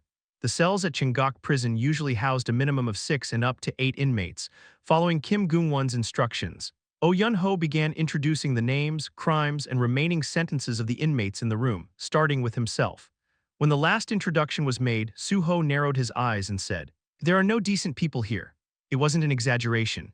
Room 1-1 had 8 inmates, and apart from the leader, Oh Yun-ho, almost all of them were violent offenders, murderers, rapists, robbers, arsonists, the worst kinds of criminals. The only one who wasn't a violent offender was the youngest, who was in prison for theft. At Su-ho's words, none of the inmates spoke up, of course. They all grumbled inwardly. How many people did he kill to end up here? Why is he suddenly making a fuss?" Su-ho observed their faces for a while, then pulled a small pill bottle from his pocket. The bottle, which looked like an ordinary medicine bottle, was filled with small white pellets that resembled BB gun pellets. Su-ho took out the correct number to match the number of people in the room and handed them out to the inmates of room 1-1. He then asked the youngest inmate, "You're in for theft, right?" "Yes, that's correct." "What did you steal?" "A car." "A car? Whose car?" "I don't know the person." "Why did you steal it?" "Because I wanted to drive it." Figures, he had asked just in case. But it seemed obvious from the start. There could be no exceptions for someone like him. After handing out the pellets, Su-ho spoke, "Eat it." "Excuse me, what is this?" The inmates were flustered and confused. It was understandable. It wasn't like Su-ho was someone they knew. And suddenly he had them swallow something of unknown origin. How could they not be fearful, however? Su-ho had no intention of answering their questions kindly. "Don't want to eat it. You have to tell us what this is." At that moment, bam, in response to Oh Yun-ho's question, Su-ho punched him square in the face. Oh Yun-ho flew back, crashing to the floor. In the process, several of his teeth were knocked out. As Oh Yun-ho writhed on the floor, Su-ho shifted his gaze to the other inmates and asked, "Not going to eat it?" "Why, yes, I'll eat it. We'll eat it." One inmate didn't even respond and swallowed it right away. As all 7 inmates swallowed the pellets, Su-ho gestured for Oh Yun-ho to come closer. Su-ho handed him another pellet. Oh Yun-ho, shaking with fear, took it and ate it. Next. That was the entire explanation, at Su-ho's command. The inmates of room 1-1 quickly left. with Oh Yun-ho collecting his fallen teeth. Kim Goong-won gulped down a dry swallow and then returned with the inmates from room 1-2. The process was the same. Anyone who questioned the situation was treated just like Oh Yun-ho. And when 2 or 3 more inmates were added to the mix, the others watching from the sidelines stopped being curious and simply swallowed the pellets. The guards watching from a distance pretended not to see anything. In fact, they snickered as they watched the inmates drop. It was only natural. Before Yoon Hyun-chul took control of Chungak, the prison guards led by Jo Gwang-ho had tormented the inmates of Chungak mercilessly. This was simply karma. Su-ho had finally succeeded in making most of the inmates at Chungak swallow the pellets. It was thanks to Kim Goong-won's busy efforts, of course. Not all inmates were forced to take them. Even amidst the hustle, Su-ho made sure to differentiate. Those with a history like Yoon Hyun-chul, who had personal stories, were excluded from taking the pellets after verification. Kim Goong-won was also one of those excluded once the pellet distribution was complete. Kim Goong-won cautiously looked at Su-ho and spoke up. Big brother, yes, well, I have a question, I haven't even asked yet.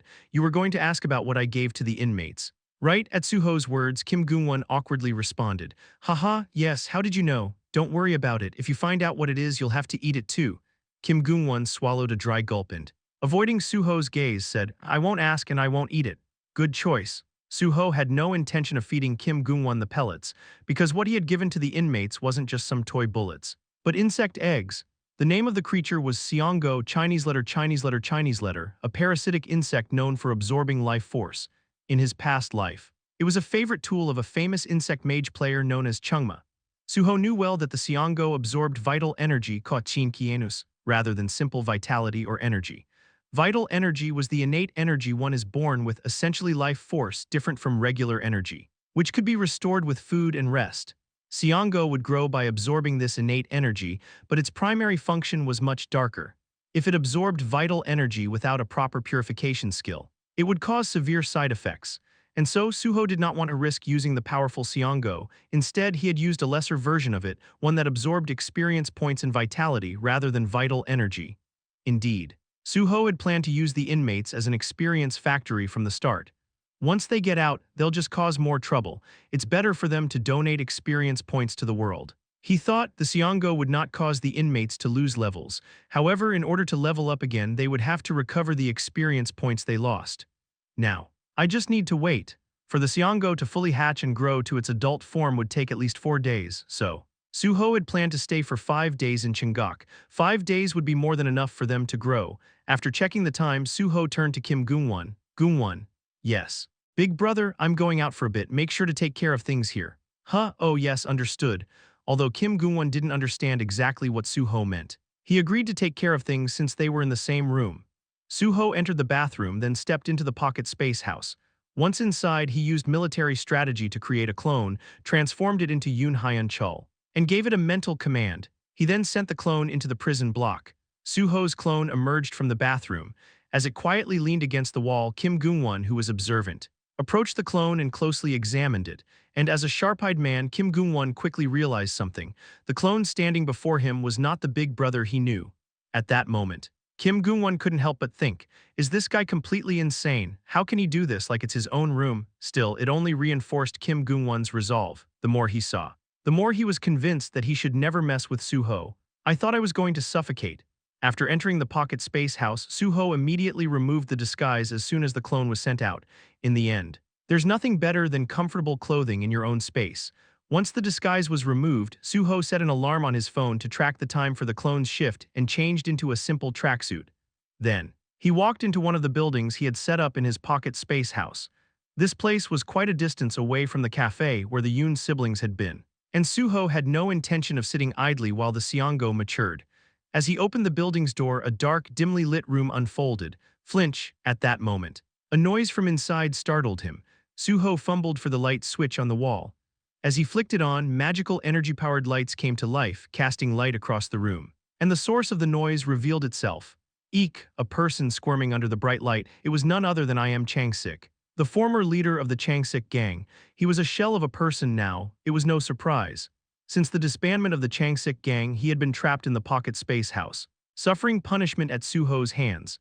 Su-ho looked down at him with dry eyes. Surprisingly, his physical health was in better condition than ever. Of course, that was expected. Su-ho, a healer, had been personally taking care of him, but his mind, on the other hand, was nearly shattered. There was nothing that could be done about that. Su-ho's healing skills hadn't yet progressed to the point where they could restore mental health. Why was Su-ho doing this to Im Chang-sik? It was simple. It was just a matter of reaping what he had sown in his previous life. Im Chang-sik had extorted Nam Haewon for 2 years in exactly this manner. If Nam Haewon hadn't been a synthesis master, he probably would have been unable to fight back, weakened by drugs, and would have met his end without ever getting a chance to retaliate. Of course, Nam Haewon didn't know any of this. This punishment was Su-ho's personal vendetta, not something done on behalf of Nam Haewon. Moreover, Im Chang-sik wasn't just involved with Nam Haewon, he had done terrible things to many people. That's why he deserves this treatment. There were many victims, but only one perpetrator, thus. The amount of pain he could suffer was only what one person deserved. Su-ho was simply concentrating all that pain for him, looking at the trembling Im Chang-sik. Su-ho spoke, Chang-sik, I'm sorry, I'm truly sorry, I've committed an unforgivable sin, please I beg you. All Su-ho did was call his name. But Im Chang-sik went into a seizure-like panic. It seemed like normal conversation was impossible. Well, even so. There was still a way. Su-ho knew how to have a proper conversation with someone mentally broken, raising his hand. Su-ho activated a skill. Ring of Joy and Sorrow responds to the target's strongest emotion. The emotion that can be absorbed is black, absorbing emotion from the target. As the power of the ring activated, all of Im Chang-sik's negative emotions were absorbed. Temporarily, Im Chang-sik's mind cleared, but even with his mind back, Im Chang-sik was still too afraid to speak up. In fact, with his mind intact, he was even more terrified, his lips sealed tightly as he glanced fearfully at Su-ho. He was terrified. He had no idea what the demon before him would do. Su-ho smiled and asked, how about it? Is this place to your liking? To his liking. At that question, Im Chang-sik felt a surge of anger, but there was nothing he could do, so with a calm demeanor he asked, so how do I get out of here, or rather, do you even plan to let me out? Of course I do, why wouldn't I? Do you think I would keep you here forever? Taking care of you is more of a hassle than it's worth. At that, a glimmer of hope flashed on Im Chang-sik's face. Seeing this, Su-ho smiled and asked, so I have a proposition, let's make a deal. A deal? Yes, a deal, if you accept my offer. I'll give you your freedom, freedom. At that one word, Im Chang-sik swallowed dryly and asked, what are the terms of the deal? Su-ho grinned, the corner of his mouth rising. Chapter 147, Su-ho smiled and said, it's nothing, just stand there. Here, yeah. Right there, Im Chang-sik hesitated before slowly getting up. Su-ho ordered Im Chang-sik to stand at attention and then began to press on the pressure points of his body. Pressure point technique is activated. As Su-ho pressed on the paralyzing pressure points, Im Chang-sik's body stiffened as if he had become a statue. Finally, Su-ho pressed the last pressure point to ensure that Im Chang-sik could not make a sound. Just bear with it for a few days, then I'll give you your freedom. Im Chang-sik squeezed out a sound. But Su-ho ignored him. He stepped back and activated another skill. Blood weapon is activated. Gripping the blood sword, Su-ho said, I'll begin. Su-ho took his stance, then focusing his mind more than ever. He swung the sword from below to above in a swift motion. Swish, a sharp cutting sound. At the same time, psshshh, a long sword mark carved into Im Chang-sik's chest. And blood sprayed out, blood splattered everywhere, on Su-ho's face, on his clothes. However, Su-ho didn't flinch. Instead, he narrowed his eyes and thought, looks like it's not enough with just one strike. Im Chang-sik remained standing, unable to move due to the pressure points. Instead, his body trembled slightly, his eyes could still roll, and his vision was still open. Su-ho immediately used a healing skill. Heal is activated. The wound immediately healed, since it was a healing skill used by a crusader. It was more than capable of closing up the wound. After the healing was complete, Su-ho distanced himself again and raised his sword. I'll continue. Swish, Su-ho's sword swung again, and psshshh once again. Blood sprayed out. Su-ho shut off the alarm on his phone. It's already this late, I'll stop here. After healing Im Chang-sik, Su-ho released the pressure points. The floor was soaked with blood. All of it was Im Chang-sik's blood. Su-ho gave him some water and food, then pointed to the wall of the building. There's a switch over there if you want to sleep. Just turn off the light. Su-ho then left the building. He didn't lock the door. There was no one there anyway. Moreover, the pocket space house itself was already a prison. What good would locking the small door do? Su-ho used an item to clean the blood off his clothes and then transformed into Yoon Hyun-chul again. He opened the exit and checked the situation outside. It was the perfect time for the shift change. Su-ho used clone movement to switch places with his clone. Outside, it was breakfast time for the inmates. The meals were served inside the cells, with the distribution officer passing out food from containers for everyone to share. Of course, the quality of the food wasn't good. The media occasionally made a big deal about prison meals being better than expected, but that was mostly for show. In reality, the meals were poorly balanced. often resembling scraps. No wonder Kim Goong-won is shaking in fear about the inmate money. Su-ho didn't feel pity for them. All these things were paid for with the taxpayers' money.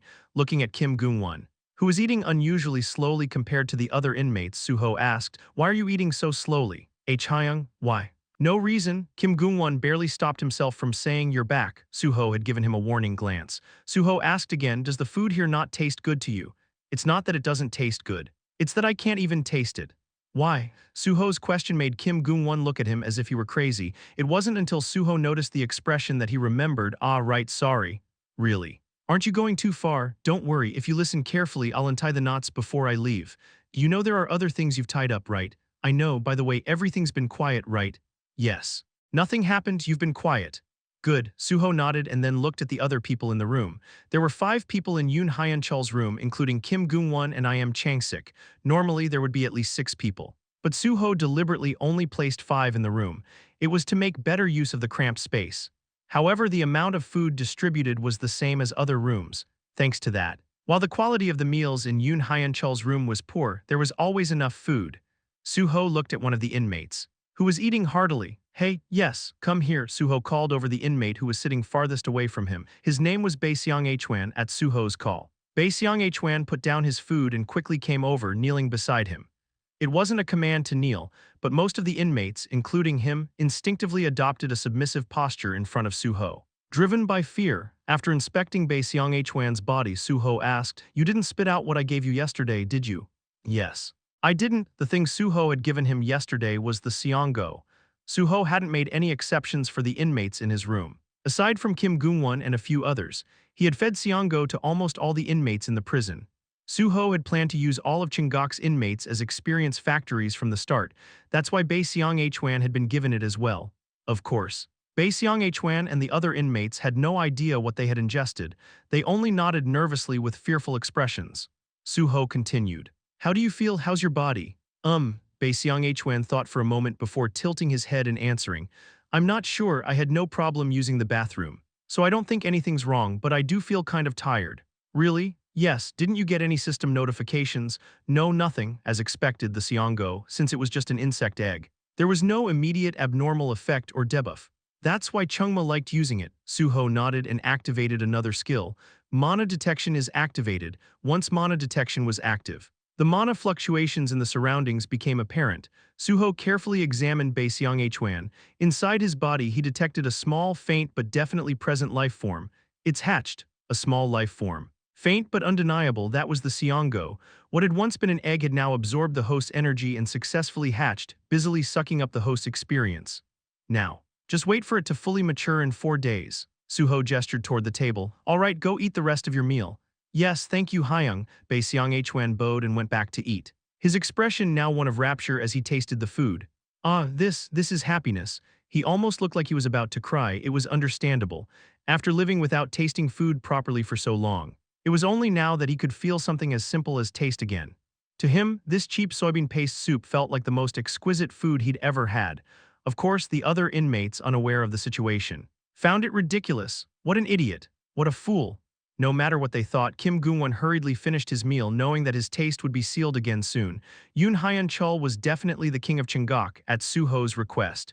Kim Goong-won and the others were immediately sent to the infirmary without any hesitation or questions. The infirmary was surprisingly large. It even had several patient beds. When they arrived, both a doctor and a healer were waiting. But neither of them paid much attention to Suho or Kim Goong-won. "In fact, if you feel uncomfortable, just let me know. If you want to watch TV, you can use that one." They even made an effort to be considerate and told them to relax. As Suho lay in the bed assigned to him, he couldn't help but feel the weight of Yoon Hyun-chul's power. After lying there for a while, he slowly got up from the bed. He wasn't here to relax. When Suho got up, Kim Goong-won immediately sprang up from his seat and hurried over to him. "They're all gathered over there." "Hyung?" "Yeah." Since Kim Goong-won didn't know about the Seongo, he simply referred to it as a pill. Suho followed Kim Goong-won's lead and pulled back the curtain of the bed. Behind the curtain, he found a familiar face. It was Jo Gwang-ho. Jo Gwang-ho. When his name was called, Jo Gwang-ho flinched in surprise. Of course, the fact that it was Yoon Hyun-chul made it even more surprising, however. The Jo Gwang-ho in front of him was very different from the man he had first met. He seemed significantly more subdued and timid. The man who had been lying down scrambled to sit up in a hurry. Zhou Guangho couldn't speak. Ah, right, Su-ho had pressed on his ablet point. Su-ho smiled faintly, releasing the pressure point and asked, "Are you sick? Everyone else is out in the yard, but you're in here." "Well, my body's just a bit, Suddenly, Zhou Guangho was able to speak and his eyes widened in shock, but Su-ho didn't pay it any mind and patted his shoulder as he spoke. "Yeah, that happens sometimes, here. Eat this." Su-ho took a xianggo out from his container and offered it to him. What is this? Painkiller, painkiller, eat it." Su-ho silently offered the xianggo to Zhou Guangho after a moment's hesitation. Zhou Guangho took it and swallowed it. Su-ho couldn't help but smile softly. "Good job. Well then, see you later." Afterward, Su-ho began to give the xianggo to the other inmate patients as well, of course. The doctor and the healer didn't stop him, and after feeding everyone the xianggo, Su-ho moved to the bathroom, created a clone, and transformed into Yoon Hyun-chul again. Since he had to wait 5 days anyway, Su-ho wasn't planning on wasting time. After sending his clone to the infirmary bed, Su-ho entered the pocket space house again.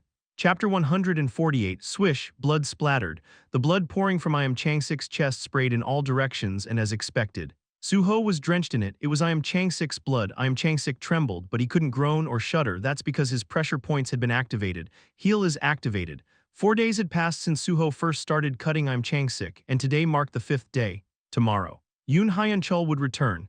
That's why Su-ho had given his all to torture Iam Chang-sik today. For the last 5 days, Su-ho had been cutting Iam Chang-sik for a specific skill.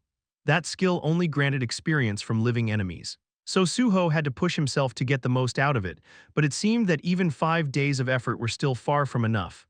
Then again, I didn't realize that until I was over level 200 myself. Beep beep beep beep beep beep. Just then the alarm on Su-ho's phone went off. It was time to return, unfortunately. He had to stop here. Su-ho dismissed the blood sword and released the pressure points from Iam Chang-sik. Ugh, Iam Chang-sik collapsed to the floor, gasping for air. It couldn't be helped, while he couldn't move with the pressure points on. The pain from his chest wound had been steadily building up.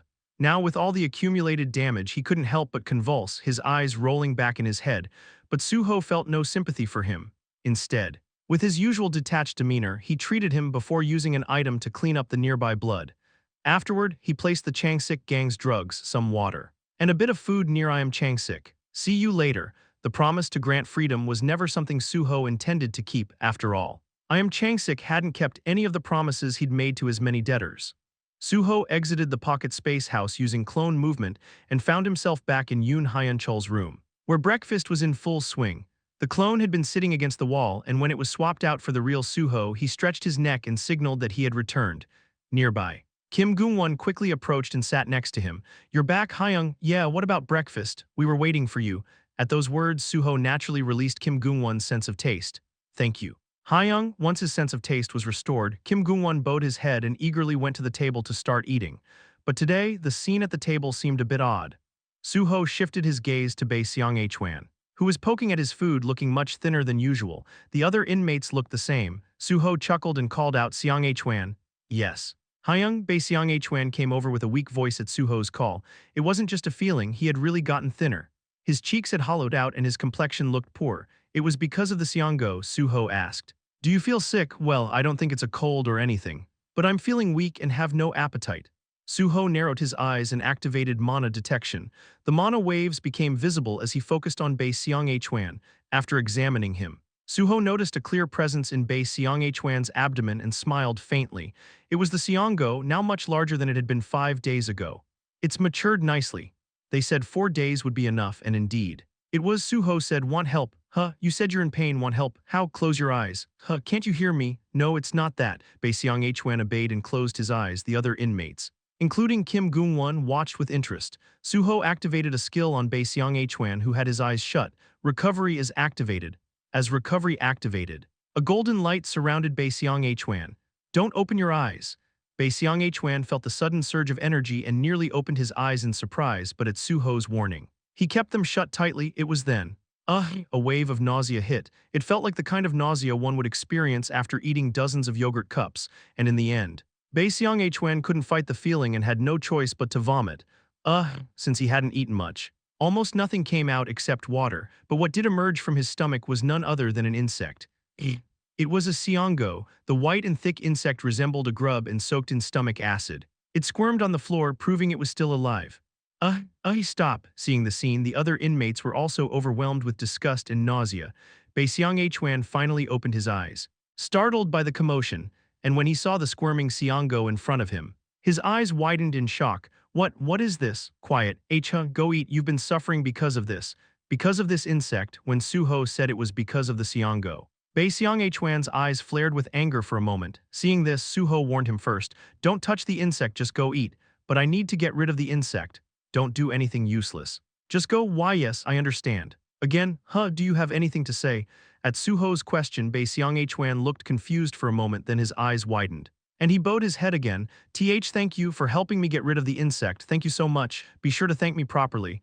Yes, of course. Bei Xiang-Huan hurriedly moved toward the table, eager to avoid any further trouble. Now only 2 people remained. Su-ho smiled and said, you too come here. Us too, you've got the same symptoms, hurry up. At Su-ho's words, the 2 couldn't deny it. The symptoms and timing were exactly the same as Bei Xiang-Huan's, but after seeing the Xianggo being vomited, they hesitated to approach. At that moment, Kim Gungwon, seeing them hesitate, kicked them forward. Are you crazy? Hurry up and go. Sorry. The 2 almost tripped as they scrambled to Su-ho, who used recovery on them as well, successfully extracting the Xianggo. After receiving their thanks, Su-ho gathered all 3 Xianggo eggs. Looks like today will be a very busy day. It was harvest time. As expected, it was an incredibly busy day. It was no surprise, as Su-ho had to harvest Xianggo from nearly every inmate in just one day. But with Kim Gungwon's help, Su-ho was able to successfully collect most of the Xianggo. Now just the infirmary left. Su-ho headed to the infirmary, the last place for his harvest. When he arrived, the doctor and the healer greeted him indifferently as always. Su-ho politely asked, could you both step aside for a moment? After exchanging looks, the doctor and the healer nodded and moved aside. As soon as they left the infirmary, the inmates inside began to tense up. The doctor and the healer were the bare minimum of safety, so their simultaneous departure left the inmates uneasy. Su-ho spoke, everyone line up in front of me one by one. At Su-ho's words, the inmates hesitated for a moment, but soon they all lined up quickly. After that, everything proceeded as usual. Using recovery, Su-ho extracted the Xianggo from each one. When the first inmate vomited the Xianggo, the others were startled. But there was no other choice but to wait their turn like those who had already been served. Finally, it was Zhou Guangho's turn. He looked much thinner than he had 5 days ago. It was understandable. He had already run to the infirmary to escape the torment of the other inmates, but here he was suffering from the Xianggo. So his complexion was far from healthy. Zhou Guangho looked at Su-ho for a while, then quietly stood beside him. Waiting for recovery, Su-ho took the last Xianggo from Zhou Guangho. Zhou Guangho vomited forcefully. Su-ho smiled in satisfaction as he watched the Xianggo. The one that came out was much larger than the others, likely because it had grown over the past 5 days. Right after Su-ho collected the Xianggo, it was then that Zhou Guangho, who had been wiping his mouth, suddenly spoke to Su-ho. Su-ho calmly looked at him, and Zhou Guangho met his gaze before speaking again. Who are you? At his question, Su-ho smiled faintly. Look at this. Even though he was decaying, he was still the former king of Changok. With the same smile, Su-ho replied. Why, what if I know? What if I know? What does it change? What do you mean? Zhou Guangho's eyes grew wider, slowly realizing who Su-ho really was, seeing his expression. Su-ho turned off the voice modulation device for a moment. Have you accumulated enough anger by now? Instead of the modulated voice, Su-ho's true voice came out. The moment Zhou Guangho heard it, his eyes widened, as though he had seen a ghost. How could he forget that voice? The owner of that voice was the one who had started his downfall. Su-ho smiled as he watched Zhou Guangho's reaction. He lowered his voice slightly, so Zhou Guangho could hear him better. How pitiful, the former tiger, now too scared of rabbits and foxes, hiding in the infirmary. But when I saw you in the infirmary, I thought of something. Maybe this isn't an infirmary at all, but a poison jar where gudok insect poison is made. So, have you built up enough anger yet? You bastard, why are you doing this to me? What's the reason? What, did you kill people because you had a reason? Zhou Guangho's eyes turned bright red, his fury rising. He was struggling to hold back his anger, fully aware that if he lashed out it would be his last move. The way you reap what you sow, speaking of which, watching you, I had a thought, maybe I should remind these idiots of their place. They've made me even more miserable. Haven't they? Stop playing the tragic hero. Do you think you have the right or the honor to feel miserable? You're just trash eating away at society. You were just too lucky to be punished for it until now. Su-ho activated the voice modulation device again and spoke. I heard you're the fool who gets picked on here, right? But after hearing that, I thought, why do all these idiots who are just as much trash get so caught up in trying to act righteous while tormenting you? I think it's time I reminded them of their place. Su-ho activated a skill on Zhou Guangho. Pressure point technique is activated. Su-ho released the pressure points from Zhou Guangho one by one. Then, He gently lifted his hand and made Zhou Guangho curl his fist. At that moment, Zhou Guangho's eyes grew as wide as saucers. When you exorcise a beast, you have to open an escape route. This is the brief escape route I'm giving you. Go and let your anger out. Show these idiots what kind of place this is. Don't dare try to challenge the throne again. Remember, if you don't know your place, next time you won't even be able to chew your food. Zhou Guangho trembled at Su-ho's harsh words, but he quickly understood the meaning behind Su-ho's words and bowed deeply, his forehead touching the ground. I'll do as you say, thank you, Hyung. Good, now you're starting to get it. Su-ho patted Zhou Guangho on the shoulder and stood up, signaling the end of the conversation. Chapter 149, Yoon Hyun-chul, it's your visitation. The next day, when Yoon Hyun-chul's name was called, Su-ho quietly stood up. It was just past noon. As Su-ho got ready to leave, Kim Gung-won bowed deeply. Please be careful, big brother. All right. After Su-ho released all the pressure points from Kim Gung-won, he finally began moving with the guards. The destination was the special visitation room, as it always was. 2 visitors were already there when Su-ho arrived. Upon seeing them, Su-ho smiled faintly and sat down. As soon as the guards left, only Su-ho and the 2 visitors remained in the room. Su-ho continued smiling. It made sense. One of the visitors was none other than Su-ho himself, in the form of Ahn Su-ho. However, his true identity was Kim Jin, who had transformed into Su-ho using a meta suit. The person who came with Kim Jin as his companion was the real Yoon Hyun-chul. Dressed sharply in a suit, Su-ho spoke to Yoon Hyun-chul, who was standing like an attendant. Hyun-chul, you should sit down too. We've turned off the cameras, so no one will be entering. Then I'll excuse myself. Though Yoon Hyun-chul's face was changed with reverse morphology, it was clear that the expression in his eyes had changed considerably over the 5 days. There seemed to be much less malice in them now. It was probably because he had spent a pleasant time with Yoon Hyun-hee. Su-ho turned to Kim Jin and asked, "Did you find it easily?" "Yes, I've been here once before, so it wasn't particularly difficult." "Good, let's switch positions first. Jin, you just need to imitate the person next to you." Before they began their detailed discussion, Su-ho started with the position swap. Kim Jin took on Yoon Hyun-chul's appearance using reverse morphology, and Su-ho reverted to his original form. Yoon Hyun-chul also returned to his original appearance. The position changes were completed quickly. After Su-ho put on his own clothes again, he used pressure point technique on Yoon Hyun-chul, releasing the temporary pressure points he had placed earlier. "How does it feel now that I've released the pressure points?" "It feels better, I'm back to normal." "That's a relief, by the way. You look much better now. Did you have a good time?" "Yes, thanks to you we talked a lot and were a great comfort to each other, so I want to take this opportunity to thank you again."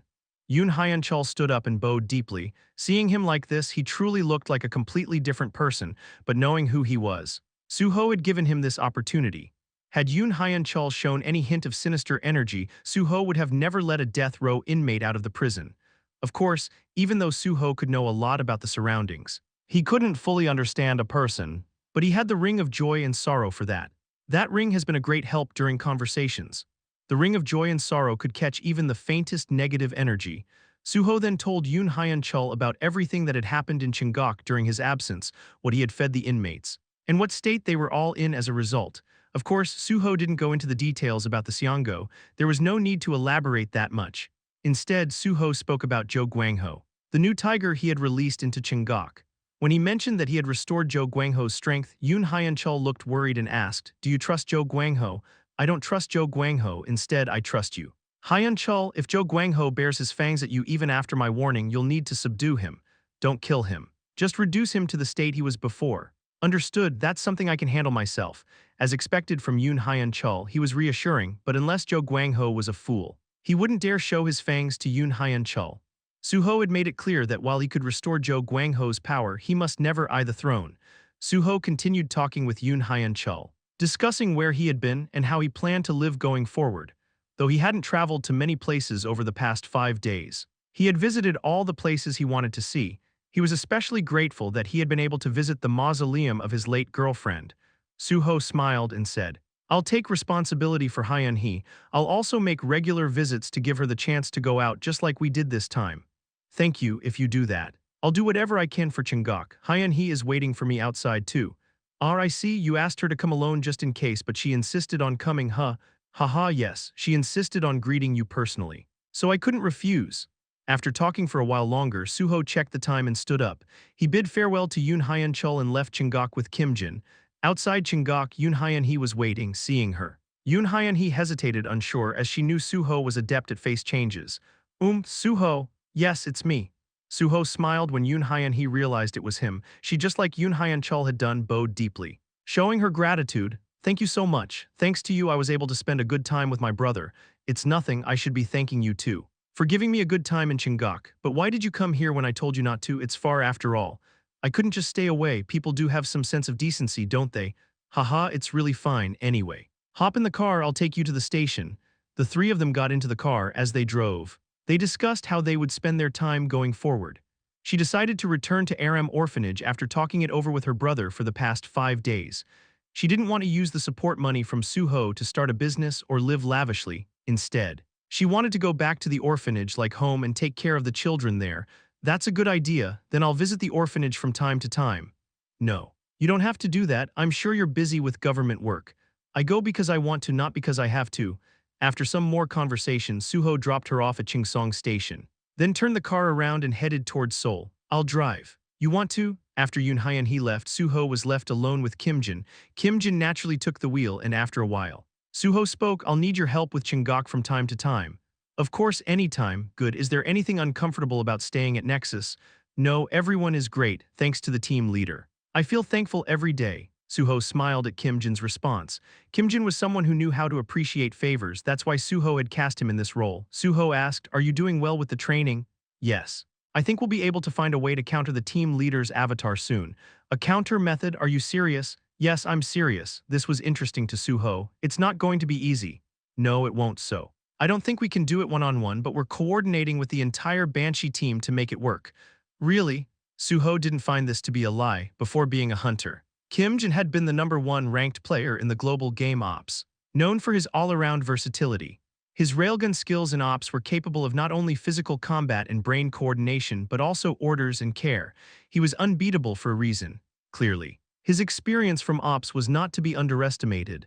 Su-ho chuckled, all right, if you actually manage to beat my avatar. Let me know, I'll give you another mission after that. Understood, I'll do my best, but I have one question. What's that? Kim-jin's question was about Su-ho's combat style. Like his swordsmanship and movement techniques. Hearing this, Su-ho couldn't help but chuckle again. He's serious about countering my avatar, so. Su-ho gladly shared his techniques. There was no reason to hide them. If someone could figure out a counter to his avatar, Su-ho could study it and overcome the weaknesses. The answers were for his own benefit as well. Thanks to this conversation, the two were able to talk freely on their way to Seoul. After dropping Kim-jin off in Paju, Su-ho began preparing for the next step. The first task was to check on the Seongo, fully grown Seongo, grade, a parasite that grows by absorbing the host's energy. It has absorbed the host's experience and vitality. Reaching its best form, the A-grade Seongo had grown perfectly after being nourished for over 4 days. Before heading home, Su-ho told a Chingdamgak employee the items he needed to purchase and then headed home. No one was there. Seo Gi-won and Nam Hae-won were both in Paju training and no longer had schedules.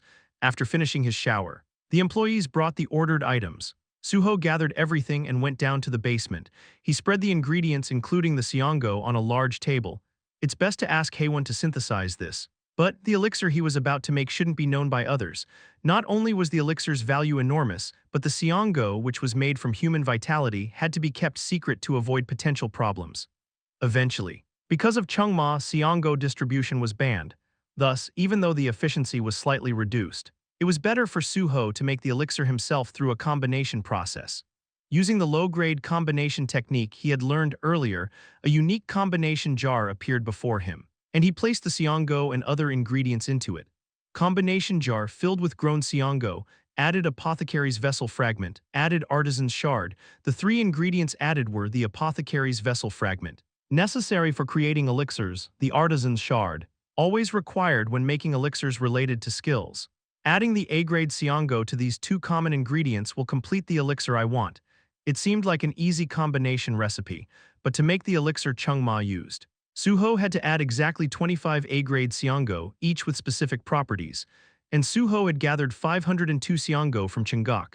If all went well, he could make about 20 elixirs. The key to the recipe is the vessel fragment and the shard, but those are easy to obtain. The real critical element is the Seongo. Having placed the ingredients in the jar, Su-ho began the combination process. Combination starting, combining. What's happening to the jar? At that moment the system sent a cryptic message. and the jar began to emit a golden glow. Chapter 150. Congratulations, a rare treasure has been born from the lowest grade combination. You have obtained Gi Xiangwen S. You have achieved a great feat. And the system grants you a bonus stat of 10. As expected, Su-ho smiled as he saw the notification. It was no surprise, after all. He had received 10 bonus stats from a simple combination, but this had been the expected outcome. In order for a great achievement to emerge from a combination, it had to be an item that had never been seen before by players. And at this point, Gi Xiangwen was something no one could even imagine. Su-ho immediately checked the information for Gi Xiangwen. Gi Xiangwen, grade, S, a mysterious elixir that raises the level of experience simply by consuming it. However, the method of production is best left unknown. When consumed, it significantly boosts the experience of the desired skill. After seeing the information, Su-ho smiled in satisfaction. The Gi Xiangwen he had obtained was exactly what he had hoped for. Soon after, Su-ho continued to input the remaining materials and turned all of them into Gi Xiangwen. You have obtained Gi Xiangwen S. You have obtained Gi Xiangwen S. You have obtained Gi Xiangwen S. The notifications kept flooding in, and then, your understanding of item combinations is very high. The system is starting an assessment of your talent. Congratulations, the lowest grade combination has evolved into a lower grade combination. Could it be because of the consecutive successes? The lowest grade combination had now become a lower grade combination. And around that time, Su-ho had secured 20 Gi Xiangwen. After completing the creation of Gi Xiangwen, Su-ho immediately consumed one. You have consumed Gi Xiangwen. You absorb the technical experience contained within the Gi Xiangwen. Please select the skill you wish to grow. There was no special taste from the S-grade elixir. In fact, it dissolved in his mouth like cotton candy. Instead, the list of skills Su-ho had appeared in his mind. The choice had already been made, without any hesitation. Su-ho selected Bloodstone. The technical experience of Gi Xiangwen has been absorbed into the Bloodstone skill. Absorption is complete. That was all the notifications he received. As expected. One wasn't enough. Players couldn't see how much experience remained for each type of skill, so despite the efficiency being a bit lacking, there was no choice but to keep consuming Gi Xiangwen until the notification for a guaranteed level up appeared. Su-ho sighed but began to consume the remaining Gi Xiangwen slowly. One after another, the technical experience of Gi Xiangwen has been absorbed into the Bloodstone skill. Absorption is complete. The technical experience of Gi Xiangwen has been absorbed into the Bloodstone skill. Absorption is complete. The technical experience of Gi Xiangwen has been absorbed into the Bloodstone skill. Absorption is complete. After consuming Gi Xiangwen slowly and methodically, it was on the 8th one that Su-ho finally saw the result. The technical experience of Gi Xiangwen has been absorbed into the Bloodstone skill. Absorption is complete. The experience of the Bloodstone skill is full. The Bloodstone skill level has increased. Congratulations, the Bloodstone skill has leveled up to S grade. The Bloodstone information has been updated with additional effects. Finally, the Bloodstone skill had reached S grade, and at the same time, additional notifications began appearing. The second power of Vampire Blood has been unlocked. Level 100 reached. Bloodstone skill upgraded to S grade. The blood contained within the Bloodstone is fully absorbed. The second power of Vampire Blood is unlocked. True Blood has been unlocked. You have gained True Strength S from True Blood. The effects of True Blood cause certain skill levels to increase. Congratulations, the Suction skill has leveled up to S grade. Congratulations, the Blood Weapon skill has leveled up to S grade. Original Vampire activated. As the first vampire, you possess the highest and purest form of existence. And now you have the right to wield true power. The information for Suction has changed. The information for Bloodstone has changed. The information for Blood Weapon has changed. You have learned True Suction S+, you have learned True Bloodstone S+, you have learned True Blood Weapon S+. Upon seeing the notifications, Su-ho couldn't help but open his mouth in amazement. An endless stream of system notifications, but what was truly amazing was that the notifications still hadn't stopped. You have learned Fascination S from True Power. You have learned Mystification S from True Power. The second power unlocked 2 additional skills. Seeing these, Su-ho's eyes briefly sparkled. This is Fascination and Mystification. These were both skills used by the Blood Lord. How disappointing it was that I could only get the basic 3 before because of the vampire. But now, with the unlocking of the second power, Su-ho could finally acquire other skills. However, the other skills are still missing. For example, the Blood Golem and Blood Scream used by the Cursed Prince. It was a bit disappointing, but it didn't matter too much. After experiencing the unlocking of the second power, Su-ho felt that when the third power was unlocked, he would likely obtain the remaining skills. The notifications about unlocking the powers ended, however. The system notifications didn't stop there. Quest conditions have been fully met.